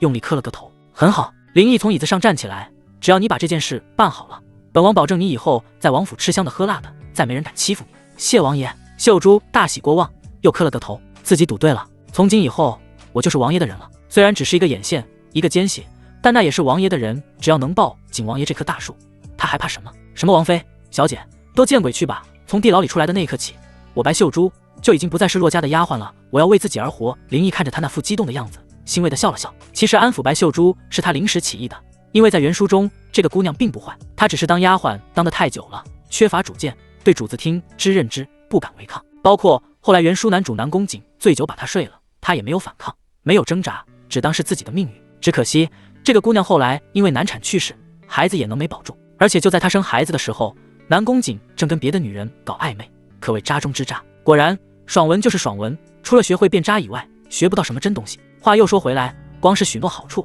还不足以让秀珠这丫头死心塌地，还得再额外加点料才行。林毅看着秀珠那双有些泛红的眼睛，缓缓开口：“秀珠，本王知道让你背叛旧主，你心里肯定会不舒服。”秀珠连忙摇头：“不，王爷，奴婢没有，奴婢对王妃恐怕已经没有情分了。”这话倒也不全是假的，在地牢里等死的时候，他心里对洛青羽是有很大怨气的。如果不是他非要作死去招惹王爷，自己又怎么会落到这步田地？更何况自己在那里待了一下午，洛青羽没有找王爷求情，也没有说来看看，甚至就连买通默默送个饭都没有。自己伺候他多年，他竟无情至此，自己又有什么好不舒服的？林毅笑了笑，摆摆手：“你不用跟本王解释，本王都明白。不过本王还是想跟你聊聊你的事。”“我的事？”“本王知道你不是京城本地人，你爹娘是10几年前从河北逃难过来的，当时闹饥荒，家里实在是活不下去了，才把你卖了换了半袋粮食，对不对？”这是原书中偶然提及的。林毅看的时候没太上心，但却记下了。果然秀珠身体猛地一震，眼睛瞪得更大了。这些事情是他心里最深的痛，是他最不愿被提起的过去。他从来没有跟任何人说过，就连小姐都不知道。可没想到在林毅面前，他就像个透明人一样，没有任何秘密可言。秀珠越想越害怕，自己面前的到底是个怎样的男人啊？“王爷，您。”林毅语气依旧温和：“你不用紧张，本王没有别的意思，只是想告诉你，本王很理解你的经历。你爹娘把你卖掉是身不由己，你在洛家当丫鬟，看人脸色，养人鼻息，也是身不由己。丫头，你这10几年活得还真不容易啊！”林毅竟然叫了一声丫头，这是个十分亲昵的词儿，亲昵到秀珠当即什么都忘了，脑海中不断重复着曾经的经历。从记事开始，他就没吃过一顿饱饭，好不容易长大了，又被卖到洛家当丫鬟。这些年他每天起得比鸡早，睡得比狗晚，干着最累的活，拿着最少的月钱。他小心翼翼地伺候着骆家人，生怕哪句话说错了，哪个活干差了就要挨打挨骂。就在他以为只要自己足够听话，足够忠心，就能在骆家安安稳稳待一辈子时，骆青雨出嫁了，而且嫁的人还是摄政王。秀珠想着自己的地位也能水涨船高，嫁过去享清福。可骆青雨居然一门心思要爱南宫瑾，还告诉自己只有他才是自己的男主人。秀珠本来就没有主见，只能听之任之，谁料今天自己为了帮助南宫瑾和骆青雨，差点丢了命。若不是王爷垂怜，自己早就在地牢中受尽酷刑而死了。想到这些经历，一滴晶莹的泪珠顺着脸颊滑落。林毅见火候差不多了，便伸出手将他扶起来。起来吧，地上凉。秀珠站起来，刚要说话，就见林毅满脸关切地看着自己，紧接着又伸出手将自己脸上的泪痕抹去。天哪，他的手好烫啊，烫得人心尖尖发颤呢。瞧你把妆都哭花了。王爷，呜呜呜！秀珠也不顾男女授受不亲，直接扑进他怀里，放声大哭起来，好像要把这些年所受的委屈、不甘和怨恨全都哭了来。林毅没有劝他，只是轻轻打着他的后背，等他哭够，也只有让他把心里情绪全都发泄出来，才能彻底掌控他。许久，秀珠的哭声才渐渐小了下去。他抬起头，下巴抵在林毅胸口，红着脸道：“王爷，让您见笑了。”说完，他这才意识到自己还在王爷怀里，忙退出来，用袖子擦了擦眼泪。王爷恕罪，奴婢僭越了。没什么。林毅转身递给他一杯温茶，心里舒服点了吗？秀珠接过茶杯，感激地点了点头。王爷虽然手段狠辣，但却是一个能体恤下人疾苦的好主子，至少他把自己当成了一个人，而不是一个可以随意打骂的奴才，真好。秀珠，林毅看着他，眼神变得认真起来。你是个聪明的姑娘，也该为自己的将来打算了。南宫瑾被废，骆家也到了，你就算对骆青雨再忠心，又能有什么好下场？他现在自身都难保，还能护得住你吗？你跟着他，迟早是个死。林毅没有开玩笑，骆青雨是必死的，只是林毅不喜欢浪费，所以才留着他，让他死得有价值一点。王爷，奴婢知道该怎么做了。秀珠抬头看着林毅，从今以后，奴婢就是王爷的人，王爷让奴婢做什么，奴婢就做什么，绝无二心。好。林毅终于露出一丝笑容，你放心，只要你真心跟着本王，本王绝不会亏待你，甚至会给你一个锦绣前程。这句承诺对秀珠来说，比任何山盟海誓都动听，让她感觉自己的整个世界都被点亮了。王爷大恩，奴婢无以为报，所以还请王爷收下奴婢这身子吧。秀珠眼睛里亮晶晶的，显然是做好了打算。王爷，奴婢不要名分，不要地位，只求能得王爷一次垂怜，便此生无憾。坏了，演过头了。林毅当即一个头顶两个大，这可怎么办？自己只是想收下秀珠，但没想收她的身子，而且看这姑娘的架势，如果自己拒绝，她非上吊不可。秀珠，你听我说，王爷可是嫌弃奴婢？不嫌弃，那为何不愿意成全奴婢呢？奴婢的身子很干净。我知道，我不是那个意思。林毅有些惆怅地摸了摸鼻子，不好办了。秀珠咬着下唇，眼看着又要哭，王爷还是信不过奴婢。哎，罢了，自己做的妖，自己吃苦头吧。哎呀，老天爷，你就放过我吧，我真的不想开后宫啊！是他非要。林毅走到他身边，用指腹刮了刮他的鼻子，淘气，还不赶紧伺候本王宽衣啊！秀珠喜极而泣，连连点头，奴婢一定伺候好王爷。说完，秀珠就要动手给林毅解衣服，后者却将他的手抓住，一把将他横抱起来，走进里屋。第二天一早，林毅依旧雷打不动地起来晨练。昨晚把秀珠折腾够呛，大劈叉小劈叉，老树盘跟到挂了，前背包后背包，隔着屁股往里掏，属实带劲。而且林毅发现他精力很旺盛，可能和这么多年当丫鬟有关。两人折腾到后半夜，他居然一点不困，坐起来给熟睡的林毅扇风，一坐就是一夜。刚刚才穿戴整齐回了西厢房，他倒也聪明，没闹出什么乱子，随便编了个理由，骆青雨就深信不疑。毕竟现在的骆青雨就像个溺水的人，除了秀珠这根稻草，他再也抓不住任何东西了，自然不会有什么怀疑。晨练结束，林毅坐在八角亭里，一口一口喝着小米粥，琢磨着这么多天过去，皇宫里那位也该有点动静了，尤其是听说自己儿子被狗咬废了之后，不可能一点动静没有。正所谓从穷到富裕，由奢入俭难，享受惯顶级奢靡的皇帝，突然一下变成穷鬼，顿顿啃窝窝头，那肯定受不了。正想着，管家快步走了过来，王爷，临安躬身行礼。林毅头也没抬，继续喝粥。什么事？回王爷，宫里来人了，是内廷总管孙福，说有要事求见王爷。林毅咬粥的动作一顿，眉头微微蹙起，他猜到南宫雄会派人来，但没想到是9000岁孙福，看来皇帝老儿是真坐不住了。林毅放下勺子，端起茶杯漱了漱口，让他进来。是。林安领命退下。很快，穿着一身暗红色总管太监服的孙福带着3个小太监迈着小碎步进来。他们没有带侍卫，想来也是孙福的主意，知道摄政王府这种地方带再多的侍卫来也没用，反而可能惹得林毅不快，所以干脆就轻车简从的来了。进了亭子，孙福二话不说，撩起袍子对着林毅扑通一声跪了下去，姿态放得极低，看不出半点9000岁的架子。奴才孙福参见王爷，王爷千岁千岁千千岁。他身后那3个小太监也跟着跪倒。林毅靠在椅子上自顾自地品茶，没说让他们起来。他不说，孙福也不着急，就这么跪着，脸上依旧挂着谄媚的笑。林毅暗自点头，心说这老太监果然是个人物，但是这份忍耐力就不是一般人能比的。足足过了好几分钟，林毅才慢悠悠放下茶杯。哦，是孙总管啊，起来吧。谢王爷。孙福这才起身，弓着身子，不敢直视林毅。林毅问道：你怎么来了？回王爷，奴才是特地来给王爷报喜的。哦，那你说说喜从何来啊？林毅觉得有些好笑，总不会是恭喜我断了你们皇宫的粮食，让你们集体饿肚子吧？这话说得毫不客气，要是换了别人，早就脸色大变了。可孙福却像是没听出他话里的刺一样，依旧笑呵呵回答：王爷说笑了，王爷乃国之栋梁，所作所为皆是为了大周的江山社稷，奴才们饿几顿肚子算得了什么？这话说得有水平啊。林毅来了点兴趣，既如此，那你且说来听听，到底是什么喜事？奴才恭喜王爷，陛下有旨，说骆家大小姐骆青雨行为不检，品行不端，有违妇道，实在不配再做王府第一夫人。陛下体恤王爷，不忍王爷被此等女子蒙蔽，特下恩旨，决定将身份最尊贵的长公主下嫁给王爷，择日完婚。这话说完，林毅愣了一下，这事儿他还真没想到。不过很快他就反应过来，南宫雄这是打算与王府联姻，当自己老丈人，好以此争取时间来让他调兵遣将。最重要的是，他希望自己可以看在亲戚的份上解除皇宫封锁。呵呵呵，这倒真是让人感到意外。如果是一般人，或者看重礼仪道德、长幼尊卑的人，肯定会就坡下驴，给南宫雄这么面子。但是我吗？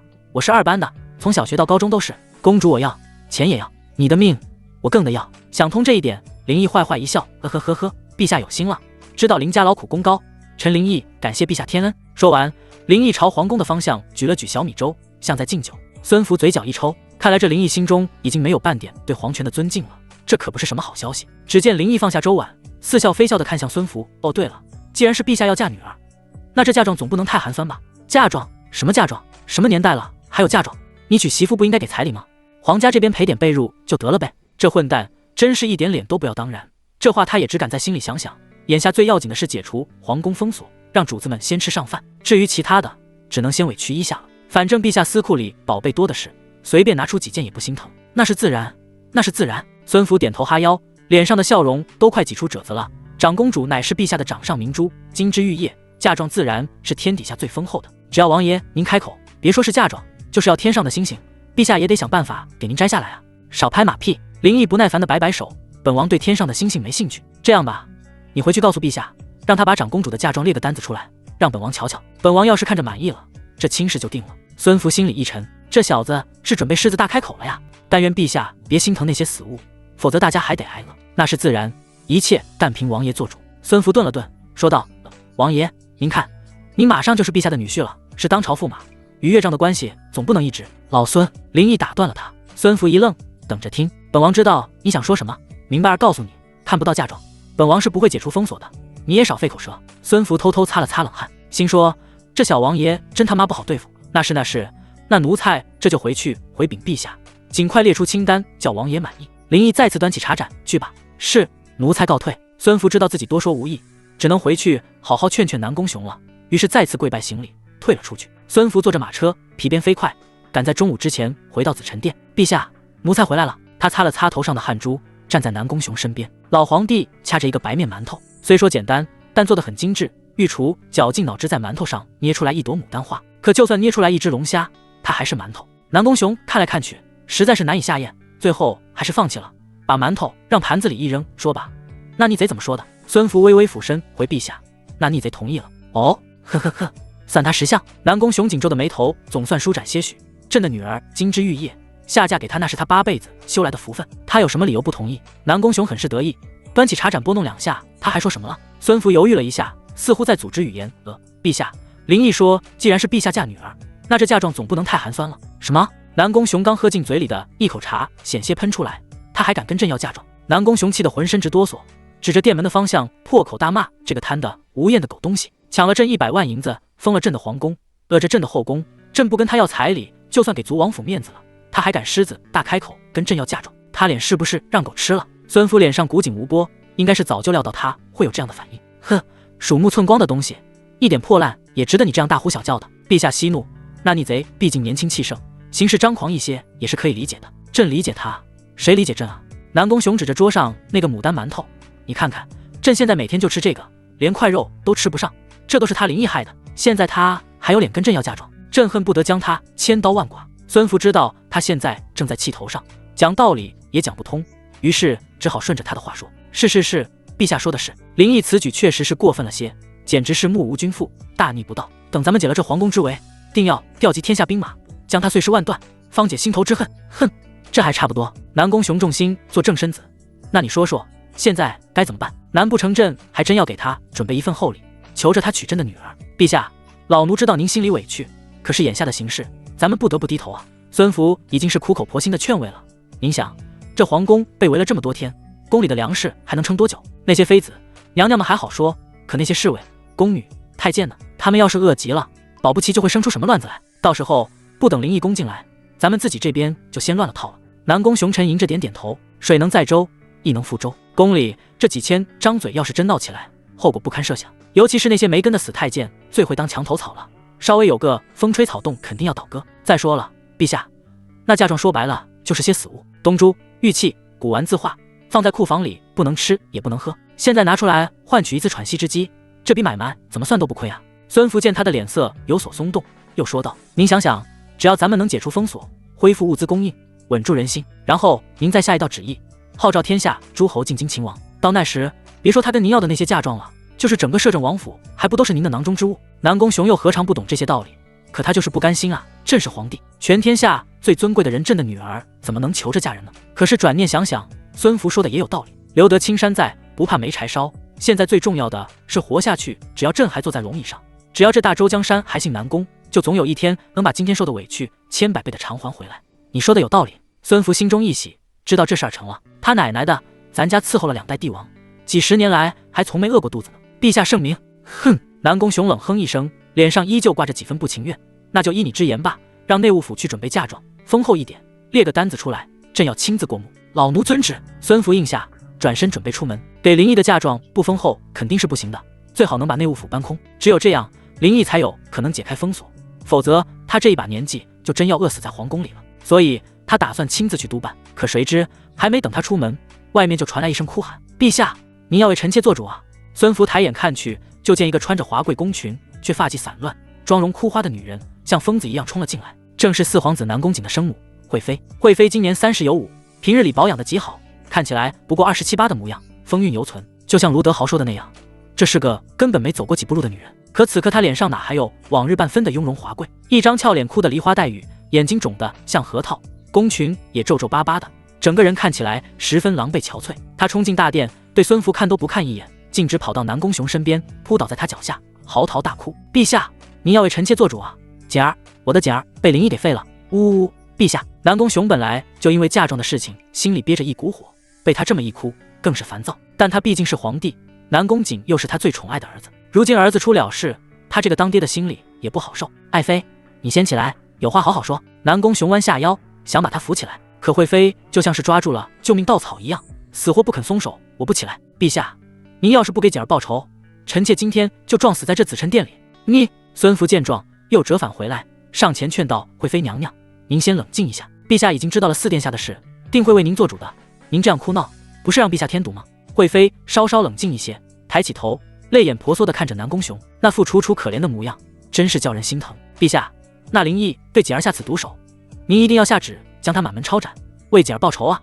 南宫雄心里苦笑，自己现在连皇宫的门都出不去，拿什么去抄他的家？朕昨天已经去看过老四了，他还没醒，但总算保住了性命。爱妃放心，老四是朕的儿子，朕岂能让他白白受了委屈？你再等一等，等时机成熟，朕定会叫那逆贼血债血偿。那要等到什么时候？惠妃却不依不饶：陛下，锦儿她现在连个男人都做不成了，这辈子都毁了呀！臣妾等不了了，臣妾现在就要您下旨放肆！南宫雄的耐心终于被耗尽了，猛地一甩袖子，将惠妃推倒：朕是皇帝，要顾全大局，你一个妇道人家懂什么？孙福，送惠妃回宫。是。孙福上前将惠妃从地上扶了起来：娘娘，陛下也有不得已的苦衷，您还是先回去吧。惠妃失魂落魄的被孙福搀扶着起身，抹着眼泪往外走。当走到店门口时，忽然回头看着南宫雄，眼神里满是绝望：陛下，臣妾就这么一个儿子啊！说完，他便头也不回的走了。南宫雄看着他离去的背影，长长叹了一口气。他他何尝不想给南宫景报仇呢？只是朕做不到啊。坤宁宫作为6宫之主，皇后赵淑瑜的宫殿自然是整个后宫最华丽的。可现在，即便华丽的宫殿内部也透着一股萧条和冷清。那些负责伺候皇后的宫女、太监们，一个个无精打采，走路都轻飘飘的，显然饿得不轻。宫里剩的那点东西，肯定要紧着主子们吃。他们作为下人，能喝点泔水就不错了，就这还吃不饱。此刻，后宫里排得上号的妃子们都聚集在坤宁宫正殿里开会，说是开会，其实就是诉苦大会。皇后娘娘，您可得跟陛下说说啊，这日子实在是没法过了。咱们姐妹们一天就2顿饭，还都是些清汤寡水，连点油星子都见不着。再这么下去，咱们可都要饿死了。说话的是一个穿着粉色宫装的嫔妃，封号为丽。她话音刚落，立刻就有人附和：是啊，皇后娘娘，臣妾宫里的小厨房都好几天没开火了，每天就指望着御膳房那点东西，哪里够吃啊？谁说不是吗？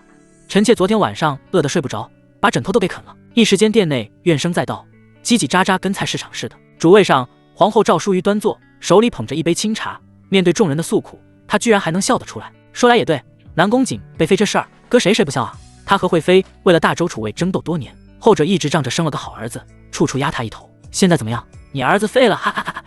一个不能生育的皇子，还当什么皇帝？以后这后宫里就我赵淑瑜一个人说了算。想到这，他放下茶杯，轻咳一声，强行把笑意压下去。殿内嘈杂的声音瞬间安静下来，所有人的目光都集中在他身上。姐妹们的心情，本宫都理解。赵淑瑜缓缓开口，声音温婉：这几日大家确实是受苦了，不过本宫已经听到风声，这种日子很快就要到头了。众人闻言一愣，丽嫔忍不住问道：皇后娘娘这话是什么意思？赵淑瑜笑了笑，说道：陛下已经决定将长公主下嫁给摄政王林毅，想必那林毅看在2家联姻的份上，很快就会解除对皇宫的封锁。此言一出，满座皆惊，将长公主嫁给林毅那个反贼，这不是把公主往火坑里推吗？众人面面相觑，你看我，我看你，一时间都不知道该说什么才好。从道理上讲，这确实是一招妙计，不仅可以解皇宫之围，还能拉拢林毅，减少摩擦。但从人情角度讲，长公主温婉贤淑，是不可多得的好姑娘。假若林毅铁了心造反，那公主不就成反贼的妻子了吗？坐在赵淑瑜下手位置的杨思瑜听到这话，脸色瞬间变得惨白，因为长公主南宫敏正是她亲生女儿。皇后娘娘，此事当真吗？杨思瑜声音颤抖：陛下真的要将敏儿嫁给那个乱臣贼子？赵淑瑜看着她，脸上的笑容不变，甚至更加得意，因为赵淑瑜除了生长公主外，还生了2皇子南宫杰。早年杨思瑜也有心思培养，却因为南宫杰烂泥扶不上墙而作罢。总归来说，现在任何皇子生母出事，赵淑瑜都高兴。杨妹妹，瞧你这话说的，什么叫乱臣贼子啊？摄政王乃是国之栋梁，长公主嫁给他是亲上加亲。再说了，与其让长公主远嫁他国，去那些蛮夷之地和亲，倒不如嫁给自己人，至少以后想见还能见得着，不是吗？这话听起来是在劝慰，实际上却是在堵杨思瑜的嘴。后者气得浑身发抖，却又无力反驳，因为自古以来，公主的命运从来都由不得自己，更由不得他们。嫁给林毅，总比嫁给那些茹毛饮血的番邦可汗要好。可是，那林毅是什么人？他连皇帝的圣旨都敢撕，连皇子都敢废，这样的男人，敏儿嫁过去能有好日子过吗？杨思瑜越想越心疼，眼泪不自觉的就流了下来。赵淑瑜见他这副生不如死的模样，心里更是痛快。让你平时仗着女儿得宠，在本宫面前耀武扬威，现在知道厉害了吧？他端起茶杯，轻轻吹了吹，慢悠悠地说：好了，此事陛下已经决定，咱们做臣妾的就不要再议论了，大家都回去吧，好生等着，相信用不了几天，咱们的好日子就又回来了。说完，他便起身，在宫女的搀扶下走进内殿。众人见状，也只好三两两的散了。有和杨思瑜关系不错的妃子上来劝慰，但显然杨思瑜是听不进去的，深一脚前一脚往自己的长春宫走去，连叫撵都忘了做。天色阴沉，滚滚乌云从东边袭来，带来凉爽潮湿的风。可这点凉意却不及杨思瑜心里，万一敏儿是他从小捧在手心里长大的宝贝，如今竟要嫁给林毅那个疯子，甚至这个疯子日后还有可能成为反贼，一想到女儿将被后世评为反贼之妻，杨思瑜的心就跟刀割一样疼。但自己又能改变什么呢？在这4方天的深宫里，她不过是个稍微得宠一些的妃子，连皇后都斗不过，又怎么可能去左右皇帝的决定？回到长春宫，她平退了所有宫人，一个人坐在寝殿里默默流泪。不知过了多久，殿外传来一阵轻柔的脚步声，紧接着一个清脆悦耳的声音响起：母妃。杨思瑜抬起头，看到一个身穿洁白宫装的少女正站在门口，一脸担忧地看着自己。少女年约双10，身姿窈窕，容貌秀美，一双清澈的眼眸宛如秋水，透着一股与生俱来的端庄和娴静，正是长公主南宫敏。敏儿，杨思瑜看到女儿，再也忍不住，失声痛哭起来：我苦命的女儿啊！呜呜呜！南宫敏快步上前，从袖中掏出手帕为她擦眼泪，声音轻柔：“母妃这是怎么了？可是皇后又为难您了。”杨思瑜摇了摇头，抓住女儿的手，泣不成声：“敏儿，是母妃没用，是母妃护不住你啊。”南宫敏闻言低下头，说不出心里是什么感觉。其实从坤宁宫散会之后，宫里已经传遍了陛下要嫁公主的事情，他自然也听说了，只是没想到母妃反应会这么大。母妃，您别难过，女儿不觉得苦。他反手握住母亲的手，轻声安慰道：“怎么会不苦？”杨思瑜的情绪又激动起来。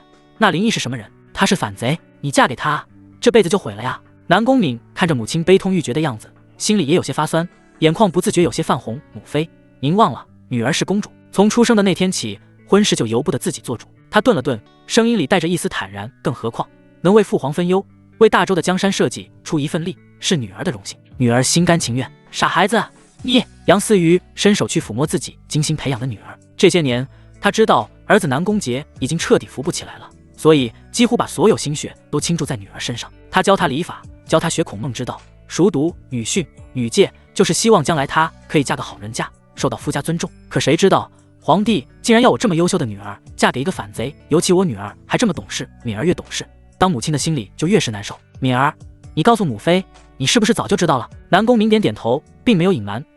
刚才在御花园里散步，听宫女们说的。那你，母妃，南宫明打断了他的话。自古以来，子女婚事就是父母之命，媒妁之言，更何况这是父皇的旨意，女儿身为大周公主，理应遵从。可是杨思瑜还是不死心，希望女儿能去找南宫雄说说。那林毅不是良配啊，是不是良配又有什么关系呢？南宫抿笑着，稍微有点苦涩。嫁给谁不都是嫁，至少他还是大周的臣子，女儿不用远嫁他乡，还能时常回来看望母妃，这已经是不幸中的万幸了。杨思瑜听着女儿的话，一时间竟不知道该如何反驳。是啊，和那些被送到草原上，嫁给比自己爹还老的蛮族可汗的姐妹们比起来，敏儿的命运似乎确实不算最差的。唉，罢了，既然女儿都选择了顺从，自己还有什么好说的呢？敏儿，既然你心意已决，母妃也就不再劝你什么了。杨思瑜紧紧握着女儿的手，嫁就嫁吧，谁让你我都是皇家的人呢？好在你毕竟是公主，金枝玉叶，属于下嫁。他林毅就算为了名声，也不会真的亏待你。母亲只是担心他有朝一日成了反贼，那你也就是反贼的女人了。到那时史书会如何说你？哎，孔子说夫为妻纲，女儿既然是林家的人，自然也该背反贼的名声，这是女儿的命。此话一出，南宫敏更加后悔，如果当年不让她学习这些东西，或许她现在也会有自己的想法，而不是只知道三从四德、三纲五常。造孽啊，学也不是，不学也不是，该死的孔子。罢了，哭哭啼啼又有什么用？杨思瑜擦了擦眼泪，破涕为笑。女儿出嫁本该是好事，以后若是在王府受了委屈，你就派人回来告诉母妃，母妃就算是拼了这条命，也要为你做主。女儿知道了。嬛，杨思瑜喊来自己的贴身宫女，娘娘，去把本宫的司库清点出来，列个单子给公主加份嫁妆。是。嬛领命而去。杨思瑜再次怜爱地看向女儿，敏儿，母妃这些年也攒下不少梯级，你都拿着。到了王府，上下打点，总归是用得着的，千万别委屈了自己。南宫敏却摇了摇头，母妃，您在宫里也需要用钱打点，女儿不能要，您还是自己留着吧。傻孩子，母妃在宫里能有什么花销？你拿着，这次下嫁也不知道陛下怎么安排的，若是不给嫁妆，岂不平白那林毅轻看了你？本宫的女儿绝不能窝窝囊囊的嫁过去，听话。南宫敏知道，眼眶又是一红。是，女儿都听母妃的，乖。杨思瑜点点头，替女儿整理了一下的鬓发，眼神里满是慈爱和不舍。来，让母亲再给你梳一次头，再过几天恐怕就梳不到了。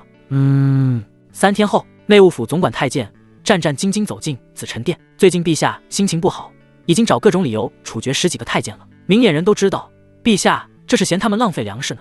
自己今天要是不好好准备，恐怕也得嘎。他进来，跪在大殿中央，启禀陛下，长公主的嫁妆单子已经拟好，请陛下过目。此时，南宫雄正坐在龙案后批阅奏折。虽然京城被封，但也不知道林毅怎么想的，光扣粮食和金银珠宝，不扣奏折，这就导致南宫雄的饿着肚子干活。听到总管太监的话，他放下朱笔，揉了揉发酸的眼睛，呈上来吧。太监忙将账册恭恭敬敬递了上去。孙福在一旁主动接过，呈到南宫雄面前。南宫雄深叹了口气，接过来一看，只一眼便瞳孔猛地一缩。南海夜明珠10颗，朕一共有几颗啊？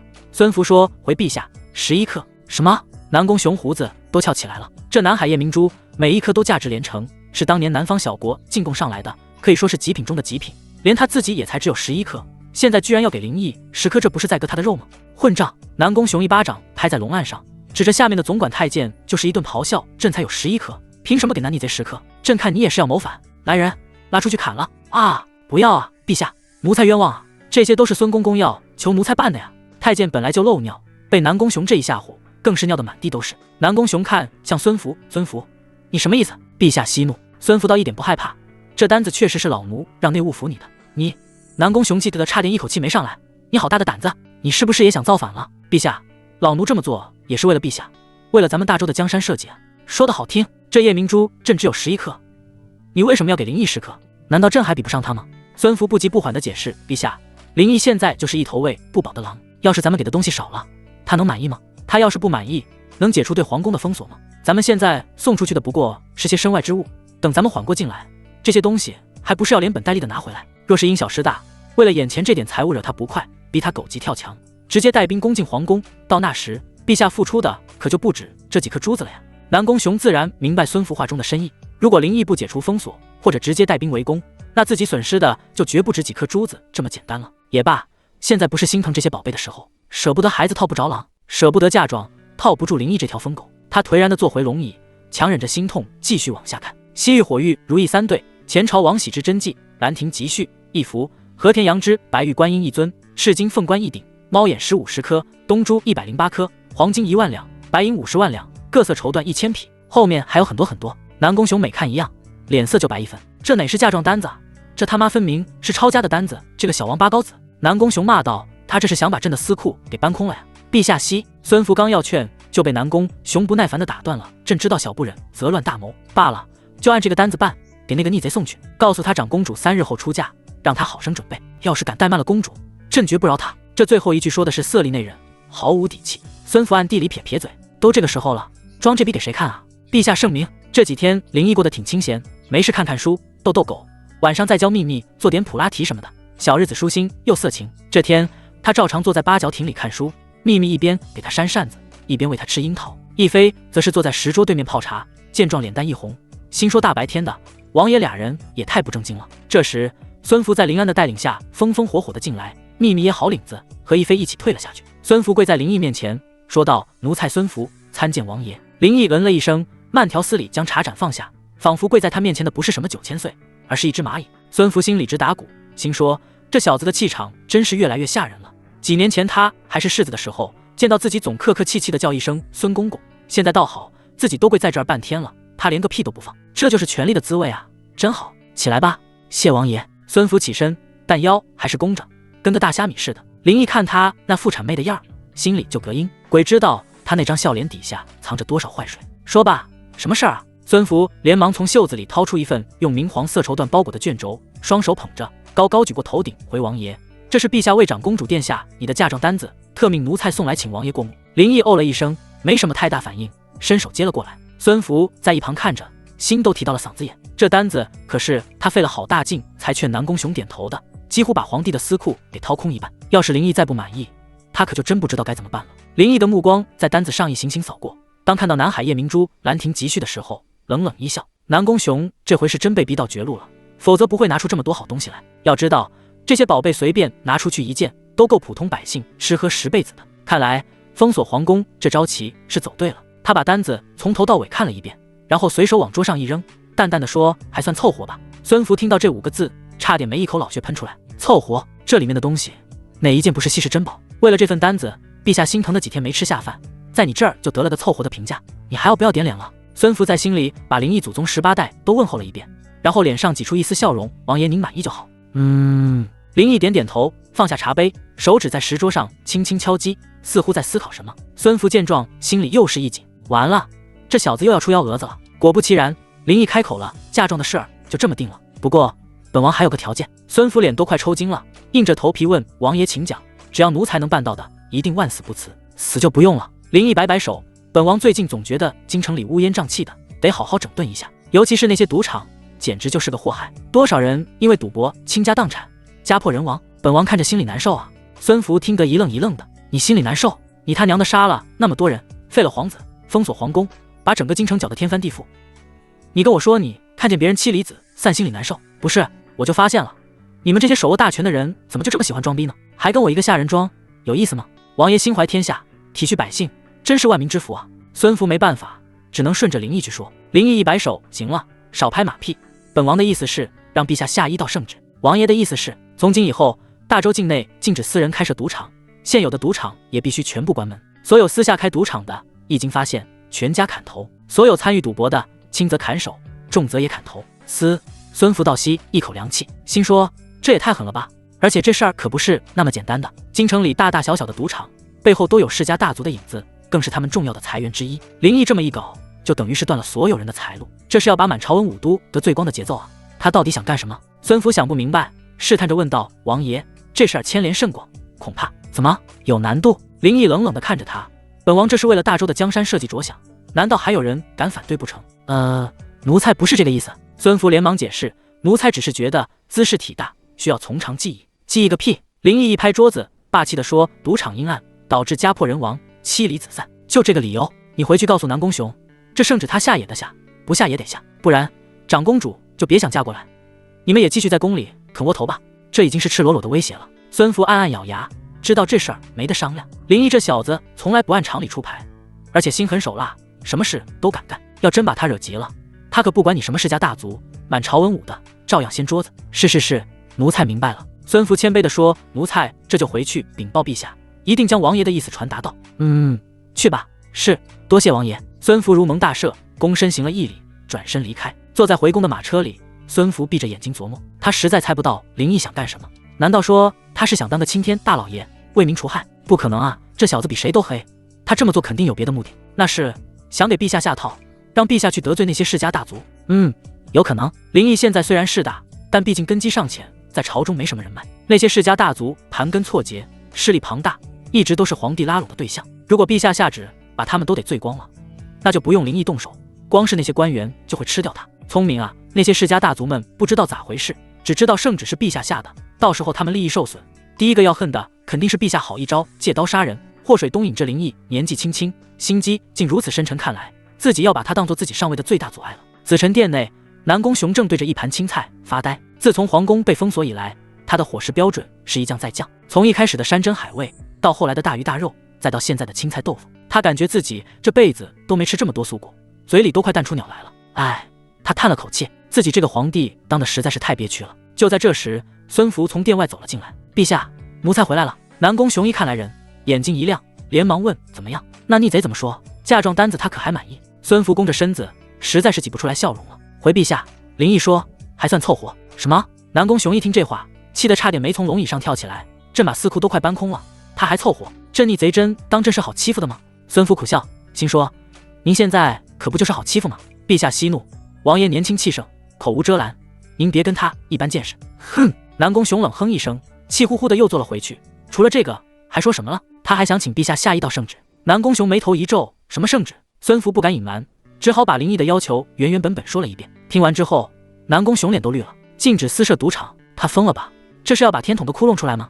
南宫雄气得浑身发抖，指着孙福的鼻子骂道：你也是个废物，他让你传什么话你就传什么话，你不会跟他掰扯吗？京城里的赌场哪个背后没有点关系？他这么一搞，分明就是要陷朕于不义，想让朕跟满朝文武为敌。孙福被骂得狗血淋头，却也只能听着。话说得好听，还掰扯，我掰扯得过吗？那小子就是个滚刀肉，软硬不吃，我能有什么办法？不行，这道圣旨朕绝不能下。开玩笑，南宫雄虽然有些昏聩，但还没傻到家。他很清楚，那些世家大族是自己统治的根基，是用来制衡林家的重要力量。如果自己下了这道圣旨，断了他们财路，他们不得红眼睛，到时候不用林毅动手，自己就得被这帮人给撕了。孙福见他这个态度，心里也有些着急，可要是不答应林毅，皇宫的封锁可就解不开了，这怎么办？孙福眼珠子一转，忽然想到了一个主意。陛下，您先息怒，老奴倒觉得此事对我们而言或许并非坏事。哦，南宫雄挑了挑眉，就知道你这老东西鬼主意多，快说什么意思？孙福凑上前，压低了声音：陛下，您说林毅为什么要提出这个要求？他真的是为了百姓着想吗？南宫雄冷笑一声：呵，他要是能为百姓着想，母猪都能上树了，对吧？您也知道，林毅是想让咱们得罪那些世家大族，从而自我毁灭。那咱们为什么不顺水推舟，将计就计呢？怎么个将计就计法？陛下，您就下这道圣旨。孙福眼中闪过一道金光，但是要让所有人都知道，这道圣旨是摄政王林毅逼着您下的。南宫雄眼睛一亮，似乎明白了什么。孙福继续说道：您想，这圣旨一下，那些世家大族的赌场就都得关门，他们的损失有多大？他们能不恨吗？他们恨谁？当然是恨那个逼陛下下旨的林毅啊！到时候攻守一行，不用咱们出手，光是那些世家大族就不会放过他。妙啊！南宫雄一拍龙椅扶手，他林毅想祸水东瀛，我们就将计就计，就这么办。朕倒要看看他林毅面对世家大族的讨伐，还有什么还手之力？他总不能把那些人都杀了吧？陛下圣明。孙福说道：“如果林毅想造反，没有世家大族的支持，他也不可能成功。”没错，南宫雄越想越觉得这个主意好。其实他也反对赌博，但之前不处理，就是因为牵扯太多世家大族了。现在正好林毅主动提出来了，自己可以顺势下旨禁止赌博，而且是以林毅的名义。这样一来，既能整顿京城风气，又能把世家大族的仇恨都引到林毅身上，帮自己解围。妙啊，真是太妙了！哈哈哈哈！南宫雄忍不住哈哈大笑，连日来的阴霾一扫而空。林毅啊，林毅，你以为你很聪明，想算计朕？呵呵呵，这次朕就让你知道什么是自掘坟墓。他现在已经迫不及待想看到林毅被世家大族围攻的场面了。孙福，你指？南宫雄意气风发的一挥手，就按那逆贼说的办。另外，告诉内务府摆下筵宴，今天我们敞开肚皮吃一顿，过几天皇宫的封锁就解除了。哈哈哈哈，奴才遵旨。孙福躬身领命，淡淡一笑：“林毅，你不是想玩吗？那咱家就陪你好好玩玩。这京城的浑水是该搅得再乱一点了。”奉天承运皇帝诏曰：“毒乃万恶之源，惑人心智，毁家败业，实为国之大度。朕心甚忧，夜不能寐。今有摄政王林毅，心怀社稷，体恤万民，气血上奏，请禁绝赌风，以正民心。朕深以为然，特此下旨，自即日起，京城内外所有赌场一律关停。凡私设赌局者，一经查实，主犯斩立决，从犯流放3000里，家产尽数充公。凡私下赌博者，初犯断其双手，再犯斩其双足，3犯斩立决。”钦此。南宫雄的圣旨仅仅用几个时辰的时间就传遍了大街小巷，这是他刻意为之的，目的就是要全京城的人都知道，这圣旨不是朕想下的，而是林毅逼的，是林毅断了你们世家大族的财路，不是朕。不明白咋回事的普通百姓，在看到圣旨后震天欢呼，老天爷开眼了，这该死的赌场总算是关了。一个衣衫褴褛的汉子跪在地上，朝着皇宫的方向砰砰磕头，哭得涕泪横流。我那不成器的儿子就是被赌场给害死的呀！我家那口子把地都给输了，现在好了，看他还拿什么去赌？摄政王千岁，这一定是摄政王给咱们老百姓做主了呀！没错，圣旨上写了，是摄政王上奏的。王爷真是咱们的活菩萨，以前只知道老王爷体恤爱民，没想到小王爷也如此宅心仁厚，我们以后有好日子过了呀！一时间，那些家里有被赌博坑害过的百姓，无不奔走相告，对林毅感恩戴德。百姓嘛，他们不懂政治，更不懂政治背后的那些弯弯绕绕，只知道是摄政王林毅帮他们拔掉了这颗害人的毒瘤。然而有人欢喜就有人愁，郭府刑部侍郎郭傲一把将青瓷茶盏摔在地上，啪！林毅，我操你祖宗！他身穿锦袍，脑满肠肥，可见这些年在刑部的位置上没少捞油水。就这还不知足，指着摄政王府的方向破口大骂：天香楼的厂子，老夫一个月少说进账3万两。林毅强迫陛下一道圣旨就给关了，凭什么？他林毅算个什么东西？管家吓得趴在地上，屁都不敢放一个。郭傲指着他骂道：还有你这个废物，老子养你有什么用？圣旨都下来了，你才知道哭？不知道早点去王府打点吗？啊！老爷饶命！我们素来与摄政王府不和，这圣旨又下得太快，谁也没想到啊！同样的情景在京城数10个达官显贵的府邸里同时上演。那些平日里高高在上的世家大族，有一个算一个，几乎都在京城有自己的赌场生意。这不仅是他们的重要财源，更是他们结交人脉、打探消息的灰色地带。而现在林毅直接一刀切断了所有人的财路，这比杀了他们还难受，欺人太甚，实在是欺人太甚。丞相府，刘文涛须发皆张，气得脸色铁青。他虽然自己不碰赌场生意，但他门下的学生亲信哪个手里没几个场子？逢年过节给自己送的礼，不都是从赌场出来的吗？林毅这一手，等于是把他整个派系的人都得罪了。哎，先帝啊！刘文涛一眼看出这圣旨是林毅逼南宫雄下的，仰天长啸：老臣早就劝过您削藩，否则必生大乱。可您执意信任老王爷，现如今这新王爷都骑在皇家脸上拉屎了呀！刘文涛悲痛欲绝，这不是装的。林家势大，连皇帝都被逼着低头，更别说他们这些官员了。几个门生跪在他面前，哭爹喊娘的求：丞相大人，您可得为我们做主啊！是啊，丞相，那林毅小儿仗着自己是摄政王，就敢如此无法无天，这京城还有没有王法了？他这是要与我等所有世家为敌啊！我们必须要找他讨个说法。刘文涛深吸口气，怒喝一声：都给老夫闭嘴！哭哭啼啼，成何体统？圣旨是陛下下的，你们有本事去找陛下哭啊！众人一听这话，当即都蔫了。找陛下，借他们100个胆子也不敢啊！一个官员小心翼翼地说道：丞相大人，圣旨上写的明明白白，是林毅那逆贼强迫陛下下的旨意，目的就是要断我们的财路。是啊，丞相，我等如何甘心？废话，这还用你们说？刘文涛瞪了他一眼，这帮家伙就没一个成器的，张嘴闭嘴讨伐林毅，讨个公道。疯了，人家要钱有钱，要兵有兵，跟他起冲突那是找死。既然是文人，还是要用文人的方式去对付。你们也别着急，圣旨已经下了，该关场子关场子，就当休息几天。等扳倒林毅，陛下会重新下旨开业的。啊！那些官员当即不乐意了。丞相大人，场子如果关了，我们吃什么喝什么呀？就是啊，关门一天就要少赚好几百两银子。刘文涛气得一拍桌子，那你就看，你看看林毅敢不敢以违抗圣旨为由，带兵抄你场子？丞相大人，那我们也得想个办法，不能总这样啊。是啊，这天关门，谁也受不了啊。你们急什么？刘文涛不耐烦地骂道：老夫当然不会眼看着他断你们财路，只是眼下林毅势大，我们如果去硬碰硬，那是找死。来人，笔墨伺候，老夫要以山东大儒的身份草拟一篇讨贼檄文，昭告天下，让全天下读书人都看看他林毅究竟是怎样的乱臣贼子。丞相英明，对，骂死他，让他身败名裂，我等愿助丞相一臂之力。很快，一篇由当朝丞相刘文涛亲自执笔，数十位朝中重臣联名签署的讨贼檄文正式出炉。檄文洋洋洒洒数千言，引经据典，辞藻华丽，核心思想就一个：你林毅是个不忠不孝、目无君父、祸国殃民的混蛋。此等国贼，人人胆儿诛之。檄文一出，整个京城的舆论瞬间就被点燃了。那些本就对林毅心怀不满的文人士子，一个个像打了鸡血似的奔走相告，到处张贴檄文，口诛笔伐，恨不得把林毅喷得体无完肤，让整个京城都笼罩在一片讨伐林毅的狂热氛围之中。紫宸殿内，南宫雄看着呈上来的檄文，笑得嘴都合不拢了。好，写得好，骂得痛快。南宫雄将檄文往龙案上一拍，满脸的兴奋。刘文涛这个老东西，总算是干了件让朕顺心的事。孙福站在一旁，脸上也挂着淡淡的笑意，躬身道：恭喜陛下，贺喜陛下。林毅此番是彻底激起众怒，成了众矢之的。有这篇檄文在，他就是有天大的本事，也翻不起什么浪花了。没错，南宫雄得意地捋着胡须，他以为他能算计朕，呵呵，现在好了，他自己成了全天下读书人的公敌，朕倒要看看他这次还怎么收场。最好是被那些愤怒的士子们活活骂死。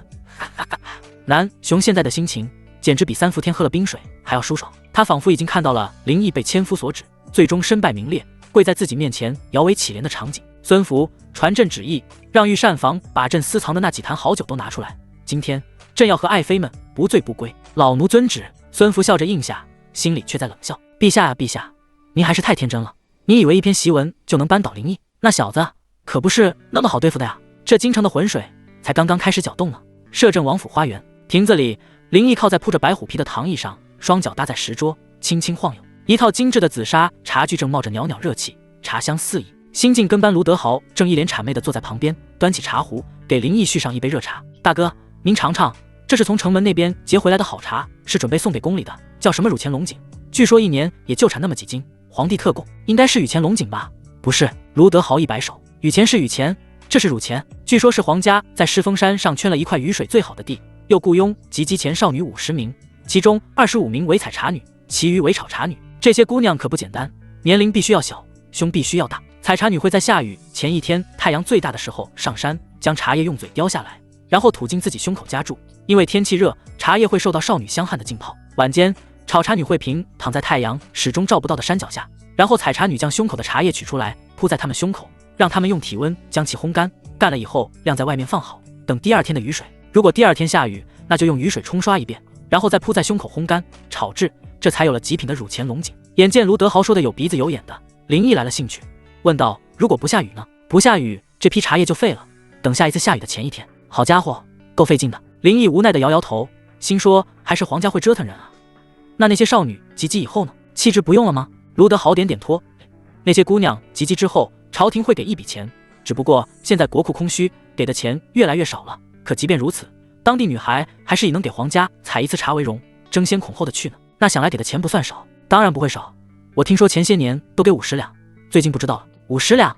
呵呵呵。林毅冷笑，这对皇家来说连9牛1毛都算不上。确实如此，但对他们当地人来说，50两已经相当于10年的收成了。否则那些姑娘干嘛挤破脑袋想去采茶？看来也是算一门产业。既然如此，就别禁止了吧，给江浙的姑娘们留个好生计。说完，林毅端起茶盏闻了闻，又品了一口，闭上眼睛，的确是好茶，就是泡茶的人手艺太糙，糟蹋了。卢德豪的脸瞬间垮了下来。阿哥，我这可是专门找茶艺师傅学了好几天的，您就不能夸我一句？夸你？林毅斜了他一眼，夸你长得尖嘴猴腮的。嘿嘿，大哥说的对，我这长相确实对不起王府的门楣。卢德豪嘿嘿一笑，也不生气，反而把姿态放得更低了。这也难怪，自从跟了林毅几天，他才发现以前的日子好像都活到狗身上去了。什么叫权势？这就叫权势，想干谁就干谁，想拿什么就拿什么，连皇帝老儿都得乖乖低头，把这辱乾隆景送上来，太牛逼了！林毅放下茶杯，言归正传，让你办的事办得怎么样了？大哥放心，都安排妥了。我找了几个机灵的小子，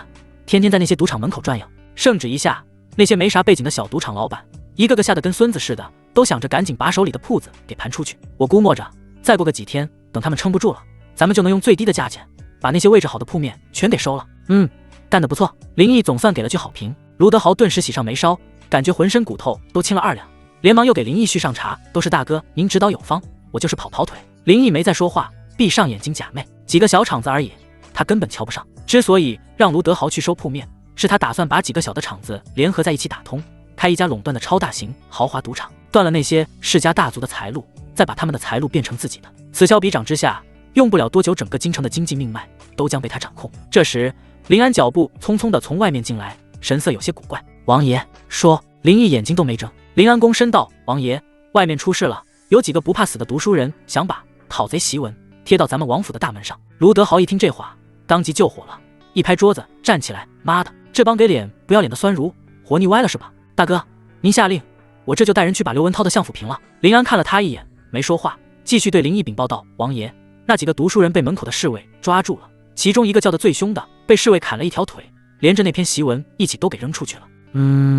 林毅淡淡应了一声，算是默认了侍卫的做法。对于这种跳梁小丑，他连生气的兴趣都没有。卢德豪却觉得不解气，愤愤不平地说：大哥，我们不能就这么便宜了他们，依我看，就该把他们全都抓起来，吊在城门上风干，看以后谁还敢在背后嚼舌根。林安叹了口气，有些担忧地说道：王爷，卢小公爷说的虽然冲动了些，但也不是没有道理。这檄文一出，您在是林中的名声可就全毁了。悠悠众口，赌是赌不住的，长此以往，恐怕对您的大计不利。林毅终于睁开了眼睛，坐直身子，看了看一脸焦急的林安和满脸愤慨的卢德豪，忽然笑了：哼，名声那玩意儿值几个钱？本王要是真在乎名声，就不会带兵封城了。他们想骂，就让他们骂去，骂得越难听，本王越高兴。林安和卢德豪都愣住了，不明白他这话是什么意思。林毅慢悠悠地解释道：他们骂得凶，说明本王做的事情戳到了他们的痛处，他们越是跳脚，就说明他们越是害怕。一群只会摇笔杆子的废物，除了骂街还能干什么？难不成还能用口水淹死本王不成？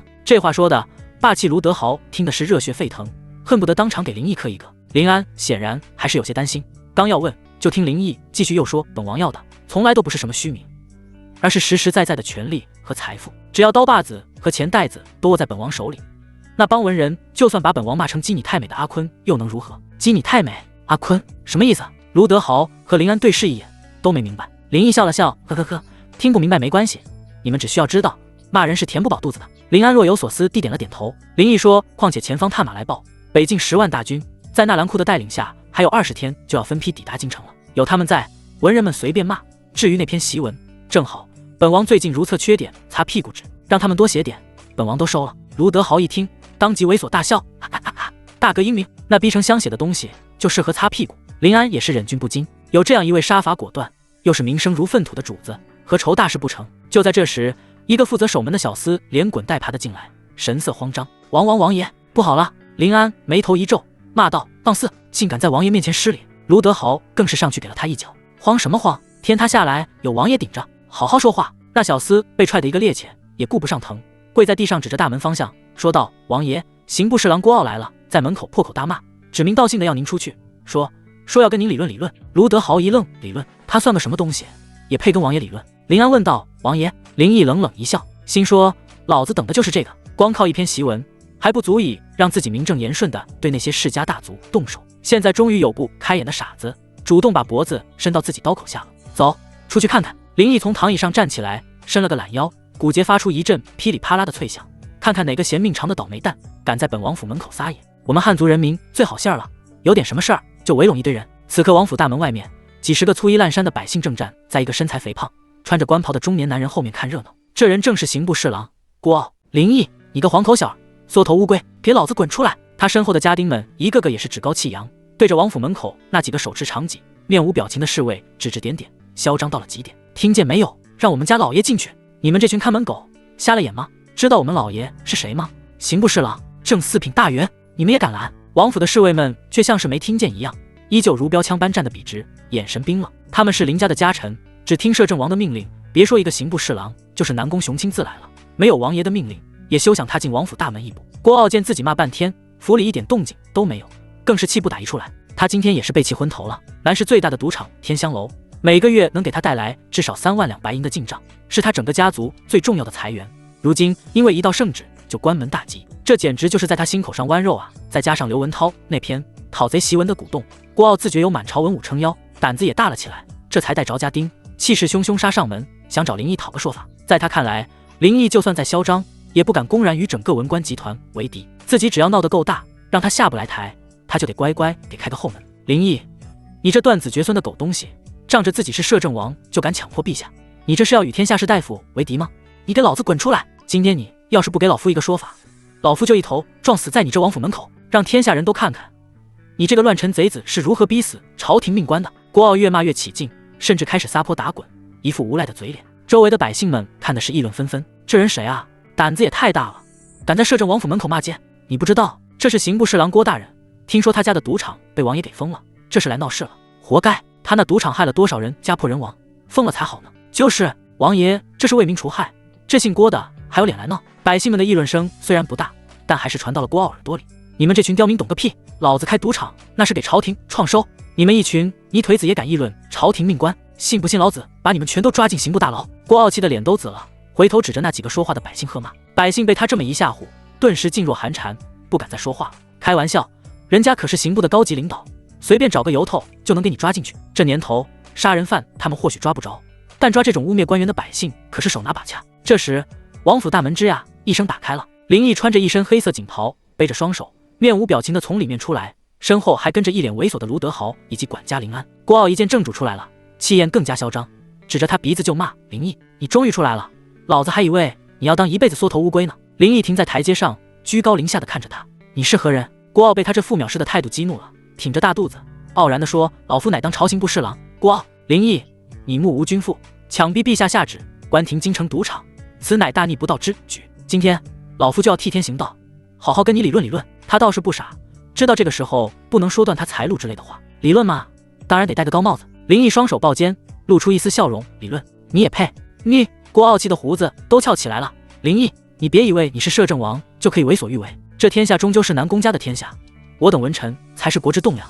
你一介武夫，怎敢在老夫面前放肆？林毅看着他咆哮的样子，忽然有点懵，自己前段时间是不是太消停了？这家伙居然不怕我，你忘记我连圣旨都敢撕这件事情了吗？林毅摇了摇头，心说果然是人善被人欺啊。他看向林安，笑得有几分残忍。林安，本王问你，按照大周律例，当街辱骂王爵是何罪名？林安躬身，面无表情地回答道：回王爷，按律当斩。那以下犯上在王府门口咆哮喧哗，意图冲击王府，又该当何罪？罪加一等，当诛9族。诛我9族！哈哈哈哈！郭傲都以为自己听错了，仰头大笑。来来来，林毅，别说老夫瞧不起你，你今天敢动老夫一下，就要受到天下人的口诛笔伐，你敢吗？林毅轻描淡写的说，意思就是你承认你犯了这些罪。对，老夫骂的就是你这个逆贼。噗呵呵呵呵，林毅直接被气笑了。哎，真是有段时间没碰到这样的人了。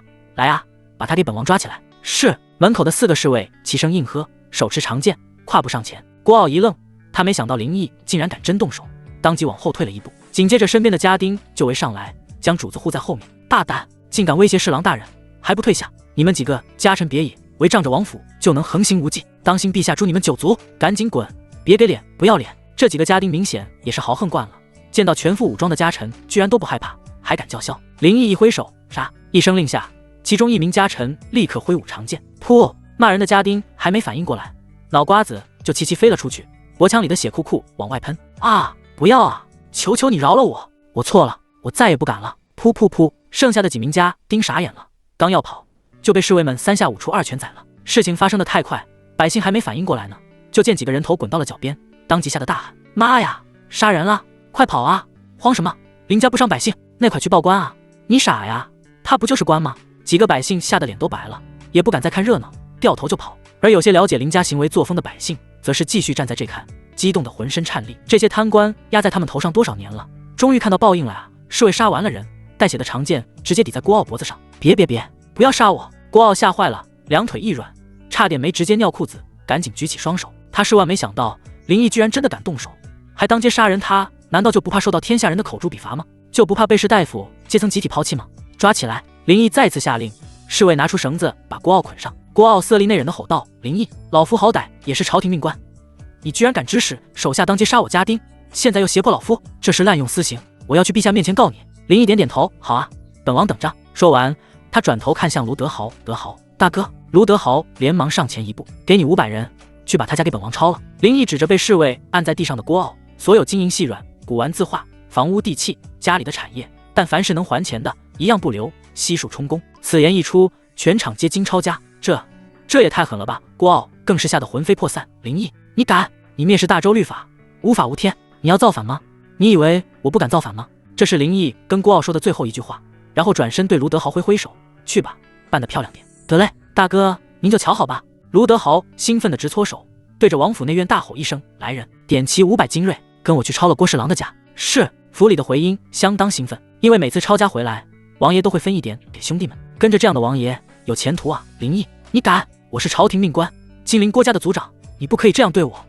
林毅，你给我回来，把话说清楚。林毅，你这王八羔子草的，我是刑部侍郎，刑部上大夫，你不能对我滥用私刑，我一定会在陛下面前告你的。没有人理会郭傲的咆哮。很快，500名身穿黑色铠甲、手持环手刀的家臣涌了出来，杀气腾腾。郭傲一看这架势，当即就萎了，嘴唇直打哆嗦。林毅是认真的，他真的要抄我家完了，完了呀！走，去郭府。卢德豪大手一挥，命人架起郭傲，几百人呼呼啦啦朝郭府的方向而去，只留下满的看热闹的百姓一个个目瞪口呆，半天没回过神来，心说这摄政王也太霸道了吧，说杀人就杀人，说抄家就抄家，连个机会都不给不过，为什么看着这么解气呢？郭府会客厅里檀香袅袅，郭傲的正房夫人米氏正靠在罗汉床上，端着一杯上好龙井，她保养得极好，40出头的年纪，看上去不过30许，一身锦绣华服，头上的金钗布摇随着她的动作轻微晃动，尽显雍容华贵。坐在她下手的是一个身形微胖、满脸谄媚的中年男人，穿着一身绸缎，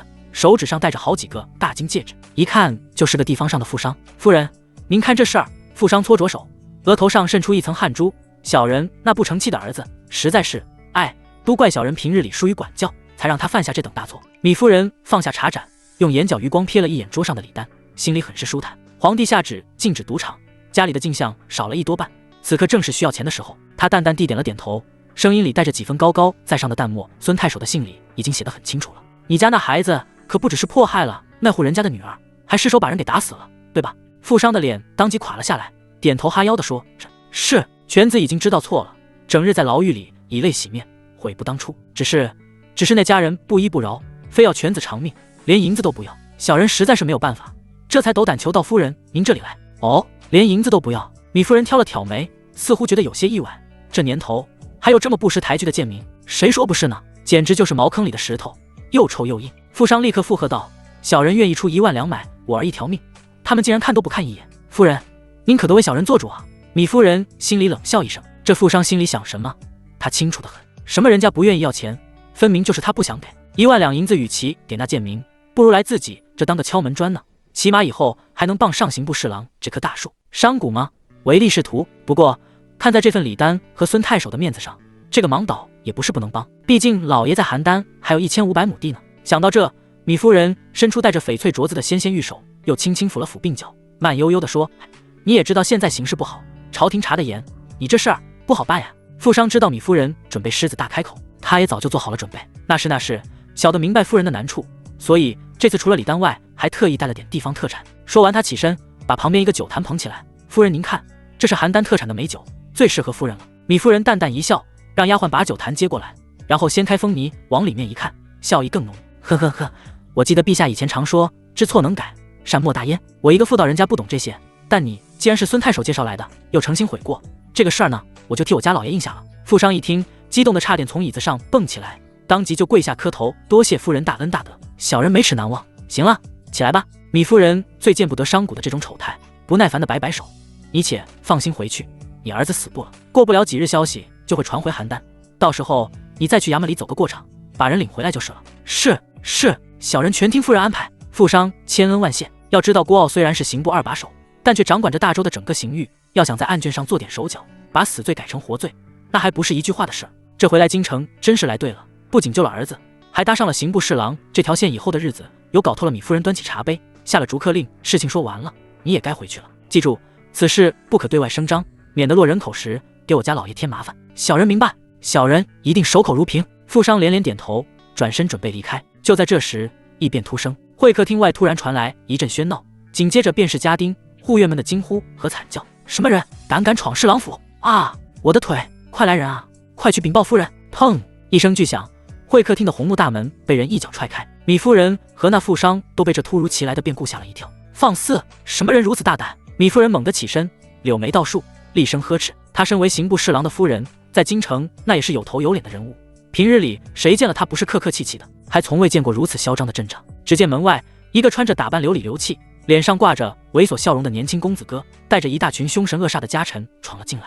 来人正是鲁国公之子，如今摄政王林毅跟前的新晋红人卢德豪。他身后那些家臣个个身穿黑衣，腰挎佩刀，眼神冰冷，一看就不是普通护卫，而是那种真正见过血的狠角色。卢德豪压根没理会他的呵斥，小眼睛在会客厅里滴溜溜一转，最后落在那个瑟瑟发抖的富商身上。哟，挺热闹啊！卢德豪咧嘴一笑，露出一口黄牙。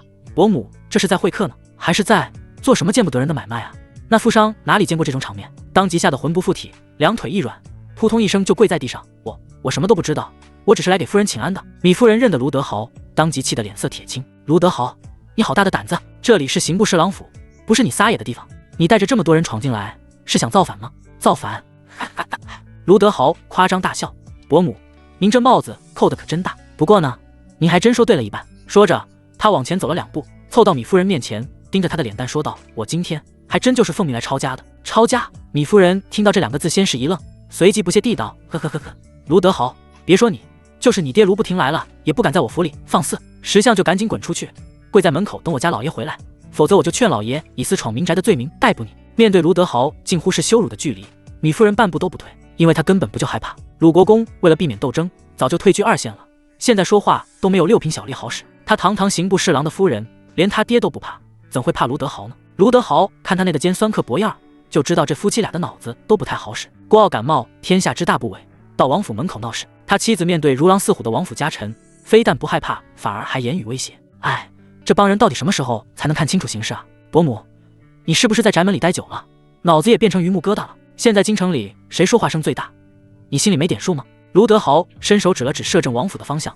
晚辈今天是奉王爷的命令查抄刑部侍郎府，所以我劝你还是老老实实待着，别给自己找不痛快。米夫人闻言脸色一变，摄政王林毅别人不知道，她作为官家夫人怎么会不清楚这几天京城里发生的巨变？林毅那个疯子连皇帝圣旨都敢撕，连丞相都敢逼着下跪，还有什么是他不敢干的？尤其是那道禁赌令，更是直接断了他们郭家最大一笔财路，导致老爷这几天在家里摔坏的古董花瓶比过去1年都多。难道林毅真的要对郭家下手了？不可能啊，我们郭家和林家素无往来，更谈不上什么深仇大恨。林毅平白无故的为什么要针对我们？你胡说！米夫人色厉内荏的喊道：我们郭家与摄政王府无冤无仇，王爷为何要抄我们的家？你这是假传王爷的命令，想公报私仇？无冤无仇！卢德豪笑得更欢了，哈哈哈！可能伯母还不知道吧，刚刚郭大人带着家盯在王府门口咒骂摄政王，还侮辱先王，呵呵呵！伯母作为刑部侍郎的夫人，这罪名不用我说吧？什么？米夫人身形一晃，往后退了1步，被丫鬟扶住。不可能，老爷怎么可能干这么没脑子的事情？他问身边的丫鬟，他那阵不是说要去找丞相吗？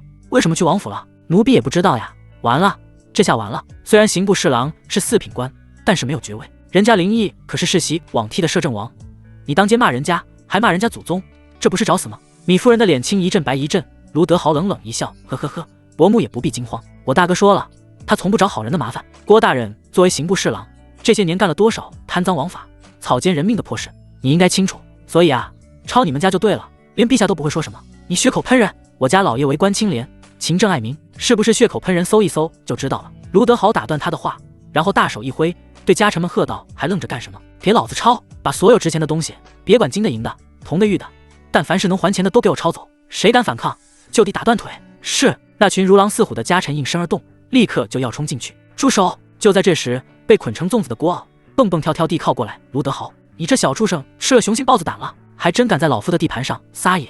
卢德豪跳起来就是一脚，滚你妈的！郭傲像僵硬的死狗，直挺挺就躺了下去。老爷！米夫人和丫鬟失声尖叫：你竟敢打我！你们这群乱臣贼子，我要去陛下面前告你们，我要诛你们9族！郭傲脸先招的地，鼻子嘴巴里都是血，就这还疯狂叫嚣呢。卢德豪被他骂出了火气，走到面前蹲下去，抬手就是2个大嘴巴子，啪啪2巴掌下去，郭傲的脸以肉眼可见的速度肿了起来，嘴角也渗出血丝。你还敢打我？郭傲被打懵了，他怎么也想不到，平日里蔫不拉几的卢德豪竟然敢殴打朝廷4品大员，老子打的就是你！卢德豪反手又是一个耳光，老子今天不光打你，还要抄你的家，睡你的小老婆！说完，回头将目光转向已经花容失色的米夫人，表情猥琐。伯母，我看你也风韵犹存的嘛，要不我们试试？晚辈肯定比郭大人要强得多。说着，他站起来向米夫人走去。郭傲眼珠子都充血了，小兔崽子，你敢？哈哈哈哈！你且看小爷敢不敢！说完，卢德豪竟真的在米夫人脸蛋上掐了一下。啊！滚开！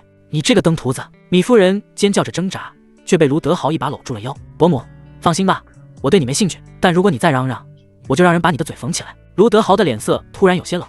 来呀，把这婆娘也给我捆起来，嘴堵上。是。立刻有家臣上前，用绳子将米夫人捆了个结实，又用一块破布堵住她的嘴。郭傲看着自己的夫人受辱，气得双眼血红，拼命挣扎。卢德豪，我操你祖宗！我做鬼也不会放过你的！放心，你没机会做鬼了。卢德豪冷笑一声，不再理会他们夫妇，对着家臣再次下令，给我仔仔细细的抄，不只是东西，把这府里的女人也都给我捆起来，一个不许漏掉，晚上带回王府去，让王爷好好乐呵乐呵。是。家臣里分出50个来，专门负责逮人。一时间，整个侍郎府彻底乱了套，女人们的尖叫声，孩子们的哭喊声，瓷器碎裂的碰撞声，家丁们徒劳的抵抗声，交织成一片，响彻云霄。郭府后院里住着郭傲的6个小妾，这些女人平日里养尊处优，除了争风吃醋，就是喝茶听戏，哪里见过这阵仗？当几个手持钢刀的黑衣大汉踹开房门冲进来的时候，他们一个个吓得魂飞魄散，抱在一起瑟瑟发抖。你们要干什么？一个平日里最受宠的柳姨娘鼓起勇气颤声问道。带头的家臣咧嘴一笑，几位夫人稍安勿躁，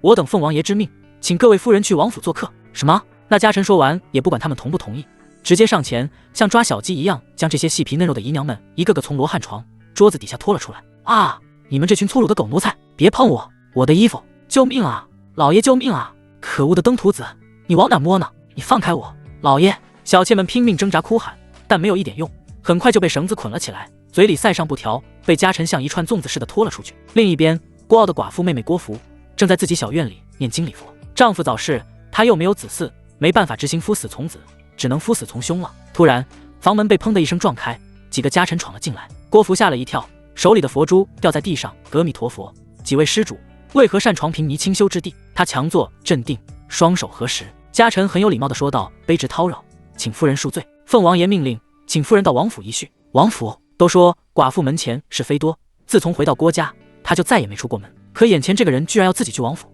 那自己的名节怎么办？不，平尼不去，那卑职只好得罪了。说完，家臣们一拥而上，根本不给他任何挣扎的机会，仅仅几秒钟的时间就被捆了起来。干什么？你们放开我！哥，救我呀！郭傲根本听不到。今天郭府里最倒霉的，还要数来郭府串门的几位女眷。郭傲的大姨子和小姨子，也就是米夫人的2个亲姐妹，今天正好过来陪姐姐喝茶聊八卦。还有另外2位官员的夫人，也是米夫人的好友。他们本来正在偏厅里叽叽喳喳地说着美妆打扮，聊着东家长西家短的八卦，突然就被人闯了进来。砰！几位夫人，王爷有令，请几位夫人到王府休息。几个女眷，你看我，我看你。最后有人说道：放肆！你们是什么人？知道我们是谁吗？我夫君是通政司的参议。我告诉你们，你们要是敢动我们一根汗毛，我让我家老爷把你们全都抓进大牢。这些官家夫人们平日里也是作威作福惯了的，一上来就摆出官威，试图吓退这些不速之客。可惜他们打错了算盘，王府的家臣只会执行灵异的命令，从来不管对方是谁，那就得罪了。啊！干什么？非礼啊！带头的家臣一脚踹翻茶桌，把他们也捆起来带到院内，和郭家的女眷们汇合到一处。院内的空地上跪了一大片女人，郭傲的正妻米夫人，6个如花似玉的小妾，守寡的妹妹郭芙，3个尚未出阁的女儿，再加上那几个倒霉的茶搭子，足足有10几号人。他们一个个衣衫不整，发髻散乱，但却没有人害怕，眼神里全是对那些家臣的怨恨。到底是上位者，气势上根本不输。卢德豪背着手，像个检阅部队的将军，在他们面前走来走去，嘴里还发出啧啧的赞叹声。不错不错，郭大人真是艳福不浅啊！老的嫩的，胖的瘦的，环肥燕瘦，应有尽有。就是不知道你这寡妇妹妹是什么滋味儿。嘿嘿嘿，他的目光在郭芙身上肆无忌惮地扫视着，好像透过衣服看到肉了一样。郭芙羞愤欲绝，恨不得找个地缝钻进去。被绑在一旁的郭傲看到自己的女人们受到如此奇耻大辱，更是目眦欲裂，喉咙里发出呵呵的声响，像是要吃人。卢德豪，你不得好死！卢德豪压根不理他，欣赏完了自己的战利品，便开始指挥手下们清点抄出来的财物。箱子一箱接一箱的从府里抬了出来，金银珠宝、古玩字画、绫罗绸缎，看得人眼花缭乱。然而卢德豪看着眼前堆积如山的财宝，眉头却渐渐皱了起来。不对劲，太少了。郭傲在刑部待了这么多年，所捞的油水绝对不止眼前这么点。他眯起眼睛，走到一个被打开的箱子前，随手拿起一锭金元宝掂了掂，又看了看那些珠宝玉器，成色倒是不错，但数量上和他预想的差太远了。都说狡兔三窟，鸡蛋不能放在一个篮子里，想来郭傲这老小子肯定把大部分家产都藏起来了。哼，倒是还算谨慎。可惜啊，我是来抄家的，不像其他官员那样走过场。想到这，卢德豪阴冷一笑，走到郭傲面前，蹲下身，用手拍了拍他已经肿成猪头的脸。郭大人，你很不老实啊。郭傲依然梗着脖子，眼睛里满是血丝，带着一股鱼死网破的劲。卢德豪，你敢打老夫？你废了，你前途没有了，你将受到天下所有文人士子的口诛笔伐。林毅那狗贼也保不住你。卢德豪冷笑一声，他才不吃这一套呢。郭大人，你嘴硬可以，但别忘了你家里可不止你一个人。你老娘今年有70了吧？哎，年纪都这么大了，还攥着钱财不撒手，何必呢？卢德豪话里的意思再明显不过了，再不老实交代，把你妈杀了。果然，郭傲瞳孔一缩，作为文人士子，他可以不在乎自己的死活，也可以不在乎老婆孩子，但母亲绝对是他的逆鳞。何况他老娘是前朝公主，先帝义妹，更是与老摄政王有过一段情分的人。这些年虽然不问世事，足不出户，但在郭家却是顶梁柱一般的存在。要是他出了什么事，郭傲觉得自己就算死也没脸去见祖宗。他张了张嘴想骂，却发现骂不出来，只能色厉内荏的威胁：你这贼子，你敢！卢德豪直起身子笑道：呵呵呵呵，我敢不敢郭大人心里清楚。王爷说了，郭家所有的东西但凡能换钱的一样不留，你要是不配合，那我这群兄弟就得好好找找了。嗨，这找东西嘛，你也知道，难免会惊动一些不该惊动的人，万一老人家受了什么惊吓，有个3长2短的。疯子啊，居然用亲娘来威胁我，这卢德豪还是人吗？就在郭傲准备交代的时候，大院深处传来一声苍老却十分威严的声音：何人在此喧哗？众人循声望去，只见一个身着素色宫装，头发梳得一丝不苟的老太太，拄着一根佛头拐杖，在2个丫鬟的搀扶下，缓缓从内堂走了出来。她年过70，但腰板笔直，双目炯炯有神，脸上虽然布满皱纹，却依然能看出年轻时的风华。那股久居上位者的气势从他身上散发出来，让在场的家臣们都下意识地退后了几步。卢德豪脸上的笑容瞬间收敛，取而代之的是一丝恭敬。这小子虽然跋扈，但对这位名震天下的老太太还是知道分寸的。这可是差点成为林毅奶奶的人物，不好惹的。卢德豪快步上前，躬身行礼，态度十分客气。晚辈卢德豪见过一公主，公主万福金安。完颜义根本没理他，把目光落在郭傲身上，眉头紧锁：孽子，你又惹了什么祸事？郭傲看到自己老娘，眼泪哗一下子就涌了出来，就像小时候受了点伤，在同学们面前没哭，但在见到母亲的时候却嚎啕大哭。他想说儿子不孝，但想想自己好像也没犯什么错啊，是这帮人不讲理，骂2句就抄家。南宫义拄着佛头杖来到郭傲身边，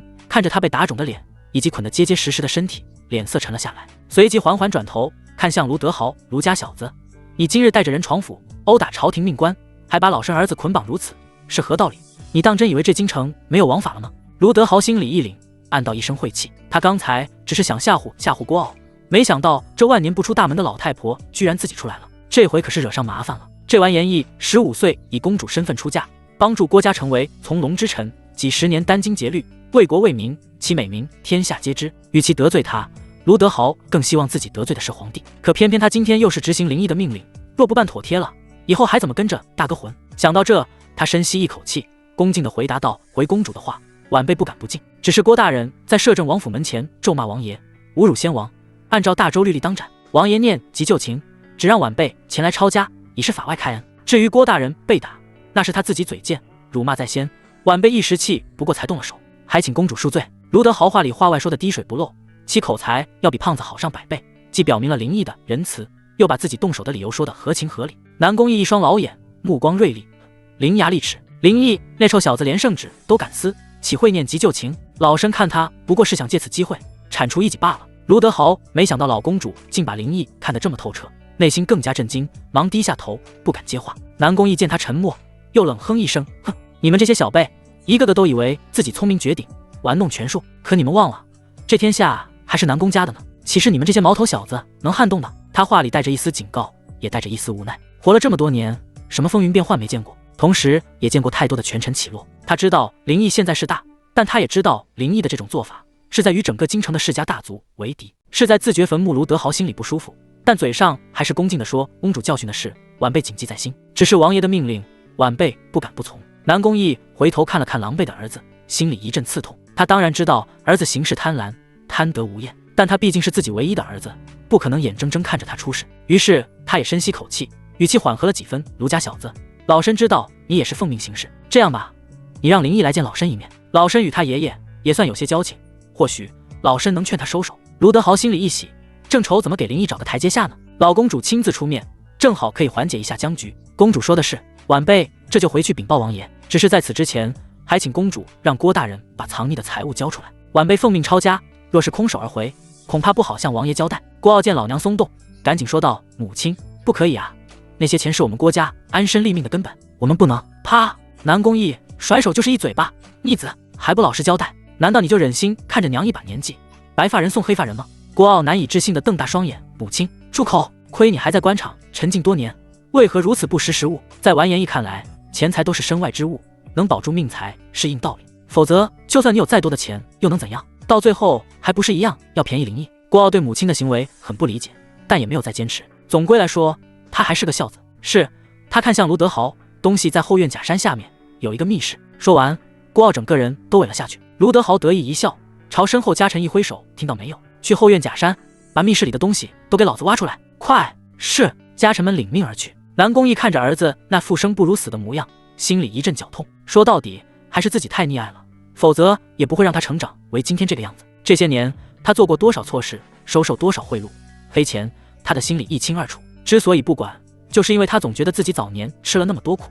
如今我儿子享受一点怎么了？可今天放之，天道有轮回，曾经你冤判的错案，枉死的那些人，老天爷都看着呢。发财了，发财了！卢小公爷，我们发财了！一个家臣慌慌张张跑过来。按理说他们跟着超过骆家，已经算见过世面了，但还是被密室中的财宝震惊得无以复加。卢德豪问：“怎么样？多少钱？”那家臣说：“多，特别多。”那还愣着干什么？办啊！公爷，我们人手恐怕不够，得回去叫人，叫，把能叫的都叫来。是。那家臣转身要走，卢德豪又冲他喊道：“别忘了多雇点驴车马车。”知道了。那家臣头也不回的摆摆手。卢德豪带着家臣像蝗虫过境似的把郭府搜了个底朝天，金银珠宝、古玩字画、绫罗绸缎，乃至连郭傲收藏的几箱春宫图都没放过，统统搬上马车。当然，这其中也包括郭傲交代出来的巨额财宝。除了财物细软，卢德豪还将郭府的所有女眷也带了回来。郭傲的正妻米夫人，6个如花似玉的小妾，守寡的妹妹郭芙，3个尚未出阁的女儿，甚至还有几个来串门的其他官员家的女眷，都被家臣们捆了个结实，嘴里塞上布条，像过年猪似的塞进马车里，往王府而去。队伍浩浩荡荡，引得京城百姓围观。百姓们这些年被官员压榨得很惨，尤其对郭傲这样的贪官更是深恶痛绝。卢德豪听从林毅的建议，在大街上把郭傲宣传成十恶不赦的大贪官。百姓闻言变得更加疯狂。王爷千岁，终于又有贪官落马了，老天爷真是开眼啊！王爷是来救我们这些穷苦百姓的呀！卢德豪微微一笑，心里对林毅越发佩服，不愧是大哥呀，知道百姓对政治斗争没兴趣，所以就使劲把政治对手塑造成贪官，来引得百姓共鸣。牛逼高端。当卢德豪带着大队人马回到摄政王府时，天色已经完全黑了下来。林毅正坐在小院的八角亭里，手里捧着一杯热茶，神色平静。卢德豪噔噔噔地跑进来，脸上全是狡诈的笑容：“大哥，哈哈，弟弟幸不辱命，把郭府所有财物一样不落全都抄回来了，就连郭傲那老小子藏在密室里的宝贝也被我挖出来了。您这回可是发了大财了呀！”林毅放下茶盏，颇有几分满意，抬头看去，可就这一看，他便懵了。只见卢德豪身后跟着不少女人，一个个捆得和大闸蟹似的，满脸泪花。他指着女眷们问道：“你这什么情况啊？”卢德豪看了眼，说：“哦，大哥不是说了吗？只要是能换钱的都抄回来。我心思着，这些女人留在郭家也是没啥用，就也带回来了。”说到这，卢德豪像邀功似的做了个大哥请选妃的动作。“大哥，您瞧瞧有没有能上眼的？先尝尝咸淡，尝完了卖掉。蚂蚱腿也是肉啊，对不对？对你大爷！”林毅站起来就是一脚，哎呦！卢德豪被踹翻在地。林毅骂道：“你拿本王的府邸当什么呢？收容所呀，上哪安置他们去？”卢德豪揉着屁股，满脸委屈：“大哥，你那轩辕楼不是一直空着吗？收集天下美女有何不可？滚！竟他妈给老子丢人！”林毅气得不行，差点把茶杯都摔了。抄家，抄的是家，不是进村的土匪，看见什么拿什么。这整回一大帮子女人，而且看起来个个都不是省油的灯，这放在府里就是祸害，卖出去又没人敢要，纯白吃干饭。大哥，我错了，你消消气。卢德豪爬过来给林毅顺胸口：“身后的秘密也一个劲儿的给他拍后背。林毅说道：“这都是什么人？”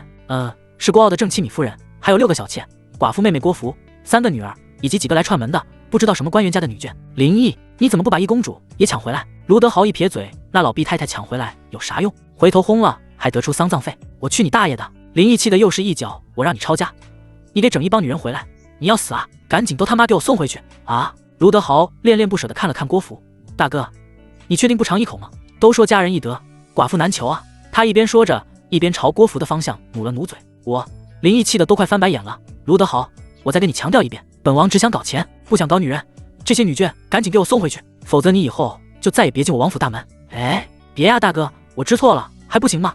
这就送回去。卢德豪心里虽然不服气，但嘴上却不敢多说一句。林毅的脾气他知道，如果这个时候再敢顶嘴，肯定没好果子吃。于是乖乖起身，准备带着人走。林毅站了起来，等等。言罢，他走到跪在地上的女眷们面前。米夫人和其他女眷看到林毅过来，都吓得瑟瑟发抖，以为自己今天死定了。毕竟眼前人可是连圣旨都敢撕得很绝色。林毅目光扫过他们，然后落在郭芙身上。说实话，这女人确实漂亮，30多岁的年纪风韵犹存，虽然被捆着，但依然保持着清冷的气质。你叫郭芙？郭芙缓缓抬起头，目光与林毅对视。林毅暗自点头，不错，是个有骨气的女人。林毅看向卢德豪，把他们嘴里的布条都拿掉。是。卢德豪上前指挥家臣操作，布条一拿掉，米夫人立刻哭喊起来：“摄政王，您不能抄我家，我夫君是朝廷命官，您这是滥用私刑！”林毅冷笑一声：“滥用私刑？郭傲当街辱骂本王，侮辱先王，按照大周律例当斩。你若是不服，大可去京兆尹告本王，本王等着你。告摄政王。”林毅现在权势滔天，谁敢告他？林毅没有再理会米夫人，转身想走，却听郭芙突然张口说道：“摄政王，我愿意留下伺候您，您能不能放过郭家？”林毅可能也是没想到郭芙会说这样的话，当即就愣住了。不仅是他，在场几乎所有人都有霎时间的愣神，不知道郭芙想表达什么。几秒钟后，米夫人瞪大眼睛，尖锐地喊道：“郭芙，你疯了吗？你可是守寡的人，怎么能说出这种话？”其他几个小妾也纷纷侧目，眼神里满是鄙夷。是啊，你一个残花败柳，有何资格伺候王爷？你还要不要点脸？郭家的脸都让你丢尽了，以后别说你认识我，我嫌脏。郭芙没有理会他们的嘲讽，只是跪在那里注视着林毅，好像下了很大决心似的。他当然知道自己这么做意味着什么。一个守寡多年的女人，主动要求留下伺候别的男人，传出去名声就彻底毁了。可她顾不了那么多了。哥哥虽然贪婪，但这些年对她不薄。丈夫死后，是哥哥把她接回郭府，给她单独的院子、丫鬟，好吃好喝的养着，每月按时送银子，从不让她受半点委屈。如今郭家遭难，她怎能袖手旁观？都说摄政王好色，能当街给洛青雨舔脚丫子，自己自认姿色不俗，若是能得她的青睐，说不定郭家真能免遭此大难。林毅愣了愣，忽然笑了，呵呵呵，放过郭家，你觉得你值这个价？郭芙咬着嘴唇，泪水在眼眶打转。他发誓自己这辈子都没这么低三下四的求过人，更甭说还是用自己身体做筹码。我知道自己不值，但我愿意尽我所能。够了！林毅打断他，郭芙，本王不是见色起意的人。再者，你哥哥犯的事跟你没关系，我不会迁怒于你，更不会因为你就放过郭家，这是两码事。说完，他看向卢德豪，德豪，把人送回去啊！卢德豪愣了一下，他是真舍不得。大哥，真的都送回去？废话，留着过年啊。是。卢德豪虽然不舍，但还是乖乖应下了。哎，大哥对自己还是太狠了呀！你说你身为王爷，该爽就爽呗，留什么人性啊？装逼！王爷，郭芙还想再争取一下，毕竟他现在除了这份残躯，没有任何可以跟林毅交换的东西。但林毅却根本不听他说，转身离开院子，回到自己卧房。米夫人等女眷面面相觑，一时间竟不知道该说什么。他们鄙视郭芙，同时又希望林毅能把郭芙收下，把郭家的财产还回去。毕竟用一个寡妇换几辈子的荣华富贵，还是很值得的。可没成想，人家林毅根本不要，这让他们心中最后一丝希望也破灭了。以后就只能清汤寡水的过日子了。卢德豪犹豫再三，还是挥挥手，不听见了吧？我大哥仁慈，放你们回去，还不赶紧谢恩？谢王爷不杀之恩。几个女眷连忙磕头，然后卢德豪叫人给他们松了绑，又安排马车送他们回府。王府门口，卢德豪看着叮叮当当走远的马车，回头一笑：“郭夫人，你可知我为什么把你留下？”没错，他把郭芙单独留下来了。后者心里一紧，摇了摇头。卢德豪压低声音：“我跟你说实话，王爷肯定是喜欢你的，但是你开出的价码太高了，还放过郭家。我大哥现在正愁怎么找那些官员的麻烦呢，岂会因为你就网开一面？”郭芙脸色惨白，好看的杏眼瞪着他：“所以你也是嘲讽我不自量力的？那倒不是，你刚才不是说愿意留下伺候我大哥吗？”卢德豪嘿嘿一笑：“嘿嘿嘿，我可以给你个机会。”“什么机会？”“你留下来，主动爬到他的床上，别的我不敢保证，但你家里那些人肯定没有性命之忧。卢德豪再次低声蛊惑地说：“这已经是最好的结果了，否则你认为凭你哥犯的那些罪，他还能活吗？”郭芙咬着嘴唇，沉默了好一会儿。对于一个女人来讲，没有什么事情是比名节更重要的，而留下来就意味着她要放弃保持了多年的贞洁，背叛死去的丈夫，成为林毅的女人。如果是以前，她是死也不从的。可如果不留下，哥哥万一真死了，嫂子和侄女们怎么办？在地方上镀金的侄子又怎么办？面对疼爱自己的哥哥，她别无选择。最后她深吸口气，泪水终于流了下来，点点头说：“好，我留下。”卢德豪眼睛一亮，笑道：“呵呵呵，聪明，我大哥就喜欢聪明的女人。但你要保证，我家里人都平平安安的。”“那是自然，我卢德豪说话算话，你放心吧。”卢德豪拍拍他的肩膀：“别哭了，跟我走吧，我先给你安排个住处。至于我大哥那边，我再想想办法。”郭芙点头，擦了擦眼泪，跟着他往府里走去。主卧里，林毅正坐在床边准备睡觉，秘密站在一旁看着一飞给他脱鞋脱袜子。“王爷，那个郭芙真的不要吗？”林毅瞥了他一眼：“你很关心这个？”“不是不是。”秘密连忙摇头：“奴婢只是觉得那女人看起来还挺可怜的，也挺漂亮的。”林毅自动忽略了后半句话，冷笑道：“这世上可怜的人多了去了，本王管得过来吗？”说完，他翻身上床，单手撑着脖梗看他郭傲贪赃枉法那么多年，害死的人不计其数，他家里的女眷也肯定因为他位高权重，没少干缺得事儿，所以对付这种为富不仁的官员，本王没有丝毫同情。秘密点点头：“王爷虽然手段狠辣，但从不伤及无辜，这才是真正的大人物，比那些有点小权力就使劲为难别人的人好太多了。好了，别心思了，睡觉。”“秘密最喜欢睡觉了，忙开始脱衣服。”一飞翻个白眼，拿着林毅的衣袍转身出去，与进来的林安打个照面。“王爷。”秘密赶紧撕扯领口的手放回去，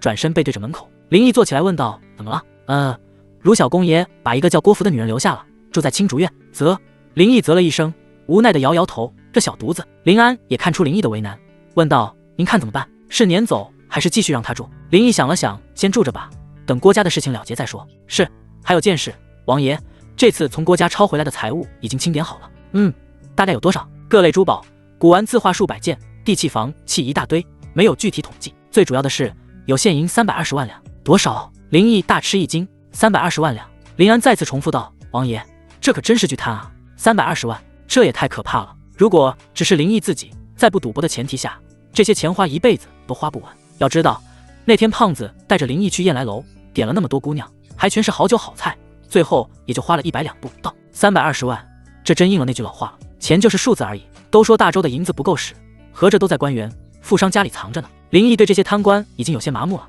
摆摆手说：“行了，下去吧，把账目详细整理一下，明天我要看。”“是。”林安转身而去。秘密这才敢转回来，继续脱衣服，小声地说：“王爷，这卢小公爷还挺会办事的嘛。”林毅没说话，那小子一门心思给自己找女人，表面上是想博自己开心，实际上是担心王府没后。现在摄政王府如日中天，权倾朝野，而他作为最早的追随者，自然地位超然。他希望可以把这份富贵留给自己以后的孩子，不过前提是王府必须得有继承人，毕竟所有人都知道林家生孩子挺费劲的，如果没有孩子，那不管是卢家还是王家，富贵都不会长久。林毅对此心里跟明镜似的，但他没有点破。再次想起郭芙，忽然觉得那女人也有点意思，为了家人能做到这一步，是个有情有义的。罢了，既然留下了，那就留下吧，反正王府这么大，多养一个人也不算什么。第二天一大早，摄政王府便开始为迎娶长公主的事情忙碌起来，但与寻常人家娶亲那种敲锣打鼓，恨不得全天下都知道的阵仗不同。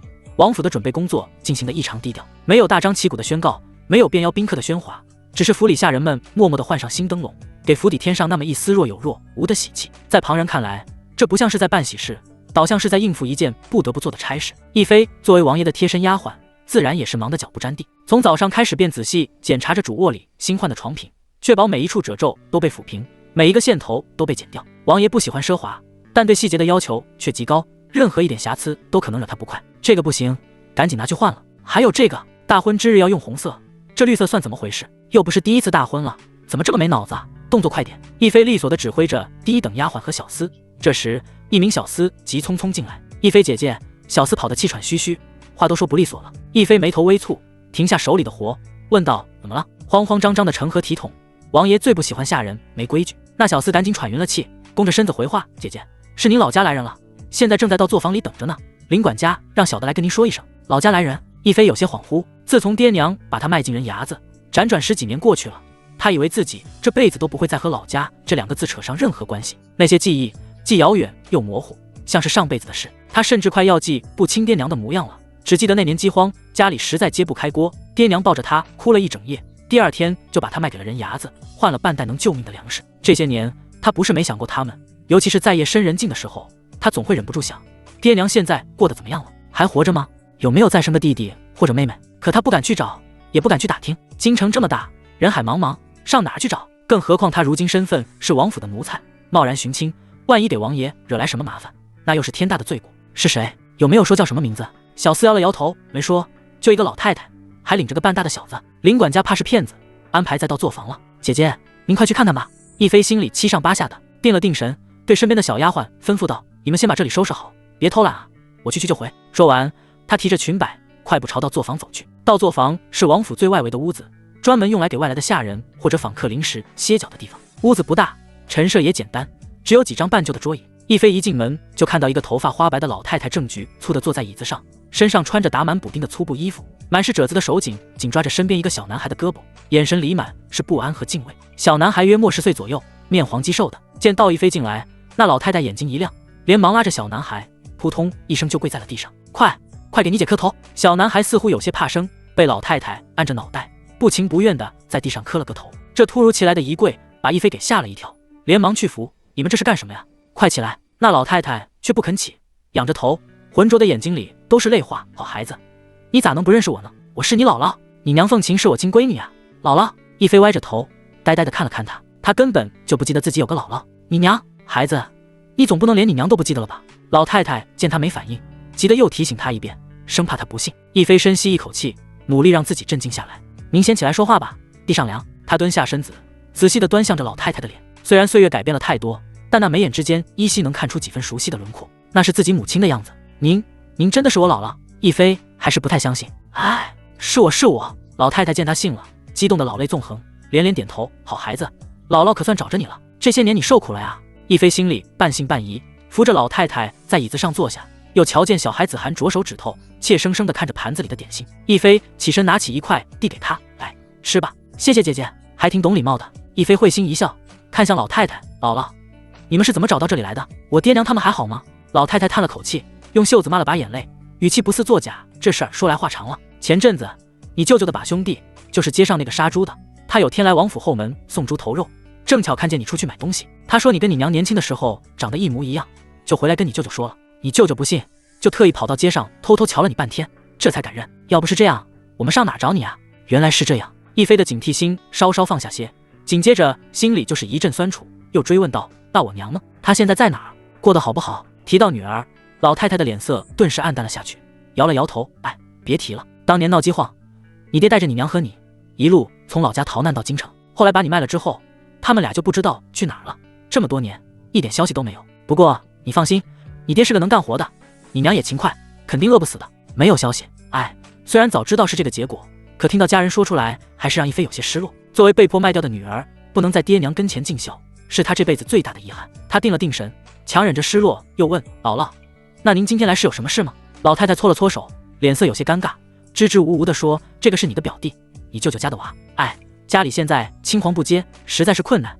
你舅舅提议说，想让孩子进府里当个差，不多，给口饭吃就行。亦菲明白了，说到底还是为了钱，这也是人之常情。若不是真到了山穷水尽的地步，谁又愿意拉下老脸来求人呢？但亦菲只是个丫鬟，就算是一等大丫鬟，王爷的贴身婢女也没有权利往府里安排人。可是王府里现在不缺人手呀。老太太一听这话，脸上的表情更尴尬了。啊，那给点钱，意思意思也行啊。孩子，你这辈子肯定是大富大贵了，但你也看到了，我们不多要，能买几斗米，坚持到秋收就行。亦菲更纠结了，她没钱，这些年她的月钱虽然不算少，但绝大部分都拿去买布料给王爷做衣服了。在她心里，王爷就是天，只要王爷开心，她花多少钱都愿意。至于剩下那点碎银子，她也都攒着，想着万一哪天能找到爹娘，好给他们傍身。结果现在突然冒出个姥姥和表弟，她一时间哪里拿得出闲钱来？看着老太太期盼的目光，亦菲咬了咬牙，还是决定把自己攒的贴几钱拿出5两，毕竟这是他们第一次上门求助，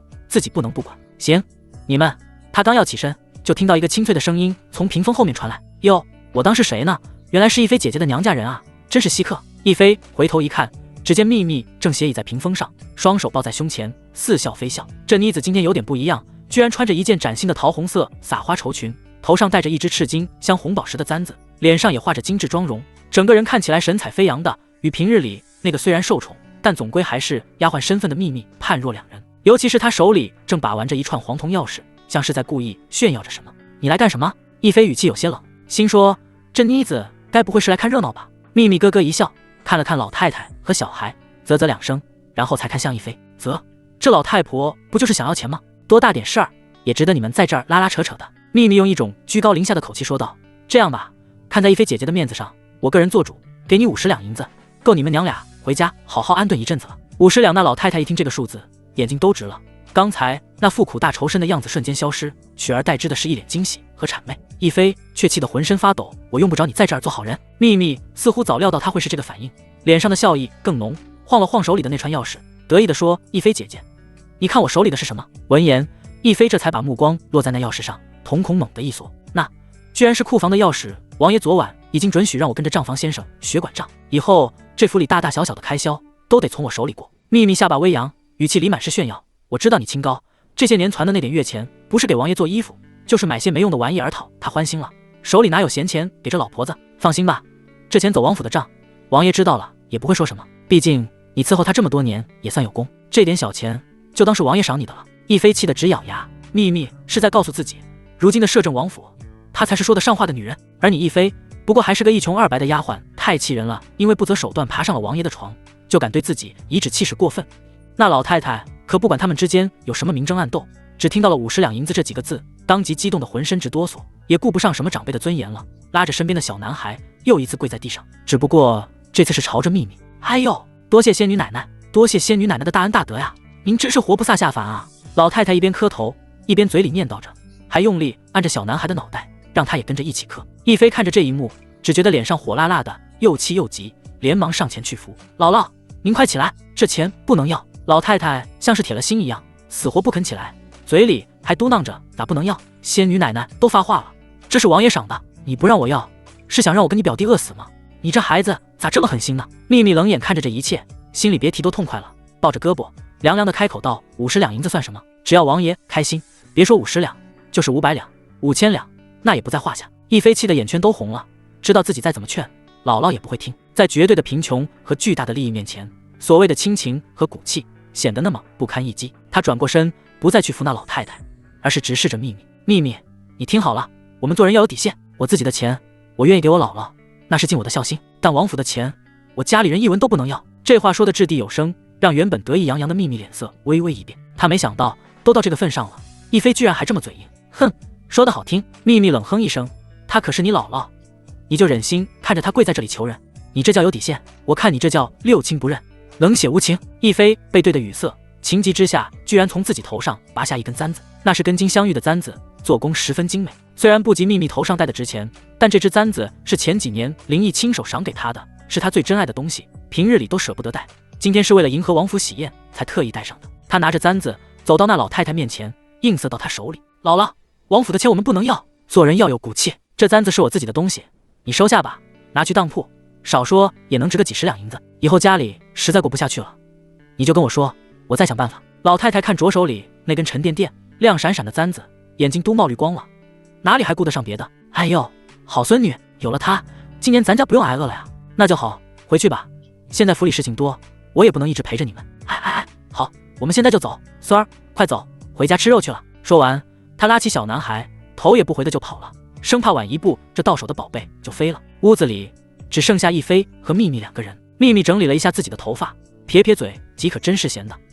那簪子可是王爷送你的吉吉礼，那又怎么样？我是我，说什么我也不能让王府替我养家里人。亦菲气鼓鼓的坐下，其实对那根簪子，她也很舍不得。说到底，还是秘密进来瞎掺和的原因，否则自己只需要回去拿几两银子就够了。秘密看他一副有骨气的样子，点了点头，行，你有骨气，回头等王爷我看你怎么说。实话实说。哼，秘密冷哼一声走了。哼，亦菲也起身去干自己的事情。夜色渐深，明天就是迎娶公主的日子了，府里上上下下都很热闹，猜测着那位公主是个什么脾气，会不会不好相处之类的。洛青鱼那边始终没什么动静，倒是洛青管来找林毅几次，端茶送水，欲言又止。林毅没多问，也没那个心情去搭理这姐妹俩。书房，林毅一个人坐在紫檀桌后面，手里捧着一本从郭家抢回来的策论。现在科考不流行，很多官员还在靠推荐和世袭上位，那些文人士子都希望能得到官员的推荐，于是就一个劲儿的投递。卢德豪这家伙也是个死心眼，让他去抄各家，他差点把人家郭府的马桶都抄回来。但该说不说，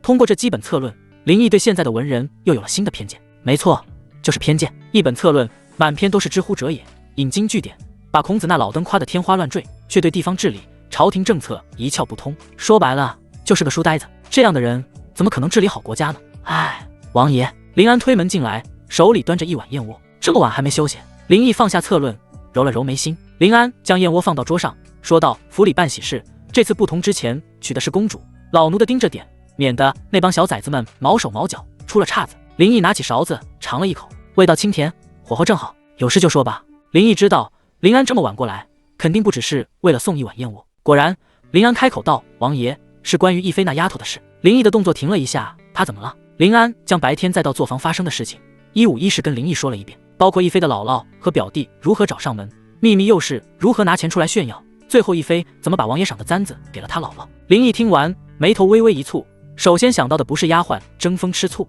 而是王府的安全。那俩人你查过了吗？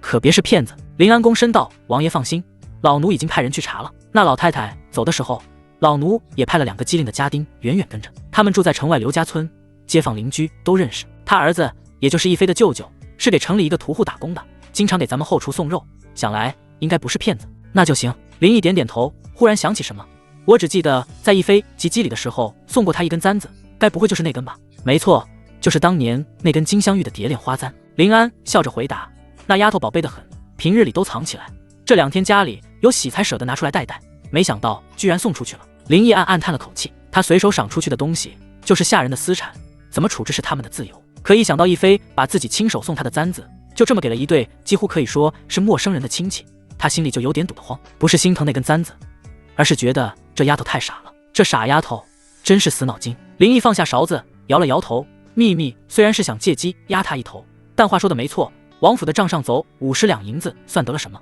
他非要逞这个能，把自己的东西搭进去。林安在旁听着，心里一惊，以前王爷可是不会操心这些小事的，可见亦妃在王爷心中确实与众不同。他由衷说道：“王爷，亦妃那丫头就是这个性子，公私分明，不愿意占王府一点便宜。老奴觉得这是好事，一个忠心耿耿又懂得分寸的下人，谁不喜欢呢？好是好，就是太死板了。”林毅叹了口气：“行，我知道了，明天你派人去城里的当铺问问，要是看到那根簪子就把它赎回来，钱从我司库里走。”是，王爷。夜幕降临，王府的忙碌还没有结束，崭新的大红色地毯从中堂开始，一直铺设到垂花门。西厢房内与外面的忙碌相比，这里略微冷清。洛清雨和洛清管姐妹俩在桌边相对而坐，盯着面前的残烛与冷茶，谁也没心思说话。尤其是洛清雨，想到南宫瑾被废，自己前途渺茫，甚至可能一辈子都要处在林毅的淫威下，苟延残喘，心里就一阵不舒服。如今林毅又要娶公主了，他这个明媒正娶的正妃已经名存实亡，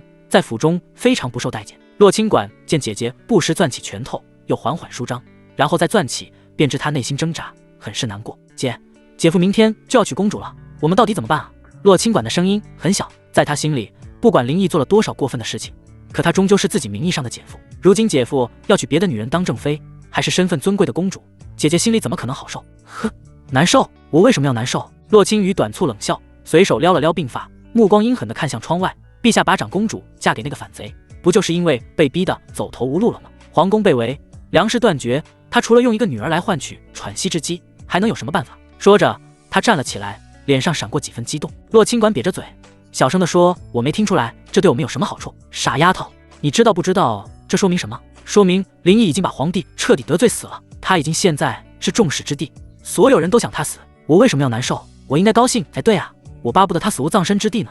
这样一来，甚至都不需要我亲自动手了，多好啊！洛清雨说话的时候表情扭曲，满是狰狞，与曾经那个虽然高傲，但总归是温婉贤淑的才女截然不同。洛清管还是第一次见到姐姐这副样子，可是我还是觉得姐夫没那么容易对付。这段时间发生的事情，他都看在眼里。林毅心思深沉，手段狠辣，连皇帝都敢硬刚，满朝文武在他面前跟绵羊一样，只能坐以待毙。这样的人怎么可能就被轻易扳倒？住口！洛清雨猛地一拍桌子，厉声喝道：“我告诉过你多少次了，他不配做你的姐夫。你的姐夫只有阿锦一个人，可是四皇子已经被废了呀，到现在还昏迷不醒呢。那又如何？”洛清雨咬牙，就算阿锦一辈子都醒不过来，我心里也只有他一个人。林毅那个畜生连给我脱鞋都不配。是啊，姐夫从来都不脱，上来就扒。洛清管偷偷翻个白眼，而他姐姐就像没听到似的，大眼睛滴溜溜乱转，像是在琢磨什么事情。就在这时，秀珠走了进来，进门的瞬间还不忘回头看看外面，神秘兮兮的。小姐，干什么？洛清雨正在气头上，秀珠也不害怕。可以说，自从被林毅灵性一次后，他根本就不怕这个曾经的主子了。反正除了无能狂怒外，洛清雨也不敢把他怎么样。小姐，外面有人托奴婢把这封信交给您。信？洛清雨看着秀珠递过来的双手，蹙起眉头。这个节骨眼上谁会给自己写信？而且还是通过秀珠偷偷摸摸的送进来。谁给的信？说清楚。奴婢也不知道。今天奴婢去采买的时候，在后门遇到了一个生面孔的小厮，他把信色给奴婢，只说是一位贵人让送来的，让奴婢务必交给您。这话半真半假，信确实是有人托他送的，但送信的人说了自己是大皇子南宫傲身边的小太监。洛清雨盯着他看半天，见他不像撒谎，这才把信接了过来。信封是上好的宣纸，没有署名，只用火漆封着口。他撕开信封，抽出里面的信纸。洛清管也好奇地凑了过来，想看看是谁写的信。信纸上是一手遒劲有力的字，笔锋锐利，透着一股不凡的气度。青羽大家，见字如晤。看到开头的称呼，洛清雨的眉头皱得更紧了。青羽大家，这是京城文人圈子里对他的尊称，已是对他才学的敬佩。会用这个称呼的，必然是熟悉他的人。他耐着性子继续往下看。久闻大家才情冠绝精华，貌美更胜仙神，本王心向往之久矣。奈何造化弄人，明珠暗投，竟使仙子落入凡尘，困于俗流之手，实乃憾事。每每思及，本王皆痛心疾首，夜不能寐。信的前半段通篇都是对他的仰慕和赞美之词，言辞恳切，极尽吹捧。若是换了以前，洛清雨看到这样的信，或许还会有些飘飘然，可现在他只觉得恶心。他现在是摄政王妃，虽然空有其名，但毕竟身份摆在那里。一个男人给自己这个有夫之妇写这种暧昧不清的信，不是轻浮是什么？他强忍着不适，继续往下看。四弟南宫瑾虽有几分才气，然心性懦弱，难成大器。如今更是身遭横祸，沦为废人，此生再无继位之可能。青羽大家乃是人中龙凤，岂能为一废人蹉跎终身？所谓识时务者为俊杰，良禽择木而栖。本王不才，愿为青羽大家披荆斩棘，扫平一切障碍。若得大家亲眼，本王必以皇后之位相待，许你一世荣华，母仪天下。皇后之位写信的人，竟然许诺要让她当皇后，能说出这种话的，除了当今皇子外，还能有谁？再联想到信中对南宫瑾的称呼，四弟，写信人的身份已经呼之欲出了。大皇子南宫傲。砰！洛清雨猛地将信纸拍在桌上，气得浑身发抖。无耻，下流！他怎么也没想到，给自己写信的人竟然是南宫傲。要知道自己和南宫傲虽然同在京城，但这些年几乎没有任何交集。他突然写信给自己，不外乎就是看见南宫瑾重伤，不能当皇帝了，来羞辱羞辱自己这个曾经拒绝过他的人。没错，南宫傲曾经也喜欢过洛清雨，毕竟是原书女主嘛，几个牛逼公子哥围着他转也是正常的。但洛清雨就喜欢南宫瑾，对别人从来不假以颜色。如今南宫瑾倒了，南宫傲趁机过来的羞辱一番，嘲讽他曾经看走了眼，没有选择他这件事。哼，以为这样就能羞辱到我洛清雨吗？可小姐姐，你怎么了？洛清管见他脸色一阵红一阵白的，连忙问道。你自己看。洛清管拿起信纸，看完后也惊得小嘴微张，半天说不出话来。南宫傲羞辱之意非常明显，而且还是趁四皇子失势来挖墙脚，这大皇子也太过分了。洛清管气愤地说道。何止是过分，简直是无耻之尤。洛清雨恨不得现在就冲到大皇子府，把这封信甩到南宫傲脸上。可忽然一个念头从脑海中闪过，南宫傲，大皇子，皇后之位。他缓缓放下手，目光落在自己妹妹身上，左眼右眼上下打量，还伸出手想捏捏她的胸脯。洛清管吓得赶紧双手遮挡。姐，你干什么？洛清雨没有说话，只是看着他，眼神变幻不定，最后竟露出一抹阴鸷的笑容。南宫傲对自己有意思，想让自己当他的皇后，这事不管真假，自己是肯定不会答应的。自己这辈子生是阿锦的人，死是阿锦的鬼。可如果南宫傲是认真的呢？毕竟他除了对自己表达过爱意外，直到今天也没有正式娶亲。而妹妹洛清管与自己长相十分相似，容貌清纯，性子温顺。如果能把妹妹嫁给他，说不定自己以后就能控制一个十分听话的皇后啊！到时候自己就可以利用妹妹来帮阿锦东山再起。可以，这一定可以。寡儿，他拉住洛清管的手，声音前所未有的温柔。姐姐问你，你想不想当皇后？当皇后？洛清管愣住了，完全没明白姐姐这句话是什么意思，下意识地摇摇头。姐姐，你在说什么胡话呢？我怎么可能当皇后？怎么不可能？南宫傲是皇长子，他还没有正妃，只要你愿意，姐姐就把你推荐给他，将来他登基为帝，你就是母仪天下的皇后。洛清管被他这番话吓得不轻，使劲想把自己的手抽回来。姐姐，你疯了！我不愿意，我连大皇子长什么样都不知道，我怎么能嫁给他？长什么样重要吗？洛青雨厉声反问。重要的是他能给你带来什么？寡儿，你醒醒吧，我们洛家已经完了，爹娘被林毅那个畜生羞辱，家产被洗劫一空，现在只能寄人篱下，看人脸色过活。你难道就想一辈子这样下去吗？洛清管被问得哑口无言，他当然不想，可是让她嫁给一个素未谋面、脾气秉性什么都不知道的男人，她做不到。姐姐，我不行的，我害怕。她带着哭腔说道。有什么好怕的？洛青雨恨铁不成钢地看着她。你是我洛家的女儿，有什么配不上她的？只要你肯嫁过去，我们就有翻身的机会，就能为爹娘报仇，为我们洛家讨回公道。报仇？洛清管稍稍有些动摇，可是他自己对林毅的仇恨并不深，更多的是恨那个王胖子，因为家里的东西本就是林毅给的，林毅也没有杀人，唯独那个王胖子羞辱了母亲。姐姐，报仇不一定非要用这种法子，那用哪种？洛青雨冷笑着打断他。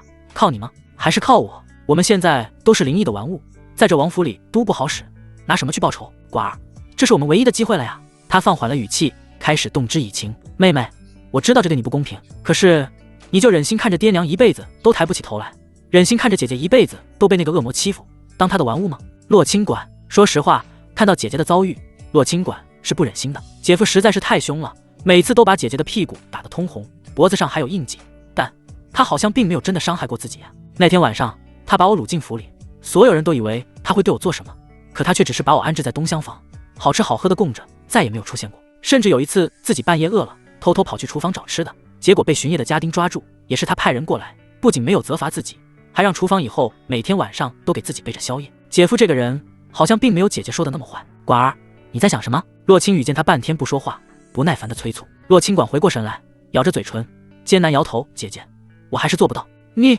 洛青雨的耐心终于被耗尽了，猛地甩开洛清管的手，抬手就给了他一嘴巴。啪！洛清管被打得偏过头去，白皙的脸颊上瞬间浮现出5道指印。他捂着脸，难以置信地看着自己姐姐。洛清管，你真是太让我失望了。洛青雨指着他的鼻子，气得浑身发抖。我还不是为了我们这个家，你倒好，现在翅膀硬了，连姐姐的话都不听了。你是不是觉得林毅那个畜生对你不错，你就动了不该有的心思？我没有。洛清管哭着大喊。没有你为什么不愿意？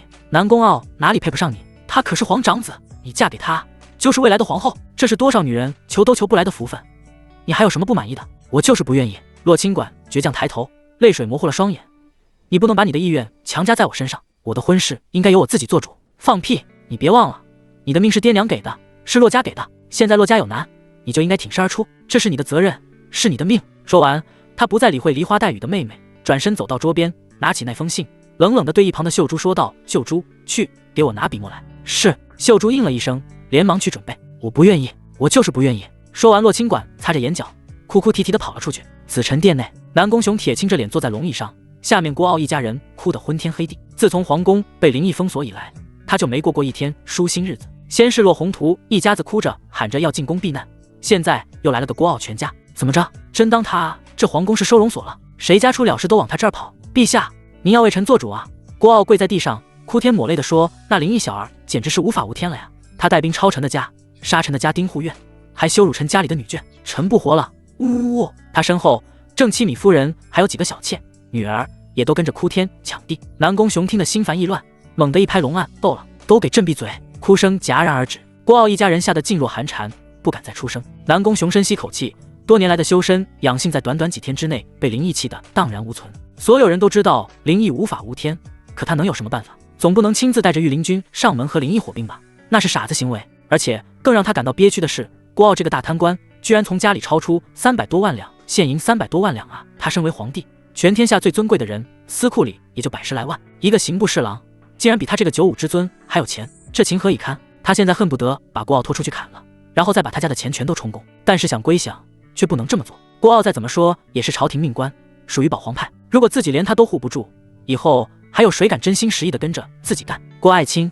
你先起来说话。南宫雄缓和下语气，你放心，林毅此举倒行逆施，人神共愤，朕绝不会坐视不理。郭傲听到这话，心里总算是有了点底，从地上爬起来，擦了把眼泪，又开始诉苦：陛下，臣现在是家破人亡，无家可归了，还请陛下垂怜，能让臣一家老小暂时在宫中安身吧。他想学洛宏图住进皇宫里来，倒不是像那小丽那样羡慕皇宫，而是这里安全啊！谁知道林毅下一步会不会对他们赶尽杀绝？郭傲已经把自己的寡妇妹妹献出去了，可不想再把老婆闺女也献出去，即便郭芙是自己自愿的。南宫雄一听这话，眼皮子都开始跳了。心说果然如此，你们这帮臣子是真拿朕的皇宫当收容所了。他强忍着骂人的冲动，刚想开口拒绝，站在一旁的孙福却悄悄给他递了个眼色。南宫雄心里一动，把到嘴边的话又咽了回去。随即孙福上前一步，对着郭傲温言说道：郭大人，您先别急，您和家人一路奔波，想必也累了，咱家先让人带你们下去休息，吃点东西，稍后陛下自有定夺。郭傲知道孙福是皇帝面前的红人，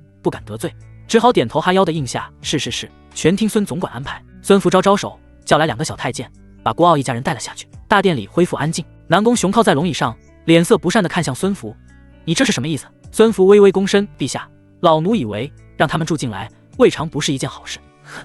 南宫雄冷笑一声：朕现在连自己都快养不活了，还要再多养他们10几张嘴，朕的皇宫什么时候成了专门收留落难官员的地方了？陛下息怒。孙福不急不缓地说道：咱们之前已经让骆宏图一家住进来了，如果现在把郭傲拒之门外，传出去，别的官员会怎么想？他们会觉得陛下您厚此薄彼，只看重骆家，不看重其他忠心于您的臣子。如此一来，岂不是寒了众官员的心？南宫雄沉吟不语，这道理他自然也懂。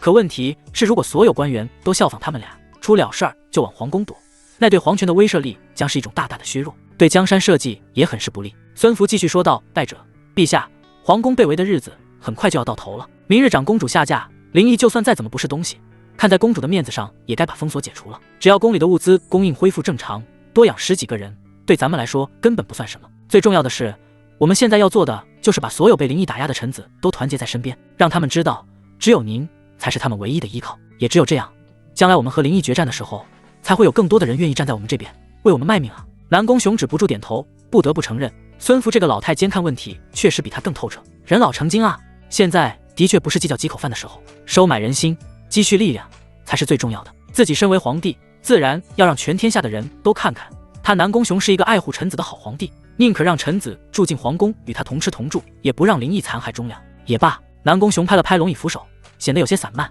就依你之言吧，对郭傲一家好生招待。陛下圣明。孙福躬身行礼，随即想到什么，猥琐一笑：陛下，老奴看郭家的大闺女果然不错，温婉贤淑，清丽脱俗，您的后宫也好长时间没有新人了，要不那进来冲冲喜。南宫雄摇了摇头：朕现在没心情。对了，敏儿那边准备的怎么样了？都已准备妥当，明日准时出嫁。南宫雄点点头，脸上露出一丝欣慰，但愿敏儿不要叫自己失望，毕竟她现在是南宫家唯一的希望了。第二天傍晚，京城的大街小巷要比往日里热闹许多，寻常百姓们吃完晚饭没啥事，就喜欢上街看看热闹。毕竟这年头娱乐活动太少，总躺床上造小孩也不是那回事，总得找点事干。也不知道是谁传的，说今天大周长公主南宫敏要出嫁，百姓们兴致勃勃，纷纷上街去看。哎，听说了吗？今天长公主要出嫁了，可不是吗？嫁的就是咱摄政王。啧，这可是天大的事儿啊！皇帝的女儿嫁给摄政王，两人亲上加亲，以后大周不就更稳当了吗？老哥，你这话可就说错了。什么叫更稳当了？你没听说前些日子王爷干了什么事？陛下，这是走投无路了才嫁女儿的啊？还有这事？众人一听都来了兴趣，纷纷围过来。那当然，你们是不知道，咱们这位王爷可不是以前那个任人欺负的傻王爷了。自从上次大婚之日醒过来后，那叫一个杀伐果断，先是抄了岳父家，然后又抄了刑部侍郎的家，现在更是把皇帝都逼得嫁女儿了。百姓们听得目瞪口呆，心里又是敬佩又是害怕。这么说，王爷这不是欺君罔上吗？屁话，王爷那是为民除害。你们忘了前几天是谁让下的禁赌令了？我兄弟就是被赌场害死的，现在赌场关了，我全家都得给王爷磕头。他这话一出，立刻引起不少人共鸣。对，我同意。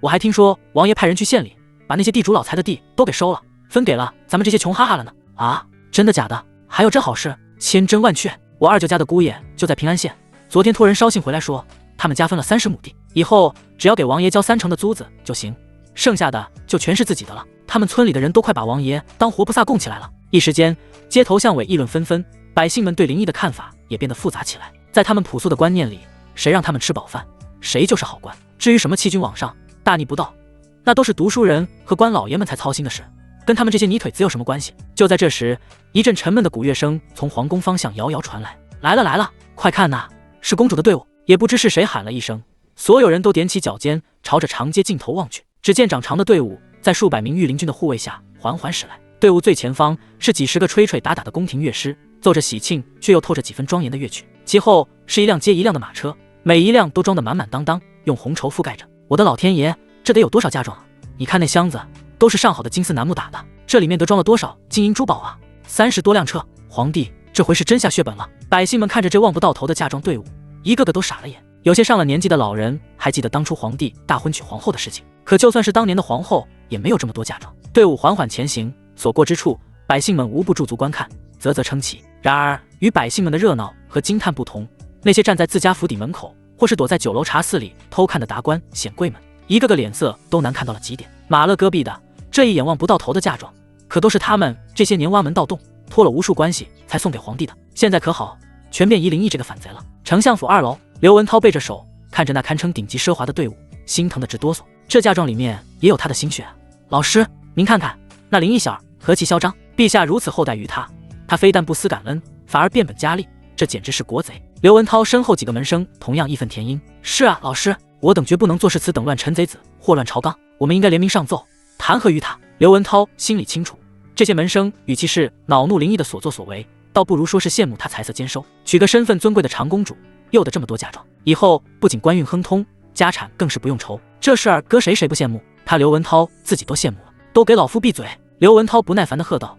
看着便是了，他现在越是风光，将来就摔得越惨。老夫就不信他能斗得过全天下的读书人。那篇讨贼檄文已经发出去了，现在要做的就是等天下舆论发酵，等那些背断了财路的世家大族们忍无可忍，到时候不用自己出手，林毅就会被这股滔天的巨浪给撕成碎片。送亲队伍在万众瞩目之下，最终停在了摄政王府门口。与皇宫那边敲锣打鼓的阵仗相比，这边就显得冷清多了。门口连个迎亲的人都没有，只有2排站得笔直的家臣在林安的带领下面无表情地守在那里。负责护送的御林军统领看到这副景象，心里也直打鼓，硬着头皮上前对着王府门口喊道：长公主殿下一到，请王爷出来迎接。喊声在空旷的街道上回荡，却无人应答，场面十分尴尬。就在那统领准备再喊一遍的时候，管家林安不紧不慢地开口道：王爷正在府中与好友饮酒，不便出来。公主殿下直接送入洞房便是，其余嫁妆我们府上自会清点。说完，他便侧过身让出一条路。那统领气的脸都绿了，欺人太甚，实在是欺人太甚。这可是皇帝的亲生女儿，金枝玉叶的长公主，我们3000御林军的白月光啊！你林毅倒好，连便都不露一下，就让一个管家出来打发，你眼里还有没有王法了？还有没有皇室的尊严了？可气归气，他还能带兵冲进去不成？且不说敢不敢，就是冲进去，你打得过吗？要知道王府那些家臣可都是战场退下来的老兵，杀人不眨眼啊！哎，罢了罢了，换个公主当白月光就是了。那统领像泄了气的皮球，挥挥手，让人将凤辇从侧门抬进王府。至于那30多辆马车的嫁妆，也被王府下人们接手，一车一车拉了进去。百姓们看着这一幕，也是议论纷纷。这摄政王爷的架子也太大了吧！娶公主都不出来迎一下，你懂什么？这叫下马威！没看皇帝都服软了吗？哎，这公主也是可怜，嫁给这么个男人，以后怕是没好日子过了。不管外面的人怎么想，摄政王府的大门在接纳了新女主人和那份厚重的令人啧舌的嫁妆之后，缓缓关上了，将所有喧嚣与议论都隔绝在了门外。摄政王府花园，晚风阵阵，吹动着梨花，带来几分凉爽。庭中石桌上摆满了各式各样的下酒菜，烧鸡、烤鸭、酱肘子，还有几盘凉拌小菜。林毅今天谁也没请，就叫了王胖子和卢德豪2个心腹过来。当然，早上的时候，卢不停和王铁男都派人送了礼品过来。此刻胖子和卢德豪正先喝着，喝多后这嘴就没把门了。卢德豪唉声叹气地说：胖爷，你说弟弟去2回燕来楼总叫人笑话，这以后可怎么办啊？胖子大着舌头伸出2根手指头跟卢德豪比划：你有病吧？管他们干什么？你爽了不就得了吗？不行啊，你不知道上次完事后那姑娘看我的眼神哎呦呦，我这心呐拔凉拔凉的，就好像我做了什么对不起她的事情。胖爷早就告诉过你，别吃早上的螃蟹，容易得病，你还不信？这回信了吧？现在说这些还有什么用？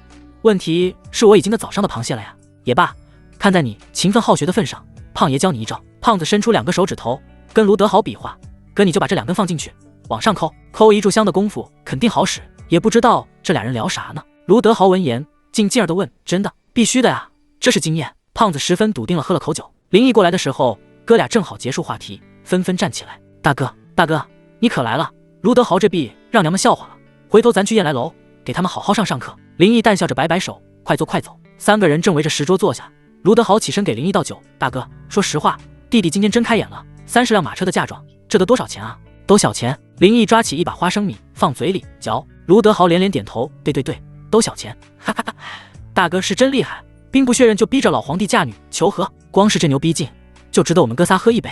哈哈哈，3人碰杯，胖子一口干掉，擦了擦嘴，又拿起一只鸡腿啃。含糊不清地说：“你懂个屁，这算啥？想当年大哥在北境，一个人单枪匹马冲进蛮子大营，杀的是血流成河，最后可汗没抓到，把他妈可汗老婆抓了。真的假的？”卢德豪听得眼睛都直了，一脸崇拜地看着林毅。林毅笑了笑没说话。这事儿还真不是胖子吹牛，在原生记忆中确实有这一段。那年原来的林毅18岁，北境反边，老摄政王带着他亲自出征，杀穿漠北。只不过过程没那么玄乎，冲进大营的也不是他一个人，而是一支100人敢死队，趁着夜色突袭，这才侥幸得手。不过这都是些陈年旧事了，没必要再提，行了吧？给个机会你就吹。林毅放下酒杯，看向王胖子：“让你办的事，办得怎么样了？”王胖子鸡骨头吐出来，油乎乎的手在酸臭的脚趾头缝里蹭了蹭，然后从怀里掏出一张皱巴巴的纸，纸上用毛笔歪歪扭扭地画着一张地图，正是京城周边的几个县，旁边还写着不少字，只是那字歪歪扭扭像蚯蚓似的，根本看不懂。林毅稍微一搭眼，就眉头一蹙：“我说胖子，你这字写得够寒战的。哎呀，不要在意这些细节嘛。你看。”王胖子指着地图上的一个点，这是平安县，离京城最近，也是地主老财最多的地方。我带了500神机营兄弟过去转了一圈，把那些有名的地主都给请到县衙喝茶去了。卢德豪听得心惊肉跳啊，500神机营精锐，连剿匪都够了，居然去请一群手无寸铁的地主喝茶。那些地主肯去吗？卢德豪小心翼翼地问。他们敢不去吗？王胖子眼睛一瞪，拍着桌子说：“胖爷，我把8牛弩都给架到他们家门口了，跟他们说，要么自己走着去县衙，要么胖爷我帮他们，把他们全家老小都装进棺材里抬过去。你猜他们怎么选？”卢德豪咽了口唾沫，干笑道：“啊，那肯定是自己走着去了。”废话！王胖子得意地哼了一声。这帮家伙一个个都是欺软怕硬的主，平日里在乡下作威作福，见了官兵比他娘兔子跑得还快。林毅听着王胖子讲述，脸上没什么表情，只是淡淡的问道：“没伤到无辜百姓吧？”王胖子一摆手：“哎，大哥，我办事你还不放心吗？咱们的人连老百姓家的一根针都没拿，那些地主老财的家丁啊、护院啊，有敢反抗的，我都让兄弟们砍了。至于那些地主本人，只要老老实实配合，我也没为难他们。”林毅点点头，这才算放心。他要的是钱，是地，是民心，但绝不是滥杀无辜。如果为了达到目的，连最基本的底线都守不住，那他和那些残暴军阀又有什么区别？干得不错！林毅难得的夸了一句。王胖子顿时喜上眉梢，感觉比喝了10斤马尿还舒坦，连忙又给林毅满上一杯。嘿嘿，都是大哥指挥的好。对了，大哥，您猜我从那些地主家里抄出来多少好东西？说说看。林毅来了兴趣，旁边的卢德豪也是一脸期待。王胖子故意卖个关子，伸出2个手指晃了晃，200万两。卢德豪试探着猜道。胖子摇头，那总不能是2000万两吧？卢德豪啧舌，一个平安县的地主能有这么多钱？去你娘的吧！张嘴就来！王胖子笑骂道，是260万斤粮食，还有现银30多万两，各种古玩字画，绫罗绸缎，装了足足50多辆大车。嘶！卢德豪倒吸一口凉气，260万斤粮食，这什么概念？5000神机营的将士吃好几年都吃不完，再加上30多万两现银和50多车财宝，这简直就是发了一笔横财啊！这帮狗娘养的，真是富得流油！卢德豪忍不住骂道：“咱们京城里的乞丐一天比一天多，他们倒好，在乡下吃香喝辣的，仓里的粮食都快发没了。谁说不是呢？”王胖子也是一脸愤慨，当地百姓饿得皮包骨头，那些地主一个个肥粗老胖的，简直是不拿村民当人。林毅听着他们的话，眼神也渐渐冷了下来。朱门酒肉臭，路有冻死骨，这句诗以前只在书上读过，可现在他却真真切切感受到了其中的残酷和讽刺。大周的江山就是被这帮只顾自己吃饱喝足，不管百姓死活的蛀虫，一点一点给蛀空的这样的朝廷，这样的世道，不把他推翻了，还留着过年吗？粮食都运回来了吗？林毅问道。运回来了，胖子答道，160万斤已经全都送到神机营大营，剩下的还在陆续往回运。大哥放心，有了这批粮食，咱们兄弟再也不用饿肚子了。好，林毅点了点头，端起酒杯，对着王胖子和卢德豪说道：“哎，这杯酒，敬我们死去的弟兄，也敬我们未来的好日子。敬大哥，敬王爷。”3支酒杯在清冷的月光下重碰在一起。随即林毅又问：“平安县的地都分下去了吗？”都分下去了，按照您的吩咐，分给了那些没地的佃户和穷苦百姓。他们有什么反应？王胖子放下肘子，激动的脸都红了。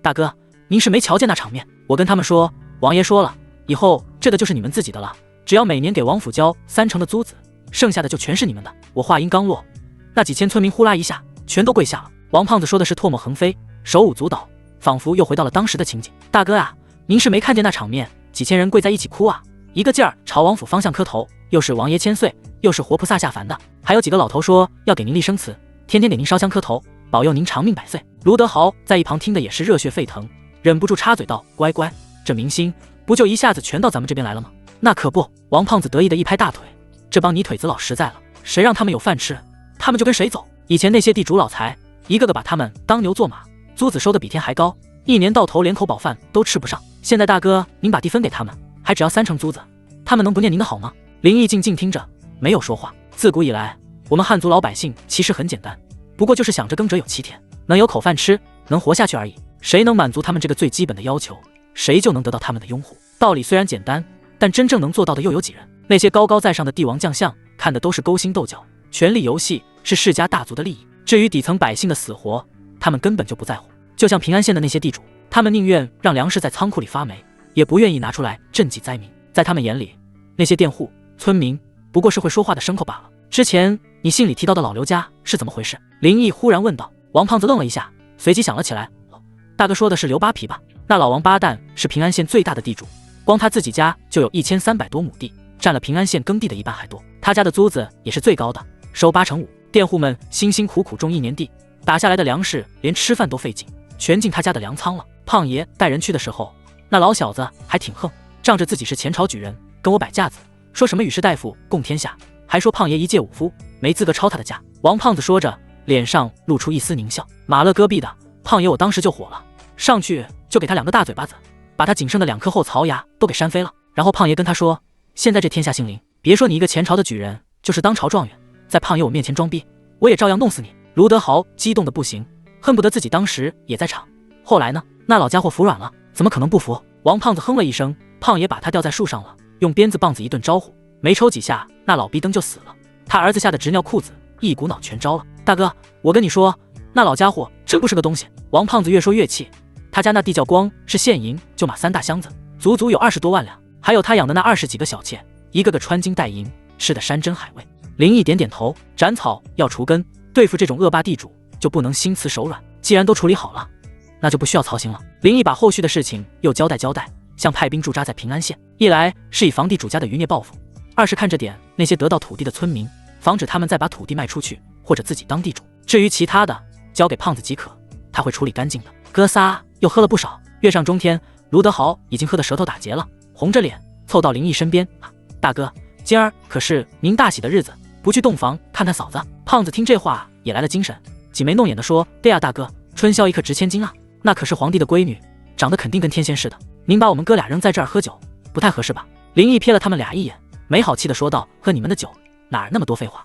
说实话，他对那个素未谋面的长公主还真没什么兴趣。在他看来，女人，尤其是漂亮的女人，往往都是麻烦的代名词。洛青雨就是个活生生的例子，更何况南宫敏还是皇帝派来的，谁知道他葫芦里卖的什么药？说不定就是个扎手的刺猬，或者一朵带毒的玫瑰。自己要是真把她当成普通女人，说不定哪天就着了他的道了。还是和兄弟们喝酒来的痛快。卢德豪见林毅不为所动，眼珠子一转，又说道，大哥，你不去，那我去替你看看，顺便验验货，看看那公主是不是完璧之身，有没有缺斤少两的。滚你娘的蛋！林毅笑骂着一脚踹了过去。卢德豪灵活一躲，嘿嘿一笑。胖子在旁看得哈哈大笑，指着卢德豪骂道，你小子真是狗嘴里吐不出象牙，那是咱大嫂，其实你能验的，要验也是胖爷我去啊，你也滚！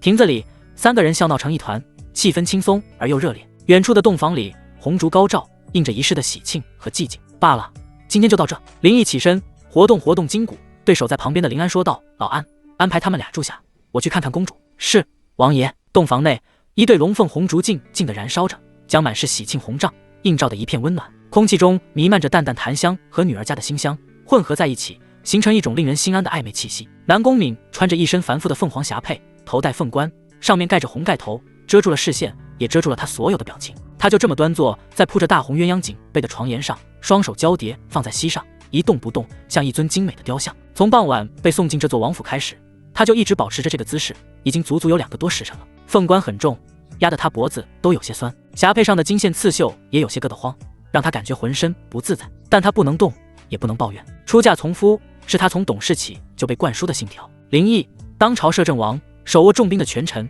也是世人眼中的乱臣贼子。关于他的传闻，南宫敏听过很多。有人说他痴傻了2年，是个任人摆布的傀儡；也有人说他清醒之后变得残暴不仁，杀人如麻；更有人说他目无君父，撕毁圣旨，逼跪丞相，连自己的岳父家都抄了。可还有人说他体恤百姓，禁绝赌风，打压豪强，为民分地。他到底是个什么样的人呢？南宫敏不知道，只知道从今晚开始，这个男人就是他的天，他的地，他的一切。无论他是英雄还是恶魔，他都必须无条件的顺从侍奉，为他生儿育女，延续香火，这是他的宿命，也是他作为一名公主，为大周江山社稷所能做出的最后一点贡献。吱呀，房门被轻轻推开，打破了满室的寂静。南宫敏身子微微一颤，放在膝上的双手下意识攥紧。他来了，一阵沉稳的脚步声由远及近，带着淡淡酒气。南宫敏的心也随着脚步声一点一点提到嗓子眼。林毅走到他面前停了下来，安静地打量着他。南宫敏紧张的手心冒汗，不知道接下来会发生什么，是会像传闻中那样粗暴地掀开盖头，然后把自己扔到床上吗？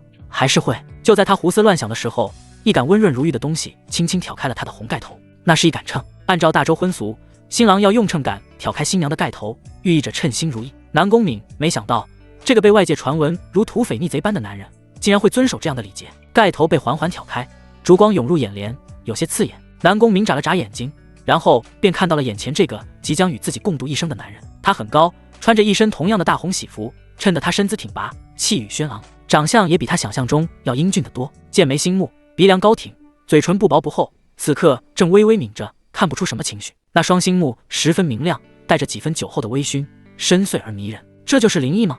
那个权倾朝野，把父皇逼得束手无策的摄政王，好像看起来并没有那么可怕吗？反而还带着几分说不清道不明的魅力。在南宫敏打量林毅的同时，林毅也在打量着他。首先，他必须承认南宫雄这个老皇帝别的能耐没有，生女儿的本事倒是一流。眼前这个长公主确实是个绝色美人，瓜子脸，柳叶眉，一双杏眼清澈如水，带着几分与生俱来的端庄和娴静。琼鼻鹰口，肌肤赛雪，在烛光的映衬下，仿佛笼罩着一层圣洁的光晕。她的身材也极好，虽然穿着宽大霞帔，但依然能看出那玲珑有致的曲线，尤其胸前那呼之欲出的轮廓，更是让人移不开眼睛。这长相，这气质，确实有点像林毅前世看过的电视剧里那个叫沈眉庄的女人，端庄大气，温婉贤淑，是他喜欢的类型。不过喜欢归喜欢，警惕心却不能少，越是漂亮的女人就越会骗人。眼前这个女人虽然看起来人畜无害，一副大家闺秀的模样，但谁知道她心里在想什么？说不定她就是南宫雄派来自己身边的奸细，枕边的一把刀。妾身南宫氏参见王爷。就在林毅思索的时候，南宫明已经缓缓起身，对着他盈盈一拜，声音轻柔，举止得体，挑不出一丝错处。林毅回过神来，没有去扶他，只是淡淡的说道：“坐吧。”谢王爷。南宫敏一言，又重新在床沿坐下，只是这一次他微微低着头，不敢再与林毅对视。后者走到桌边，倒了2杯合卺酒，然后端起一杯递到他面前：“来吧，喝了这杯酒，你就是我摄政王府的人了。”南宫敏伸出玉手接过酒杯，他的手指很美，修长白皙，宛如上好的羊脂白玉。林毅看着他的手，忽然开口问道：“你应该知道这门婚事是政治联姻吧？”南宫敏端着酒杯的手微微一抬起头看着林毅，清澈的眼眸里没有丝毫波澜。妾身不懂什么政治，妾身只知道从嫁给王爷的这一刻起，便是王爷的女人了。王爷的家便是妾身的家，王爷的事便是妾身的事。林毅微微挑了挑眉，这女人有点意思，既没有否认，也没有承认，而是用一句不懂政治巧妙回避了问题的核心，然后又用一句嫁鸡随鸡，嫁狗随狗的表态向自己展示她的顺从和忠诚。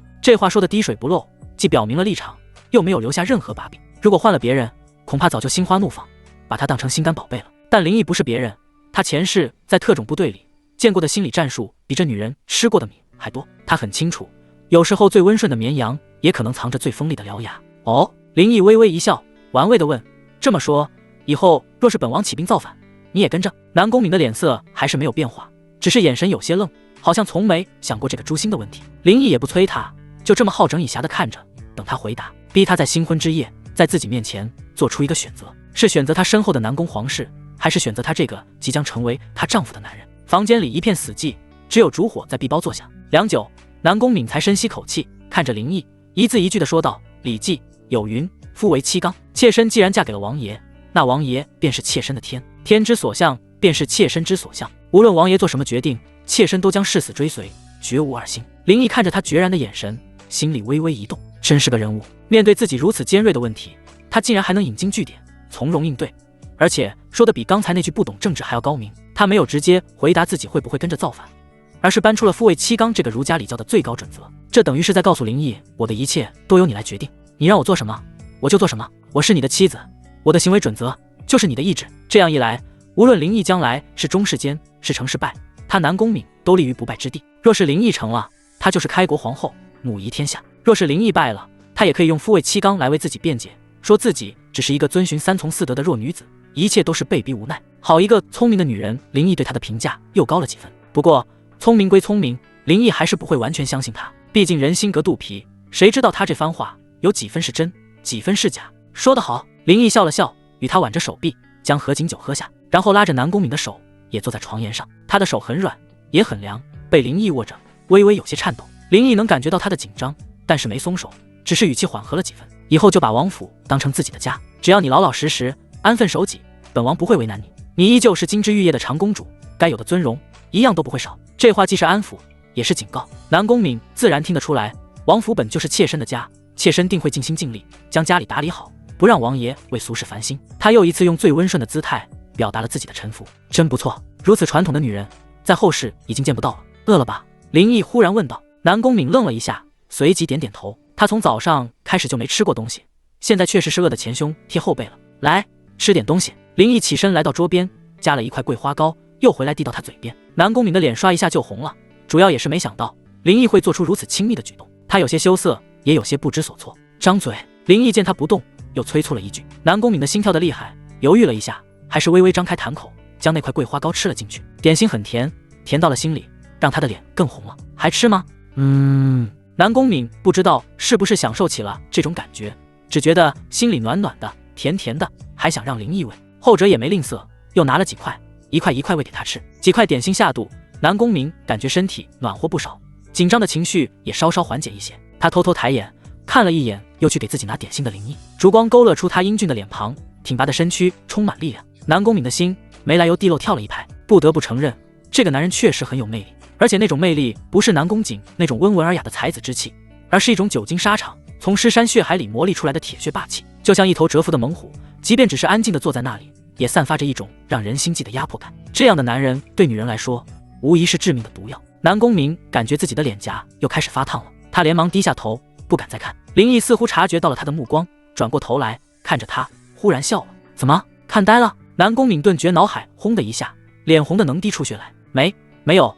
他结结巴巴的否认，声音小得像蚊子。林毅看他这副手足无措的可爱模样，心情也好了不少。看来这女人也并非铁板一块，至少还知道害羞。他放下筷子，走到他面前。南宫明感觉到他高大的身影将自己笼罩，心跳得更快了，紧张地攥住衣角。他想干什么？林毅伸出手，轻轻地抬起了他的下巴，强迫他与自己对视。那粗糙的手指带着常年握刀留下的薄茧，触碰到他娇嫩的肌肤，激起一阵战栗。娘子，林毅笑着说，夜深了，我们该歇歇了。第二天一早，林毅就醒了，看着身边依旧沉睡的女人，会心一笑。他万没想到儒家会将一个女人荼毒得这么厉害，尤其是昨天后半夜，南宫敏居然玩到一半突然要自己停下，然后拿起白绫跪在地上，将其高高举过头顶，说：“请夫君验红。”好啊，穿越回古代真好啊，下次还得穿。不仅如此，林毅发现南宫敏就算睡觉时也只保持着一种姿势，平躺，不枕枕头，双手交叉放在小腹，一动不动，不像秘密似的。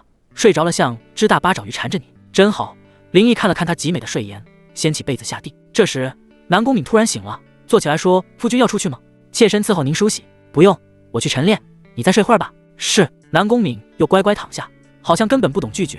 林毅说什么就是什么。林毅自己简单穿好衣服，踩上鞋，拉开房门。门口有2个丫鬟跪在地上，头靠着门板睡得正香。这2位是宫里来的宫女，也是南宫敏的贴身丫鬟，算通房。按大周的习俗，如果南宫敏在昨晚受不了攻城略地，就会喊他们进来帮忙当援军，所以他们便一直守在门口。听到动静，左手边穿着粉色宫裙的丫鬟当即惊醒，见是林毅，忙重新跪好，惶恐地说：“王爷，奴婢该死，奴婢偷懒。”他这一喊，旁边的丫鬟也醒了，规规矩矩地跪好。林毅点点头，没事，都回去睡吧。是。林毅走了出去，2个丫鬟进屋，见南宫敏已经醒了，正瞪着大眼睛盯着天花板，不知道在想些什么。叫丽颖的粉裙丫鬟过去，说道：“公主，奴婢伺候您起来。”南宫敏冷声打断：“叫夫人。”是。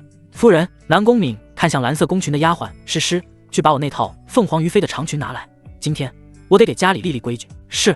夫人。林毅结束晨练，赤着上身，古铜色的皮肤上挂着一层细密汗珠，充满爆发力的肌肉线条流畅而健美，带着几处刀疤剑伤。几个路过的丫鬟看到他，顿时闹个大红脸，想上前去搭讪又不敢，只得远远望着。回到八角亭时，桌上已经摆好了简单的早饭，热气腾腾的小米粥，几碟精致小菜，还有一屉肉包子，都过来坐，一起吃。林毅拿起一个包子，对着不远处缓缓走来的胖子和卢德豪招手。这俩家伙昨晚喝得烂醉，被下人抬去客房，一大早又被林毅叫了起来，此刻睡眼惺忪，哈欠连天。哎呦我的天马大老爷啊！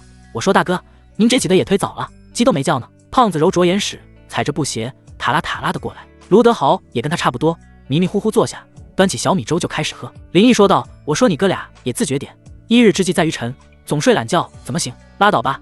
要胖爷说，应该是一日之计在于晨练。回头你找2个漂亮丫鬟给胖爷侍寝，保证起得比你早。”胖子一摆手，晃了晃脑袋，这他妈的，昨晚上喝的肯定是假酒，脑瓜子嗡嗡疼。那个谁，再拿1屉包子来。丫鬟转身而去。卢德豪一碗小米粥下肚，这才觉得舒坦些，说道：“大哥，今天啥安排啊？”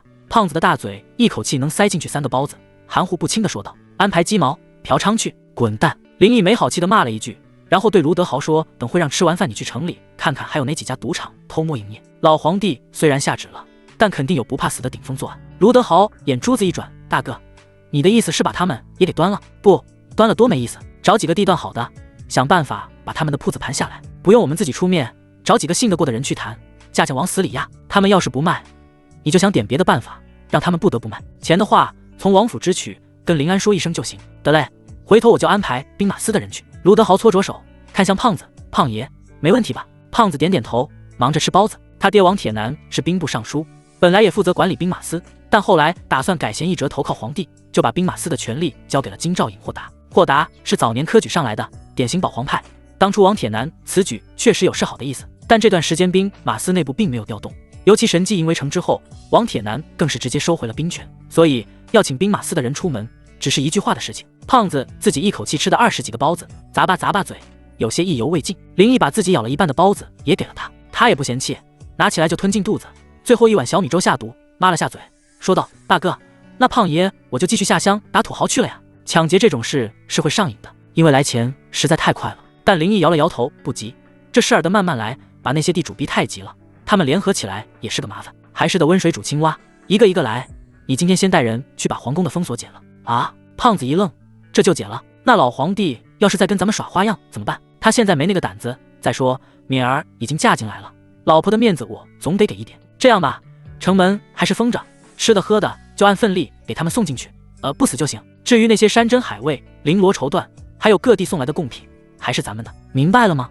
王胖子咧嘴一笑，明白了，意思就是意思，但不要让他们看出我们什么意思，还要让嫂夫人明白什么意思。对，就这个意思，去吧。得嘞。哥俩吃饱饱的出门，林毅则是出门去办别的事情。王府的正厅极大，平日里是林家商议大事的地方，至于那是摆件和桌椅就不说了，肯定是处处奢华威严。此刻新晋的摄政王妃南宫敏正端坐在主位上，穿着一身大红色的宫装，头上梳着复杂的妇人发髻，插着几只赤金点翠的凤钗，脸上画着精致妆容，让她本就端庄的容颜更添了几分雍容华贵。她的坐姿标准而优雅，脊背挺得笔直，尤其是脖子和肩膀的连接处平平整整的，没有起伏，更没有富贵包，这也是她常年睡觉不枕枕头的原因。此刻她手里捧着一盏雨前龙井，轻轻用杯盖撇去浮沫，动作从容不迫。下手位置坐着3个女人，骆家姐妹，以及自愿留下来的寡妇郭芙。管家林安则恭敬地站在一旁，眼观鼻，鼻观心，一言不发。厅外院子里黑压压跪着几百名王府的丫鬟和小厮，气氛有些压抑。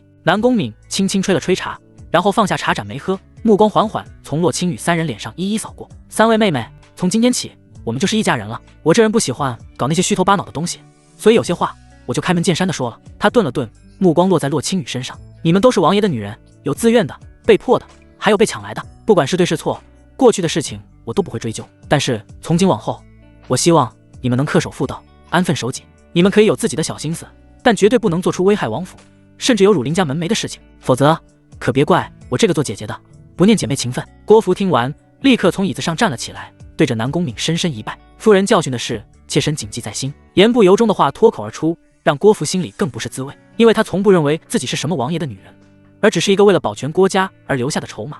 人质和洛清雨他们有本质区别，但在南宫敏眼中，其实他们都一样。洛清雨见南宫敏看着自己，心里暗暗冷笑，一家人恪守妇道，你不过是你爹为了能苟延残喘送给林毅的一个玩物罢了，凭什么一来就摆出女主人的架子，还想管我？你算个什么东西？真是可笑，等着吧，迟早我要连你和林毅一起弄死。洛清管则显得单纯许多，毕竟年龄小，没那么多想法。闻言只是怯生生地看着南宫敏，又看了看姐姐，觉得只要姐姐不再被姐夫欺负，便是最好的结果了。至于自己，可能不久就要和南宫傲见面了。南宫敏将3人的反应尽收眼底，心里跟明镜似的，也不多说，只是淡淡的挥了挥手，行了，你们都先退下吧。3女起身作揖，相继离开。南宫敏拨弄着茶盏，暗自琢磨，这府里的情况比他想象的要复杂许多，尤其是那个洛青雨，看起来就一副阴狠的样子，以后的多留心了。他端起茶盏，轻轻抿了一口，目光转向一直垂手侍立的林安。林管家面对林安时，他的声音十分温和，带着一种天然的亲和力。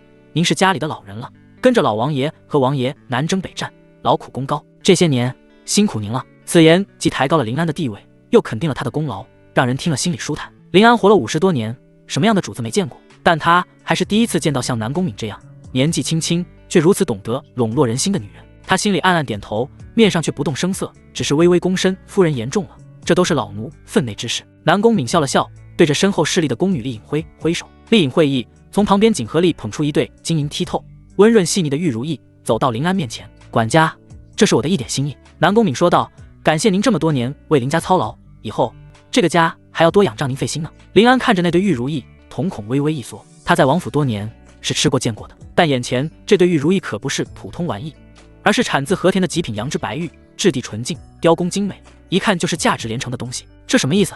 拉拢还是贿赂啊？他没有立刻去接，而是抬头看了南宫敏一眼。后者迎着他的目光，脸上挂着淡淡笑意，眼神清澈而真诚，没有丝毫杂质。林安沉默了片刻，最终还是伸手接过那对玉如意。老奴谢夫人赏赐。这也算变相承认了南宫敏女主人的地位。不过他并不反感，王府确实需要一个能镇得住场子的女主人了。王爷整日忙于军国大事，后院里那几个丫鬟一个个都快翻了天了，尤其是秘密，昨天居然赶顶撞账房，直接把人气走了。想到这，林安沉吟一下，主动开口道，夫人，府里除了刚才那3位，还有几位颇得王爷喜欢的丫鬟。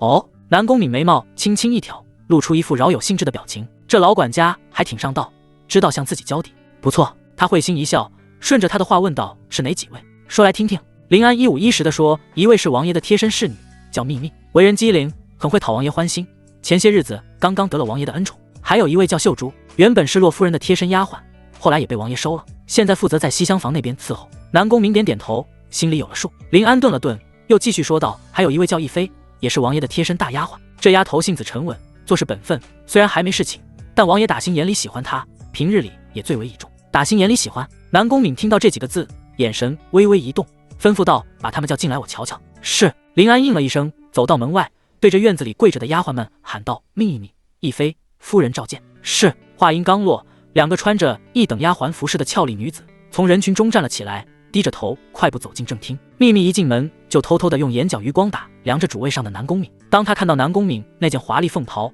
头上璀璨的凤冠，以及那份与生俱来的高贵气质时，心里顿时掀起了惊涛骇浪。这就是公主吗？这就是王府真正的女主人吗？太美了，太有气势了，一股强烈的崇拜和向往从心底油然而生。他也想成为这样的女人，高高在上，母仪天下。逸妃没有秘密那么多心思，只是把南宫敏当成新的女主人，恭恭敬敬上前与秘密并排跪下，行了个大礼。奴婢秘密，逸妃参见夫人。南宫敏的目光在2人身上扫过，心里已经有了大致判断，尤其是看秘密的那一刻，只觉得这姑娘野心勃勃，绝不是个安分的主。他没有立刻让他们起来，而是转头问林安，那个叫秀珠的丫鬟呢？怎么没来？林安躬身回答，回夫人，秀珠是洛夫人那边的人，平日里都在西厢房伺候，刚刚已经跟着洛夫人走了。原来如此。南宫敏点点头，立刻明白了林毅此举的深意，用洛青雨的丫鬟来监视洛青雨，这招确实够狠，也够高明。他不再追问，而是将目光转向跪在地上的秘密，淡笑着说，秘密，你起来吧。谢夫人。秘密见只让自己起来，没有喊逸妃，当即大喜，连忙起身，都是自家姐妹，难听的话我就不说了。南宫敏的声音依旧轻柔，但你要知道，国有国法，家有家规，王爷宠爱你，那是你的福分，你千万不能恃宠而骄，忘了自己的本分。王爷在外面操劳国事已经够辛苦了，我们做女人的不能给他添乱，王府内部必须一团和气，谁要是敢在背后搞小动作，窝里斗，耽误了王爷的大事，我第一个不饶他，明白吗？好一个敲山震虎，绵里藏针。秘密听得心里咯噔一下，看来一定是林安跟他说什么了。这个老不死的臭管家多嘴多舌，哼，这个王妃也真的是，居然第一个敲打自己。你有什么了不起的？不就是仗着自己出身好吗？昨天胖爷从乡下给我带回来好几本春宫图，要论伺候王爷，你哪有我懂？当然，腹诽归腹诽，他嘴上却不敢有丝毫不敬，躬身应道，奴婢明白，奴婢以后一定安分守己，绝不给夫人和王爷添乱。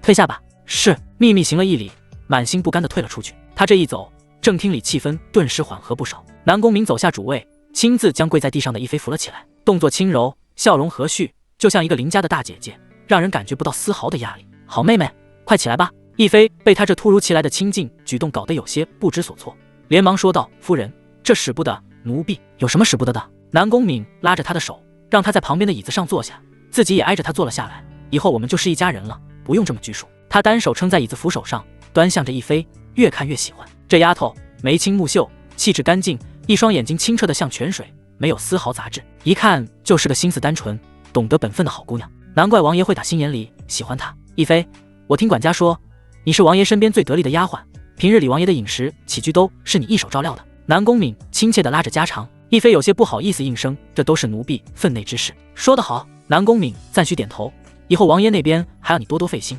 记住，你要事事都要以王爷为重，不能有丝毫懈怠，知道吗？奴婢明白。南宫敏对他的态度十分满意，随即话锋一转，又说道：“不过呀，这府里的丫鬟也太多了些，人心复杂。你也看到了，有很多人都想成为下一个秘密，所以你以后也要多留个心眼，不能让那些不三不四的人钻了空子，进了王爷的身。王爷乃天之骄子，想要谁就要谁，不想要谁，谁也不能主动往上爬，这是规矩，懂吗？”亦妃冰雪聪明，立刻听出他话里的意思。夫人这是在告诉自己，要帮着他一起管好王爷的后院，不能让那些野心勃勃的丫鬟随意爬床。亦妃心里有些感动，也有些惶恐。感动的是新来的女主人如此信任她，惶恐的是她只是一个丫鬟，哪有资格管这些事？夫人，这奴婢只是个下人，恐怕我知道你的顾虑。南宫敏拍了拍她的手，安抚道：“我本来是想把府里所有的丫鬟婆子都交给你来管的，但是转念一想，你还要贴身伺候王爷，实在是分身乏术。林管家也上了岁数，很多琐碎的事情总不好事事都去麻烦他，所以我想让你推荐一个人来担此重任，你可有合适的人选？把这么重要的人事任免权交给自己。”亦妃感觉自己大脑都空白了，因为不仅仅是恩情，还是考验。如果他推荐的人不合适，或者将来出了什么岔子，那他肯定难辞其咎。怎么办呢？亦妃低头沉思片刻，脑海里闪过好几个人的名字，但最终都被他一一否决了。那些丫鬟要么像秘密一样野心太大，要么就是太老实，镇不住场子。想来想去，也只有一个人最合适。回夫人，亦妃抬起头，有些犹豫。奴婢觉得疏影很合适。疏影，南宫敏对这个名字没什么印象。林安在一旁适时补充道：“回夫人，疏影是府里的二等丫鬟，平日里负责打扫王爷的书房，为人老实本分，做事勤快，从不多言多语的。老实本分，不多言多语。”南宫敏眼睛一亮，要的就是这样的人，一个没有太大野心，做事踏实，又和亦妃关系好的人。这样一来，既能把后院管好，又不会形成新的小团体，不利于王府的团结。好，那就试试。南宫敏当机立断，管家把疏影叫进来。是。很快，穿着二等丫鬟服饰，长相清秀，看起来有些机灵的女孩走了进来。奴婢疏影参见夫人。管家。南宫敏盯着她看了看，点点头，不错，起来吧。谢夫人。从今天起，你就是府里的一等大丫鬟了。我命你负责管理整个王府的丫鬟婆子，你可以自己挑选几个副手帮你，但是你记住，这些人要是出了任何问题，或者犯了什么错误，我第一个拿你试问，绝不轻饶，明白了吗？我一等大丫鬟，还负责管理所有人，这是真的吗？比我厉害的姐妹大有人在啊，为什么选我呢？疏影整个人都傻了，直到亦妃轻轻碰了她一下，她才如梦初醒，巨大的惊喜和感激涌上心头，让她激动得浑身发抖，脸蛋都红扑扑的。她连忙又跪了下去，对着南宫敏砰砰砰地磕了3个响头。奴婢谢夫人提拔，奴婢一定尽心尽力，不辜负夫人的期望。很好。南宫敏点点头，又温言嘱咐了亦妃几句，无非是让她以后好好跟疏影配合，姐妹同心，一起把王府管好之类的话，然后便让他们都退了出去。处理完这些内部事务，南宫敏缓缓起身，来到正厅外面。院子里几百名丫鬟小厮还整整齐齐地跪在那里。南宫敏看着他们，深吸了一口气，中气十足地说：“我知道，你们当中有很多都是府里的老人了，你们或许觉得我一个新来的没资格对你们指手画脚，但是我今天要告诉你们，从我嫁给王爷的那一刻起，我就是这个家的女主人，男人主外，女人主内，以后这个家都得按我的规矩来。我的规矩很简单，就2条。”南宫敏义正言辞，表情庄重，伸出一根手指。第一，忠心，你们的命是王府给的，要一辈子记着王爷的恩情，对王爷对王府要绝对的忠诚，谁要是敢吃里扒外，勾结外人，下场只有一个，死。第二，本分，你们是什么身份就做什么事，不该问的别问，不该看的别看，不该想的更不要去想，谁要是敢恃宠而骄，以下犯上，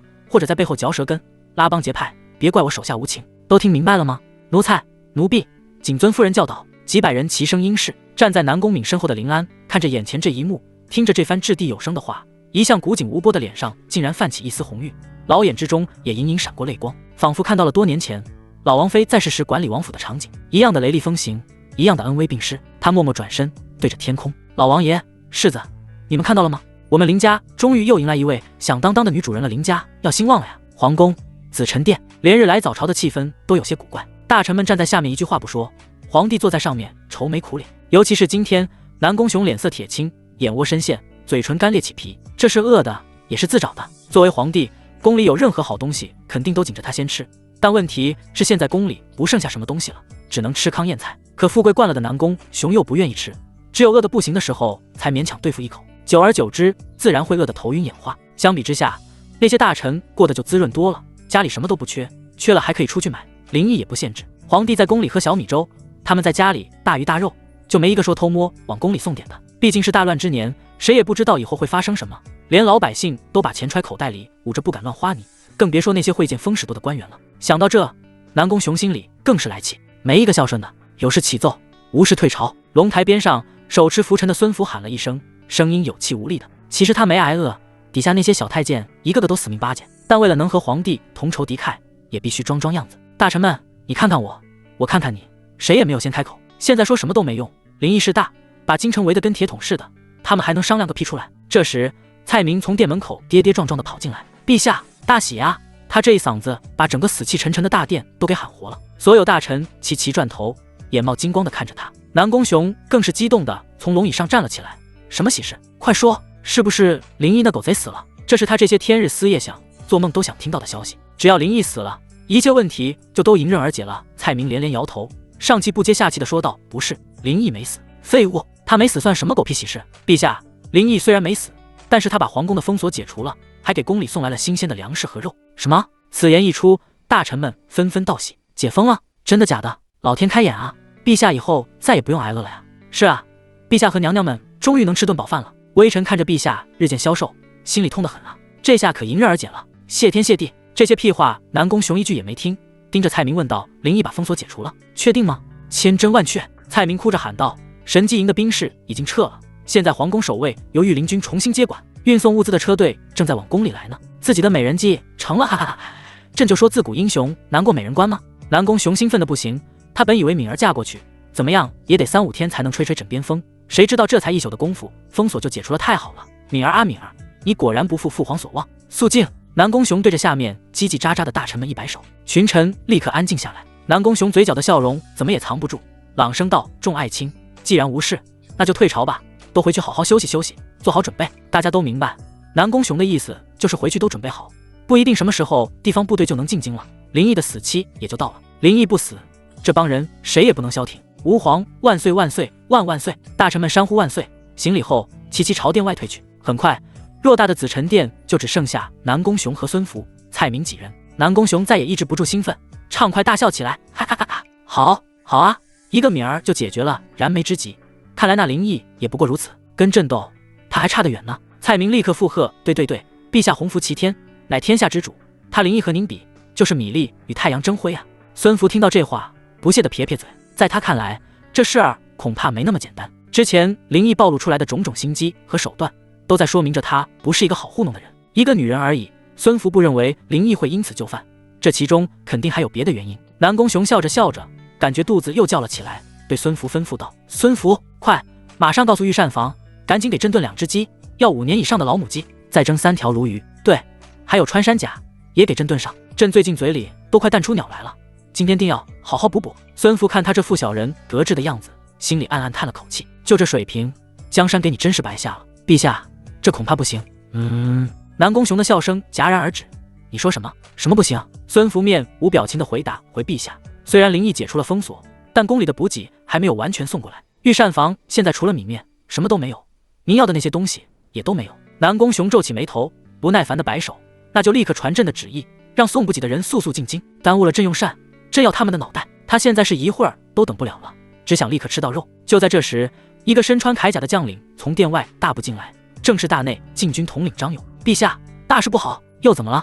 朕刚要吃饭。”张勇抬起头，脸上满是愤怒和无奈。“陛下，送往皇宫的补给又被林毅的人给抢了。”“什么？”南宫雄站了起来，双手撑在龙案上，整个人如遭雷击。“抢了？他不是已经解除封锁了吗？怎么还抢东西？”张勇咬着牙说道：“林毅的人说，他们是前来查验贡品的，凡是进贡给宫里的山珍海味、绫罗绸缎、古玩字画，奇珍异宝，他们一样都没留，全都以质量不过关为由拉回摄政王府了，只给我们留下了最基本的稻米和白面，还有少量的猪肉和一些青菜。噗！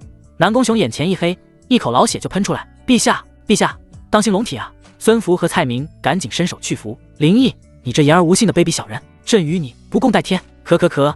南宫雄顺着龙案滑到地上，双目充血，朝天呐喊。本以为自己赔了个女儿，一切问题就能迎刃而解了，可万万没想到，林毅这个狗贼竟然玩起了黑吃黑，让他赔了夫人又折兵，奇耻大辱，这简直是奇耻大辱啊！南宫雄甚至已经看到林毅把他含辛茹苦养大的女儿压在身下，算计自己的场面了。林毅，咳，陛下，您的龙体要紧啊，千万不能再动气了。